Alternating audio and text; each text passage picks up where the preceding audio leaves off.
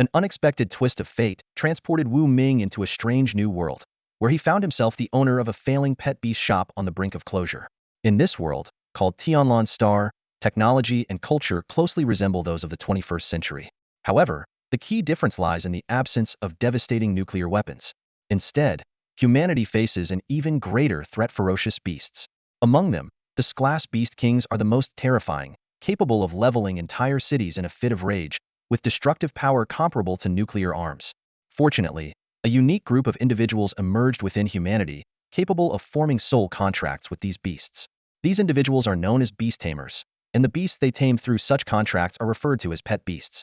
These creatures have become humanity's most reliable allies in resisting the ferocious beasts. At this moment, on South Wenhua Avenue in Jialan City, the rain poured relentlessly. Wu Ming quietly shut the glass door of the pet beast shop and watched as raindrops splattered across the black brick pavement.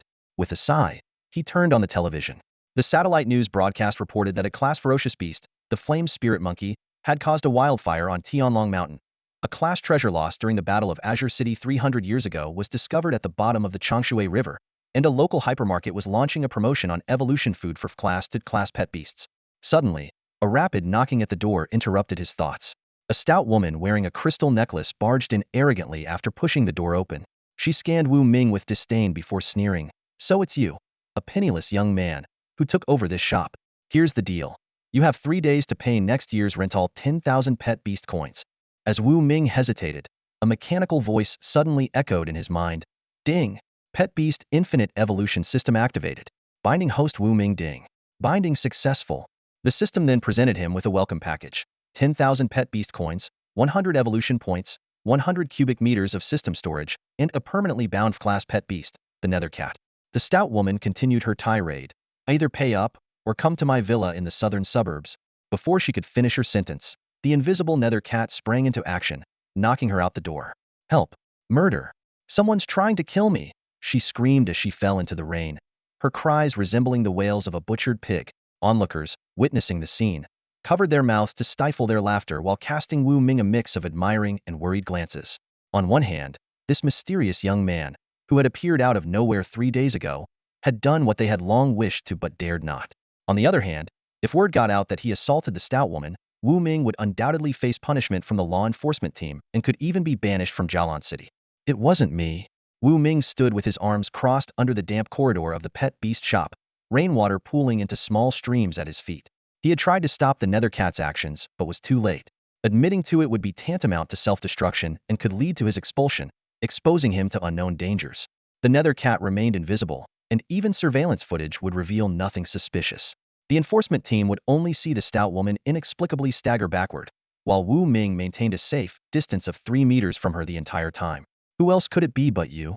The stout woman, drenched and looking like a wet hen, pointed her greasy finger at Wu Ming, screaming hysterically. She then let out deliberate, rhythmic cries of pain, clearly trying to attract the enforcement team's attention. "We're the enforcement team. What's going on here?"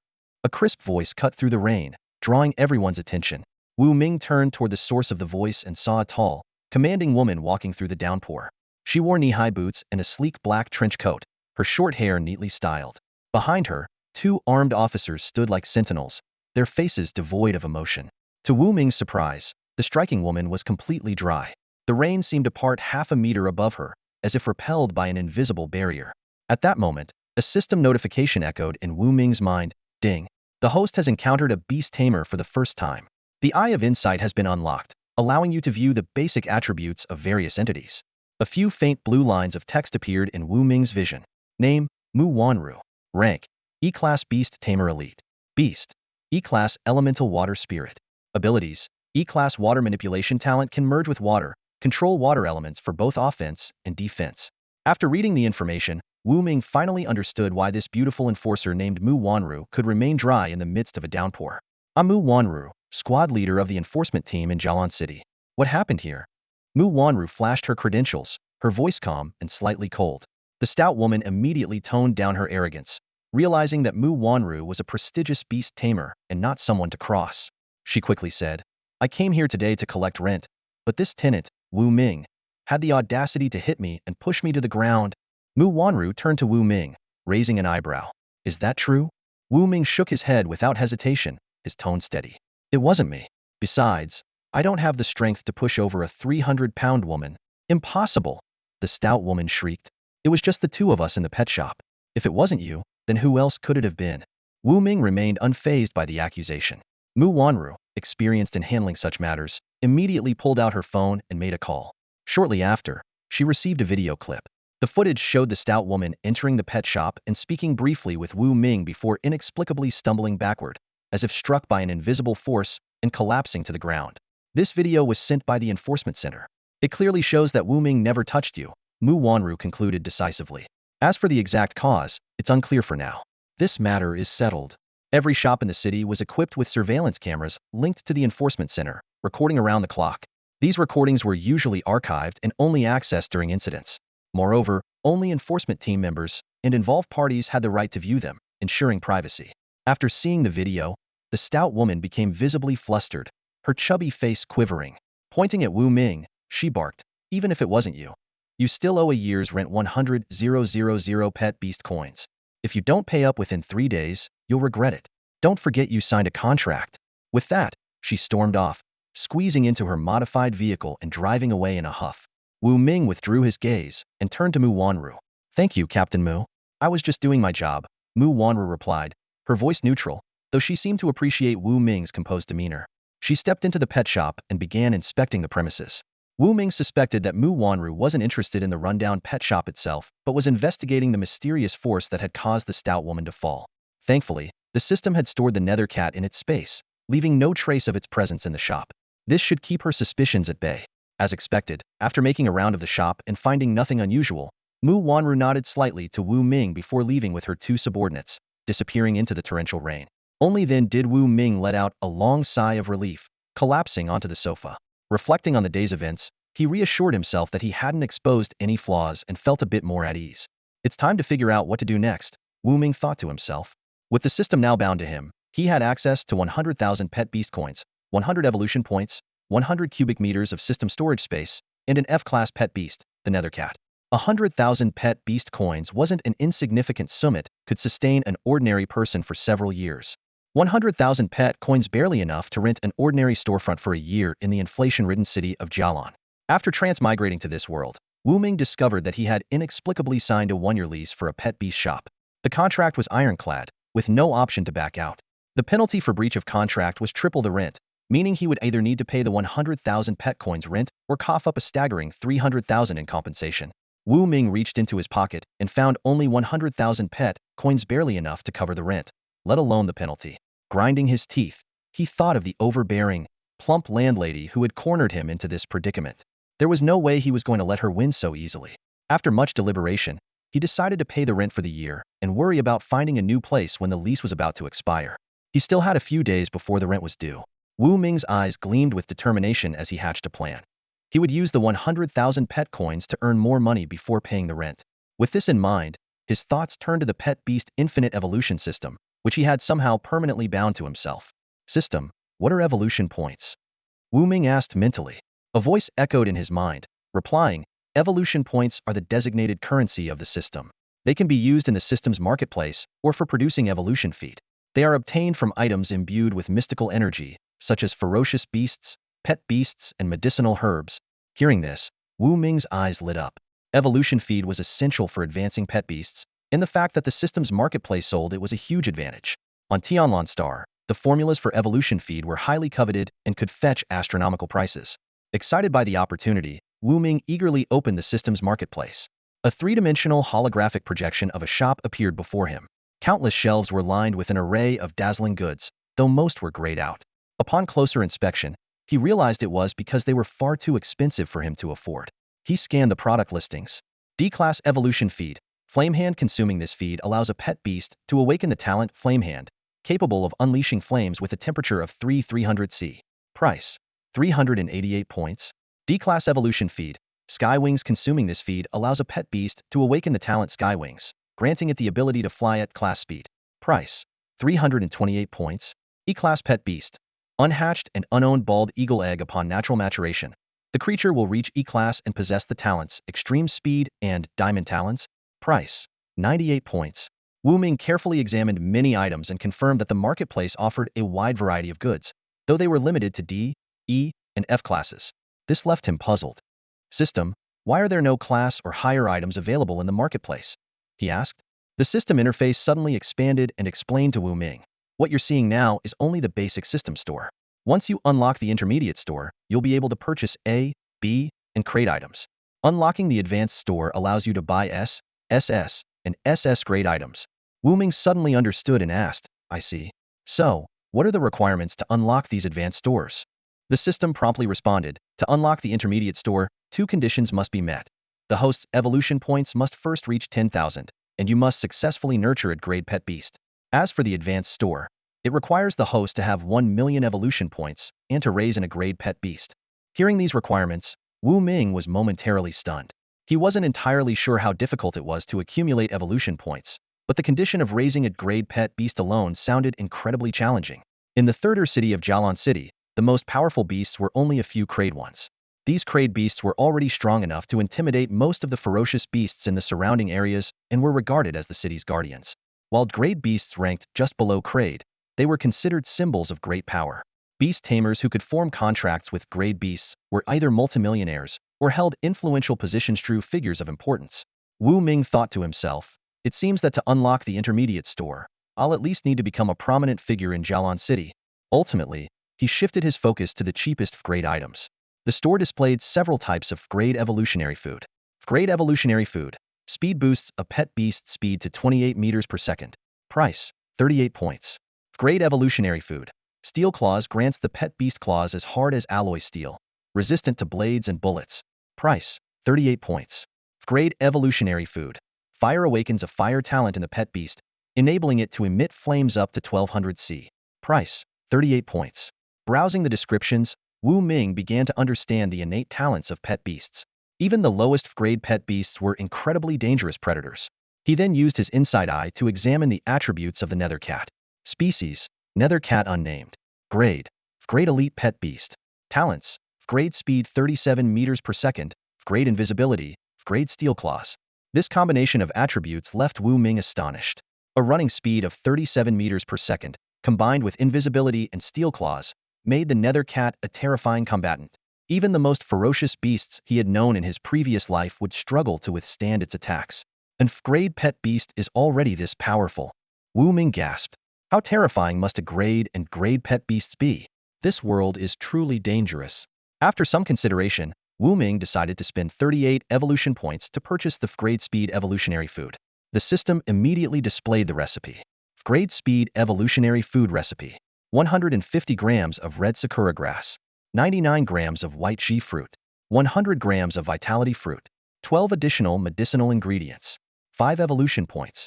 Recipe description. When consumed, the food increases any pet beast's speed to grade 28 meters per second or more. Speed specialized pet beasts may see their speed cap increased. Each pet beast can only consume it once. Repeated feeding will not stack effects. Reading the description, Wu Ming scratched his head. Producing 1 serving of grade speed evolutionary food costs an additional 5 evolution points. That's a bit pricey. He began searching the shelves of the pet beast store for the necessary ingredients. Meanwhile, on the other side of the city, in a filthy alleyway, a modified truck came to a stop. A landlady squeezed her way into the foul-smelling alley and tossed a bundle of cash at 2 beggars huddled in a corner. I want you to take someone out, she said sharply. Once it's done, you'll get another 10,000 pet beast coins. The 2 beggars grinned maliciously. Who's the target? The landlady threw them a photo of Wu Ming, the owner of the pet beast store on Nanwen Street. His name is Wu Ming. Just an ordinary person, can you handle it? A bearded beggar confidently replied, don't worry. He's just an ordinary guy. If we, the drifters, take the job, it'll be done. We just need some time. Good. I'll be waiting for your good news, the landlady said with a satisfied smile. The drifters were a dangerous group of ordinary people. Homeless and without a stable residence, they survived by cramming into the narrow alleys of Jialan City.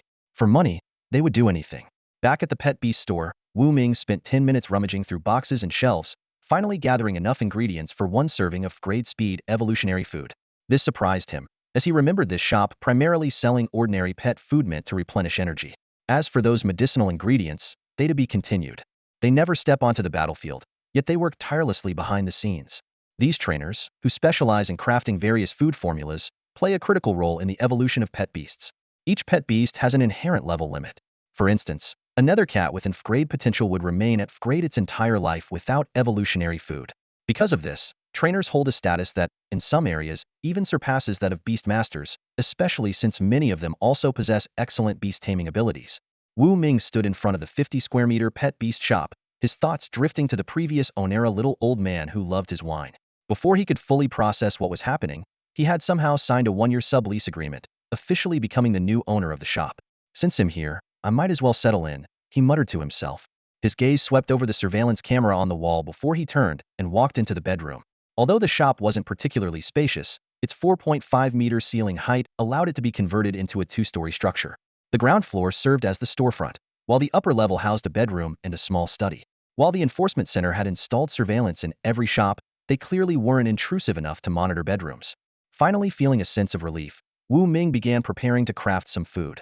He carefully laid out the medicinal ingredients on the wooden table, silently asking, "System, what's the next step?"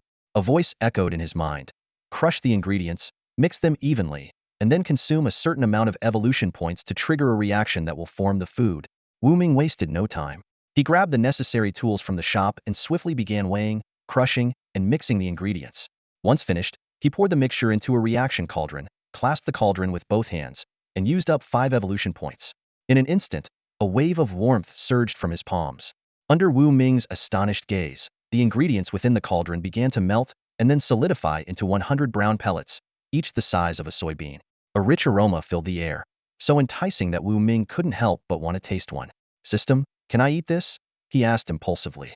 The system sternly warned, "Evolutionary food contains immense energy. Direct consumption by the host will result in permanent damage." Wu Ming immediately dismissed the thought. Carefully, he placed the batch of grade evolutionary food into a small wooden box, labeled it, and walked toward the shop's front area. The rain outside hadn't let up. As Wu Ming prepared to close the door, he noticed the glass door had been knocked out of alignment, likely by that plump woman from earlier. No matter how hard he tried, it wouldn't close properly. "What bad luck?" he grumbled under his breath. Glancing at the gloomy sky, he realized there was no chance of fixing the door today. Resigned, Wu Ming sank into the sofa, opened his laptop, and began searching for platforms to self-grade evolutionary food. At the same time, he browsed for materials from ferocious beasts and medicinal herbs, hoping to gather more evolution points. Suddenly, a series of hurried footsteps shattered the quiet atmosphere of the shop. Before Wu Ming could react, a warm, soft figure collided into him, sending them both tumbling to the ground. I'm so sorry."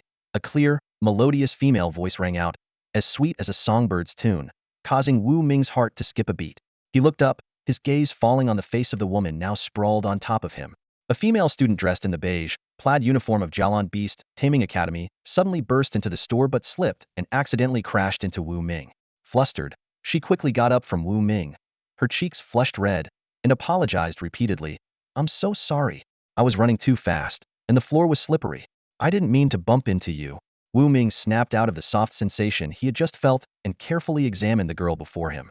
She appeared to be around 18, tall and slender, with cherry-red lips that stood out strikingly. Her rain-soaked long hair draped over her shoulders, which instead of making her look disheveled, added a unique charm to her appearance. As his gaze shifted downward, Wu Ming noticed the girl holding a pair of high heels in one hand, revealing her long, fair legs and bare feet. It was evident that running barefoot was the reason for her mishap. In her arms, she cradled a snow-white little fox, its big, watery eyes curiously scanning its surroundings. Seeing that the girl was a beauty, Wu Ming's mood instantly lifted. Waving his hand, he said, "It's fine. I didn't get hurt. By the way, is there something I can help you with?" As he spoke, he couldn't help but glance at her again, feeling that her face seemed vaguely familiar, as if he'd seen her somewhere before. The girl bowed again and explained, "It's raining so heavily outside, and your beast taming store was the only one open, so I came in to take shelter." "So you're just here to avoid the rain, huh?" Wu Ming felt a tinge of disappointment, silently mocking himself for thinking, even for a moment, that she might have been drawn in by his charm. Suddenly, he noticed a wooden badge pinned to the girl's chest and asked in surprise, "You're a prospective beast tamer?" The girl looked down at the badge on her chest, her eyes curving into crescent moons as she gave a sweet, comforting smile. "Not quite yet. I'm currently taking the comprehensive exam to become a prospective beast tamer. Today is the final test. But," she gestured to the little white fox in her arms, "Xiaobai is a bit slow, so our chances of passing aren't great." Wu Ming's eyes lit up, and he smiled. "I just happen to have some grade speed enhancing feed. Would you like to buy it?" "Grade speed enhancing feed?" The girl brushed her damp hair away from her forehead in surprise. Really? Of course, Wu Ming replied, pulling out a small wooden box and placing it on the counter. When he opened it, a rich medicinal aroma filled the air. The little white fox in her arms immediately perked up, leaping lightly onto the counter and staring intently at the feed inside the box. Through their soul contract, the girl could sense Xiao Bai's strong desire, confirming that the feed was indeed genuine. How much for the grade speed enhancing feed? The girl asked. Wu Ming held up one finger. 100,000 beast coins. That's the official price. The girl bit her lip lightly, hesitating for a moment before making up her mind. She pulled out her phone and waved it in front of Wu Ming. I'll pay via WeChat. Sure. Wu Ming took out his phone and displayed his WeChat payment code. Huh. Why is it your personal account and not the store's payment code? The girl asked in surprise. Aren't you worried your boss will find out? Wu Ming chuckled and placed his store owner certificate on the counter. I'm the owner of this beast taming store. Oh, I see. Sorry about the misunderstanding earlier, the girl said, looking a bit embarrassed. She quickly completed the payment and even sent Wu Ming a friend request, though he didn't notice it right away. Just then, the roar of a sports car engine outside drew their attention. A sleek car screeched to a stop in front of the store, and an extravagantly dressed woman stepped out, striding briskly inside. Yin Yin, what are you doing here? The woman called out to the pretty girl, her eyes scanning Wu Ming with disdain. Nana, why are you here? The girl asked in surprise. I saw the heavy rain and remembered you had your prospective beast tamer exam today. I drove along your usual route to pick you up.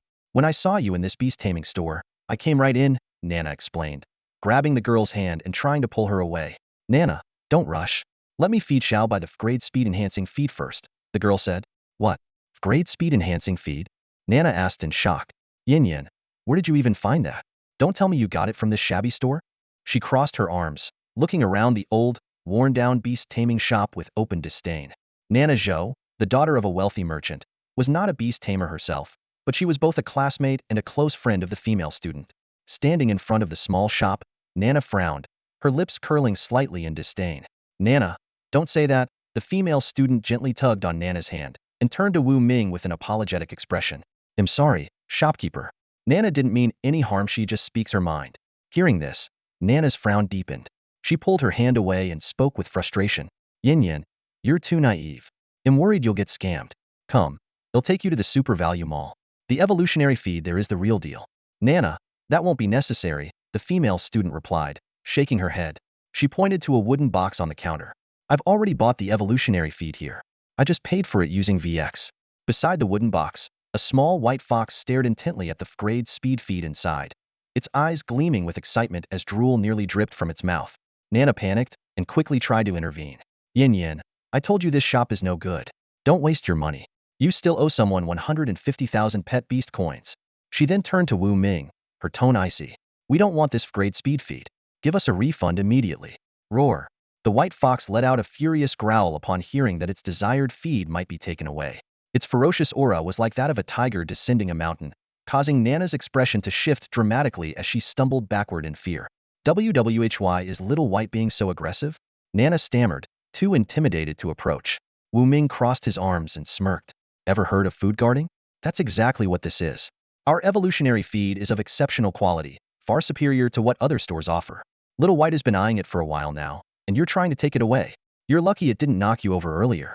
Nana's face flushed with anger as she pointed at Wu Ming and snapped, Who do you think you are to lecture me? Before she could finish her sentence, Little White suddenly let out a deafening roar. It leaped forward and knocked Nana to the ground. The sudden turn of events left both the female student and Nana utterly shocked, with the latter letting out a sharp scream. Yin Yin, help me. Zhou, Nana screamed, her legs giving out as she collapsed to the floor, losing control of herself in fear. Her terrified eyes were fixed on the small white fox in front of her, an entire pet beast, whose gleaming eyes radiated danger. Its sharp claws looked ready to tear her throat apart at any moment. Mu Wanyin reacted swiftly, scooping up the little white fox in her arms. Her slender, jade-like hands gently stroked the pet's head as she spoke soothingly. Xiao Bai, don't scare Nana. Were you just craving this dire speed feed? Here, take it. I've already paid for it. As she finished speaking, Mu Wanyin couldn't help but take a deep breath. The enticing aroma of the feed made her stomach rumble, but she restrained herself, refocusing her attention on calming the little fox. Hearing its owner's words, the white fox immediately buried its head in the feed, devouring it ravenously. As a pet beast, it instinctively recognized the exceptional quality of the entire speed feed. far superior to what it had encountered elsewhere. In fact, the moment it entered the store, it had been drawn to the irresistible fragrance and had barely been able to hold back its hunger. With the last bite swallowed, the white fox's aura shifted dramatically. Its tail swayed gently, creating a noticeable gust of air.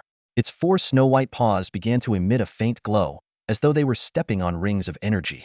Incredible! The effect is so immediate, Mu Wanyan exclaimed, her excitement evident as she opened the speed test app on her phone, signaling the white fox to stay within the camera's frame.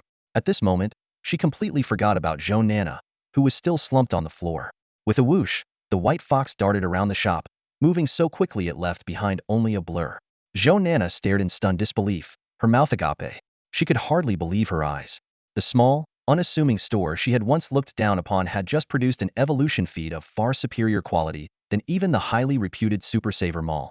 10 seconds later, the app's AI voice chimed in softly, "Test complete. Congratulations, esteemed Beast Tamer. Your pet's lap speed is 33 meters per second, exceeding the pass mark by 5 meters per second and achieving an excellent grade for tire speed. Well done." Mu Wanyan was overjoyed, leaping into the air with excitement, causing a noticeable ripple as she did so. Zhou Nana remained frozen in place, her eyes wide with shock and her jaw practically on the floor. Just this morning, the white fox's speed had been a mere 27 meters per second, barely short of the 28 meter per second passing mark. Yet now, after consuming just one portion of the tire speed feed, its speed had skyrocketed by 6 meters per second. What kind of extraordinary place was this seemingly ordinary little store? As the two were still reeling from the shock, the rain outside stopped. Glancing at the time, Mu Wanyan's expression shifted. She quickly picked up the white fox and helped Zhou Nana to her feet. "Nana, why are you still sitting on the floor? Oh, you were so scared that you..." "Stop it. It's bad enough that you saw it. Why do you have to say it out loud? So embarrassing." Zhou Nana's face flushed with humiliation as she wished she could disappear into the ground. Mu Wanyan stuck out her tongue playfully, her cheeks flushing pink with embarrassment. The soft blush on her fair neck added an irresistible charm to her pure and delicate beauty. Watching this from the side, Wu Ming couldn't help but sigh inwardly. A beauty is a beauty. She even looks enchanting when she's embarrassed. As they were about to leave, Mu Wanyan turned and waved to Wu Ming. "Store owner, we're heading out now. Once I pass the preliminary Beast Tamer exam, I'll definitely recommend your shop to my classmates. Oh, and don't forget to accept my friend request." Her cheeks turned slightly red as she spoke. Carrying the white fox in one arm and holding her high heels in the other, she supported Zhou Nana as they hurriedly left. Wu Ming blinked in surprise and quickly pulled out his phone, discovering a friend request from Mu Wanyan. He immediately accepted it and, out of curiosity, sneaked a peek at her social media profile. There he found photos of Mu Wanyan with her white fox, Zhou Nana, and several other beautiful women. Mu Wanyan, what a lovely name. And she's gorgeous too. Most importantly, she looks so much like the enforcement squad captain, Mu Wanru. Wu Ming scrolled further and confirmed his suspicion when he found a photo of Mu Wanyan and Mu Wanru together. No wonder they look alike. They're sisters and both are beast tamers. However, Wu Ming's thoughts were interrupted as he recalled the sharp glare Zhou Nana had given him before leaving. A hint of unease crept into his mind. That girl Nana, the way she looked at me as she left it didn't feel right. He vividly remembered the moment when, supported by Mu Wanyan, Zhou Nana turned back to glare at him. Her eyes had unmistakably carried a trace of murderous intent. What a dangerous world this is, Wu Ming muttered under his breath. Meanwhile, the roar of a V12 engine echoed through the streets as a sports car sped away, eventually stopping in a beautifully landscaped residential area. After dropping off Mu Wanyan, Zhou Nana shut the car door and pulled out her phone to make a call. "Hello? I need you to investigate someone. He lives on Nanwen Street and runs a pet beast shop. The name on his license is Wu Ming. He's quite young and good-looking. If he doesn't have any powerful backing, send someone to eliminate him." With that, she hung up decisively. Unbeknownst to Wu Ming, Zhou Nana had already set plans in motion to have him investigated. Even if he had known, he wouldn't have been fazed. In this world, no one was aware that he possessed an entire elite pet beast, the Shadow Cat, whose skills rivaled those of a phantom assassin. Even against an A-tier beast tamer, he had the strength to hold his own. At that moment, Wu Ming was seated at his computer, browsing the Pet Beast Network for information related to ferocious beasts and medicinal herbs in Jialan City. He brewed himself a pot of jasmine tea and meticulously combed through the data. By the time he finished his third cup, he had finally found a useful lead. So, there's a large wholesale market right at the end of Nanwen Street in Jialan City. They sell all kinds of low-tier beast materials and herbs. This is it, Wu Ming exclaimed as he closed his computer and got ready to head out. Before leaving, he made one last attempt to fix the glass door that the landlady had broken, but his efforts were in vain. Sighing in resignation, he hopped onto the old 28-inch bicycle from his shop and pedaled down the cobblestone street toward the market, just a kilometer away. Soon, he arrived at his destination, a large, brick-and-mortar building with white walls and a red roof. As he stepped inside, a medley of scents hit him: savory cured meats, the raw tang of fresh meat, and the distinctive aroma of herbs. Surveying the scene, Wu Ming saw row upon row of stalls displaying an array of goods: beast claws, pelts, dried meats, and various medicinal herbs. Activate Insight Vision, Wu Ming silently commanded, channeling his unique ability as he approached a stall run by a chubby vendor. His gaze fell on a wolf claw as thick as a bull's leg, and a series of descriptions appeared before his eyes. Species: claw of a shadow wolf. Tier: common beast. Note: can be converted into 0.1 evolution points. Realizing that beast materials could indeed be converted into evolution points, Wu Ming's heart leaped with excitement. He quickly turned to the vendor and asked, "Boss, how much for this shadow wolf claw?" The kid's got a sharp eye, recognizing this as a claw of the nether wolf. The chubby man squinted, his sly smile revealing a hint of cunning. "This thing is a treasure. I'll let it go cheap, only 998 pet coins, and it's yours." Wu Ming glanced at the sign next to him with the words Netherwolf Claw written on it and thought to himself, "Even if I didn't know what this is, I'm not blind." He quickly did the math. 998 pet coins for one claw would only yield 0.1 evolution points. For him, that was far too expensive. At this rate, one evolution point was roughly equivalent to 10,000 pet coins. He recalled his earlier calculations. The ingredients for one portion of grade speed nutrient would cost around 10,000 pet coins, and 5 evolution points would require about 50,000 pet coins. This meant that producing one portion of grade speed nutrient would cost approximately 60,000 pet coins, but selling it could net him a profit of 40,000.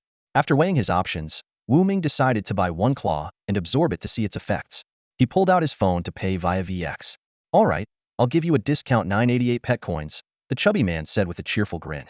Wu Ming nearly stumbled, silently complaining to himself. From 998 to 988? That's a 0.99 discount. "Boss, you're so stingy," he muttered while making the payment. The chubby man simply kept smiling without responding. With the claw in hand, Wu Ming continued browsing the wholesale market. Whenever he spotted ingredients that could be used to make grade speed nutrient, he purchased them immediately. He still had nearly 200,000 pet coins in his account. Even after paying the 100,000 pet coins in rent due in 3 days, he would still have 100,000 left, which could serve as startup capital for his pet shop. He calculated silently. With 57 evolution points remaining, I can produce at least 11 portions of grade evolution nutrient. Selling them could bring in over 1,000,000 pet coins. By then, I can use the profits to buy materials from ferocious beasts to absorb evolution points more cost-effectively. While Wu Ming was busy shopping, outside the wholesale market, a peculiar-looking man was watching him coldly. The man, dressed in a black trench coat and wearing sunglasses, had slicked back hair and a prominent scar running across his face. He held a photograph, occasionally glancing between it and Wu Ming. After confirming the match, the scar-faced man pulled out his phone and made a call. "Target confirmed?" A cold voice responded from the other end of the line. "The market is too crowded. Wait for the right opportunity to strike." An hour later, Wu Ming finally finished his shopping spree. He had spent 50,000 pet coins and gathered enough ingredients for 5 portions of grade speed nutrient. It was time to head back to his pet shop. By then, the sky had darkened and South Wenhua Street was nearly deserted. Ahead lay a sparsely populated forest. As Wu Ming walked through it, a group of burly men in tattered clothes suddenly leaped out from the bushes and dragged him into the shadows. "Drifters? Are they trying to kill me?" Wu Ming instantly realized the danger. These drifters, armed with sharp stones, were about to smash his head in.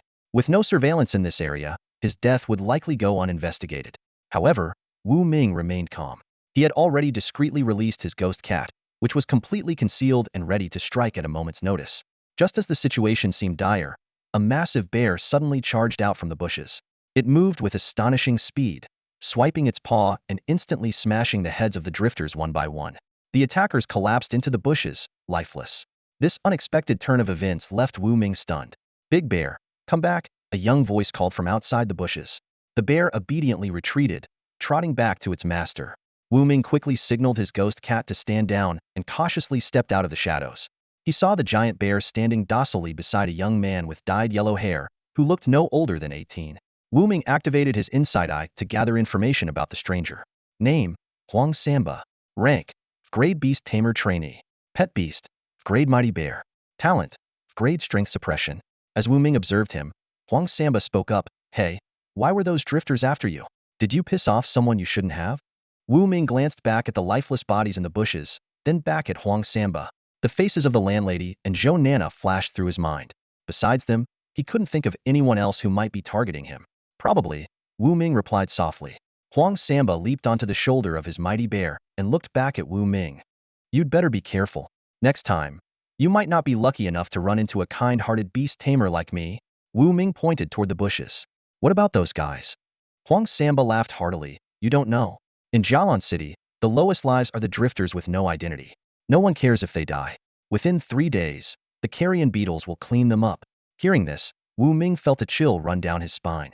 Only now did he truly grasp the importance of having an official identity. Without his status as a pet shop owner, his life could have been just as fragile and insignificant as those drifters. All right then, goodbye? Or maybe forever, Huang Samba said, preparing to ride off on his mighty bear. Wait, Wu Ming suddenly called out.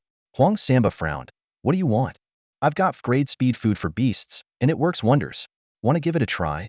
Wu Ming said, pointing at the massive bear on Huang Samba's shoulder. Your beast is incredibly strong, but it seems like its speed could use some improvement. Huang Samba raised an eyebrow, scrutinizing Wu Ming. This young man, who had just narrowly escaped an assassination attempt, could instantly discern his beast's traits. Huang couldn't help but regard him with newfound respect. You've got sharp eyes. How did you figure that out? Wu Ming smiled calmly. I'm a beast tamer. Huang Samba's eyes widened like bronze bells as he looked Wu Ming up and down, noting his plain attire. Every beast tamer I've ever seen is someone of high status, always surrounded by at least 8 bodyguards. But you? You look way too modest for that. Wu Ming shrugged indifferently. 8 bodyguards? Do they stand a chance against my grade beast, the nether cat? With just it, I can get out of almost any situation with ease. If you don't believe me, come to my beast shop. I can prepare a batch of grade speed food for you today. Are you serious? Huang Samba leapt down from the giant bear's shoulder, his expression turning serious. Let me warn you, selling substandard evolutionary food will get you kicked out of Jialan City. And by the way, I saved your life, so you owe me a freebie. Wu Ming remained unbothered. Freebie? Not a chance. At most, I'll give you a discount. He thought to himself. With the nether cat by his side, he hadn't really needed Huang Samba's help. Still, this warm-hearted guy seemed like a promising customer. Che, stingy. Huang Samba grumbled, but he made no move to leave, clearly intrigued by Wu Ming's beast shop. Wait here a moment. Wu Ming strode toward the bushes, searching the body of a fallen rogue. He retrieved a wad of beast currency, the damp, muddy smell clinging to the bills triggering a memory the landlady slipping and falling outside his shop. So, it was the landlady behind this. He clenched his fist. If she wants me dead, she'll pay for it one day. Before long, Wu Ming and Huang Samba arrived at the beast shop. Passers-by on the street, catching sight of the grade beast, the massive bear stepped aside in awe, instinctively clearing a path. Meanwhile, at the other end of Nanwen Street, a scar-faced man wearing sunglasses sat in a car. He pulled out his phone and murmured, the target has connections with an grade apprentice beast tamer. We can't act on this for now. What? She's willing to pay more? In that case, we can wait for another opportunity. After hanging up, he flicked his cigarette to the ground and cast a meaningful glance toward the beast shop, his expression laced with patience and menace. Inside the pet beast shop, Huang Samba lounged lazily on the sofa, while his massive bear companion sprawled out on the floor, dozing off. At the counter, Wu Ming was meticulously weighing various medicinal herbs. His movements were slightly clumsy, but there was a palpable sense of focus and determination in his actions. Huang Samba watched for a while before he couldn't hold back any longer. Hey, why does your mixing process look just like every other beast trainer's? And your technique isn't exactly smooth. Don't tell me you're just an apprentice? Wu Ming heard the comment, and a subtle smile appeared on his lips. Without any hint of fluster, he replied, whether I'm an apprentice or a real beast trainer, you'll find out soon enough. He didn't elaborate further, but continued concentrating on his work. In less than 10 minutes, Wu Ming completed the preparation at the counter. He wasn't concerned about the surveillance cameras from the enforcement center capturing his actions. In fact, he hoped more people would realize that he was a beast trainer. After what had happened earlier that day, Wu Ming understood the importance of his identity as a trainer. He decided not to hide it anymore, though he had no intention of flaunting it either. Keep a low profile and rake in the money quietly, that was his current mindset. Feeling bored, Huang Samba turned on the TV and happened to catch the news on Huaxia television. A poised and beautiful female anchor was reporting. We interrupt with a breaking news story. Recently, a class beast trainer Wu Tianxua announced a groundbreaking new formula for evolution feed, shocking the industry and sparking widespread imitation. Let's watch the footage. The TV screen showed a crystal-clear video. In the footage, an elderly man with gray-white hair poured the prepared medicinal ingredients into a bronze cauldron. He gripped the cauldron's handles tightly with both hands as his body began to emit a radiant glow. Flames erupted, melting the ingredients inside the cauldron until they condensed into a golden, egg-sized feed. The elderly man picked up the feed and addressed the camera. Hello everyone. I'm Wu Tianxua. This new formula for evolution feed comes from my dedicated research into ancient alchemy techniques. It's stable, efficient, and far quicker than the conventional boiling crystallization method. If you're interested in learning, call the number below. Wu Ming couldn't help but be drawn to the news. He froze for a moment, then a faint smile crept onto his face. He had initially planned to avoid using evolution points to prepare feed in front of Huang Samba, but now it seemed unnecessary. Ancient alchemy techniques? Interesting, he mused. Huang Samba, having watched the news segment, was full of admiration. No doubt about it, Wu Tianxua is a famous A-class beast trainer across all of Huaxia. So many powerful A-class pet beasts were raised by him. Honestly, there aren't many people in Huaxia who would dare cross him. After his moment of awe, Huang Samba turned to Wu Ming. Hey, buddy, why haven't you started yet? The conventional boiling crystallization method takes at least 3 hours. Hurry it up, I've got to get home and spend time with my girlfriend. Wu Ming gave a mysterious grin. Who said him using the boiling crystallization method? Huang Samba was taken aback. He gestured toward the TV and asked casually, Don't tell me you're using Wu Tianxua's ancient alchemy technique? That's right, Wu Ming replied with a nod. Huang Samba's eyes widened in disbelief. He watched as Wu Ming placed the medicinal ingredients into a glass reaction vessel, pressing his hands on either side with unwavering confidence. Watch closely, Wu Ming said, before silently deducting 5 evolution points. At first, Huang Samba was skeptical, even tempted to walk away. But soon, he was stunned to see the ingredients inside the reaction vessel begin to melt and fuse together. Eventually, they transformed into 100 pea-sized brown pellets of feed, emitting a rich, enticing aroma. Roar! The massive bear lying on the floor suddenly opened its eyes, its nose twitching as it caught the scent. It immediately stood up, staring intently at the reaction vessel containing the grade speed feed. Through their soul contract, Huang Samba could sense his bear's intense desire for the feed. Even he, as dense as he could be at times, realized that this evolution feed was of extraordinary quality. Goodness, is this really the new formula derived from ancient alchemy techniques? Huang Samba rushed to the counter in shock. Wu Ming, remaining calm, placed the feed into a small wooden box and casually said, They'll give you a discount 60,000 pet beast coins. The massive bear roared eagerly, urging its owner to buy the feed. But Huang Samba froze in place, dumbfounded. I don't even have 6,000 right now. After a long silence, Huang Samba swallowed hard and meekly asked, Hey, buddy, how about I work for you instead? What do you think? Wu Ming rolled his eyes. Work for me? I could barely afford to keep myself afloat before. How could I possibly afford to support you and your massive bear? But after some thought, Wu Ming reconsidered. Having a subordinate might not be a bad idea. Plus, Huang Samba did save me earlier, which shows he's not a bad guy, is actually pretty kind-hearted. With that, Wu Ming put away the grade speed feed and said, All right, starting tomorrow, you can work for me. But our pet beast shop doesn't have much for you to do right now. I can be your bodyguard. Huang Samba immediately took off his vest, rolled up his sleeves, and flexed his muscular biceps. Then, right in front of Wu Ming, he lifted a several hundred-pound sofa over his head. That's strong? Wu Ming was astonished. He realized that even without the massive bear, Huang Samba could easily take down a dozen people on his own. Meanwhile, across the street, a man in a black trench coat and sunglasses was sitting in a small car, watching the scene through the shop's open door. His sunglasses slid down his nose as he stared in shock, swallowing hard. Damn it, the shop owner's friend is this powerful? The risk is way too high, we need more money, or I'm out. The man quickly pulled out his phone, speaking urgently. Soon, a reply came from the other end. The client said money isn't an issue. Besides, beast trainers can't always stay by their targets. Just wait for the right moment to act. All right, no problem. As long as the client pays up, he'll keep an eye on the target no matter what, the man replied, hanging up the phone. He lit a cigarette and continued his surveillance. Back in the shop, Huang Samba set the sofa down with a smug expression. So, boss, what do you think? My strength's over 500 pounds, you know? Wu Ming's eyes widened. What are you, a monster? How are you this strong? Come on, buddy, you're a beast trainer. And you don't know that beast masters can gain some enhancements after forming a contract with their pet beasts?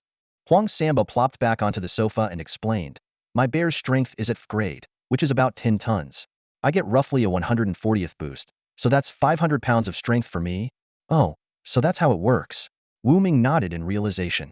He had already formed a contract with his nether cat, but hadn't noticed any enhancements, which left him puzzled. Before Wu Ming could figure it out, Huang Samba asked, "So, buddy, how do I measure up as a bodyguard?" "All right, come by tomorrow," Wu Ming agreed with a nod. "Great. He'll head out for now, but make sure to save that grade speed feed for me." Huang Samba was just about to leave when his eyes caught the shop owner's certificate on the counter. Seeing the name Wu Ming, his eyes went wide. "Dude, you're not Wu Tianshuo's grandson, are you?" Wu Ming never expected Huang Samba's imagination to be so vivid. The man had mistaken him for the grandson of the renowned A-class beast tamer, Wu Tianxua. Shaking his head with a bitter smile, Wu Ming cut straight to the point. "I have no connection to Master Wu Tianxua. All right, you should head back now." But Huang Samba was not one to give up so easily. He quickly pulled out his phone and said, "Wait, let's add each other on WeChat first." Wu Ming sighed in resignation and scanned the code. He caught a glimpse of Huang Samba's profile picturia group photo of him and a girl with a flamboyant hairstyle standing in front of a giant bear, likely the girlfriend he had mentioned earlier. After seeing Huang Samba off, Wu Ming turned to inspect the shop door. Picking up a small hammer, he gave it a few taps. The glass door could barely close but made an unpleasant screeching noise. Just as he frowned, pondering the situation, a gentle voice interrupted his thoughts. "Need some help?" Wu Ming looked up to see a petite, pretty girl standing there in an apron. She was about 1.55 meters tall and, though in her 20s, her small stature gave her a youthful, almost doll-like appearance. Her eyes sparkled with a sense of hope for a better life. "I'm Wan Siyu, a staff member at the tea shop next door," she said with a sweet smile. "I heard you working on the door and thought I'd see if you need assistance." "Oh, no need. I think it's fixed now," Wu Ming replied as he tried to close the glass door. But to his dismay, it jammed and wouldn't open again. Frustrated, he muttered, "Ugh, now it's stuck. What am I supposed to do if I can't get it open? Sleeping outside tonight would be too dangerous." Wan Siyu giggled, amused. "Let me help you pull it open." She stepped closer, and Wu Ming caught a faint whiff of her delicate fragrance. Feeling a bit awkward, he nonetheless joined her in grabbing the door handle. 1, 2, 3. They pulled together with all their might. Bang! The glass door gave way under the strain and swung open with a loud noise. The momentum sent both of them tumbling backward. Wu Ming hit the ground first, with Wan Siyu falling right into his arms. While it wasn't the kind of romantic fall scene in TV dramas, the two were undeniably close. Wu Ming caught a hint of her hair's fragrance, while Wan Siyu realized she had landed in his embrace, her cheeks instantly turning crimson. At that moment, a middle-aged man with a receding hairline and reading glasses stepped out of the tea shop next door. Upon seeing the scene before him, his face twisted with rage. "Wan Siyu, you little fox, acting all innocent in front of me, and now I catch you in the arms of this pretty boy from next door? So, this is your true nature, huh? Did you hear this guy knows a beast tamer and decide to throw yourself at him?" Wan Siyu quickly scrambled to her feet, her eyes reddening as she lowered her head and softly protested. "Manager, that's not true." Wu Ming also stood up, glaring at the tea shop manager. The older man, noticing Wu Ming's imposing stance, hesitated for a moment before turning his venom back on Wan Siyu.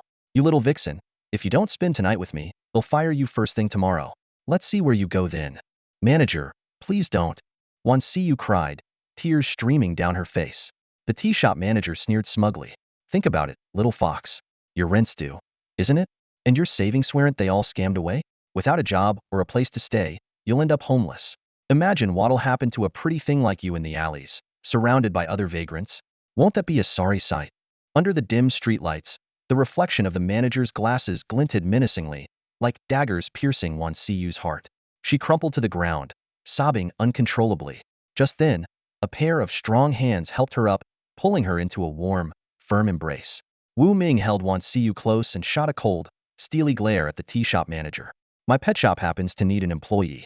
You fire her, and he'll hire her on the spot." Hearing this, Wan Siyu looked up in stunned disbelief at Wu Ming's handsome and resolute profile. In that moment, she felt an overwhelming sense of security emanating from this man. "You!" The tea shop manager burst into derisive laughter, his whole body trembling. "Don't think I don't know what happened today. You dared to cross the landlady, and in 3 days, if you can't come up with 100,000 yuan in rent, you'll be out on the street yourself. Playing the hero now? Pathetic." Smack. Suddenly, the tea shop manager felt a heavy hand clap down on his shoulder. He turned to shove the person away, only to find himself colliding with what felt like an immovable wall. Startled, he looked back and instantly turned pale with fear. Standing behind him was a towering, 2-meter-tall giant bear, accompanied by a cocky, blonde-haired young man. The hand on his shoulder belonged to the blonde youth, who exuded a dangerous air. A beast tamer?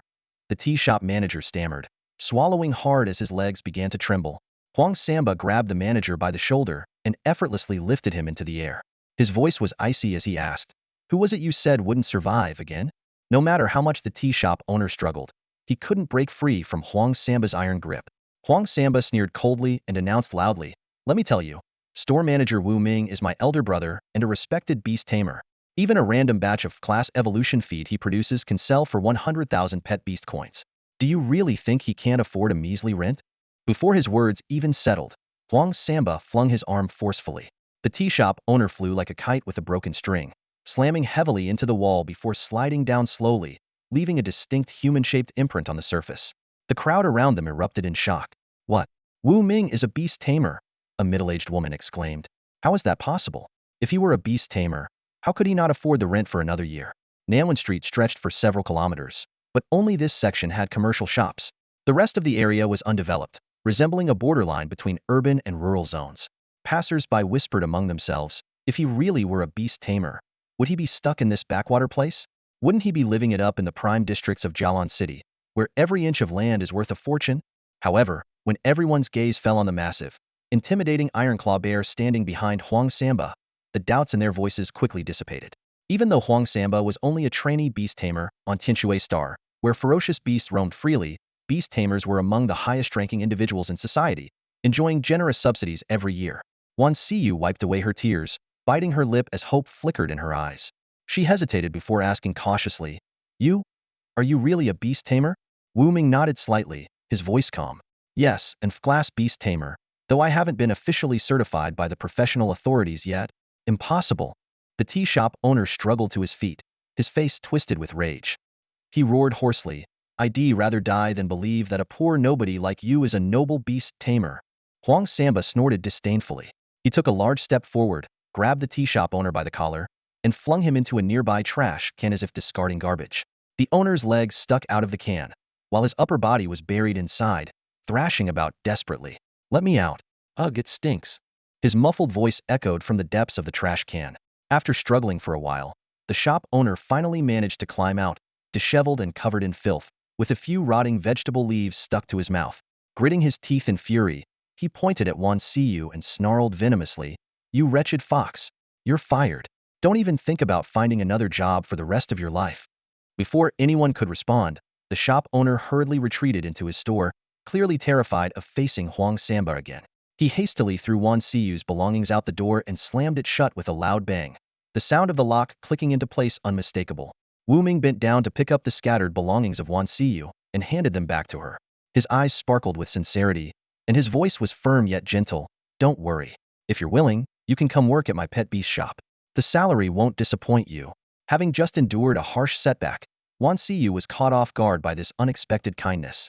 Tears welled up in her eyes once again. She embraced Wu Ming tightly, her voice choked with gratitude as she repeatedly thanked him. Wu Ming gently patted her back, then turned his gaze towards Huang Samba and asked, "You beat up the tea shop owner. Aren't you worried he'll report you to the law enforcement team?" Huang Samba stood with his hands on his hips, a confident smile on his face. "Report me? So what? I'm a beast tamer. Besides, I just taught him a lesson, didn't cause any serious harm. Even if the law enforcement team comes, at most, they'll just give me a warning." A flicker of surprise crossed Wu Ming's eyes as he was once again reminded of the stark class distinctions in this world. Beast tamers and trainers were held in such high regard that even their mistakes were often overlooked. He pondered to himself that revealing his identity as a trainer might not be a bad idea, could potentially bring him some significant advantages. "By the way," Wu Ming glanced at Huang Samba, "why are you back again?" Huang Samba strode into the pet beast shop and grabbed a small vest from the sofa. "Forgot my jacket," he explained. "I was already on the next street when I remembered. Just happened to come across this situation." He paused for a moment, then continued, "Big bro, next time something like this happens, don't be afraid. Just deal with it head-on. You're a respected trainer. Once you have more clients, no one will dare mess with you. They'll stand up for you themselves." Huang Samba's gaze darted back and forth between Wan Siyu and Wu Ming, a mischievous smile creeping across his face.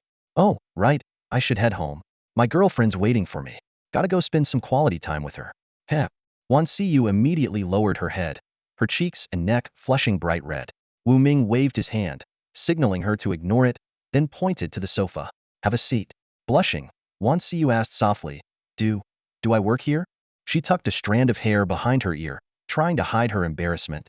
Wu Ming was momentarily puzzled but quickly caught on, chuckling lightly. Sitting down shouldn't be that hard, right? He poured her a glass of water and placed it on the coffee table. Realizing her misunderstanding, Wan Siyu's face turned an even deeper shade of red. She quickly sat down on the sofa and took a small sip of water. Glancing at the time, Wu Ming asked, "It's getting late, and I haven't eaten yet. What about you?" Wan Siyu nodded slightly, her voice soft. "I haven't eaten either." Wu Ming put away the grade speed food on the counter, grabbed his keys, and said, "Let's go." "My treat." Wan Siyu hesitated. "I can't let you do that. I heard." Wu Ming waved a wad of pet beast currency in his hand, cutting her off. "People say I can't even afford next year's rent, but that's far from the truth. Sometimes, you can't trust appearances." Wan Siyu murmured an okay and followed behind him. Across the street, a man in a black trench coat pulled out a phone. "Hey, tell the client I'm not taking this job. The target's a trainer." "You want me to go after a trainer? I value my life." Whatever the person on the other end said made his tone shift. "What? You're offering me 5 times the pay? That's useless." "Wait, 10 times? Fine, I'll give it another shot. I'll find a way to teach him a lesson." Unaware that he was being watched, Wu Ming led Wan Siyu to a nearby hot pot restaurant. They ordered a variety of meats, vegetables, and noodles, spending a modest amount of pet beast currency. The two began enjoying their hearty meal. "It's been so long since I've eaten this well," Wan Siyu said with a smile, biting into a skewer of meatballs. Her face radiated joy. Wu Ming couldn't help but notice her flawless skin and delicate features. He marveled internally. "I've been in this world for days, and I never realized such a beautiful girl lived next door." Watching her eat so happily, her smile so captivating, Wu Ming, a lifelong bachelor, felt a twinge of emotion. But he quickly shook his head, dismissing the thought. Right now, making money was the priority. After dinner, Wan Siyu prepared to head home. Wu Ming offered, "Let me walk you back." During their meal, he had learned that Wan Siyu rented a room in an old residential area just a few hundred meters away from the pet beast shop. But since it was late, Wu Ming thought it wouldn't be safe for her to walk alone. After all, she was his future employee, and he felt a certain responsibility to look out for her.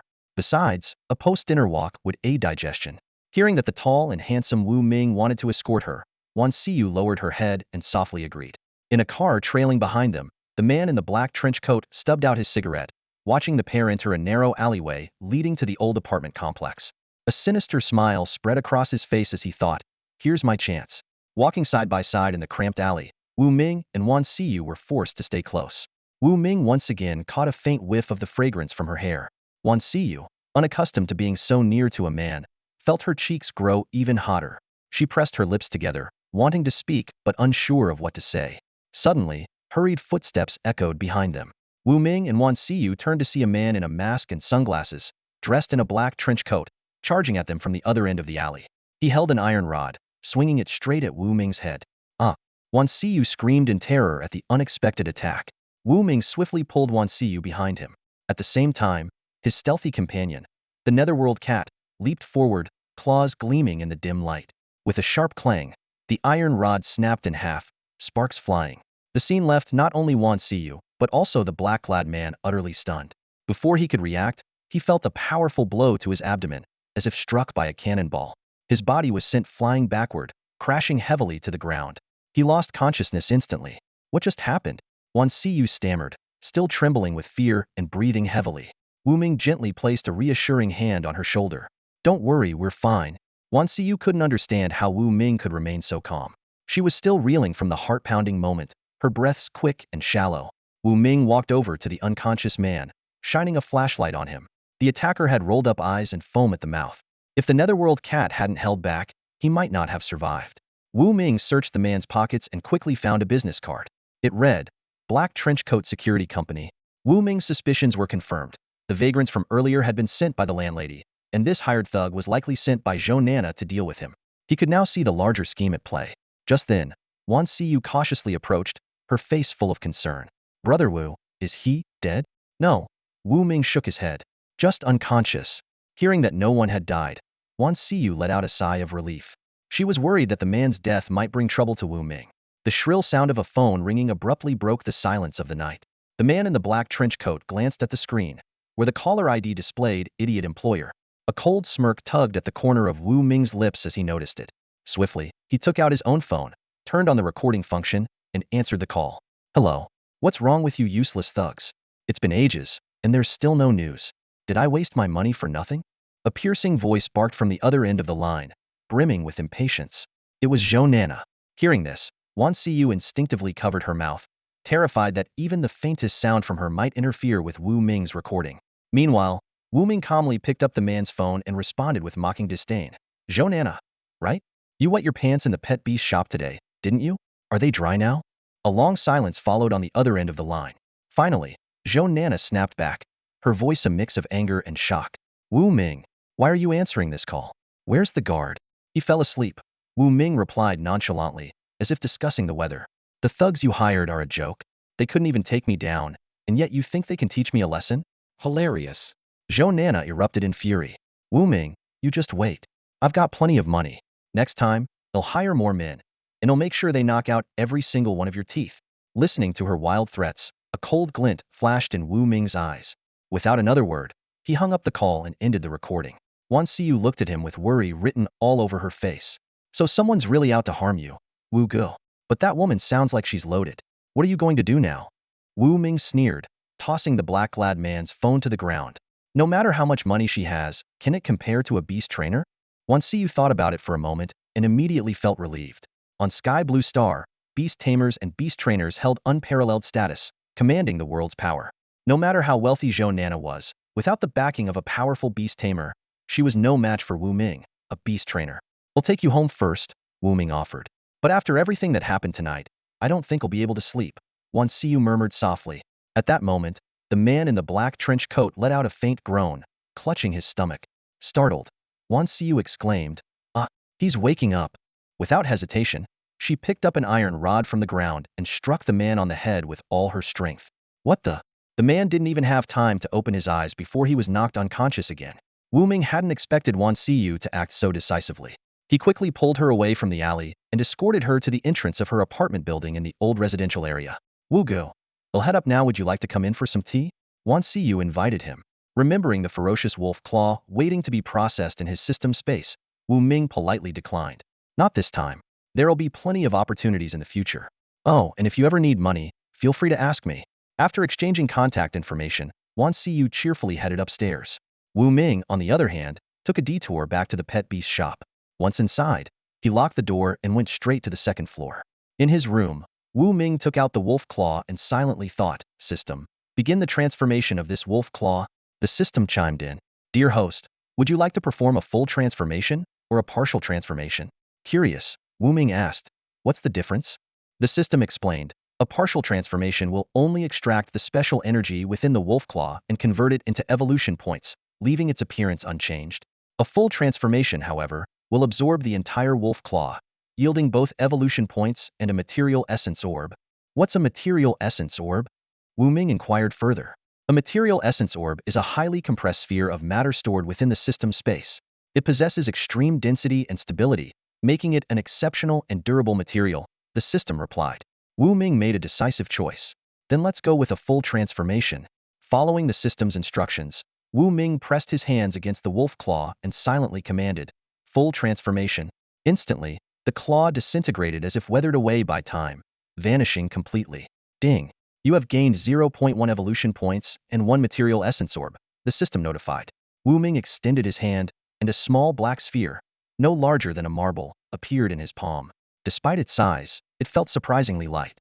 The system added, "The material essence orb can adjust its weight. Its maximum weight corresponds to its original mass on Sky Blue Star, while its minimum weight is 1/10th of its original mass." Wu Ming's eyes widened in astonishment, marveling at the orb's incredible properties. He realized the terrifying potential of the material spirit sphere. Wu Ming stared at the marble-sized sphere in his hand, his heart racing. This sphere, transformed from a wolf claw, originally weighed 10 kilograms.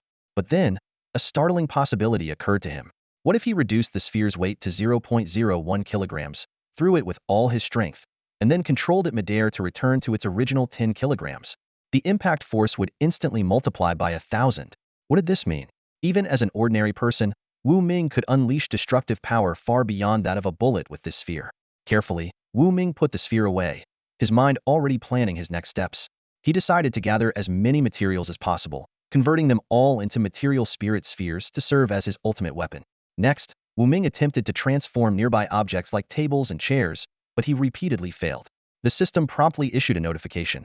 Only materials with evolution points can be transformed. Ordinary materials cannot be turned into material spirit spheres. Suddenly enlightened, Wu Ming immediately began preparing for the next day. He quickly took a shower and lay on his bed, fiddling with the material spirit sphere in his hand. Early tomorrow morning, he would head to the wholesale market to purchase large quantities of beast materials, converting them all into more material spirit spheres. Meanwhile, in a nearby alley, a man in a black trench coat finally regained consciousness. Rubbing his aching forehead, he picked up his phone and dialed a number. On the other end, an angry voice erupted. "What the hell are you doing? You can't even handle an ordinary person? Are you useless? Get your ass back to the company." The client said they want Wild Wolf to handle this personally. Hearing this, the man in the black trench coat froze. Wild Wolf? He was one of the top 10 enforcers in the black trench coat security company, equipped with a powerful pet beast, the one-eyed wolf. Although not yet at Frank, his strength was already formidable. The voice on the phone continued, "That's right. With Wild Wolf on the job, there's no chance of failure. You incompetent fool. Get back here now." With that, the caller angrily hung up. Swallowing hard, the man in the black trench coat muttered to himself, "Even Wild Wolf is being brought in? Looks like the client is serious this time."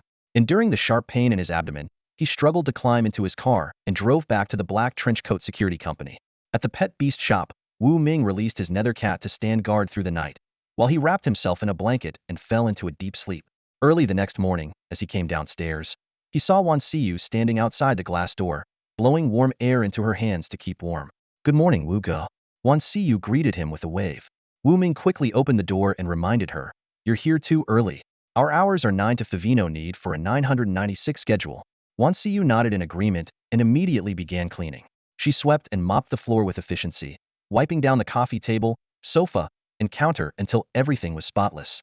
Wu Ming observed her work with satisfaction and gestured for her to sit down to discuss her salary. Nervously, Wan Siyu sat across from Wu Ming, her hands clasped together uneasily.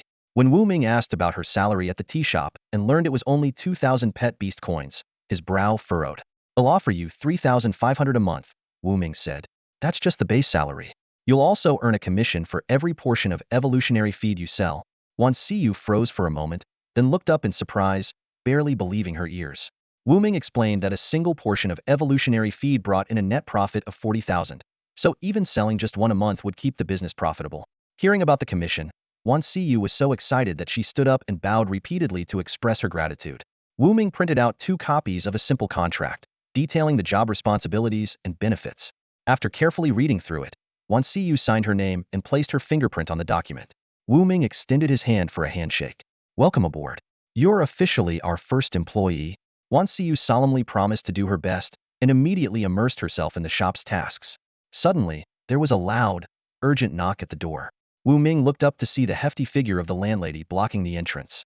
The landlady first noticed Wan Siyu busy at work and assumed Wu Ming had passed away, feeling secretly pleased.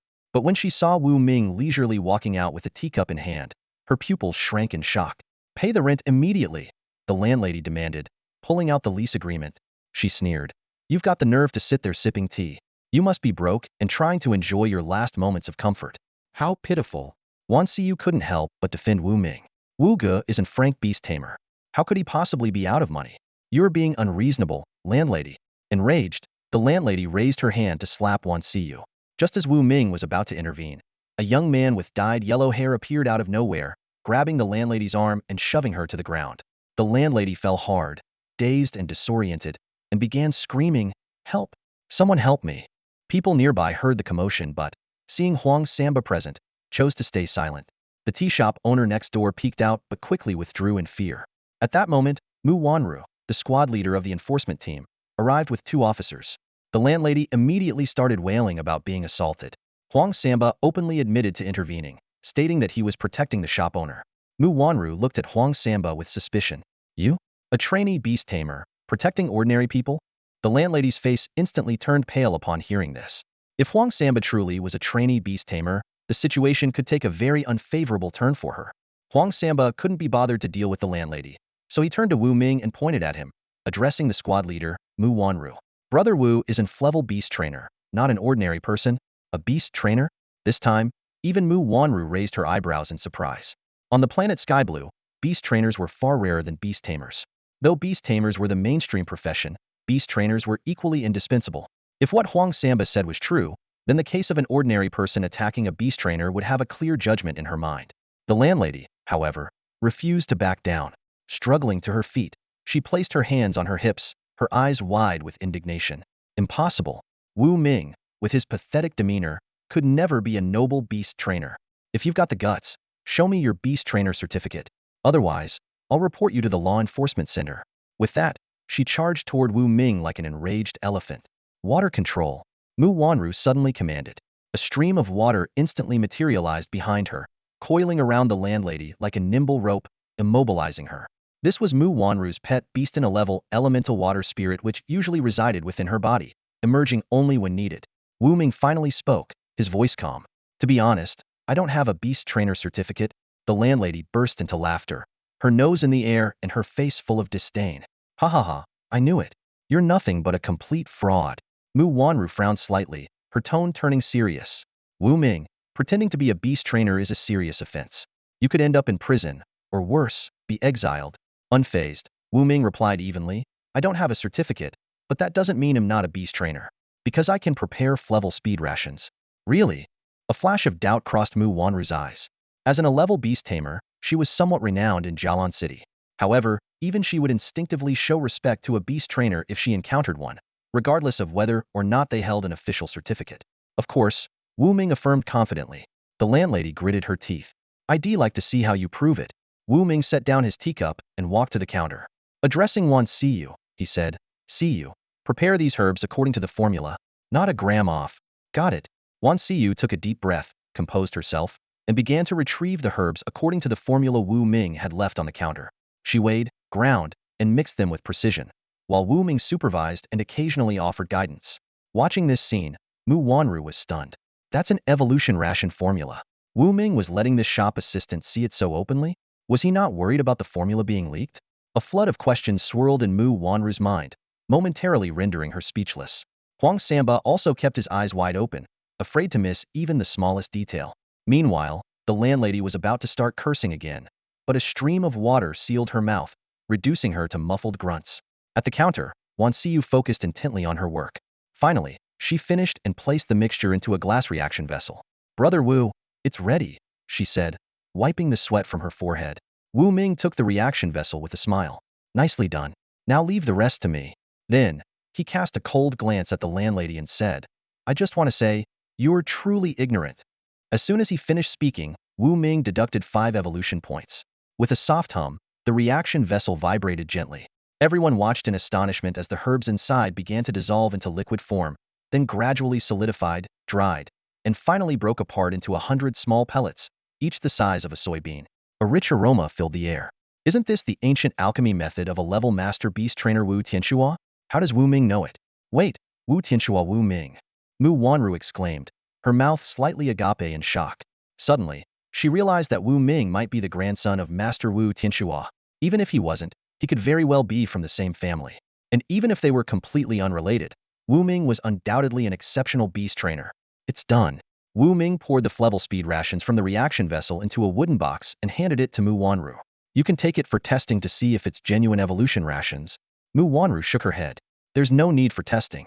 It's the real deal. Even my pet beast, the elemental water spirit, is eager to eat it. Her face still bore an expression of astonishment. Hearing this, the landlady's face turned ashen. Wu Ming was truly a noble beast trainer. Panic surged within her as she thought, not only did I attack Wu Ming, but I also secretly hired someone to assassinate him. If that gets discovered, what am I going to do? Wu Ming pointed at the landlady and asked, now that I've proven him a beast trainer, how should this person be dealt with for attacking me? Mu Wanru, well-versed in the regulations, immediately replied, when a civilian attacks a beast trainer, the punishment ranges from 6 months of imprisonment to losing their civil status and being reduced to a wanderer. However, since it was an attempted attack, the punishment will likely be lenient, probably about half a month in detention with mandatory ideological education. Hearing this, the landlady exhaled slightly in relief. Being detained for just half a month, Wu Ming thought the punishment was relatively light. But then a more serious possibility occurred to him, and his eyes suddenly sharpened.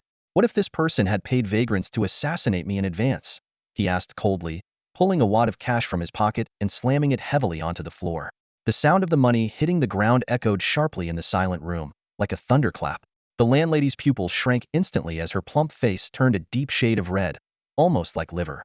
Sensing the gravity of the situation, Mu Wanru quickly released the water seal, allowing the landlady to speak.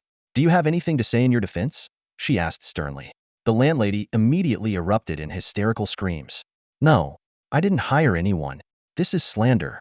Her eyes locked onto Wu Ming with a piercing glare, as if trying to cut through him with her gaze.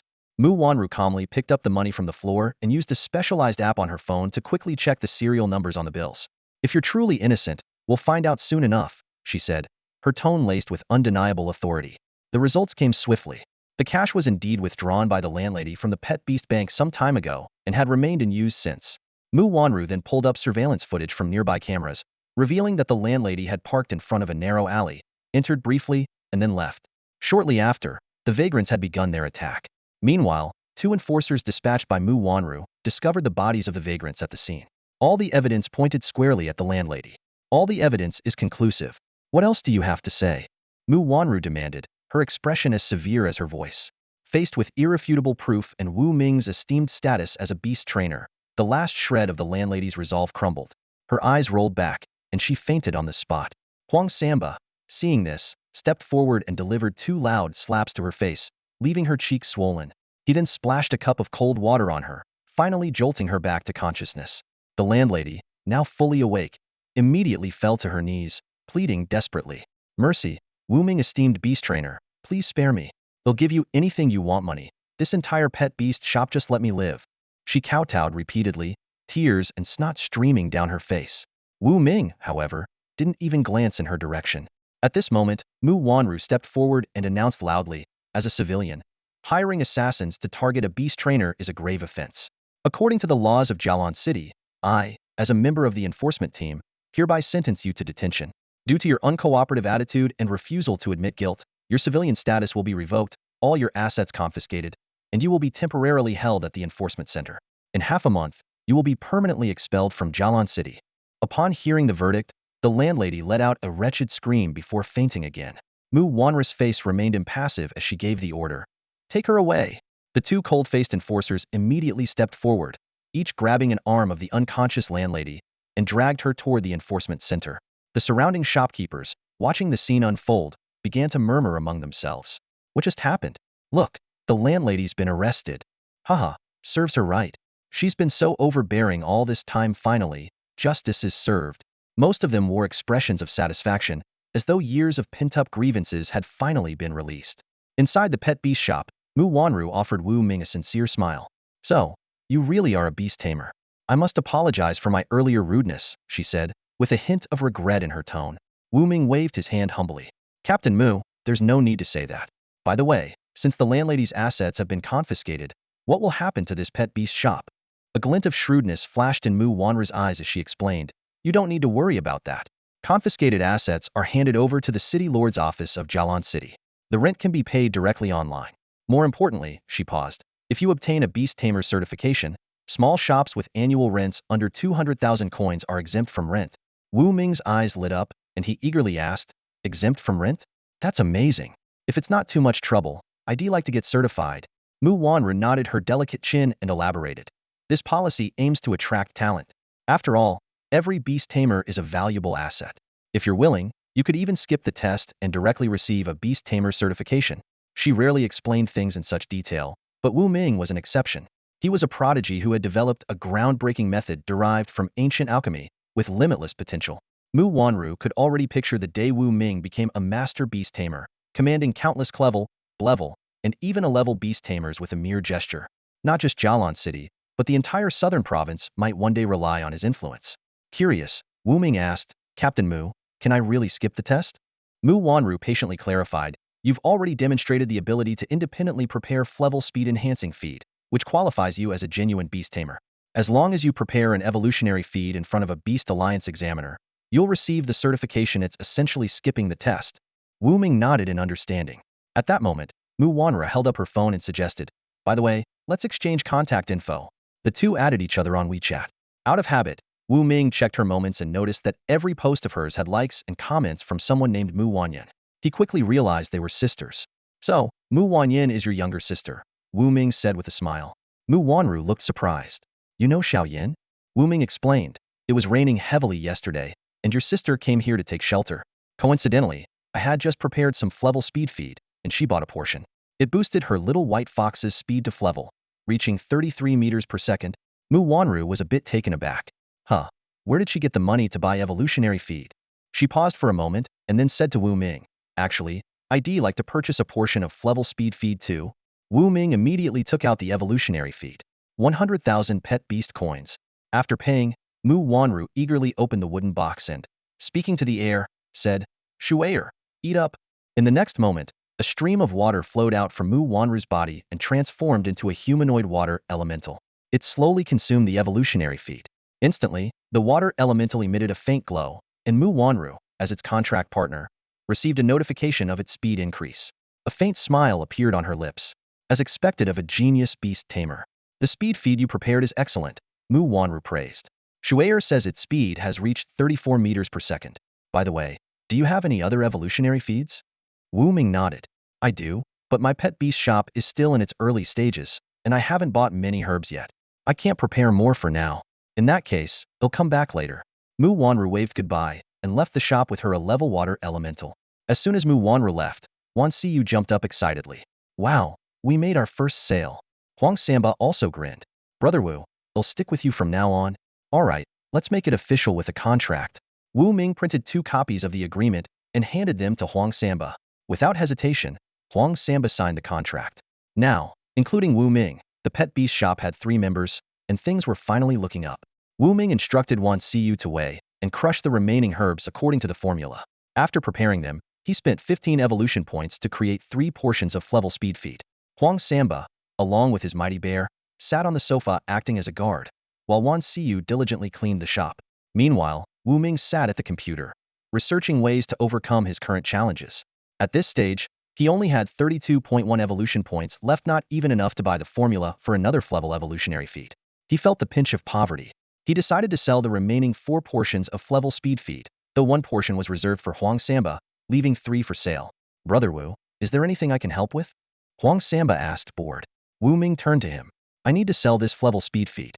Do you know where I can do that quickly? Huang Samba answered without hesitation. Definitely at the Super Value Mall. It's the largest mall in Jialan City and part of a national chain. They'd be eager to buy high-quality evolutionary feed like yours at a good price and resell it for a profit. Alright, let's head to the Super Value Mall. Wu Ming decided. See you. You stay here and watch the shop. Contact me if anything comes up. Huang Samba and I will take a trip to the mall. The 2 men and the bear walked a few hundred meters down Nanwen Street to a bus stop. After waiting for 10 minutes, they boarded a bus heading towards the city center. The passengers on the bus eyed the mighty bear with a mix of awe and fear. Half an hour later, they arrived at a towering building shaped like an upside-down bowl, standing about 100 meters tall, the Super Value Mall. As they stepped through the entrance, a well-dressed woman in an office outfit, with impeccable makeup, approached them.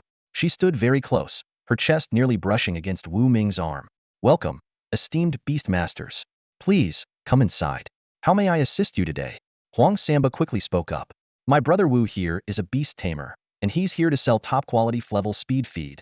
A distinguished beast tamer. Please follow me, the woman said, taking Wu Ming's hand and leading him towards a private room upstairs. As they walked, Wu Ming glanced around the Super Value Mall and noticed many people accompanied by pet beasts. However, most of them seemed like amateurs who hadn't passed the preliminary Beastmaster exams. They didn't even have official rankings and were far below Huang Samba level. On Jialan Star, anyone with enough money could purchase unclaimed pet beast eggs, hatch them, and form contracts. But such individuals were merely pet beast enthusiasts. Only those who passed all the Beastmaster exams could qualify as preliminary Beastmasters. After a 1-year internship, they could then become certified Flevel Beastmasters and enjoy special benefits. Soon, the group arrived upstairs. Knock, knock, knock. A crisp knocking sound shattered the silence within the private room. The door opened, and a woman dressed in an office uniform led 2 people inside. In the room, a middle-aged woman with refined features and thin-rimmed glasses was seated in front of a computer, intently reviewing various documents. She lifted her head, her gaze landing on the new arrivals.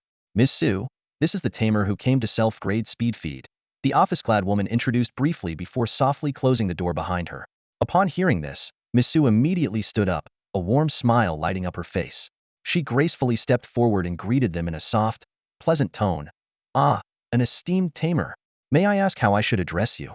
My name is Wu Ming, he replied, his voice steady. Wu is in mouth and sky, and Ming is in sun and moon. Wu Ming introduced himself, then gestured to the burly man beside him. This is my bodyguard, Huang Samba, an aspiring beastmaster.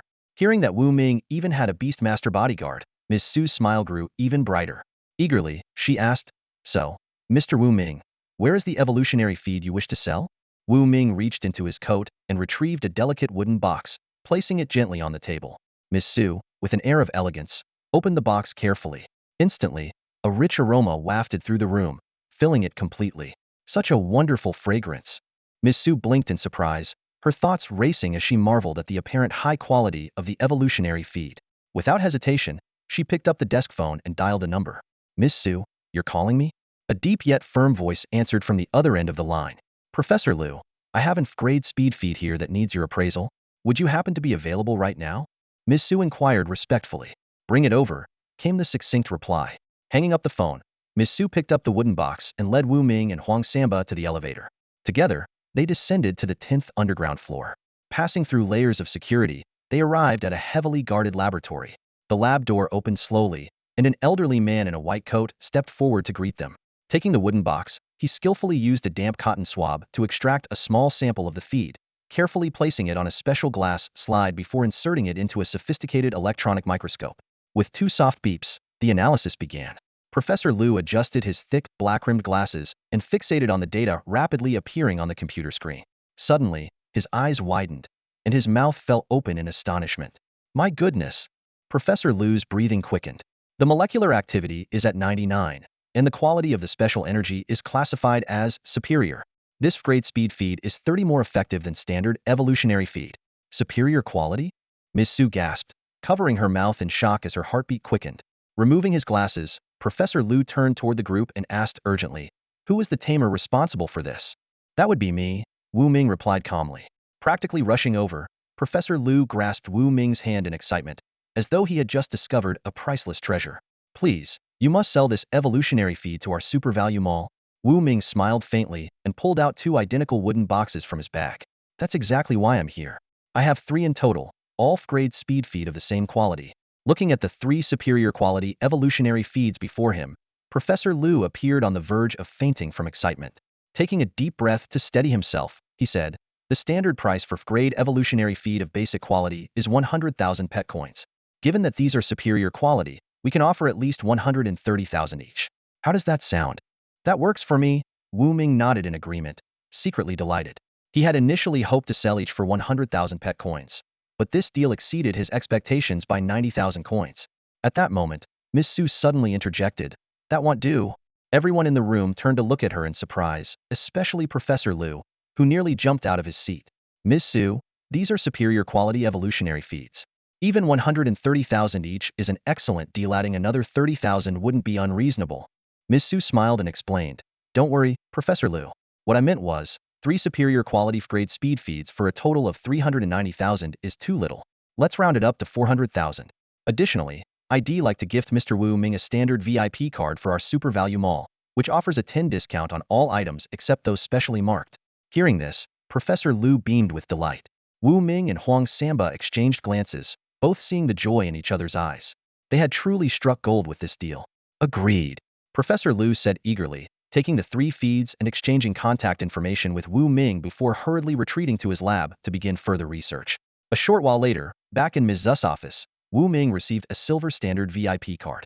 After completing the registration process, he confirmed that Ms. Su had transferred the 400,000 pet coins to his account. Ms. Su swayed her slender waist as she approached Wu Ming, gently patting his chest. Mr. Wu Ming, let's add each other on WeChat. If you ever miss me or have more evolutionary feed to sell, feel free to message me anytime. Of course, Wu Ming replied with a smile, enjoying her close proximity. After some light conversation, Wu Ming and Huang Samba left her office. As soon as the door closed, Ms. Su picked up her phone, speaking in a low voice. Hello, I need you to gather information on someone named Wu Ming. The more detailed, the better. What? No, not for an assassination. He's a VIP client. We need his information to foster deeper collaboration, and if necessary, ensure his safety. Got it. Meanwhile, Wu Ming and Huang Samba were leisurely strolling through the Super Value Mall. Huang Samba occasionally winked at passing women, while the massive bear following him drew smiles from many onlookers.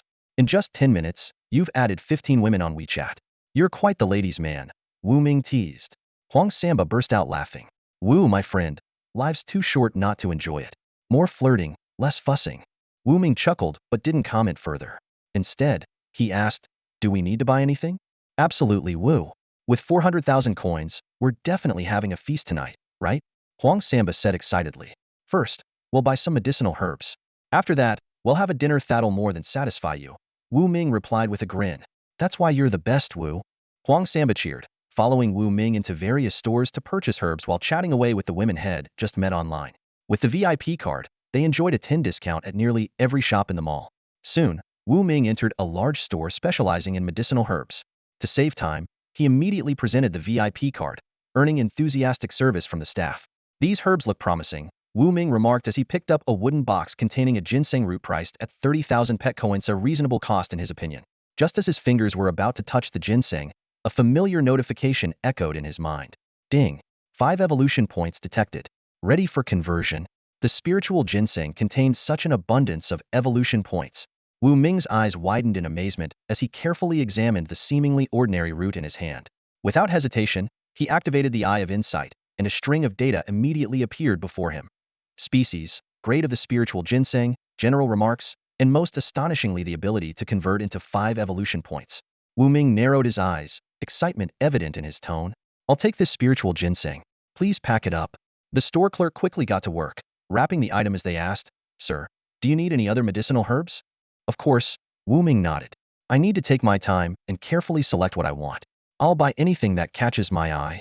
He continued to use the Eye of Insight, scanning through the various herbs displayed in the shop.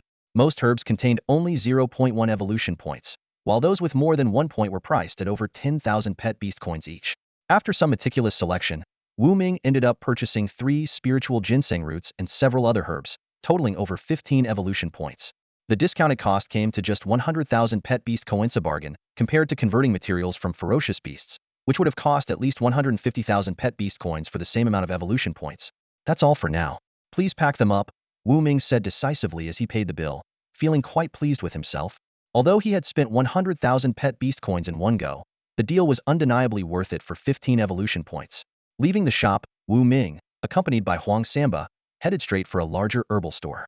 This one was massive, boasting a stock of over 10,000 types of herbs and bustling with customers. A quick sweep with the Eye of Insight revealed several herbs containing more than 5 evolution points. Welcome. A store clerk greeted them warmly. Wu Ming handed over a list. I need 10 sets of the herbs on this list. The clerk glanced at it and said, these are the ingredients for Flevel Speed Feed. 10 sets cost 100,000 pet beast coins at full price, but after the discount, it'll be 90,000. Please wait a moment. Huang Samba looked worried. Wu Gu, that's a recipe. Are you sure you want to just show it to the clerk like that? Don't worry, Wu Ming replied nonchalantly. Even if they make the Flevel Speed Feed recipe public, no one else can actually produce it. The key lies in the evolution points, and that's something only I possess. Before long, the clerk had prepared the herbs. Wu Ming paid the 90,000 pet beast coins and selected a few more herbs rich in evolution points, spending another 110,000 pet beast coins in total. On their way back to the pet shop, Huang Samba carried 2 large boxes of herbs, grinning ear to ear. Wu Gu, don't forget to save me a portion of that Flevel Speed Feed. 6,000 pet beast coins, Wu Ming said with a sly smile, naming his price. Huang Samba's face fell instantly, his dream of freeloading shattered. Meanwhile, on a small hill a few hundred meters away, a buzz-cut young man was watching them closely through binoculars. He spoke in a low voice into his phone. This is Wild Wolf. Target confirmed. Move in as soon as the Beast Tamer bodyguard isn't around. He ended the call after reporting. Inside the pet shop, Wan Siyu began sorting through the mountain of herbs stacked on the counter. She quickly organized 10 sets of ingredients for the Flevel Speed Feed, but was curious about the remaining herbs. Wu Gu, what are these extra herbs for? She asked inquisitively. Pack them separately, Wu Ming replied calmly. I have other plans for them. Got it. Wan Siyu said obediently and proceeded to do as instructed. When lunchtime arrived, Wu Ming ordered takeout. After a hearty meal, the 3 of them returned to their respective tasks. I'm heading upstairs for a nap. You guys keep busy, Wu Ming said. Tonight is our pet shop's first team dinner, and I promise you'll eat to your heart's content. Awesome. Wan Siyu cheered, jumping up in excitement, while Huang Samba's eyes lit up with anticipation. On the second floor, Wu Ming carefully locked the door behind him. He laid out the spiritual ginseng and dozens of other herbs neatly on the table. Taking a deep breath, he placed his hands on the herbs and silently commanded, "System, start the conversion." Ding! Conversion initiated. In an instant, the precious herbs, worth a total of 210,000 pet beast coins, were transformed into 35 evolution points. Combined with his existing points, Wu Ming now had a total of 67.1 evolution points. At the same time, he noticed with delight that his material spirit orb, which previously weighed 10 kilograms, had grown to 12 kilograms. It's time to buy a new Flevel evolution feed recipe, Wu Ming thought to himself as he opened the system store. The vast selection of items was overwhelming. Flevel flame feed, Flevel ice feed. After carefully comparing his options, Wu Ming settled on a recipe for Flevel defense feed. Without hesitation, he spent 38 evolution points to purchase it. Instantly, a flood of knowledge about the recipe poured into his mind. Defensive feed, F-class formula: 65 grams of ferocious dragon bone flour, 78 grams of sandstone fruit, 120 grams of golden iron tree core, along with 21 other medicinal ingredients, supplemented by 5 evolution points. This feed can elevate any beast's defense to F-class, granting skin hardness comparable to superalloy steel. In critical moments, it can even activate a defensive shield, temporarily doubling the defense. However, the effect is non-stackable and can only be used once per beast. Wu Ming read through the description, a faint smile curling at the corner of his lips. Although he only had 29.1 evolution points left, having an additional F-class defensive feed added more variety to the product line of his beast shop. After an afternoon nap, nightfall arrived. Wu Ming, accompanied by Huang Samba and Wan Siyu, headed to a large restaurant several kilometers away. They spent 2,000 beast coins on a lavish meal. "Brother Wu, let me take you home," Huang Samba offered as they finished eating. Wu Ming waved his hand dismissively. "No need." He pulled out a piece of F-class speed feed from his pocket and handed it to Huang Samba. "This is for you. Work hard, and pay me back when you have the money." Huang Samba's face lit up with joy as he accepted the feed. "Don't worry, Brother Wu." Afterward, Wu Ming first escorted Wan Siyu to an old residential area before heading back to the beast shop alone. However, instead of returning directly to the shop, he strolled along Nanwen Street, heading toward a secluded forest in the distance. Hiding in the shadows, a young man with a crew cut brightened at the sight. "Perfect opportunity," he murmured, stealthily following behind. In the forest, Wu Ming casually sat on a rock, engrossed in his phone, looking like an ordinary young man taking a post-dinner walk. The night had deepened, and with no streetlights around, the surroundings were cloaked in darkness. 100 meters away, the crew-cut youth took out his phone and spoke in a low voice. "Hey, I've got a chance to eliminate the target. Should I proceed?" A cold female voice responded from the other end. "At all costs, kill him." Ending the call, the youth moved like a shadow, creeping closer without a sound. Soon, he was only 3 meters behind Wu Ming, a gleaming dagger tightly gripped in his right hand. Whoosh! The blade sliced through the night, aimed directly at the back of Wu Ming's head. The sharp edge was mere moments away from its target. The dagger flashed like lightning, closing the 3-meter distance in an instant. Wild Wolf, the elite bodyguard who almost passed the preliminary Beast Tamer exam, was nearly as formidable as Huang Samba. In this critical moment, Wu Ming turned calmly, his cold gaze locking onto the oncoming Wild Wolf. Damn it, he noticed. Wild Wolf's instincts screamed in alarm. He hurriedly retracted the dagger and turned to flee. However, a glint of cold light swept across his neck. Wild Wolf clutched his throat, letting out a muffled groan before collapsing lifelessly to the ground. Even in his final moments, he couldn't comprehend what had ended his life. Meow! A chilling cat's cry echoed through the forest. Wu Ming approached Wild Wolf's body and sighed softly. If it weren't for Wild Wolf's intent to kill, Wu Ming wouldn't have unleashed the nether cat. This outcome was entirely Wild Wolf's own doing. A killer sent by Zhou Nana? Wu Ming muttered coldly, his eyes brimming with murderous intent. "You'll pay for this." In truth, Wu Ming had sensed he was being followed half an hour earlier. The nether cat, concealed by its innate stealth ability, had detected Wild Wolf hundreds of meters away and alerted Wu Ming. Because of this, Wu Ming avoided heading directly back to his pet store, instead feigning a casual stroll to lure Wild Wolf out. The hunt had now come to a perfect conclusion. Snapping back to reality, Wu Ming crouched beside Wild Wolf's body, placed his hands on the corpse's back, and murmured, "System, absorb everything." Instantly, Wild Wolf's remains transformed into an energy sphere, merging with Wu Ming's existing collection, now weighing 140 kilograms.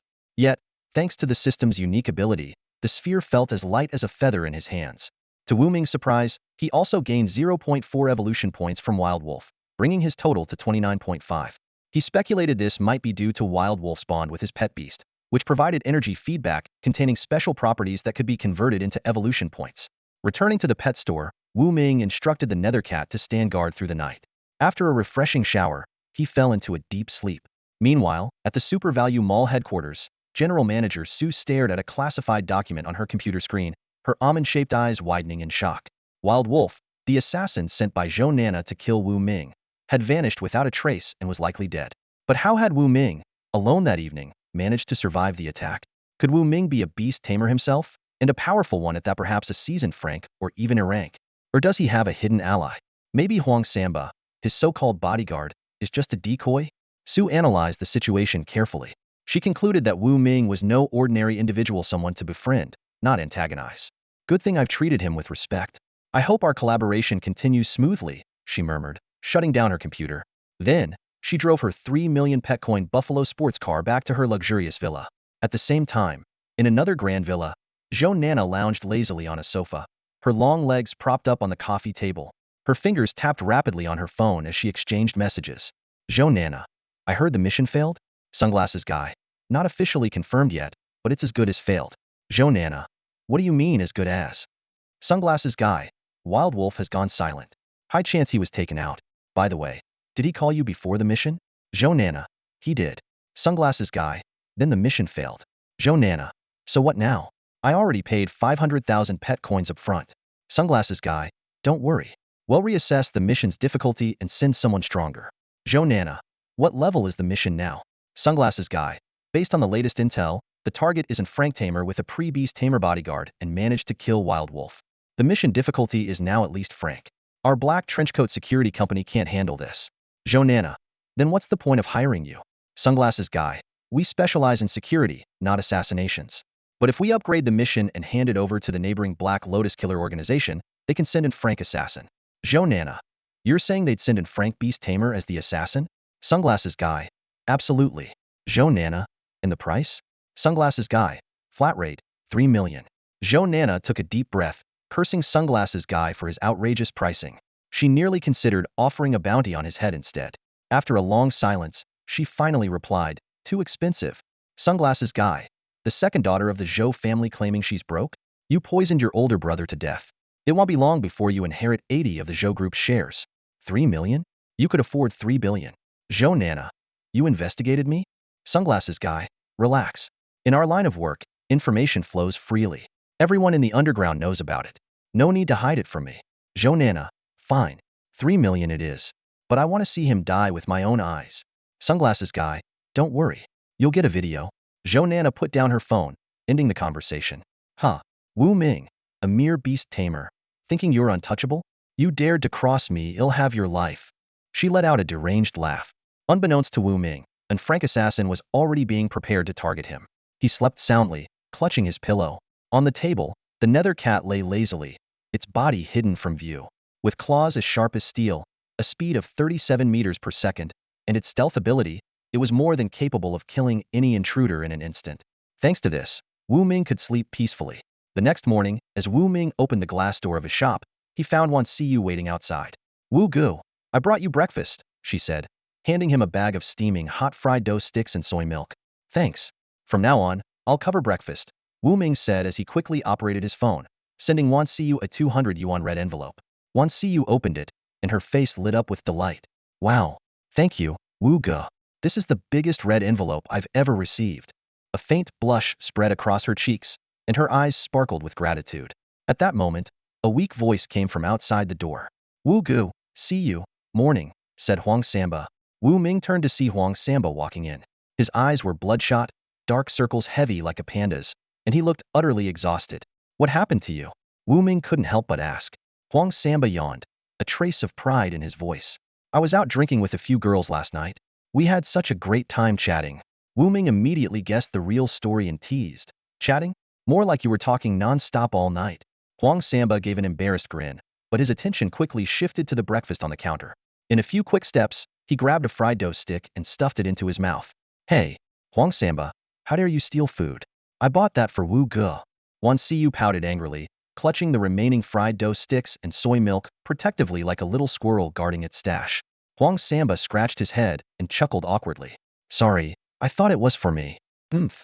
Keep dreaming, Wan Siyu retorted, puffing her cheeks in annoyance. Wu Ming waved his hand with a smile. It's fine, let's get to work. He opened his phone to check his account balance. Site still had around 300,000 to 400,000 pet beast coins. He quickly made a list and handed it to Huang Samba. Buy 5 sets of the materials on this list for me. He transferred 100,000 pet beast coins to Huang Samba and handed him a standard VIP card. Got it. Huang Samba perked up at the prospect of a task and dashed out the door. He rented a pickup truck on the street, brought along his mighty bear pet, and headed straight to the Super Saver Mall. Wu Ming sat down on the sofa and turned on the TV. The Jialan TV channel was airing a Super Saver Mall ad. Super Saver Mall has new updates. This time, the featured item is a rare grade speed feed of superb quality, starting at a bid of 100,000 pet beast coins. Wan Siyu, wiping down the table, exclaimed in amazement, "Wow, superb quality? That's incredible. I wonder if the evolutionary feed from our pet beast shop could ever reach that level." Wu Ming's expression turned slightly awkward. He wanted to say that the grade speed feed being auctioned was probably from the batch he sold to President Su last night. But since he couldn't be certain, he chose to remain silent. Before long, Huang Samba returned, out of breath, carrying a heavy box of medicinal ingredients. He transferred 55,000 coins back to Wu Ming and explained, "Wu Gu, the discounted price for 5 sets of materials was 45,000. I sent the remaining balance back to you." "All right," Wu Ming said, setting down the remote control and putting on a serious expression. "Next, I'll be preparing grade defense feed. Since this is the first time, Siyu, just watch and observe." Huh. Wan Siyu's eyes widened in surprise. Ever since she started working at the pet beast shop, she'd been staying up late to study, learning all about pet beasts and evolutionary feeds. From what she'd learned, a trainer who could master multiple evolutionary feed formulas was highly sought after. "Grade defense feed?" Huang Samba exclaimed, quickly moving closer to the counter to watch Wu Ming open the box of ingredients. Wan Siyu also stood nearby, ready to learn with a focused expression. As Wu Ming sorted through the ingredients, he explained, "Actually, preparing evolutionary feed is quite straightforward. Of course, that's for trainers who have mastered certain special techniques." Wan Siyu and Huang Samba listened intently, like diligent students. "First, you select the ingredients, sort them, and weigh them. These tasks can be done by any trainer apprentice," Wu Ming continued. But the next step is where it gets tricky. By this point, Wu Ming had prepared the ingredients and placed them into a reaction cauldron. The final step is usually the water boiling crystallization method. It's time-consuming and inefficient, so it will eventually become obsolete. Placing his hands on the sides of the reaction cauldron, Wu Ming added, "The method I use is derived from ancient alchemy techniques, but it's also different from Master Wu Tianxua's approach." With that, Wu Ming deducted 5 evolution points, leaving him with 24.5 points. Under Wan Siyu and Huang Samba's watchful eyes, the materials in the reaction cauldron seemed to be drawn by an invisible force. They began to melt and merge together. Finally, 100 bean-sized pieces of feed formed, emitting a tantalizing aroma. "That's amazing!" Wan Siyu exclaimed, her face full of wonder. Huang Samba scratched his head and asked curiously, "Wu Gu, what's the principle behind this?" Wu Ming paused for a moment before replying, "It's the magnetic field effect." Both Wan Siyu and Huang Samba froze. "Magnetic field effect? That sounds a bit far-fetched," Wan Siyu murmured. Wu Ming elaborated, "It's called a biological magnetic field. Ordinary people can't manipulate it, but special trainers like us can control it with ease. This biological magnetic field enables the ingredients to react and fuse remotely, resulting in superb quality evolutionary feed." In truth, Wu Ming had made it all up on the spot. His goal was simple, to provide a plausible explanation for his unique abilities. "So that's how it works." Huang Samba stroked his chin, a glint of excitement flashing in his eyes. He couldn't wait and eagerly asked, "Brother Wu, can we learn this?" Wu Ming carefully placed the grade defense feed into a wooden box and shook his head. "Not for now. I only mastered the biomagnetic field due to special circumstances, and I haven't figured out a way to teach it to others yet." A flicker of disappointment crossed Huang Samba's face, but he quickly perked up again. At that moment, Wu Ming placed the wooden box containing the evolutionary feed on the counter and smiled. "Huang Samba, why don't we let Mighty Grizzly give this grade defense feed a try?" Hearing this, Mighty Grizzly immediately sprang up from the ground, its massive paws landing on the counter as it stared eagerly at the wooden box. It was clear the food inside had captured its full attention. Huang Samba's eyes lit up. "Really? Can we?" Wu Ming nodded but then added with a sly smile, "Of course, but it's 6,000 pet beast coins per portion. You can continue to put it on credit." Huang Samba scratched his head, calculating the ever-growing amount of debt he owed. It seemed like he'd be working for Wu Ming for the rest of his life to pay it off. However, he didn't mind at all. Instead, He felt that being around such a promising and talented beast tamer would only pave the way for his own bright future. With that thought, Huang Samba grinned. All right, I'll keep it on credit and work for Brother Wu to pay it off later. Wu Ming began explaining the experimental process. Before we start, let's first test Mighty Grizzly's current defense level. Huang Samba immediately understood and turned to Mighty Grizzly. Hang in there, buddy, he said, pulling out an ultralloy steel dagger. Using all his strength, he managed to leave a shallow cut on Mighty Grizzly's paw. Afterward, Wu Ming fed Mighty Grizzly a portion of the Frayed defense feat. The three of them watched intently. They saw Mighty Grizzly's fur instantly become shinier and more lustrous, with a faint, fleeting glow surrounding its body. At the same time, the wound on its paw miraculously healed. Wu Ming then commanded, now, let's test its defense again. Without hesitation, Huang Samba raised the dagger and stabbed at the bear's paw. With a crisp clang, the ultra-alloy dagger shattered on impact. Everyone present was stunned. The strength of the super-alloy steel had already reached the level of grade defense. Yet, a dagger made from this material was astonishingly deflected and broken by the palm of the mighty grizzly bear. Wan Siyu gasped in shock, covering her mouth with her hands as her eyes widened in disbelief. Wu Ming lowered his head to carefully examine the bear's paw. Aside from a faint white mark, it was entirely unharmed. This sight left him secretly astonished. After consuming grade defensive rations, the mighty grizzly bear's defense was now even more formidable than superalloy steel. Otherwise, it would have been impossible to break the dagger so easily. A glimmer of excitement flashed in Huang Samba's eyes as he eagerly asked, could this also be a superior quality grade defensive ration? Also, Wan Siyu was momentarily confused and looked at Huang Samba with curiosity. Wait, are you saying the grade speed rations from before were also of superior quality? Huang Samba nodded proudly. Of course. Yesterday, when Wu Gu and I went to the Super Value Mall, all 3 portions of the grade speed rations tested as superior quality. We sold them for a total of 400,000. Wan Siyu gasped again, her heart racing. She had known that Wu Ming and Huang Samba had made some money yesterday, but she never imagined it would be 400,000 in just one day. That was more than the annual revenue of many shops. She silently congratulated herself for following Wu Ming's lead. It was undoubtedly the right choice. Seeing this, Wu Ming cleared his throat to bring everyone's attention back to the matter at hand. All right, you've all seen how the grade defensive rations are prepared. See you. I need you to finish mixing the remaining 4 sets of ingredients for me. I'll use the biofield to refine them into evolutionary rations. With that, he sat down to the side. Got it. Wan Siyu responded obediently and began diligently preparing the ingredients. Ever since witnessing Wu Ming's extraordinary abilities, she had become entirely deferential to him. Meanwhile, aboard Huang Samba sprawled on the sofa and asked, Wu Gu, is there anything I need to do right now? Wu Ming glanced at him. Aren't you a probationary beast master? When will you become a full-fledged one? Huang Samba scratched his head, looking a little embarrassed. Honestly, I've been eligible to qualify for a while now. But officially, every grade beast master has to venture outside the city to hunt 10 unranked beasts, or 1 grade beast. I was too scared to go out alone, so I didn't take on the task. Wu Ming patted Huang Samba on the shoulder and encouraged him. The grade speed and defensive rations I gave you have already been absorbed by the mighty grizzly bear. Combined with its natural grade strength, it's now an elite among grades. Completing the task shouldn't be too difficult. In truth, Wu Ming was also considering venturing outside the city. He recalled that just a single claw from the Netherwolf had been worth 0.1 evolution points. If he could hunt a large number of unranked beasts near Jialan City, he could amass a considerable amount of evolution points. Currently, his evolution points were severely lacking. With a few hundred or even 1,000 points, he could afford higher-grade evolutionary rations. Moreover, some of the materials required for high-quality evolutionary rations simply couldn't be found in Jialan City. They could only be obtained in the deep wilderness. Huang Samba suddenly realized the solution and smacked his forehead. You're right. With the bear's grade defense, speed, and strength, as long as we don't encounter a group of grade beasts or a grade beast, there shouldn't be any danger. Wu Gu, I'll head out tomorrow. I'm coming too, Wu Ming said abruptly. Both Wan Siyu and Huang Samba were stunned. Wan Siyu quickly tried to dissuade him. Wu Gu, you're a distinguished beast trainer. Normally, you should be stationed safely in the rear. There's no need to risk going outside the city. Wu Ming replied calmly, with the mighty grizzly bear, an elite grade beast, we won't be in danger. He had no intention of revealing the existence of the grade nether cat for now. It was one of his trump cards and his second-to-last line of defense.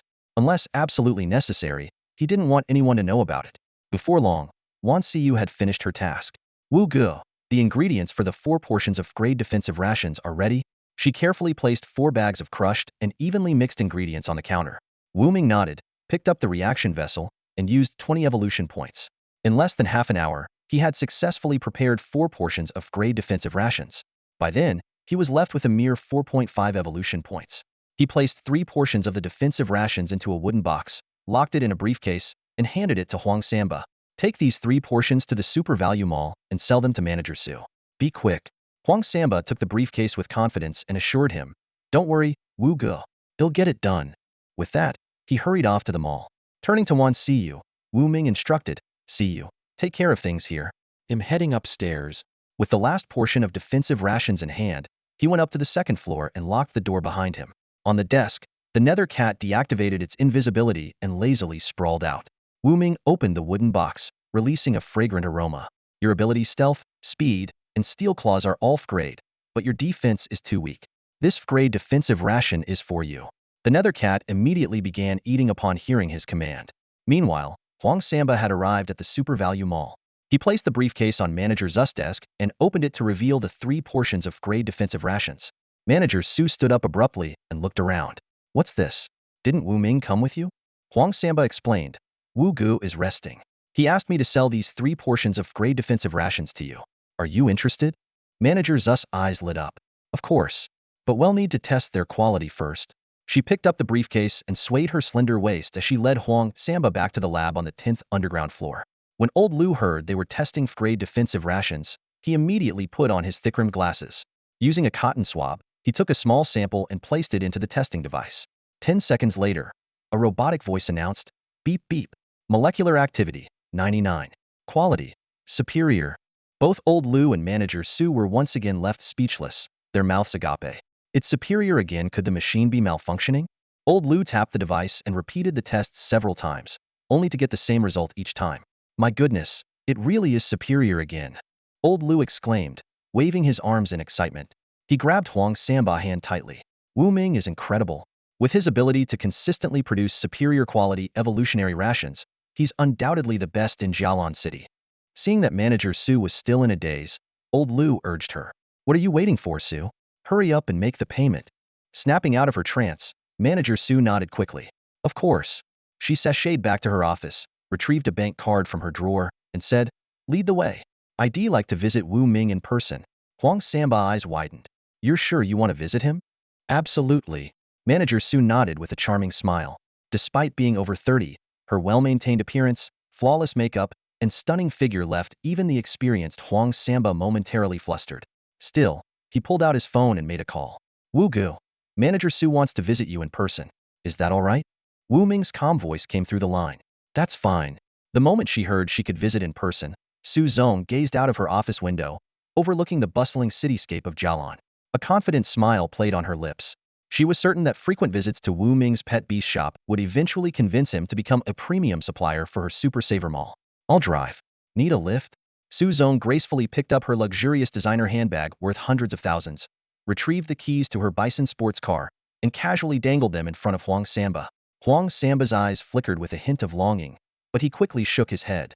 "Forget it. Your sports car can't fit us." He glanced at the massive mighty bear standing beside him and added helplessly, "We'd need a pickup truck for that." Su Zong smiled and said, "Then send me the address, and I'll head over first. As for you, I'll have security dispatch a big M to pick you up." "All right." Huang Samba agreed with a brief nod. Moments later, the deafening roar of a sports car engine echoed through Nanwen Avenue. A gleaming limited edition bull sports car sped by like a streak of lightning, instantly becoming the center of attention. Pedestrians stopped in their tracks, exclaiming in awe, "Whoa, that's a limited edition bull sports car. It must be worth millions." Talk about rich people. The car came to a smooth stop in front of the pet beast shop, its scissor doors opening slowly.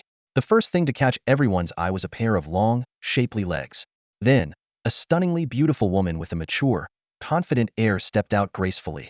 Dressed impeccably, she exuded a commanding presence as she walked straight to the shop and knocked gently on the door. "Is Mr. Wu Ming here? I'm Su Qianqian from Super Saver Mall. I've come for a visit," she said, her tone polite yet assertive. The surrounding crowd was stunned into silence, their jaws nearly hitting the floor. Whispers quickly spread like wildfire. "A gorgeous woman worth who knows how much is being so respectful to Wu Ming? Is Wu Ming really a beast trainer? Of course. Do you think an ordinary person could attract a wealthy beauty like her? Why can't a rich lady like her choose me?" Take a good look at yourself in the mirror first. Just then, Wu Ming opened the glass door. His gaze started at Su Zong's long legs, slowly moved up over her stunning curves, and finally rested on her strikingly beautiful face. What brings you here in person, Miss Su? Wu Ming asked as he stepped aside, gesturing for her to come in. Su Qianqian elegantly took a seat on the sofa, crossing her legs. She reached into her bag and placed a bank card on the table. Mr. Wu Ming, this is the payment for 3 portions of ultra-grade Flevel defensive pet food from Super Saver Mall. The total is 1 million. Wan Siyu, who was preparing tea, couldn't help but tremble at the mention of the amount. 1 million. That was what an ordinary person like her would have to work 20 years to earn. In her eyes, this sum could buy a house in a remote town and sustain a frugal life for decades. And yet, 3 portions of Flevel defensive pet food could command such a price.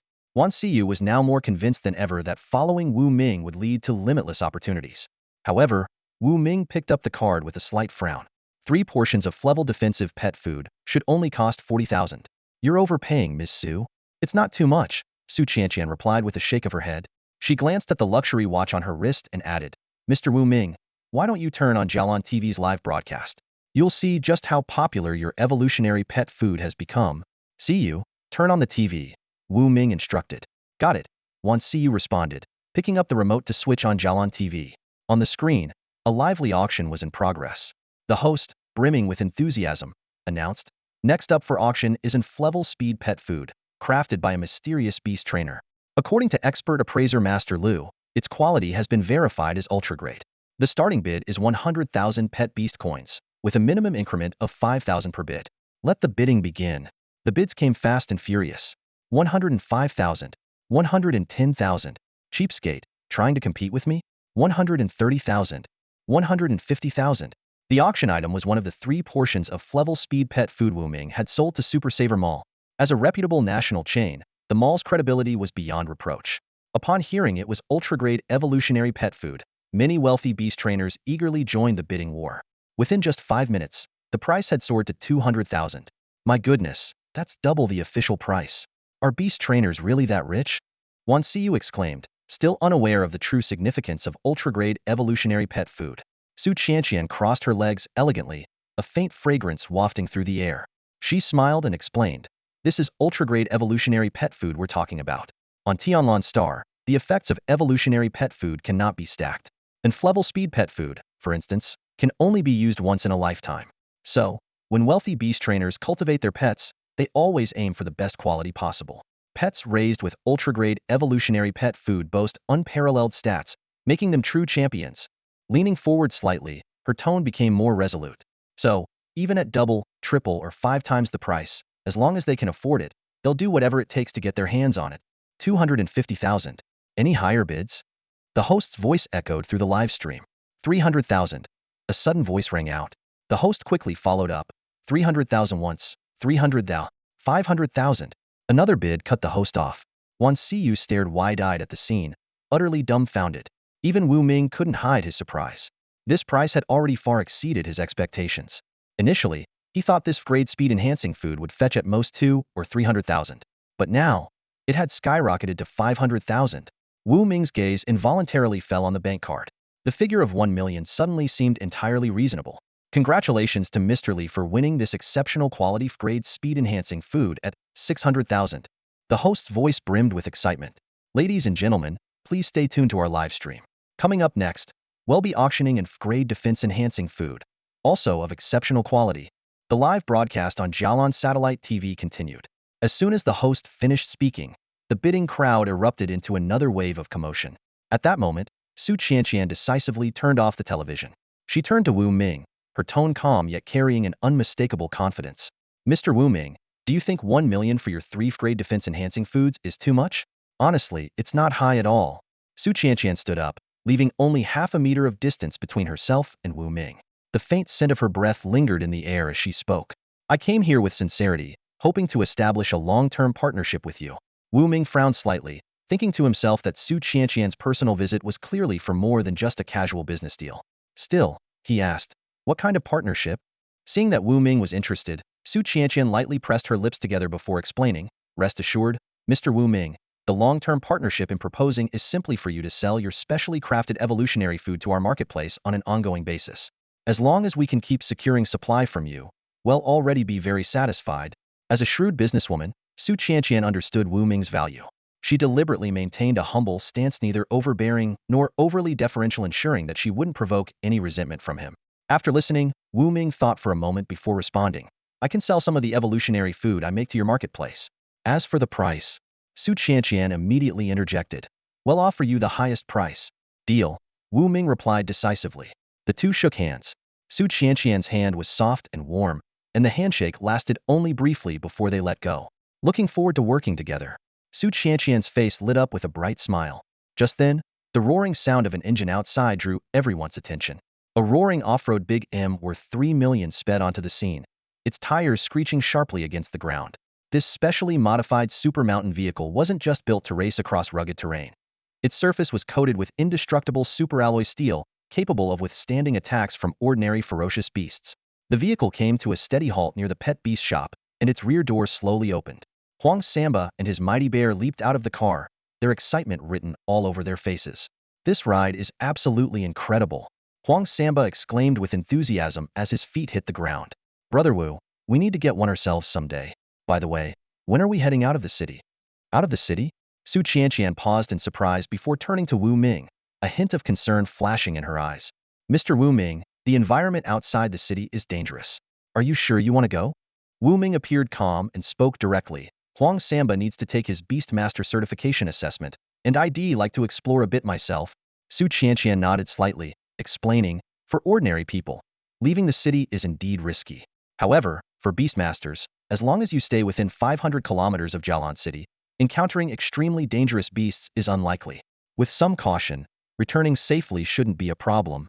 She paused briefly before continuing. Coincidentally, our SuperValue Mall has a convoy heading to the ancient town of Yaotao, 300 kilometers away, tomorrow to visit a Drank Beastmaster. If Mr. Wu Ming is interested, you could travel with us. Her expression turned serious as she added, moreover, this visit is no ordinary one. It is said to involve matters that could impact the safety of the entire Jialan City. As a trainer, it would be best for you to participate as well. The safety of the entire Jialan City? Wu Ming, Huang Samba, and Wan Siyu's expressions all changed at the same time. Su Qianqian nodded solemnly to confirm. I only learned about this today. Both Master Lu and I are required to go tomorrow as well. Hearing how significant the visit was, Wu Ming clenched his fists and spoke resolutely. All right, we'll go together tomorrow. Great. Su Qianqian smiled with relief. I'll head back now to make arrangements for the convoy and prepare another Big M for you, Mr. Wu Ming. Before departure, we'll send a special vehicle to pick you up. They'll confirm the exact time via WeChat. With that, she nodded to Wu Ming, grabbed her bag, and stepped into her Wild Bull sports car. The vehicle soon disappeared down the street, leaving behind a dazzling trail of flames. The other Big M followed shortly afterward, leaving only Wu Ming, Huang Samba, and Wan Siyu in the pet beast shop, each with a different expression on their face. Wan Siyu spoke with concern. Brother Wu, leaving the city is too dangerous. Wu Ming's expression was grave. If what Miss Su said is true, then this trip is of great importance. Even if there is danger, we have to go. He began to calculate silently. Although he didn't know the specifics of the so-called crisis, if it truly involved the entire city, as a resident of Jialan City, he couldn't ignore it. Participating might even offer him a chance to secure a way forward in these chaotic times. However, with our current strength, it's still not enough. Wu Ming thought to himself with worry. He then picked up the bank card Su Qianqian had left behind. The card contained 1 million pet beast coins, and combined with the money in his WeChat wallet, he had over 1 million in total, enough to make significant improvements before tomorrow. Money is meant to be spent, Wu Ming resolved internally. With over 1 million pet beast coins, even spending just 1 million would allow him to purchase a vast amount of precious materials containing evolution points. Huang Samba, come with me to the SuperValue Mall. Wu Ming grabbed the bank card, quickly memorized the initial password, and strode out of the pet beast shop. Although Huang Samba didn't fully understand what was going on, he rented a pickup truck and drove Wu Ming to their destination. At a pharmacy in the SuperValue Mall, Wu Ming activated his inside eye to carefully assess the evolution points in each material. Centennial Ginseng Root, 15 evolution points. Skeletal Frame of an Frank Scarlet Flame Serpent, 3 evolution points. In less than an hour, Wu Ming spent the entire 1 million pet beast coins without hesitation, leaving Huang Samba and the accompanying store clerk completely stunned. Amid the envious gazes of onlookers, Wu Ming and Huang Samba loaded the pickup truck with a haul of materials, filling it to the brim before rushing back to the pet beast shop. Meanwhile, in Su Qianqian's office. What did you say? Mr. Wu Ming spent 1 million pet beast coins on materials in just an hour. Su Qianqian rubbed her temples after receiving the phone call, though she wasn't particularly shocked. After all, Wu Ming was a trainer, and buying materials was perfectly normal. She didn't think much of it. At 6 p.m., Huang Samba bid Wu Ming farewell. Brother Wu, I'm heading home now. They'll come by again tomorrow morning. With that, he left the pet beast shop. After finishing her cleaning, Wan Xiu slung on her backpack, bought a box of stir-fried noodles from a street vendor, and also headed home. Brother Wu, I'm off for the day. Now alone in the shop, Wu Ming went upstairs, locked the door carefully, and gazed at the large boxes full of materials. A look of excitement spread across his face. System, convert all of these materials. Wu Ming gave the command decisively. A radiant glow enveloped the entire room. The materials worth millions of pet beast coins disintegrated into ash and vanished, transforming into evolution points and 20 kilograms of material spirit orbs.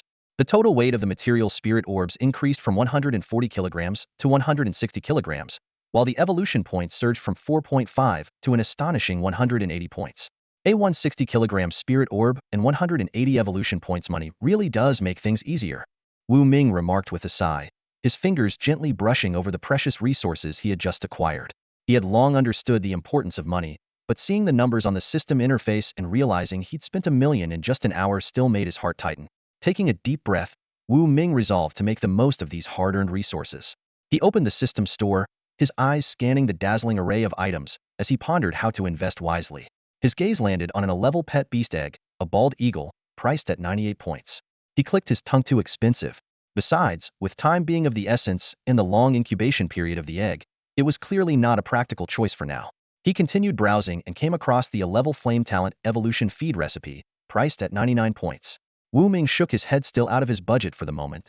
Moreover, the materials required for an 11 recipe would undoubtedly be costly, and there was no guarantee the discount store would have everything he needed. Scrolling through dozens of Flevel and 11 pet beast eggs and evolution feed recipes, Wu Ming hesitated. As for the level items, their steep prices, usually over 300 points, put them far out of reach for now, forcing him to set them aside temporarily. Just as he was about to give up, one item suddenly caught his attention. The level combat card, Soul Hook Claw. The description stated that it was a special energy card that, when fused, would allow a pet beast to wield a level claw strength, said to be capable of shredding anything. The card could be used 10 times in total, and was priced at just 30 evolution points. Wu Ming's eyes lit up, and he almost purchased it on the spot. But his cautious nature held him back, and he decided to confirm first. System, is the 11 combat card Soul Hook Claw as effective as it claims? It is, the system replied succinctly. Then what does 10 uses mean? Wu Ming pressed further. The system elaborated. After fusing with the 11 combat card Soul Hook Claw, the pet beast will store a powerful energy within its body. Upon activation, this energy will be channeled into the claws, temporarily enhancing their destructive power to a level. Each activation lasts for 6 seconds, and the card can be used a total of 10 times. Wu Ming furrowed his brow, calculating in his mind. So, 30 evolution points for a total of 1 minute of a level claw power? That's quite extravagant. Sensing his hesitation, the system added, once fused, as long as the stored energy and uses are not depleted, the card can be activated again in the future. This clarification brightened Wu Ming's mood. Without further delay, he decisively spent 30 evolution points to purchase the 11 combat card Soul Hook Claw. As he gazed at the newly added item in his system inventory, Wu Ming let out a small sigh of relief. With this combat card, his ability to defend himself had undoubtedly improved. His thoughts turned to the next day's plan, visiting the secluded residence of a Divine Beast Tamer to investigate the so-called crisis that even a Divine expert regarded with such seriousness. The thought of the Divine Beast Tamers standing in Jialan City made Wu Ming uneasy. If someone of such influence and strength was deeply concerned about this threat, it was bound to be extraordinary. This realization only strengthened Wu Ming's resolve to enhance his capabilities as quickly as possible. Clenching his fists, his eyes shone with determination. Wu Ming knew he had no time to waste. Every second counted. He had to train high-level pet beasts and acquire the strength to protect himself. Only then could he stand firm and unyielding in the face of the unknown dangers ahead. Ding! Purchase of the E-rank battle card successful. Please check your inventory. The system notification sounded, and Wu Ming instinctively reached out his hand. A glowing orange card appeared out of thin air above his palm, slowly spinning. This was the E-rank battle card, Soul Reaping Claw, and it looked as magical as a holographic projection. Wu Ming carefully pinched the card and pressed it against the forehead of his netherworld cat. As the energy was absorbed, the netherworld cat let out a series of contented meow, meow, meow, like a pampered noblewoman soaking in a hot spring. Wu Ming chuckled as he patted its head, mentally calculating how many evolution points he would need to prepare potential enhancing evolution food for the cat. His goal was to help it advance to a rank or even rank. He left 150 evolution points aside for emergencies, assigned the Netherworld cat to keep watch for the night, and then fell asleep. The next morning, Wan Xiyu arrived early at the pet beast shop with 2 lovingly prepared breakfasts. She waited until Wu Ming opened the door before stepping inside, her face filled with worry. "Brother Wu, are you leaving today?" she asked. Wu Ming placed the shop's key on the table and replied, "Yes, I'm heading out this morning. By the way, here is the key. Huang Samba and I might not return tonight, so make sure to lock up after you finish work. Of course, you're welcome to stay here overnight if you'd like," he added with a smile, and Wan Xiyu blushed slightly, wondering if Wu Ming's words carried a hidden meaning. Just then, Wu Ming's phone chimed with a notification. He checked it and saw a voice message from Su Qianqian. "Wu Ming, we're leaving the city at 8 a.m. I'll send a car to pick you up at 7:30. Wu Ming promptly replied, letting her know he was ready. By this time, Wu Ming had already packed a change of clothes, first aid supplies, food, water, a power bank, and other essentials into his backpack. Although he had a 100 cubic meter system space capable of storing much more, he chose to carry a physical backpack to maintain secrecy. As they were talking, Huang Samba strode into the shop, carrying nothing in his hands and looking like he was traveling light. However, right behind him was his pet beast, the mighty giant bear, hauling an oversized backpack stuffed with enough supplies for 2 weeks of wilderness survival. Wu Ming opened Huang Samba's pack to check its contents and couldn't help but laugh.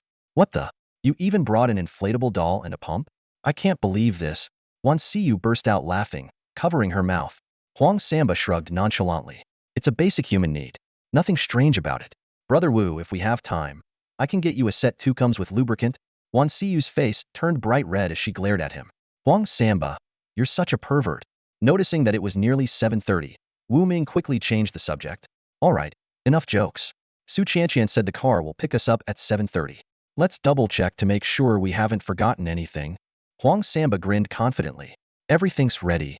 At exactly 7:30, a rugged Miri's off-road vehicle pulled up in front of the pet beast shop. A tall bodyguard, nearly 1.9 meters in height, stepped out. Fully armed and wearing sunglasses, he exuded a menacing aura. "Wu Ming, please get in the car," he said curtly. The interior of the Miri's vehicle was spacious, with the third-row seats removed to accommodate the mighty giant bear, which comfortably sprawled in the back.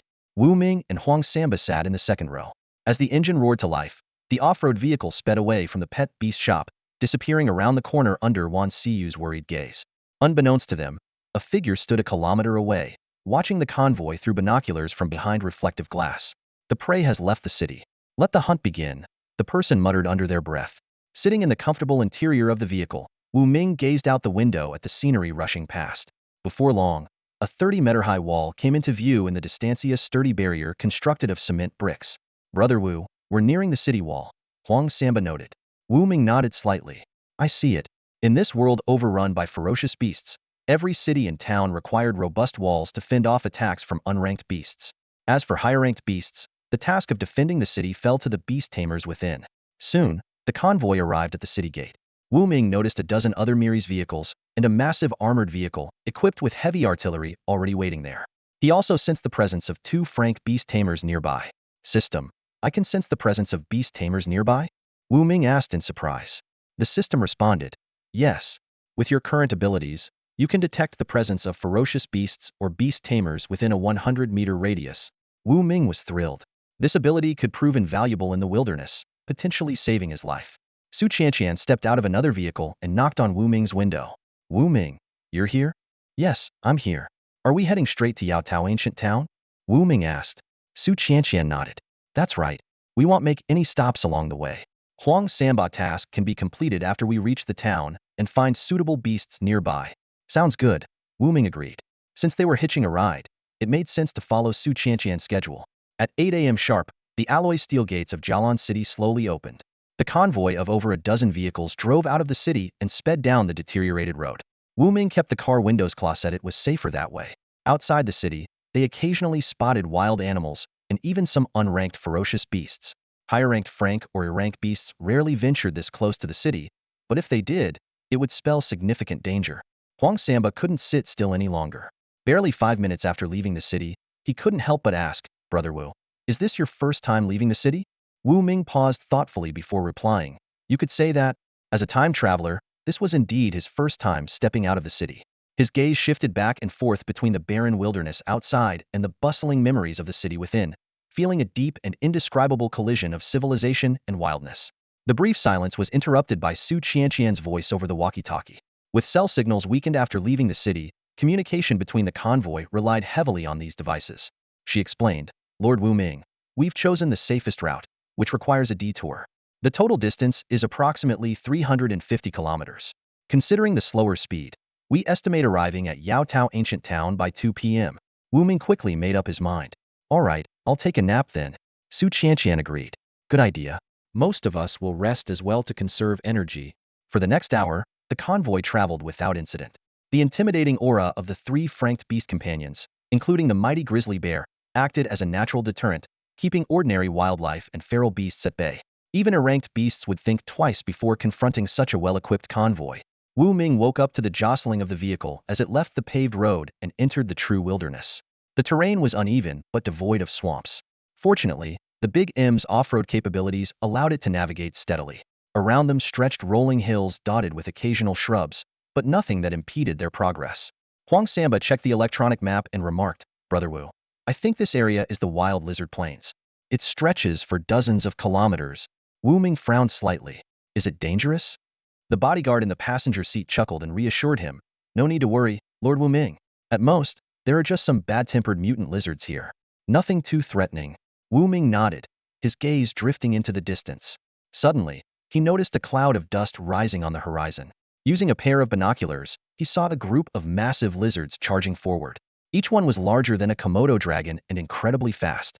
The leader, in particular, was a 10-meter-long behemoth with a gaping maw that could swallow a cow whole.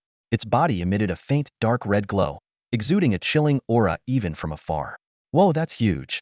Wu Ming exclaimed, quickly activating his inside eye. Species, mutant wild lizard. Rank, franked beast, initial stage. Talent, franked skin armor skin as hard as ultra-alloy steel, incredibly durable.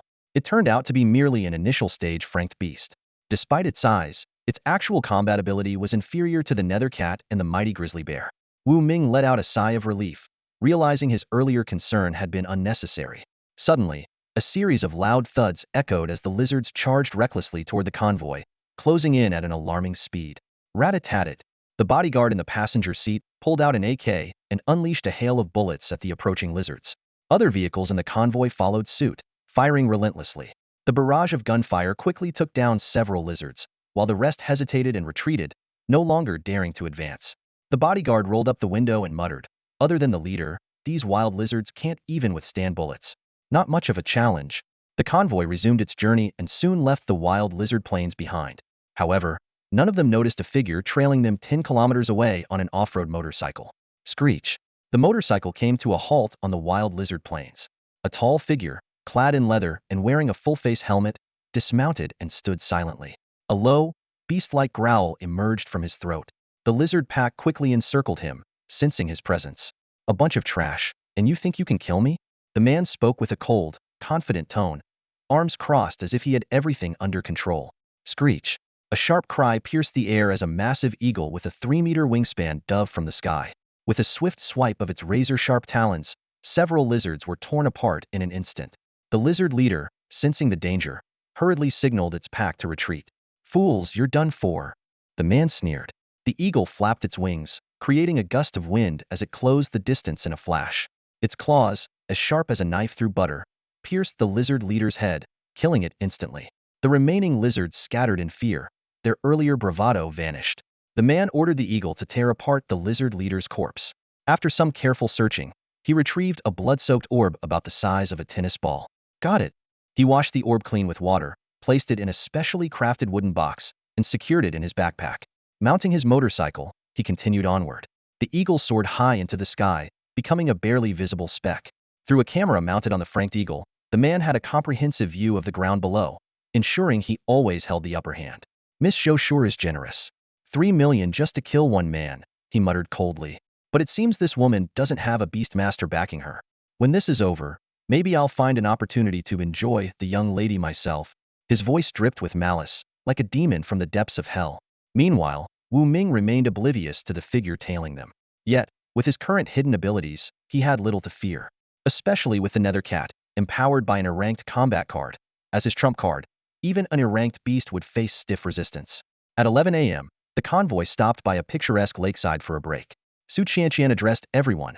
We'll rest here for 10 minutes. If you need to use the restroom, go in groups. Don't wander off alone. With that, she swayed her slender figure as she approached Wu Ming. Wu Ming noticed another woman, standing beside Su Qianqian. This woman had short silver hair, a cold gaze, and wore a black leather outfit that accentuated her striking curves. An franked beast master. Wu Ming activated his inside eye to examine her. Name, Yin Tong. Rank, franked elite beastmaster. Beast, franked night venomous snake. Franked venomous fangs, harder than alloy steel, capable of injecting a potent toxin lethal with just 1 milligram. Franked speed, 33 meters per second. Franked defense. After scanning Yin Tong's information, Wu Ming's attention shifted to her belt. Upon closer inspection, he realized it was actually a flat, black venomous snake. Its ruby-like eyes gleamed with a deadly light. Wu Ming's heart skipped a beat, and he couldn't help but remain on guard. Su Qianqian took the initiative to introduce. Mr. Wu Ming, this is my cousin, Yin Tong. She's an Frank Beast Tamer and also the safety consultant for this trip. Although Yin Tong's expression was cold and stern, she was the first to extend her slender hand. When Wu Ming shook her hand, he immediately felt a chill, as if touching a block of ice. Yet, her skin was surprisingly smooth and delicate, leaving a lasting impression. Hello, I'm Wu Ming. Nice to meet you, Wu Ming said with a polite smile as he released her hand. Yin Tong simply nodded in acknowledgement without saying a word. Sensing the awkwardness in the air, Su Qianqian quickly stepped in to ease the atmosphere. Cousin, you probably don't know yet who formulated the defensive feed for your Frank Night Venom Snake, do you? Hearing this, a trace of curiosity flashed in Yin Tong's eyes as she glanced at Wu Ming. Him? That's right, Su Qianqian said with a playful smile. The high-quality defensive evolution feed that strengthened your Night Venom Snake was made by none other than Mr. Wu Ming himself. Yin Tong's expression subtly shifted, and after a pause, she spoke in her usual cool tone. Thank you for the evolution feed. The Night Venom Snake really likes it. As she spoke, she placed her hand on her waist. A pitch-black Night Venom Snake slithered up her arm and coiled on her shoulder, its gem-like eyes scrutinizing Wu Ming before curling its lips into what seemed like a sly grin. Wu Ming locked eyes with the snake and could sense a strange mix of fondness and admiration in its gaze. He reached out and gently stroked the snake's head, its icy touch remarkably similar to Yin Tong's. Careful, Su Qianqian exclaimed, alarmed, worried that Wu Ming might provoke the venomous creature. Yin Tong and Huang Samba also looked on with concern. However, the scene that unfolded next left all three utterly stunned. The notorious Night Venom Snake, known for its ferocity, began to nuzzle Wu Ming's palm affectionately, as if greeting a long-lost friend. Wu Ming withdrew his hand, and Su Qianqian let out a sigh of relief. Huang Samba, wide-eyed, asked, Wu, how did you do that? Even Yin Tong seemed taken aback. The Night Venom Snake is my contracted beast. Why would it show such a strong sense of closeness to you? Almost on par with how it treats me, its master. Wu Ming smiled and explained, I'm a beast feeder. I specialize in formulating evolution feed for pet beasts, so I naturally have a way with them. It's nothing unusual. His answer was half-truth, as the real reason was something he kept to himself. In truth, the bond stemmed from the Night Venom Snake consuming the frank defensive feed formulated by Wu Ming. The feed contained evolution points processed by his system, which created an invisible spiritual connection between him and any beast that consumed it. The more feed a beast consumed, the stronger this connection became. Of course, Wu Ming had no intention of revealing this secret, keeping it as his personal trump card. While Yin Tong remained skeptical, Su Qianqian and Huang Samba seemed to accept the explanation, at least partially. Miss Su, when are we setting off? Wu Ming asked, glancing around. The scenery was picturesque, perfect for camping or sightseeing provided there were no ferocious beasts lurking nearby. Su Qianqian checked her watch and replied, in about 7 minutes. Would you like to have a cup of coffee in my car while we wait, Mr. Wu Ming? No, thank you. Wu Ming politely declined. Instead, he walked off with Huang Samba and his mighty bear to explore the area and prepare for the journey. They were in the wilderness, and Wu Ming couldn't help but wonder if he might come across some valuable herbs. A sudden idea struck him, and he decided to activate his inside eye. In his enhanced vision, all plants containing evolution points were highlighted as potential resources. By the lakeside, Wu Ming spotted a patch of grass glowing faintly with 0.1 evolution points. He crouched down and discreetly absorbed the points with a light touch. This method didn't yield material spirit orbs, but it allowed him to gather resources without arousing suspicion. Wu, what are you doing touching those wild grasses by the lake? Huang Samba asked curiously. His towering figure made him look every bit the part of a bodyguard. I'm a beast feeder, remember? I have an interest in plants. Just having a look, Wu Ming replied casually, and Huang Samba didn't press further. In less than 5 minutes, Wu Ming had extracted evolution points from every marked plant in the vicinity, accumulating a total of 11 points. A productive start to the trip, he thought with satisfaction. Combined with his existing points, he now had 161 evolution points, a number steadily on the rise. Wu Ming resolved that once his evolution points exceeded 500, he would purchase a rank evolution feed from the system's marketplace to enhance the strength of his nether cat. Although the potential of the netherworld cat is rated as class, this does not mark its ultimate limit. Wu Ming understood that this rating reflects the natural maximum it can reach upon maturing without the aid of any evolutionary feed. However, with carefully formulated evolutionary feed, the netherworld cat still has room for improvement. A scene played out in Wu Ming's mind. If he were to feed the netherworld cat an E-class speed-enhancing feed, its speed could indeed reach the E-class level. But he quickly realized that due to its inherent potential limitations, even with such an upgrade, the netherworld cat would struggle to compete with pets that are naturally born with higher potential. He couldn't help but imagine the outcome of giving the same quality of evolutionary feed to a pet with an innate E-class potential. The improvement would undoubtedly be far greater. This was the stark difference in potential at play. Silently, Wu Ming resolved to one day purchase a pet with a class or even S-class potential. He understood that even if he were to nurture the netherworld cat to its class level, it would still be considered average among others of the same rank. The break period quietly came to an end. Su Qianqian picked up a megaphone, her voice ringing out clearly across the area. Break time is over, do a head count and get on the bus. As soon as her words fell, everyone sprang into action, quickly boarding their respective vehicles and preparing to continue the journey. After carefully confirming that no one was missing, Su Qianqian decisively gave the order to depart. Engines roared to life as the convoy set off again, heading toward its destination. Not long after the group had left, a dirt bike quietly arrived near the lake. A man with a stern expression dismounted, his sharp gaze scanning the tire tracks on the ground. He looked up at the eagle circling in the sky, a mocking smile tugging at the corner of his lips. Looks like they have no idea I'm here, he muttered to himself. Once they reach out our ancient town, they'll make my move. No one will ever suspect it was me. The thought of taking care of Wu Ming and returning to Jialan City to enjoy Zhou Nana's company caused the cold man's smile to widen slightly. 10 kilometers away, the convoy from Super Value Mall was speeding along. The journey was smooth and uneventful, and by 2 p.m. sharp, the group arrived at their destination. Through the bus window, Wu Ming caught sight of a towering city wall.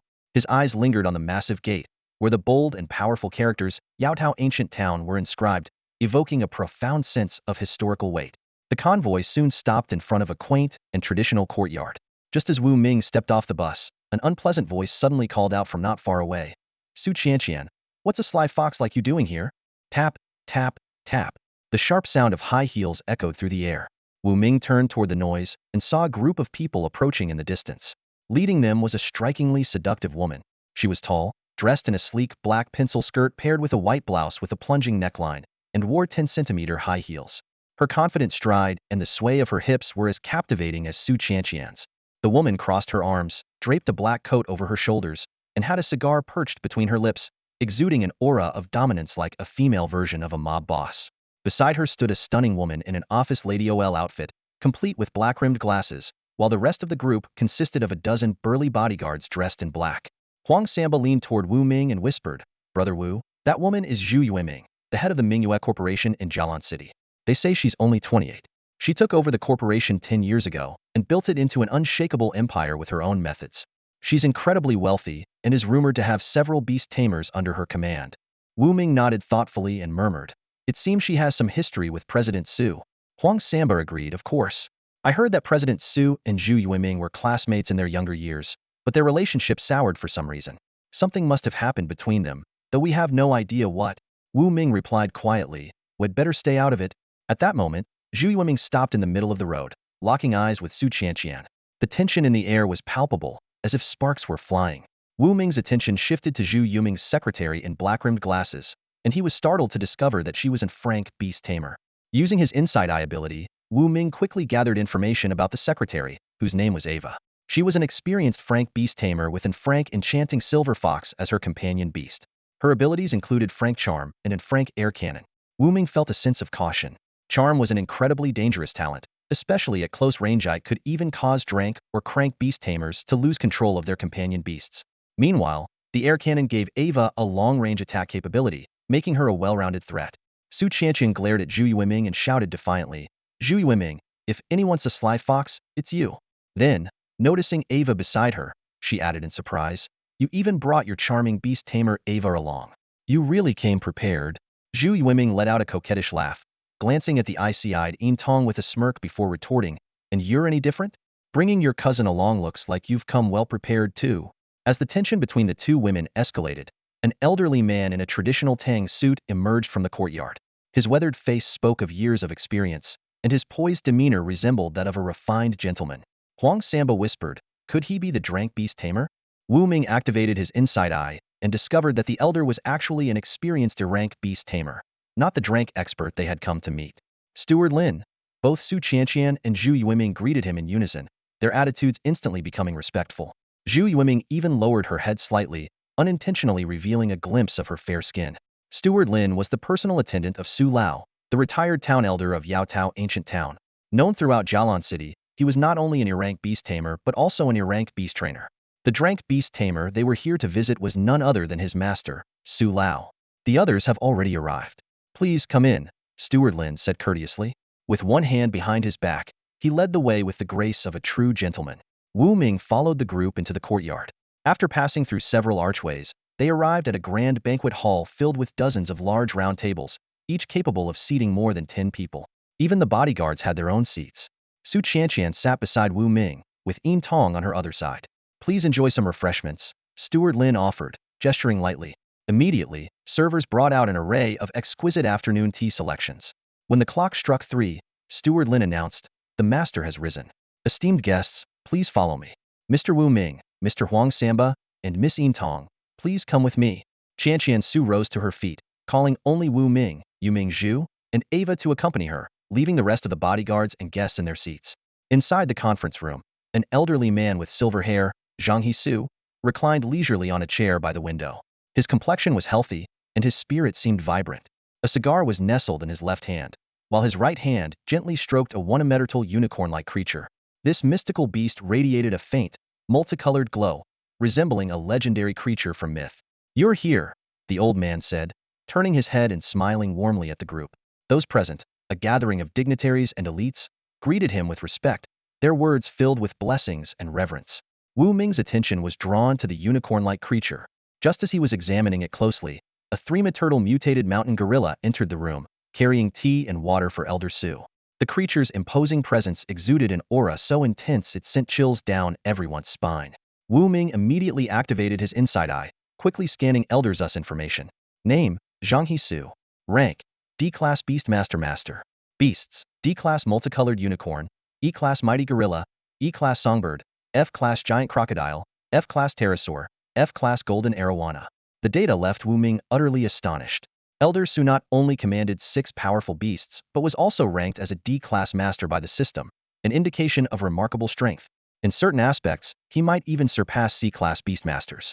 It was clear that Elder Su was a cornerstone of Jialan City's stability and defense. "Now that everyone's here, we'll get straight to the point," Elder Su said slowly. "The reason I've gathered you all is to announce a matter of utmost importance, one that concerns the safety of the entire Jialan City." As his words hung in the air, the atmosphere in the room grew tense. Everyone turned serious, holding their breath as they prepared to hear the critical revelation from the city's protector. With the help of an E-Class super gorilla, Elder Su stood up and gazed into the distance.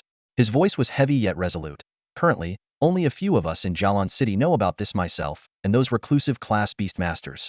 A few days ago, we had a private meeting to discuss the matter, and we decided to announce it to you all today."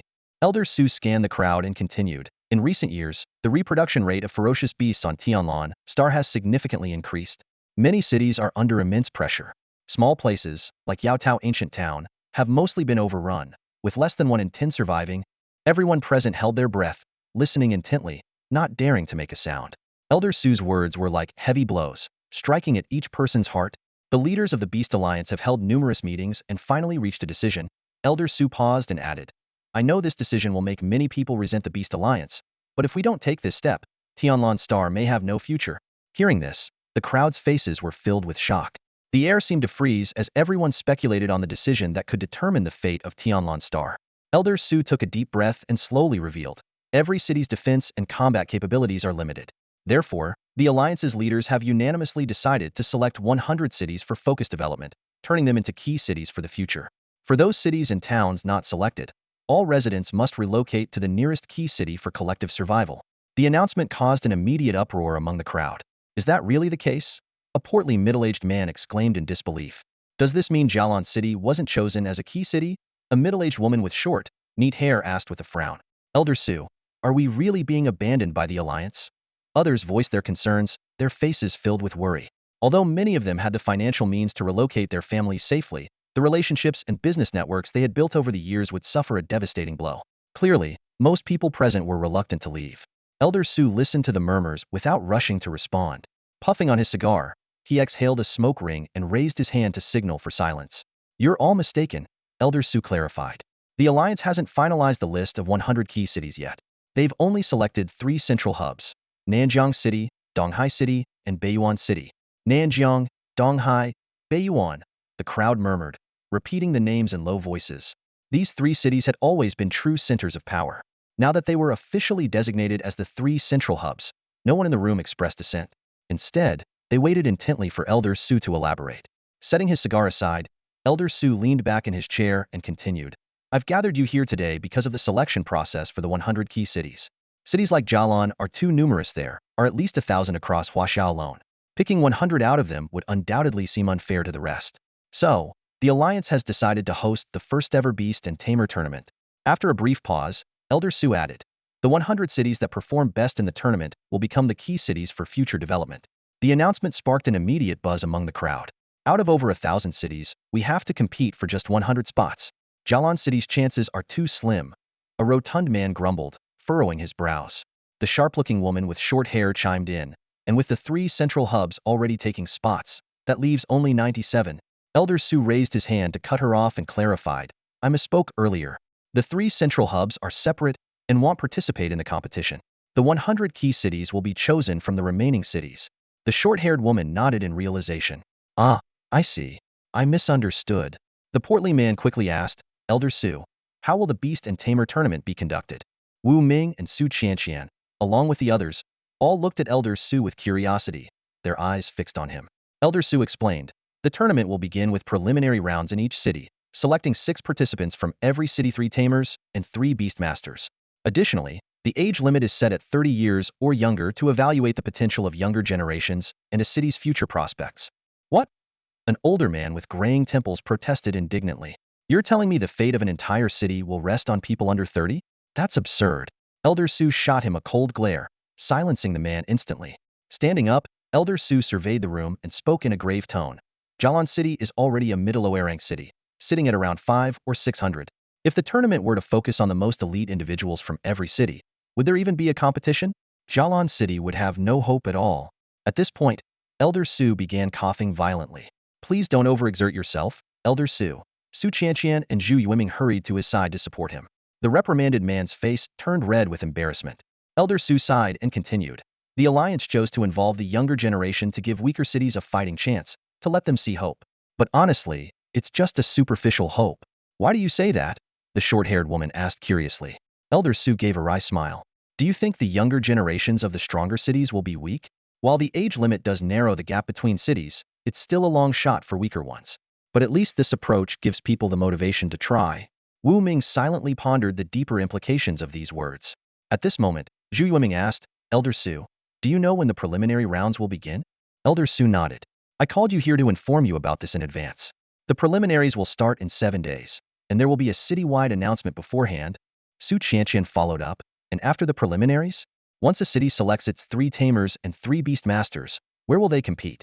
Elder Su replied, 1 month after the preliminaries, the official tournament will be held in the 3 central hubs. Since Jialan City is near Nanjiang City, we'll compete in the Nanjiang Division, which is expected to have around 400 teams. That many? The crowd was stunned. Elder Su sighed as well. There's no helping it. The Nanjiang Division has so many cities. Wu Ming, intrigued, asked, Elder Su, may I ask how the competition will be structured once the 400 teams gather in Nanjiang City? The previously reprimanded man, Li Mao, squinted at Wu Ming and sneered, a mere boy like you dares to speak here? Wu Ming simply smiled faintly in response. Su Qianqian immediately glared at Li Mao. Li Mao, Do you mean to say that Wu Ming, an class tamer, doesn't have the right to speak? Her words left the entire room in shock. Even Elder Su turned to look at Wu Ming. An class tamer wasn't rare in Jialan City. There were over 100 of them. But for someone as young as Wu Ming to achieve this rank was remarkable. Li Mao hesitated, then retorted, impossible. I know every certified tamer in Jialan City. He's just a pretty face. How could he be an class tamer? Enough. What's all the noise about? Elder Su furrowed his brows. His voice was not loud, but it carried an undeniable authority. Instantly, the noisy crowd fell silent, as if frozen in place. No one dared to even breathe too heavily. Though advanced in age, Elder Su was still a formidable beast tamer, with strength comparable to a class master. His sharp gaze swept over everyone present, silently warning them.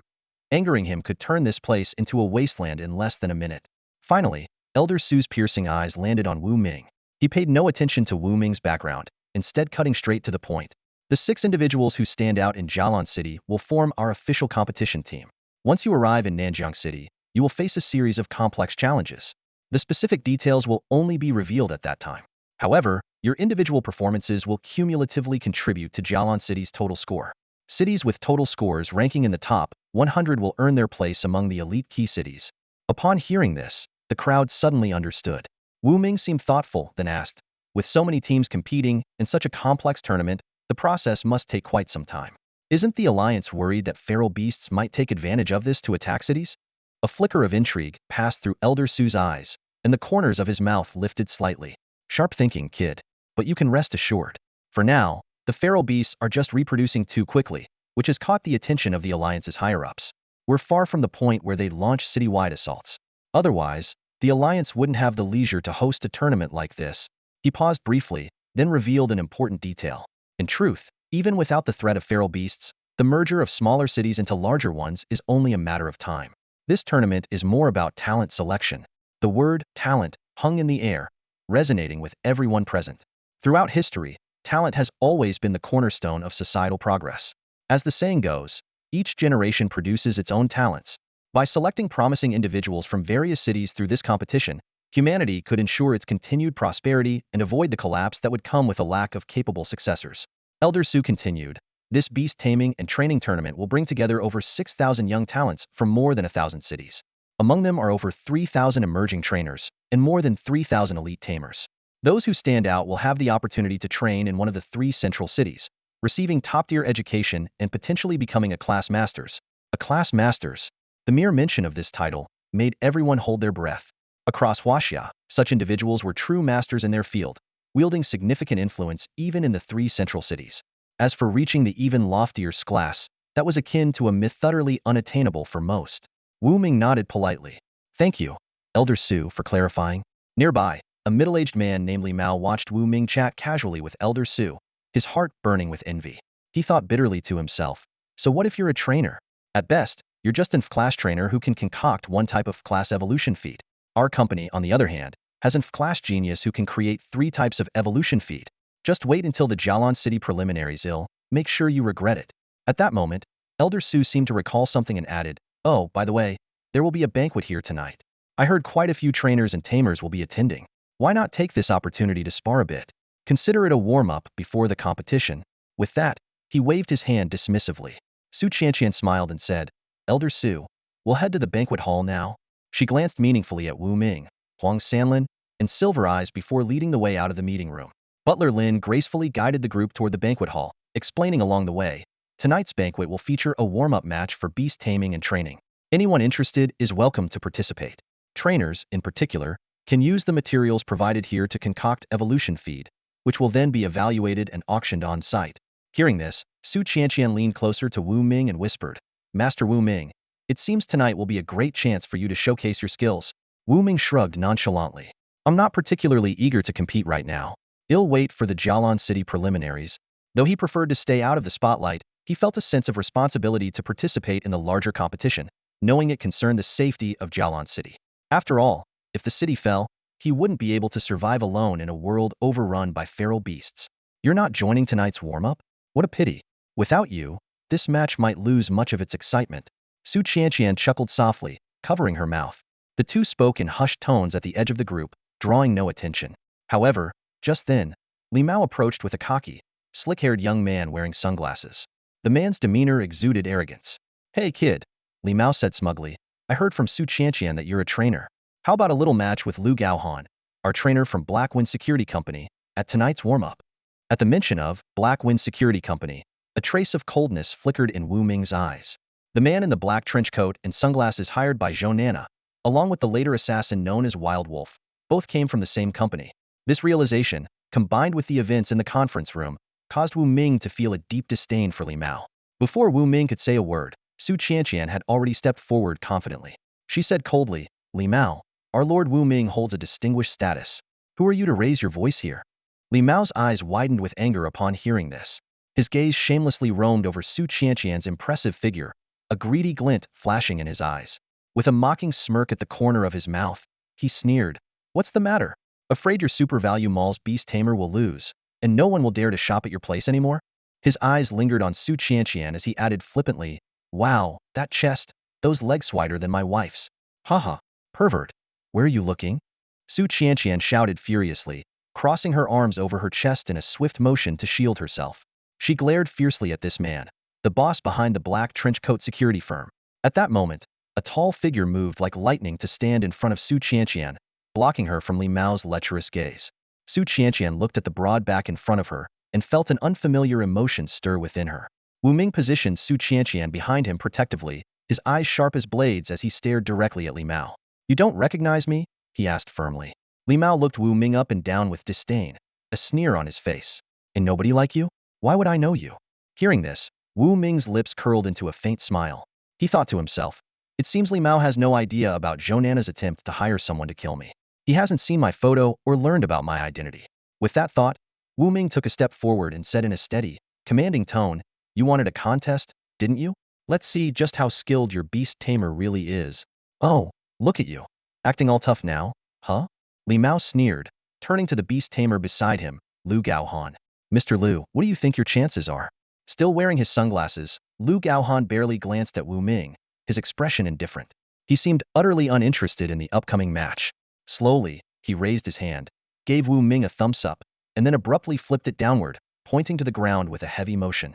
The dismissive gesture drew chuckles from the crowd. The atmosphere grew tense, charged with a sense of impending confrontation, as if the upcoming banquet would turn into a thrilling showdown. Zhu Yueming, ever eager for drama, swayed her curvaceous figure and remarked in a sarcastic tone, Looks like we're in for some good entertainment at tonight's banquet. With that, she turned and left, leaving behind a room thick with tension, as if ready to ignite. Kid, we'll be waiting. Li Mao sneered viciously, casting a meaningful glance before leaving with the Beast Tamer, Lu Gaohan. The other guests also exchanged knowing looks before heading toward the banquet hall. Soon, the spacious courtyard was left with only 4 people: Wu Ming, Su Qianqian, Huang Samba, and Yintong. Huang Samba, brimming with excitement, exclaimed, Brother Wu, you're in Frank Beast Tamer who can mix ultra-quality evolution feed. That Lu Gaohan from the Black Trenchcoat Security Company is definitely going to lose. Su Qianqian's delicate face lit up with anticipation as she chimed in, Honestly, I can't wait to see that idiot Li Mao's jaw drop in disbelief. Yintong glanced curiously at Wu Ming and asked, Those 2 ultra-quality speed and defense feeds in the Super Bargain Mall, did you really make them? I did. Wu Ming confirmed with a simple nod. Yintong's expression relaxed, and she explained, In that case, your victory is guaranteed. I've looked into it. Lu Gaohan is just an ordinary Frank Beast Tamer. He only knows 3 Frank evolution feed formulas, and the quality of his mixes is barely low grade. Su Qianqian wrapped an arm around Yintong's shoulder and reassured her, Cousin, there's no need to worry. With Wu Ming here, tonight will definitely leave those people utterly stunned. Inside the banquet hall, over 100 guests, including the elites of Yaotao Ancient Town, had already taken their seats. The bodyguards and attendants were arranged in a side room. Su Qianqian approached Wu Ming, leaning over to pour him some tea, deliberately revealing a glimpse of her fair skin, which made Wu Ming's heart race. He silently acknowledged that Zhu Yueming's words were true. Su Qianqian was indeed captivating. Taking a sip of tea, Wu Ming pushed aside distracting thoughts. At that moment, Steward Lin clapped his hands and elegantly announced, Next, our circus performers will entertain everyone. The banquet will officially begin at 8 p.m. sharp. Wu Ming glanced at the clock. It was just before 5 p.m. Can I go out for a walk? He asked. Steward Lin smiled warmly and replied, Of course, but please return by 7:30 p.m. The master will arrive then to deliver the opening speech. Wu Ming stood up and left with Huang Samba. Exiting the ancient town, They planned to hunt some low-tier beasts nearby to help Huang Samba complete his Beast Tamer evaluation. Brother Wu, do you think it's safe around here? Huang Samba asked with a hint of concern. Wu Ming reassured him, don't worry. Yaotao Ancient Town is where Elder Su spends his retirement. With so many guardian beasts around, it's unlikely anything dangerous will happen. However, finding low-tier beasts nearby might be a bit challenging. Huang Samba frowned slightly. Then how am I supposed to complete my task? Wu Ming kept his thoughts to himself. In truth, he was out here to absorb evolution points, using the task as a cover. He touched the claw of a dead beast on the ground, converting it into 0.1 evolution points, and gathered another 0.2 points from nearby plants. In less than half an hour, his evolution points had increased by 5. Meanwhile, a few hundred meters away, a man in a leather jacket was monitoring Wu Ming and Huang Samba through a camera.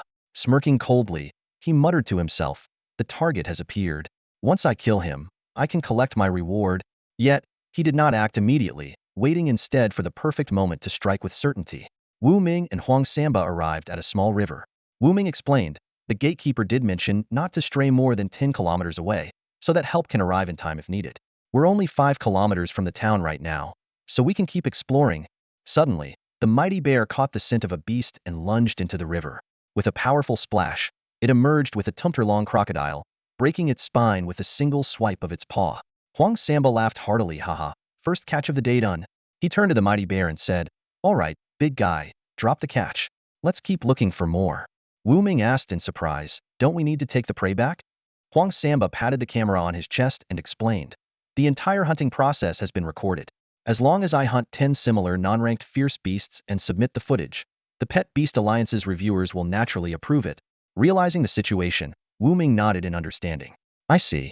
So, this tumter-long mutant crocodile isn't needed anymore? Of course not, Huang Samba replied firmly. Wu Ming crouched down, gently running his hand over the crocodile's cold scales. With a hint of regret in his voice, he said, what a waste. Before his words even faded, he quietly extracted the evolution points from the crocodile's body. This time, he gained a significant harvest of 2 points. Afterward, Huang Samba ordered his powerful bear-like pet to search the area for more prey, while he stayed within a 10-meter radius of Wu Ming, ready to step in and protect him at any moment. 300 meters away, a man in a leather jacket was concealed in the bushes, accompanied by his frank falcon. Narrowing his eyes, he muttered to himself, I have a feeling the moment is drawing closer. He pulled a lightweight sniper rifle from his backpack and began assembling it with practiced ease. In less than 3 minutes, the rifle was ready. The man loaded a bullet, chambered it quickly, and aimed through the scope, locking onto Wu Ming, who was casually checking his phone. Good thing I got this sniper rifle from the black market, he whispered to himself. The only downside is that I need to be within 500 meters to ensure accuracy and lethality. In truth, it was mostly due to his lack of skill. Otherwise, he could have fired effectively from 800 meters away. But just as he prepared to pull the trigger, his falcon suddenly let out a low, warning cry, as if it sensed imminent danger. Old Black, stop distracting me, the man scolded in a hushed tone. Suddenly, a strange tearing sound broke the silence.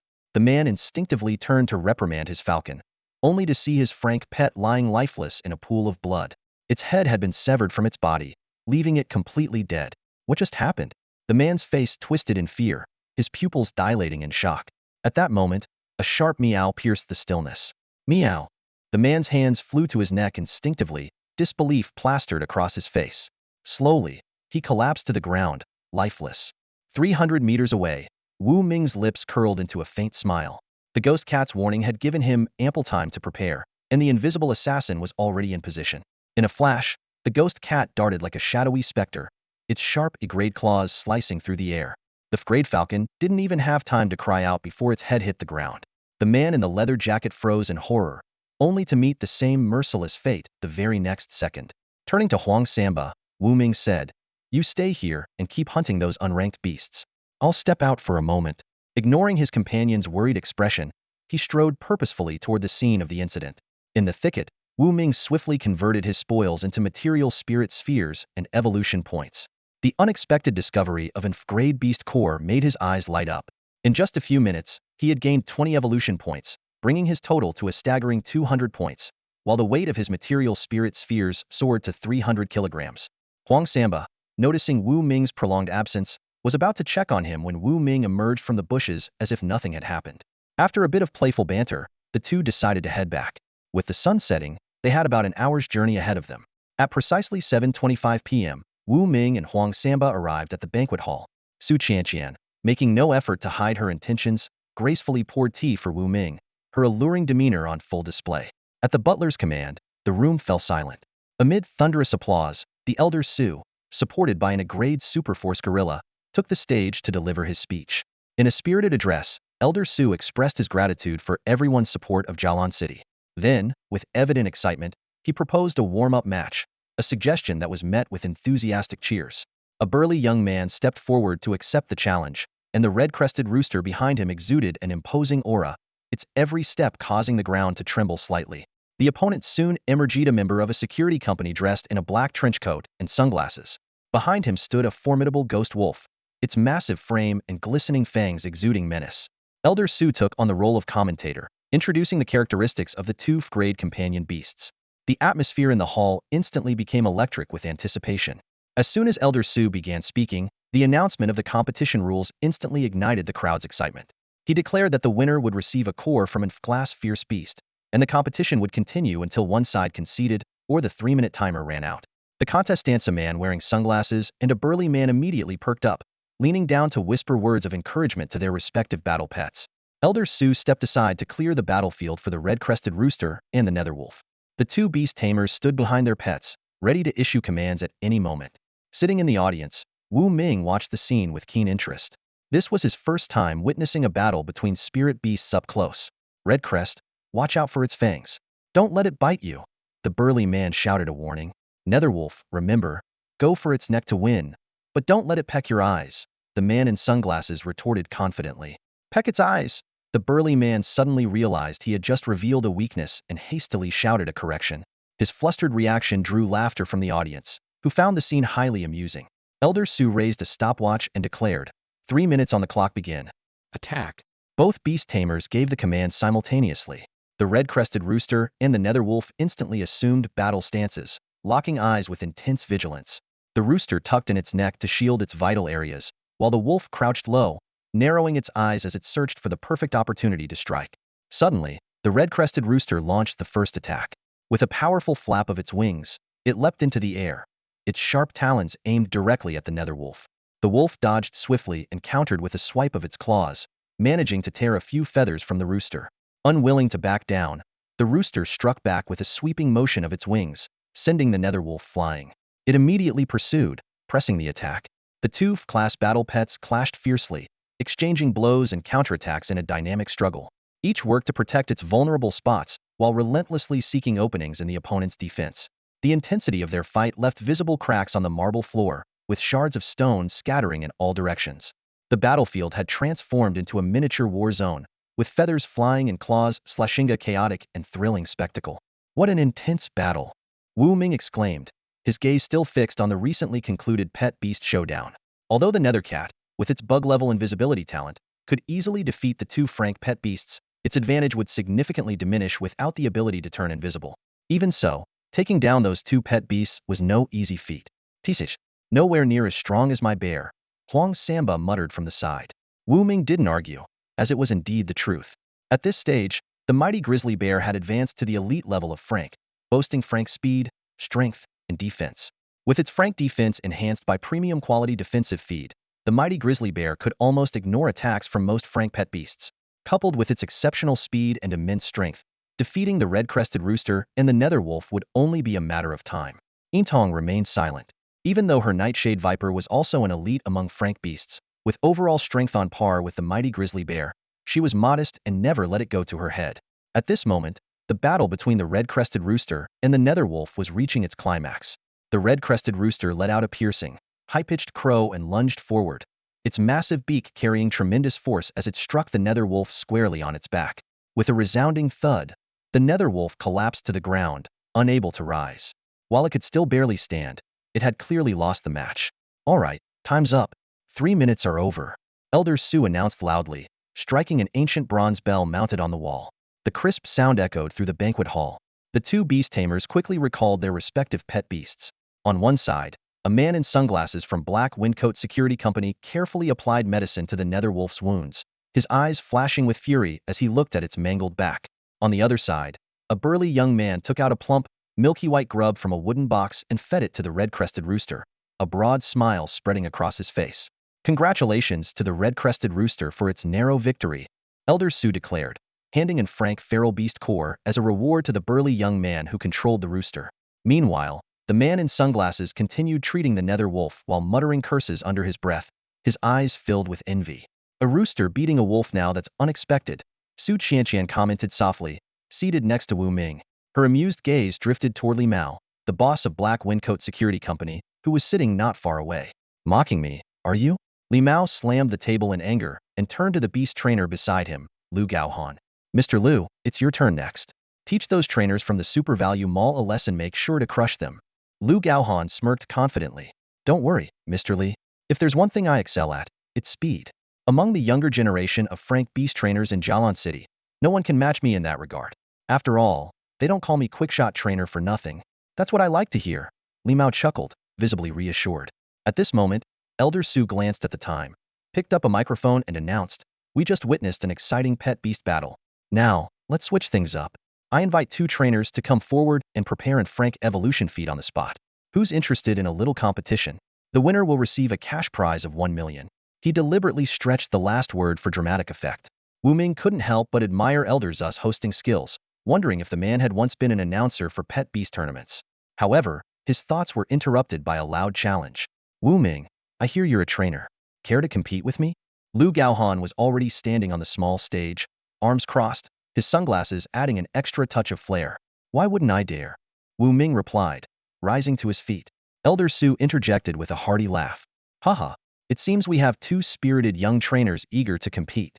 How about this, you both use your best Frank evolution feat for the contest? Does that sound fair? Agreed, Wu Ming and Lu Gaohan said in unison. Excellent. I'll give you 5 minutes to select your ingredients, and then the competition will officially begin, Elder Su said with a wave of his hand.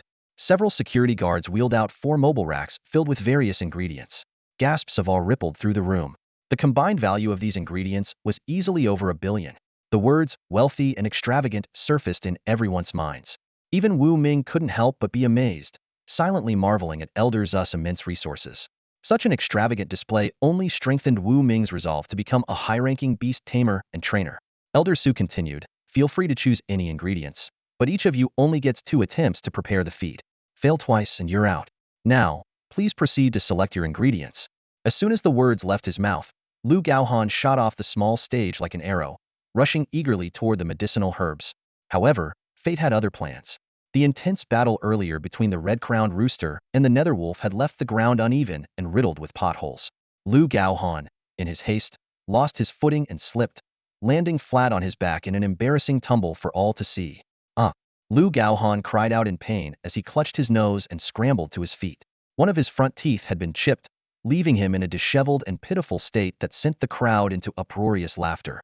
Humiliated and furious, Lu Gaohan pounded the ground with his fists, his face contorted with anger. When he finally managed to stand again, he looked up to see Wu Ming calmly selecting 2 portions of herbs. Wu Ming had already positioned himself at a newly placed table with an air of ease. Damn it, Lu Gaohan muttered under his breath. Forgetting any sense of decorum, he stumbled toward the herbs, grabbed 2 portions carelessly, and rushed to another table. Seeing this, Elder Su stepped forward to liven up the atmosphere. It seems our 2 beast tamers are ready. Let's give them a big round of applause. Instantly, thunderous applause and cheers erupted from the crowd. At that moment, Lu Gaohan waved in a particular direction. Within seconds, several men in black trench coats appeared, carrying a massive box. They hurriedly opened it and began assembling an array of precision instruments, including a reactor vessel, an evaporator, and a heating furnace, working methodically and efficiently. Curious, Elder Su approached Lu Gaohan and asked with interest, Lu Gaohan, what kind of evolutionary feat are you planning to create? And how long will it take? With a smug expression, Lu Gaohan replied confidently, I'm preparing an F-grade speed-enhancing feat. It'll only take 30 minutes to complete, several times faster than conventional methods. His words caused a stir in the crowd, drawing gasps of amazement. Impressive. Elder Su gave him a thumbs up, clearly impressed.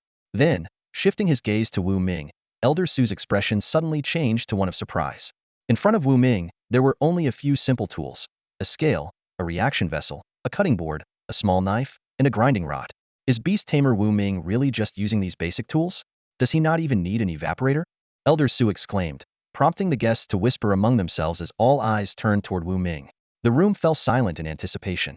Hearing this, Lu Gaohan burst into laughter. What a joke. Not even using an evaporator. Do you even know how to perform the water boiling crystallization method?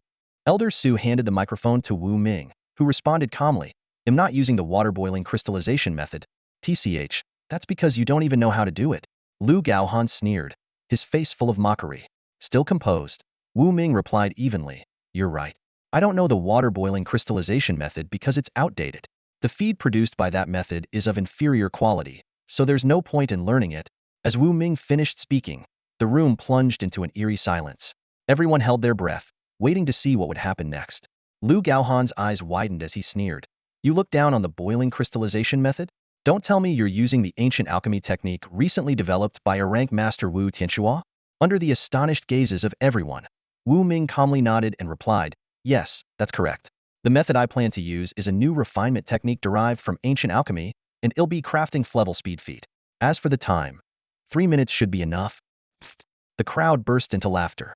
Even with the commonly used boiling crystallization method, the fastest time needed was 20 minutes. Lu Gaohan's claim of completing it in half an hour was already hard to believe. Yet Wu Ming dared to say he could do it in just 3 minutes? The audience's faces were filled with disdain and skepticism. Only Huang Samba remained unfazed, muttering under his breath, Brother Wu is being modest again. If the ingredients are already prepared, he doesn't even need 3 minutes. Half a minute is more than enough. Hearing Huang Samba words, the stunning faces of Im Tong and Su Qianqian were filled with shock. 3 minutes? Could that really be possible? If it were true, Wu Ming's efficiency would be incredible. While others could only complete one batch in an hour, he could finish dozens. Even if the price and quality were the same, Wu Ming would dominate the competition simply through sheer quantity. Lu Gaohan was taken aback for a moment before bursting into laughter. You think you can prepare and level speed feed in 3 minutes? Do you take us all for fools who can be so easily deceived? Many guests wore expressions of shared indignation, feeling that Wu Ming's claim was an insult to their intelligence. Even Old Su exaggeratedly gaped in astonishment. Holding a microphone, Old Su spoke in his deep, resonant voice. It seems our trainer Wu Ming is very confident. But can he really complete and level speed feed in 3 minutes? Let's wait and see. With that, he handed the microphone to Wu Ming. Wu Ming responded calmly, I have no reason to lie to you. By the way, when can we start? I'm waiting to eat. Lu Gaohan laughed heartily. You want to eat? You might as well eat dirt. If you'd said you could finish in an hour, I'd think you were just overly confident. But claiming 3 minutes? That's an insult to everyone's intelligence. You don't believe me? Wu Ming spread his hands, looking helpless. Lu Gaohan picked up a hard piece of rock from the ground and smirked. If you can prepare an evolution feed in 3 minutes, no, let's say 10 minutes.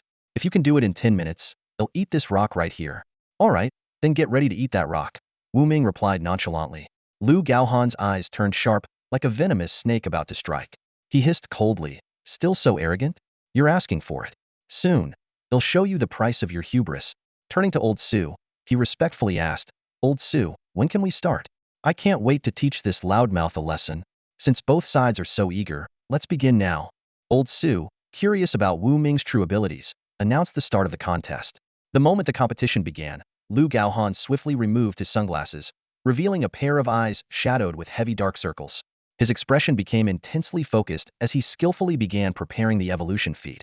Cutting ingredients, weighing them, balancing the ratios, starting the distillation process. Every move was executed with precision and fluidity, earning nods of approval from the guests. Well done. Li Mao laughed loudly, looking proud. His gaze lingered greedily on Su Qianqian and Im Tong before turning to Wu Ming with a mocking smirk. However, Wu Ming remained still, making no move to start. The crowd began to murmur. Why isn't Wu Ming doing anything? Yeah, he doesn't even have an evaporator. Was he just bluffing earlier? You don't get it. This is what they call the calmness of a master. Amid the growing speculation, Wu Ming stayed composed. He leisurely sipped a cup of tea and checked the time. Seeing that 2 minutes remained, he finally began his performance, unhurried. All right, let's get started, Wu Ming said as he took out pre-selected ingredients. He chopped them swiftly on a cutting board and ground them into powder or paste with a mortar and pestle. This process took only a minute and a half. Then, within just 10 seconds, he placed all the ingredients into a reactor. Lifting the reactor high with both hands, Wu Ming looked directly at Lu Gaohan and said loudly, Lu Gaohan, are you ready to eat that rock? As soon as he finished speaking, everyone stared in shock. Inside the reactor, the ingredients began to dissolve on their own. A peculiar, enticing aroma wafted out, more mouth-watering than any gourmet dish on the table. Instantly, all the nearby beasts became visibly excited. Oh wow! The red-crowned rooster suddenly flapped its wings, its eyes gleaming with greed, as if it couldn't wait to lunge forward and peck at the food. Just then, something astonishing happened. The herbs inside the reaction cauldron began to merge together on their own. Could this be the legendary ancient alchemy technique? Someone whispered in disbelief. The guests present were all dumbfounded, rising to their feet with wide eyes. The arrogance and disdain that had been on their faces moments ago were completely replaced by intense curiosity. Lu Gaohan stared at the reaction cauldron in Wu Ming's hands, his eyes bulging in disbelief as he gasped sharply. How is this possible? Lu Gaohan muttered to himself. There's no sign of any energy fluctuation. How could these herbs react like this? No matter how hard he racked his brain, he couldn't comprehend the principles behind it. Even the well-traveled and knowledgeable Elder Su was left utterly stunned. He stared fixedly at the reaction cauldron, where 100 perfectly formed evolutionary food pellets had appeared, and involuntarily swallowed hard. Wu Ming poured the evolutionary food from the reaction cauldron into a wooden box, a gentle smile spreading across his face. Turning to Elder Su, he asked in a calm tone, "All right, I've completed the preparation. Elder Su, may I ask how much time I took in total?" Elder Su quickly glanced down at the stopwatch in his hand and exclaimed in astonishment, 3 minutes and 10 seconds? No, wait, there was a slight delay in my timing. Realistically, you completed this in less than 3 minutes. This is simply incredible. Impossible. Lu Gaohan shrieked, his voice sharp. Only 3 minutes? My boiler hasn't even fully heated up yet. How could Wu Ming possibly have finished preparing evolutionary food? This must be fake. Wu Ming faced the accusations with composure. Handing the wooden box to Butler Lin, he said calmly, "Whether it's real or not, let a professional appraiser assess it." Butler Lin accepted the wooden box, offering Wu Ming a small, polite smile before taking a seat on the small stage. He received professional testing equipment from a few bodyguards and began the meticulous process of evaluation. Lu Gaohan had already stopped his own work, standing anxiously to the side and observing. He knew full well that if Wu Ming had truly prepared grade evolutionary food, the competition would be over, and there would be no point in continuing. But if Wu Ming failed, Lu Gaohan might still have a chance. On stage, Butler Lin carefully tested the food with the instrument, his expression gradually shifting. At first, his brow furrowed deeply. Then his eyes widened more and more, and finally, his mouth fell slightly open, completely losing his usual composed and elegant demeanor. Instead, his face displayed an exaggerated expression of shock. Suddenly, Butler Lin shot to his feet, his voice trembling with excitement as he announced the results loudly. Molecular activity, 99. Quality exceptional. As soon as the verdict was out, the entire venue fell into a deathly silence. Everyone held their breath, as if time itself had frozen in that moment. Molecular activity at 99. Supreme quality. Successfully refined in just 3 minutes. These words struck like bolts of lightning in the minds of everyone present, leaving them utterly stunned. In the aftermath of this shock, they exchanged bewildered glances, their faces filled with disbelief. The chubby shopkeeper who had earlier mocked Wu Ming swallowed hard, his regret written all over his face. He muttered under his breath, "He really did it? Is this even humanly possible?" At that moment, he wished he could slap himself for his earlier ignorance. It wasn't just the shopkeeper. The other guests were equally dumbfounded, their faces twitching uncontrollably. To concoct an grade speed feed within 3 minutes, and achieve supreme quality no less, was beyond anything they had ever imagined about alchemy. Suddenly, someone in the crowd gasped sharply and murmured, "Wait, I just remembered the Affordable Treasures auction recently sell a supreme quality grade speed feed for a staggering 600,000 pet beast coins? Could it be that was crafted by Mr. Wu Ming?" This remark sparked a new wave of discussion. Someone chimed in, "That's right. I also heard the Affordable Treasures auction is preparing to sell a supreme quality grade defense feed, with evaluators predicting it could sell for over 800,000 pet beast coins." The surrounding guests nodded in agreement. As distinguished figures of Jialan City, many of them had attended that sensational auction and knew firsthand how rare supreme quality evolutionary feeds were. Lu Gaohan, listening to the flurry of discussions around him, turned pale. His neck stiffened as he slowly turned to Wu Ming, his voice filled with disbelief and frustration. "Impossible. Supreme quality is the highest standard. You're just a kid in your 20s. Even if you'd started learning alchemy in the womb, you couldn't possibly achieve this." But Wu Ming merely responded with a calm smile, ignoring Lu Gaohan's shock and doubt. Instead, he turned to Lin Steward and Elder Su, speaking in a gentle tone. "Elder Su, Steward Lin, are you satisfied with this grade speed feed I've prepared?" Lin Steward and Elder Su exchanged a meaningful glance, their expressions tinged with a hint of astonishment. Elder Su quickly grabbed the microphone, his face beaming as he announced, "Excellent! Congratulations to our talented beast tamer, Mr. Wu Ming, for crafting a supreme quality grade speed feed and securing victory in this competition. The reward is 1 million pet beast coins." The moment these words were spoken, the crowd erupted into cheers. Huang Samba, unable to contain his excitement, stood up and pounded his chest like a gorilla, causing Su Qianqian to burst into giggles. Though she tried to suppress her laughter, the amusement in her eyes was impossible to hide. Meanwhile, Lu Gaohan, the defeated challenger, collapsed to the ground, his legs trembling uncontrollably. Wu Ming casually walked over to him, tossing a small stone onto the floor. His tone was indifferent as he said, "A man should honor his promises. You lost, so remember to eat the stone. I won't make it too hard for you. Take it home, grind it into powder, and drink it with water every day." These words enraged Lu Gaohan to his core. He let out a furious roar, "I'll kill you," and lunged toward Wu Ming with flailing arms. But just as he was about to strike, Elder Su's stern voice rang out, "Enough!" Before the words had fully settled, an unusual sound echoed through the hall. Lu Gaohan was suddenly struck by an invisible force. His body lifted into the air and slammed onto the massive chandelier hanging from the ceiling. The abrupt turn of events left him so terrified that he lost control of his bladder, and the pungent smell of urine quickly spread throughout the room, eliciting gasps and murmurs from the crowd. "A dignified grade beast tamer, scared into wetting himself," someone exclaimed in astonishment. Wu Ming didn't spare a glance at the humiliated Lu Gaohan. Instead, his attention shifted toward the entrance, where a grade pet beast, a unicorn horse, stood silently. Its single horn glowed faintly, and it was clear that the shocking scene just moments ago was its doing. Wu Ming marveled at the unicorn horse's prowess. It had not only crossed dozens of meters in an instant to strike Lu Gaohan, but had also demonstrated precise control, leaving the man unharmed while returning to its original position without leaving a trace. The seamless execution showcased remarkable speed and mastery. As the guests remained awestruck, Elder Su suddenly burst into laughter, feigning surprise. "My goodness, how did our esteemed Lu Gaohan end up on the chandelier? Truly puzzling." Though he pretended to be clueless, it was evident that the unicorn horse had acted on his subtle command. By now, Lu Gaohan had completely abandoned his pride. Dangling from the chandelier, he was on the verge of tears as he pleaded, "Please, someone get me down."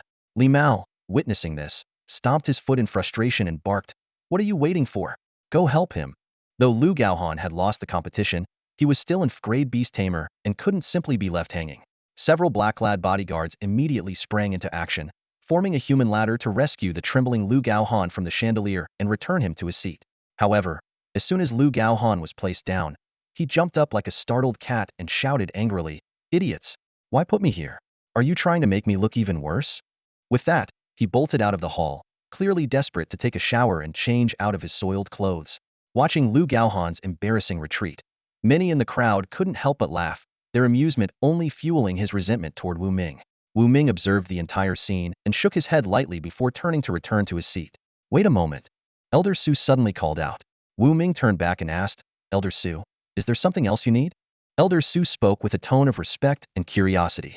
"I was wondering if you might be willing to explain your method for crafting the feed just now. Would that be possible?" To Elder Su, Wu Ming, despite his youth, was clearly an extraordinary talent.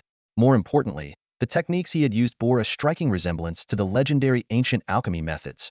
Coupled with Wu Ming's surname, Elder Su was almost certain that this young man had some connection to the great master Wu Tianshi, perhaps as a relative or a protege. After all, how else could someone so young have mastered such incredible techniques? Hearing Elder Su's request, Wu Ming nodded in agreement. Pointing to the grade speed feed on the table, he explained, "I used a newly derived method based on ancient alchemy techniques. The key principle is leveraging biological magnetic fields as a catalyst to ensure the perfect reaction and fusion of the ingredients, achieving such a high-quality result." Biological magnetic fields? The crowd exchanged puzzled looks, clearly unfamiliar with the concept. Even Elder Su appeared surprised, nodding in admiration. Biological magnetic field, truly a fascinating and advanced concept. By the way, what do you plan to do with this great evolutionary feat? Wu Ming thought for a moment before replying, "I'd like to gift it to you, Elder Su, as a small token of appreciation." He understood well that maintaining good relations with someone as influential as Elder Su in Jialan City could only benefit his future endeavors. "Gift it to me?" Elder Su was taken aback, but quickly shook his head. "No, I can't accept it for free. How about this? I'll buy it from you for 1 million pet beast coins, and it'll include the prize money from earlier as well." "Very well, thank you, Elder Su." Wu Ming accepted the offer with a smile. For Wu Ming, attending this banquet turned out to be exceptionally rewarding. Not only did he defeat Lu Gaohan in the competition and win $1 million prize, but he also unexpectedly sold his grade speed feed to Mr. Su, earning another million. This string of victories made him the center of attention at the banquet within just a few hours. As Wu Ming returned to his seat, the atmosphere in the banquet hall subtly shifted. The other guests cast their gazes toward him, some filled with fiery envy, some with regret, and others with dark, uneasy expressions, clearly unsettled by Wu Ming's sudden rise. Su Qianqian attentively poured tea for Wu Ming, deliberately leaning forward to reveal a fair expanse of her chest. Her overt attempt at seduction made Wu Ming silently shake his head. Nearby, Yin Tong observed Wu Ming quietly, her eyes gleaming with a complex light as if reassessing this young man's capabilities. Producing a top-quality grade speed feed in just 3 minutes, such efficiency was undoubtedly top-tier in Jialan City. Mr. Su picked up the microphone, scanning the room with a smile before saying, "A heartfelt thanks to the 2 exciting matches we just witnessed. Let's give a round of applause to show our appreciation." Thunderous applause erupted throughout the hall. Once the room quieted down, he continued, "That concludes the warm-up. Now, let's begin the banquet." As soon as Mr. Su finished speaking, attendants in matching uniforms entered in an orderly procession, serving an array of exquisite dishes. Wu Ming's attention quickly shifted to the culinary delights before him. Su Qianqian placed a meatball on his plate and softly explained, "Master Wu Ming, this is made from the ferocious swordfish dragon. It's excellent for nourishing the kidneys." Wu Ming inwardly rolled his eyes but still tasted it out of politeness. To his surprise, the meatball had an extraordinary texture, springy, flavorful, and far superior to any dish head ever tried before. Even more astonishing, as the meatball settled in his stomach, a warm current spread through his body, a clear sign of its potent restorative properties. Nearby, Huang Samba shamelessly helped himself to a large bowl of swordfish dragon bone soup, savoring it with visible delight. As a notorious playboy who indulged in nightly revelries, this kidney-nourishing delicacy was nothing short of a godsend for him. At that moment, Mr. Su raised his wine glass, proposing a toast to the guests. Everyone tactfully stood up, raising their glasses in unison. Su Qianqian leaned closer to Wu Ming, whispering in his ear, "This wine is quite special too. It's said to be brewed with the essence of a ferocious beast, also great for kidney health." Her breath was warm and fragrant, her cheeks slightly flushed, and her low-cut dress revealed tantalizing glimpses of her figure, exuding the allure of a mature woman. Wu Ming swallowed hard. If not for the public setting, he might have struggled to maintain his composure.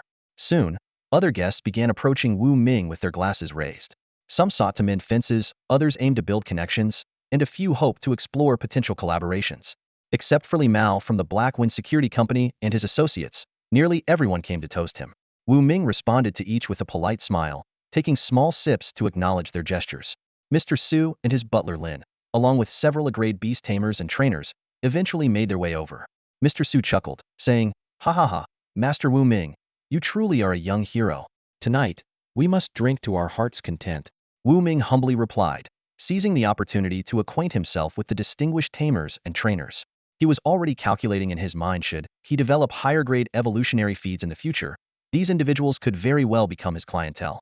The banquet was in full swing, with most guests enjoying themselves thoroughly. Only a few, like Li Mao and his group, seemed out of place. Midway through, Li Mao stormed out in frustration and made a phone call in the corridor, gritting his teeth as he ordered, "Dig up everything you can about Wu Ming."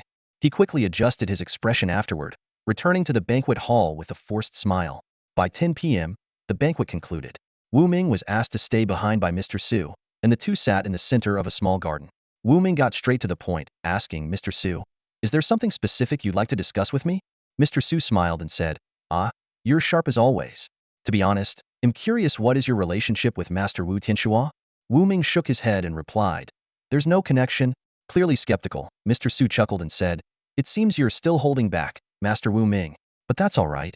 Regardless of your relationship with Master Wu Tianxua, you are undoubtedly a genius tamer in Jialan City." Mr. Su was convinced that Wu Ming must have some ties to Wu Tianxua. However, what he didn't realize was that Wu Ming was, in fact, telling the truth. After a moment, Mr. Su's smile gradually faded, his expression turning serious. He looked directly into Wu Ming's eyes and spoke in a solemn tone. "Mr. Wu Ming, you were present at today's meeting and fully understand the importance of the Pet Beast and Trainer tournament. I hope you can represent Jialan City in the competition. With your ability to craft top-quality grade evolutionary feed, I'm confident you can earn significant points for our city." Wu Ming nodded slightly after hearing this, reflecting for a moment before responding, "Thank you for your trust. Mr. Su. Honestly, I'd be happy to participate in the Pet Beast and Trainer tournament. Hearing this, Mr. Su let out a sigh of relief, a hint of joy flashing in his eyes. Having someone as talented as you willing to compete is a blessing for Jialan City, he said. From Mr. Zu's perspective, with Wu Ming's extraordinary skills, he was certain to stand out among competitors from thousands of ordinary cities. If Wu Ming could place in the top 10 of the grade trainer division, the additional points would greatly increase Jialan City's chances of breaking into the top 100 rankings. However, if they failed, Mr. Su could only attribute it to fate, and he would be left with no choice but to take the considerable risk of relocating. The two chatted casually for a while longer before Steward Lin approached from the garden, guiding Wu Ming to a nearby luxury hotel. Though Yaotao Ancient Town was relatively small, thanks to Mr. Zu's investments, its facilities were remarkably well developed, rivaling those in Jialan City. The five-star hotel they arrived at was a testament to this. Upon entering the room that had been arranged for him, Wu Ming was just about to take a shower when a stunning woman emerged from the bathroom. Wrapped in a bathrobite was Su Qianqian. She was mature, alluring, and her every movement exuded charm. Mr. Wu Ming, you've finally returned, Su Qianqian said, her soft, delicate hands resting on his shoulders as she leaned into him. Her fragrant breath brushed against him as she spoke, her voice dripping with seduction. Surely you know why I'm here, don't you? She gave him a flirtatious glance, and as she spoke, her bathrobe slipped off effortlessly. Wu Ming swallowed hard, his eyes fixed on the captivating woman before him. A thought suddenly flashed through his mind. Life is short, seize the moment. Without hesitation, he embraced the beauty in front of him. That night was one of unrestrained passion. The next morning, sunlight streamed through the gaps in the curtains, casting a warm glow on the bed. Wu Ming slowly opened his eyes, and the first thing he saw was Su Qianqian, peacefully asleep on his chest. Memories of the night before surfaced in his mind, and a faint smile crept onto his lips. To his surprise, last night had been Su Qianqian's first time. While he didn't fully understand the reasons behind it, this unexpected discovery filled him with a sense of joy and fulfillment. Su Qianqian's dazzling, jewel-like eyes fluttered open. Her soft fingers began tracing circles on Wu Ming's firm chest, a teasing gesture that quickly stirred his desire. Before long, the two found themselves lost in another passionate embrace. It wasn't until 11 a.m. that they finally, albeit reluctantly, ended their intimate moment. After getting dressed, they left the room together. Wu Ming gently knocked on Huang Sanba's door, and a strong wave of perfume hit him as the door opened. Inside, Huang Sanba was entangled with several beautiful women, clearly brought together through a local dating app. You're something else. Wu Ming couldn't help but admire Huang Sanba's resourcefulness as he took in the scene. Huang Sanba grinned smugly, his expression saying, you know how it is. Wu Ming rolled his eyes in exasperation and reminded him, hurry up and get ready. We're leaving this afternoon and aiming to return to Jialan City by tonight. Got it. Huang Sanba began tidying up immediately. As Wu Ming closed the door, he saw Su Qianqian already chatting with Yintong as they headed toward the hotel's first-floor restaurant. Feeling the pangs of hunger himself, he followed them downstairs and joined them at their table to enjoy the hotel-prepared lunch. Suddenly, Wu Ming felt something unusual. Out of the corner of his eye, he noticed Su Qianqian had slipped off her high heels, and her playful foot was now brushing against his leg. I'm trying to eat here. Yintong put down her chopsticks with an exasperated expression, addressing Su Qianqian beside her. Su Qianqian quietly slipped her shoes back on and averted her gaze. Only then did Yintong resume her meal. Not long after, Huang Sanba arrived at the adjacent table with his enormous companion, the mighty bear. He ordered dozens of dishes, but ate only a small portion himself, feeding the rest to the bear. Wu Ming couldn't help but laugh. Looks like all the money you make goes straight into feeding that big guy. Huh. Come on, brother Wu. Don't tease me. Huang Sanba chuckled, patting the mighty bear's head. He eats a lot, but can go without food for half a month if needed. At these words, the mighty bear lifted its head, its expression one of shock, as if to say, wait, are you really planning to starve me for 2 weeks? Even the bear doesn't seem okay with that, Su Qianqian chimed in, causing everyone at the table to burst into laughter. After lunch, the group rested for half an hour before boarding their vehicles to head back to Jialan City. Just as they were preparing to depart, Steward Lin arrived at the hotel entrance, accompanied by the Ultra Gorilla. He handed an envelope to Wu Ming. What's this? Wu Ming asked, surprised. It's a letter of recommendation from the master, Steward Lin explained. He heard you don't yet have a Beast Tamer's certificate, so he asked me to give this to you. Once you return to Jialan City, take this letter to the city lord. Whatever requests you have, they'll be addressed. Such a generous gift, Wu Ming exclaimed. Please thank old Master Su for me. Steward Lin smiled. The master said it's us who should be thanking you. Everyone else looked puzzled by the exchange, but Wu Ming's expression grew serious. He knew old Master Su was referring to the beast taming and training tournament. After Steward Lin left, Wu Ming carefully tucked the recommendation letter away. Staring out the window, he began contemplating the many tasks awaiting him in Jialan City, including obtaining his Beast Tamer certification, getting official recognition, and sorting out the rent for his pet beast shop. Brother Wu, you're amazing earning old master's us favor like that, Huang Samba said with envy. Even the mighty bear let out a symbolic roar, seemingly congratulating Wu Ming. I'd love to keep a low profile, but my talent just won't let me, Wu Ming joked lightly. Soon, the convoy was ready, and they departed Yao Tao ancient town. Wu Ming glanced back at the picturesque village surrounded by green mountains, a strange premonition stirring in his chest. He couldn't shake the feeling that something unavoidable lay ahead. Could it be danger? He wondered. An hour passed, and the convoy continued its smooth journey without incident. Another hour later, the sky abruptly darkened. Thick clouds gathered, and thunder rumbled ominously. Before long, torrential rain began to pour. How odd. The weather forecast said clear skies today, no chance of rain. Huang Samba grumbled. You actually trust the weather forecast? Wu Ming teased. Ha, good point. Huang Samba replied sheepishly laughing. From the front passenger seat, a bodyguard in a black suit turned to reassure them. No need to worry, Mr. Wu. Our Big M off-road vehicles are topophthalene, modified for both land and water. Even in a storm like this, they'll perform flawlessly. Wow, no wonder these cost millions. Talk about extravagant, Huang Samba said, visibly impressed. Meanwhile, in another vehicle, Intong stared at the storm outside with a look of concern. This doesn't seem like natural weather, she said quietly. It feels like the work of something or someone. Perhaps a high-level ferocious beast is behind this. Su Qianqian's eyes widened. What kind of beast could cause such a downpour? As Intong gazed at the stormy sky, an image of a typically gentle beast flashed in her mind, though she wasn't entirely certain. Back in his vehicle, Wu Ming suddenly realized something was off. He recalled that the convoy had included 2 Frank Beast Tamers on the way here. Yet now, aside from Intong, the other Frank Tamer was nowhere to be found. Wait a second. Wu Ming sat up straight. When we set out, the head count matched. How could someone be missing now? He was completely baffled. Meanwhile, back in Yao Tao ancient town, old Master Su was leisurely sipping tea in his garden. The unicorn horse stood nearby, while the ultra gorilla lay sprawled on the ground, basking in the warm sunlight. The atmosphere was serene.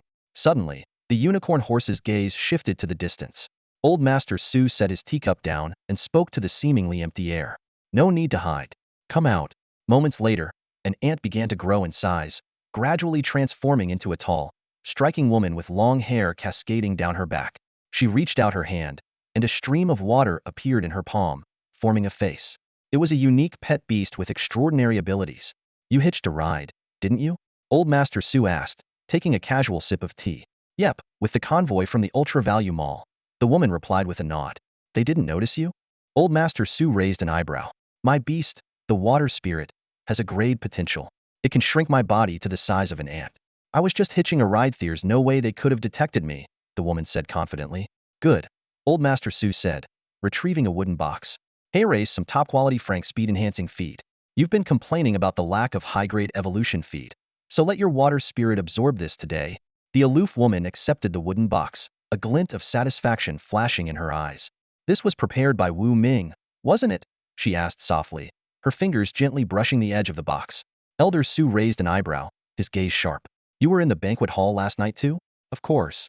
The woman swiftly opened the wooden box, revealing a faint glow that was quickly absorbed by Shui Ling. A faint smile tugged at her lips. Wu Ming truly deserves to be called a top-tier genius. I just hope he can develop a grade, or even grade superior quality evolution feed. A flicker of understanding crossed Elder Zu's eyes. So that Shui Ling can achieve a flawless evolution, right? The woman crossed her arms, her expression calm and composed. Those inferior and mediocre quality evolution feeds are unworthy of Shui Ling. To maximize Shui Ling's potential in all aspects, only superior or even ultra-quality evolution feeds will suffice. Fair enough. Elder Su nodded before slowly rising to his feet and heading toward the lounge. All right, it's time for my midday rest. Go take care of whatever you need to. Yes, Grandpa, the aloof woman responded. She then merged seamlessly with Shui Ling. In a flash, the two transformed into a semi-transparent bird, speeding toward Jialan City. After consuming an F-grade speed feed, the bird's velocity was astonishing, capable of reaching Jialan City in just a few hours, much faster than Wu Ming's convoy. Meanwhile, Wu Ming remained unaware of the woman's actions as he sat in his car. The torrential rain continued to pour, the raindrops drumming against the windows like countless tiny percussion beats. Wu Ming stared at the sudden dark clouds in the sky, a sense of unease growing in his chest. Strange, very strange, Wu Ming muttered to himself. These clouds appeared out of nowhere. This doesn't feel like an ordinary rainy day, it's almost as if some kind of special creature is controlling the weather. His brows furrowed deeply. Could it be Inscrade Beast? Scrade, short for supergrade, signifies creatures of extraordinary power. For such beasts, triggering phenomena like this is mere child's play. Wu Ming recalled a news story he had read. Two Scrade beasts clashed in battle, and one of them, using its water manipulation abilities, summoned billions of tons of seawater, flooding an entire city. Even more terrifying, that beast froze the water instantly, causing tens of thousands of residents to perish within 10 minutes. The devastation was unimaginable. Taking a deep breath, Wu Ming kept his eyes fixed on the ominous sky, his expression grim. Let's hope it's not Inscrade Beast. If it is, we're all doomed. Suddenly, a piercing screech shattered the sky. The deafening sound wave reverberated through the air, nearly cracking the bulletproof glass of the large SUV. Inside the vehicle, Wu Ming, Huang Samba, the bodyguards, and the driver were all struck by a suffocating pressure, as if something within them was on the verge of exploding. Wu Ming snapped his head up and peered through the window. In the thick of the dark clouds, a colossal beast flapped its wings, stirring the storm and intensifying the downpour. Activate the scanning function, Wu Ming commanded decisively, quickly analyzing the creature's data. Species, Crown Skyfinch. Grade, Pika Grade Beast. Abilities, a grade flood manipulation, a grade ultrasound, a grade energy beam, a grade gale speed, a grade diamond feathers. As the information appeared before him, Wu Ming's face darkened with despair. Although it wasn't Inscrade Beast, this Pika Grade creature, with its 100-meter wingspan and multiple grade abilities, was no less terrifying. Thankfully, its target wasn't the convoy below. Otherwise, a single grade energy beam could have obliterated them all in an instant. Suddenly, a blinding beam of light shot out from the distance, piercing straight through the crowned skyfinch's chest. The beast let out a harrowing screech, desperately flapping its wings as it fled. The sonic boom of its retreat echoed loudly as the creature effortlessly broke the sound barrier. Moments later, a golden eagle with an equally massive wingspan swooped into view, its majestic figure gliding through the air. Atop its head stood a tall figure clad in a specialized combat suit. "Oh my God!" Huang Samba exclaimed, pressing his face against the window, his eyes blazing with excitement. "It's the golden-winged Eagle King, the guardian beast of Nanjiang City. It's a Pika Grade tamed beast. And that person on its head must be none other than the A-Grade Beast Master, Wang Defa." Wang Defa. Wu Ming murmured the name under his breath, his expression turning somewhat peculiar. As the two formidable A-Grade creatures disappeared into the distance, the torrential rain finally subsided. The convoy resumed its journey, and everyone breathed a sigh of relief, thankful to have avoided disaster. However, as the convoy entered a dense forest, a sudden turn of events unfolded. A massive one-horned rhinoceros, the size of an elephant, charged out from the roadside, flipping the lead armored vehicle as if it were a toy. Moments later, more one-horned rhinos emerged from the forest, smaller in size but equally ferocious, ramming into the convoy with wild abandon. Against their overwhelming strength, the vehicles were overturned one by one, their bulletproof glass shattering into shards. What the hell is going on? Huang Samba cursed, touching his shoulder to find it grazed by a shard of glass. He quickly turned to Wu Ming, his tone filled with concern. "Wu, are you all right?" "I'm fine," Wu Ming replied, shaking his head. Thanks to the swift intervention of his pet, the nether cat, which batted away the incoming glass shards, he had escaped injury. The bodyguard in the passenger seat cut himself free from his seatbelt and helped Wu Ming up. His expression was tense as he warned, "Sir Wu Ming, be careful. We're under attack by a herd of rampaging one-horned rhinos. The leader appears to be an A-Grade beast. With the armored vehicles overturned, our firepower won't be enough to fend them off." Fortunately, the spacious interior of the SUV provided a temporary safe haven despite the overturned state. As Wu Ming crouched inside, he spotted a smaller, grade one-horned rhino charging straight for their vehicle. Though the car's defenses were formidable, they wouldn't hold for long. "De Xiong, it's your time to shine," Huang Samba shouted. Roar! The mighty bear let out a thunderous growl, bursting through the car door. With its massive front paws, it seized the rhino's horn, its powerful hind legs digging into the ground to halt the beast's advance. "Nice. Aim for the ISCO for the weak points," Huang Samba commanded. The mighty bear obeyed instantly, harnessing its grade strength ability to overpower the rhino. With a sudden, devastating over-thresholder throw, it slammed the rhino into the ground.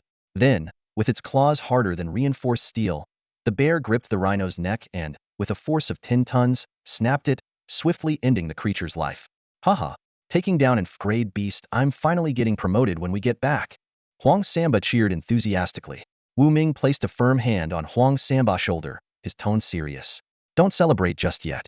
There are still several F-grade rhinos in the area, and the most troublesome one is the A-grade leader in the distance. Hearing this, Huang Samba's excitement faded instantly, replaced by a sinking feeling in his chest. I can't believe I forgot. Huang Samba smacked his forehead and quickly shouted toward the mighty bear. Bear, you need to be careful. Roar. The mighty bear let out a deafening roar, its fighting spirit surging. It possessed 3 F-grade talents in strength, defense, and speed, with the latter 2 being of exceptional quality among its peers. Facing this herd of unicorn rhinos, each with only an F-grade strength talent, it showed no fear. You're incredible, mighty bear. Keep it up. The driver and the bodyguard in the black suit shouted in unison, treating it as their savior. If not for the mighty bear's timely intervention, the entire vehicle would have been crushed into scrap metal by the unicorn rhinos, leaving them with no chance of escape. Rat-a-ta-ta. On the other vehicles, the bodyguards opened fire with their weapons, aiming for the eyes of the unicorn rhinos. However, these massive creatures reacted quickly, dodging the bullets as soon as they heard the gunfire. Only one was unlucky enough to get hit, while the others easily avoided the attacks, their thick hide effortlessly deflecting the bullets. Enraged, these beasts turned their attention to the vehicles, charging at them with full force, temporarily ignoring the mighty bear. Bear, go help them. Huang Samba pointed toward the distant herd of unicorn rhinos. Circle around behind them and snap their necks. If you're surrounded, retreat immediately. The mighty bear nodded in understanding and activated its F-grade speed, dashing behind one of the unicorn rhinos in an instant. It leapt into the air, grabbed the rhino's horn, and incredibly lifted the multi-ton beast off the ground before slamming it down with all its strength. With a sickening crack, the unicorn rhino's neck snapped on impact. This scene enraged the remaining unicorn rhinos. They immediately abandoned the armed bodyguards and charged straight at the mighty bear. Get out of the way. Huang Samba shouted urgently. The mighty bear nimbly climbed a massive tree with a trunk a meter in diameter. Several unicorn rhinos rammed into the tree trunk but failed to topple it. Undeterred, they lowered their heads and began repeatedly striking the tree with their ultra-hard horns, quickly carving out a massive gash in the trunk. Sensing danger, the mighty bear leaped to another tree. It tore off a thick branch and began smashing it against the unicorn rhinos' heads, further provoking the enraged beasts. Meanwhile, the A-grade unicorn rhino leader had already battered the armored vehicle into a deformed wreck. The occupants inside were barely conscious, unable to even crawl out. The rhino leader then turned its attention to the mighty bear perched in the trees. Boom! The rhino leader charged headlong into a tree, snapping the 1-meter-thick trunk like a twig. Fortunately, the mighty bear had anticipated this and leapt to another tree just in time to avoid the impact. Crash! The rhino leader continued its relentless assault, toppling tree after tree in its path.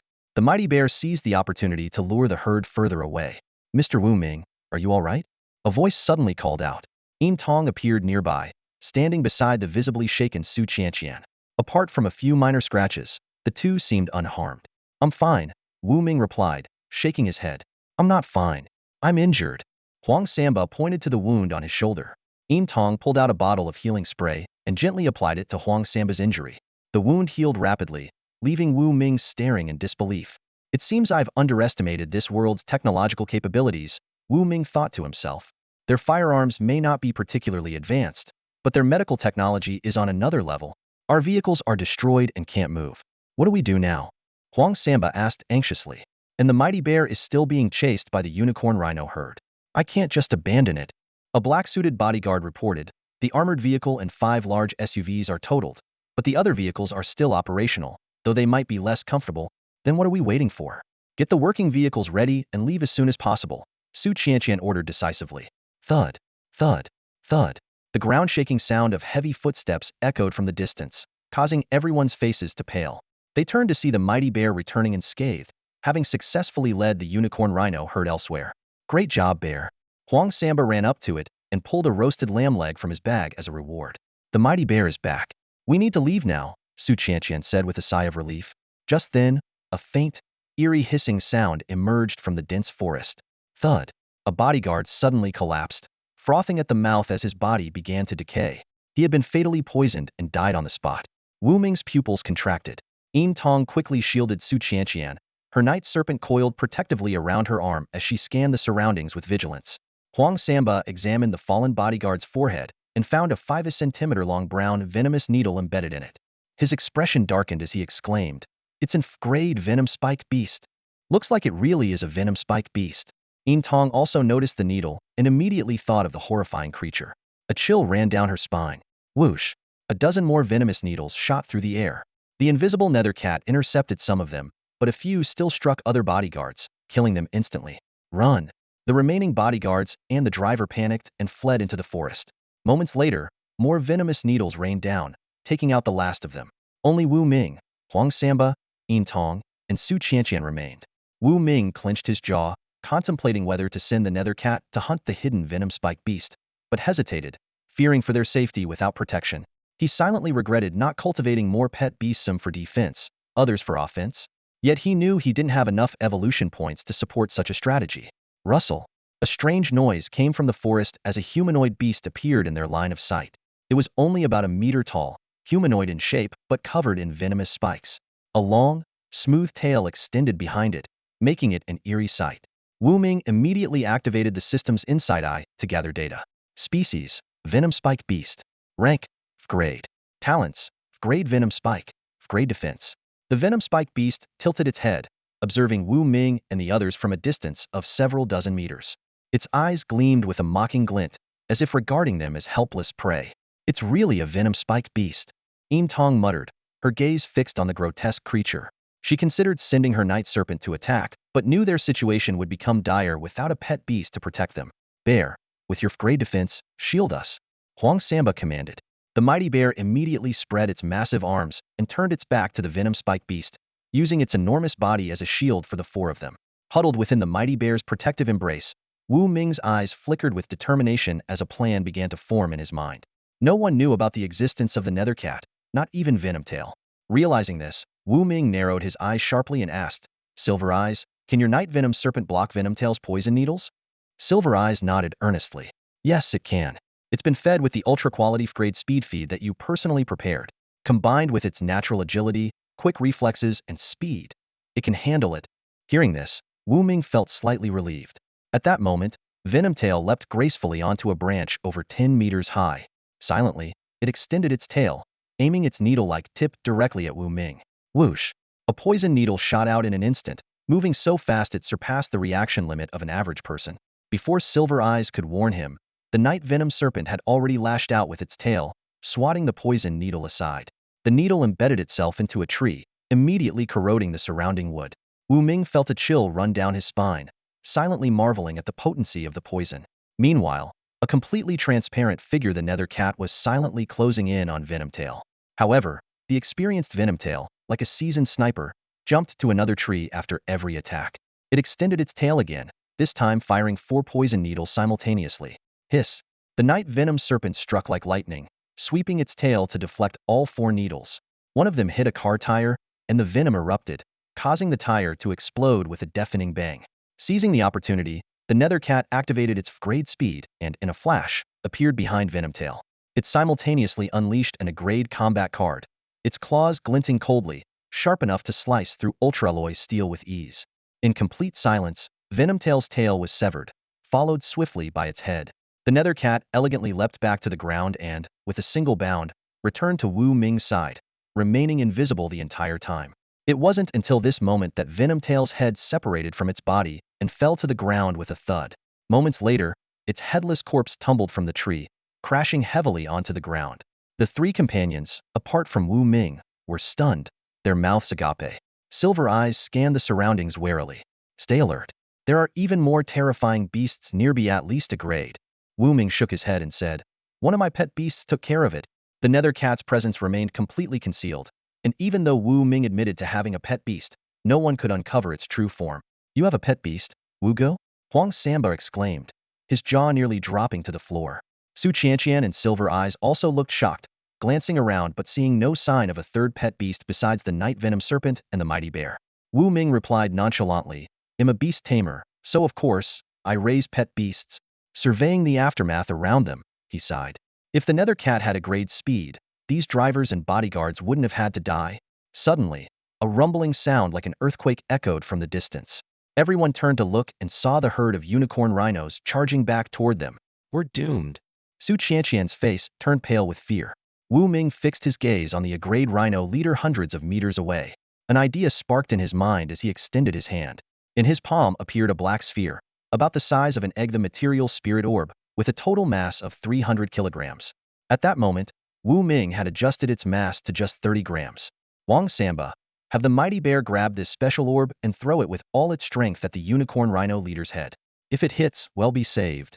Wu Ming handed the material spirit orb to Huang Samba. Is this a bomb? Huang Samba asked, puzzled. Just do as I say, and hurry. Wu Ming snapped, glaring at him. Startled, Huang Samba quickly passed the material spirit orb to the mighty bear. Why aren't you running yet? Silver Eyes, who had already dragged Su Qianqian over 10 meters away, shouted back at them. Mighty bear now, Huang Samba commanded. Without hesitation, the mighty bear hurled the material spirit orb with all its might. The moment the orb left its control range, Wu Ming instantly increased its mass from 30 grams to 300 kilograms. Crack!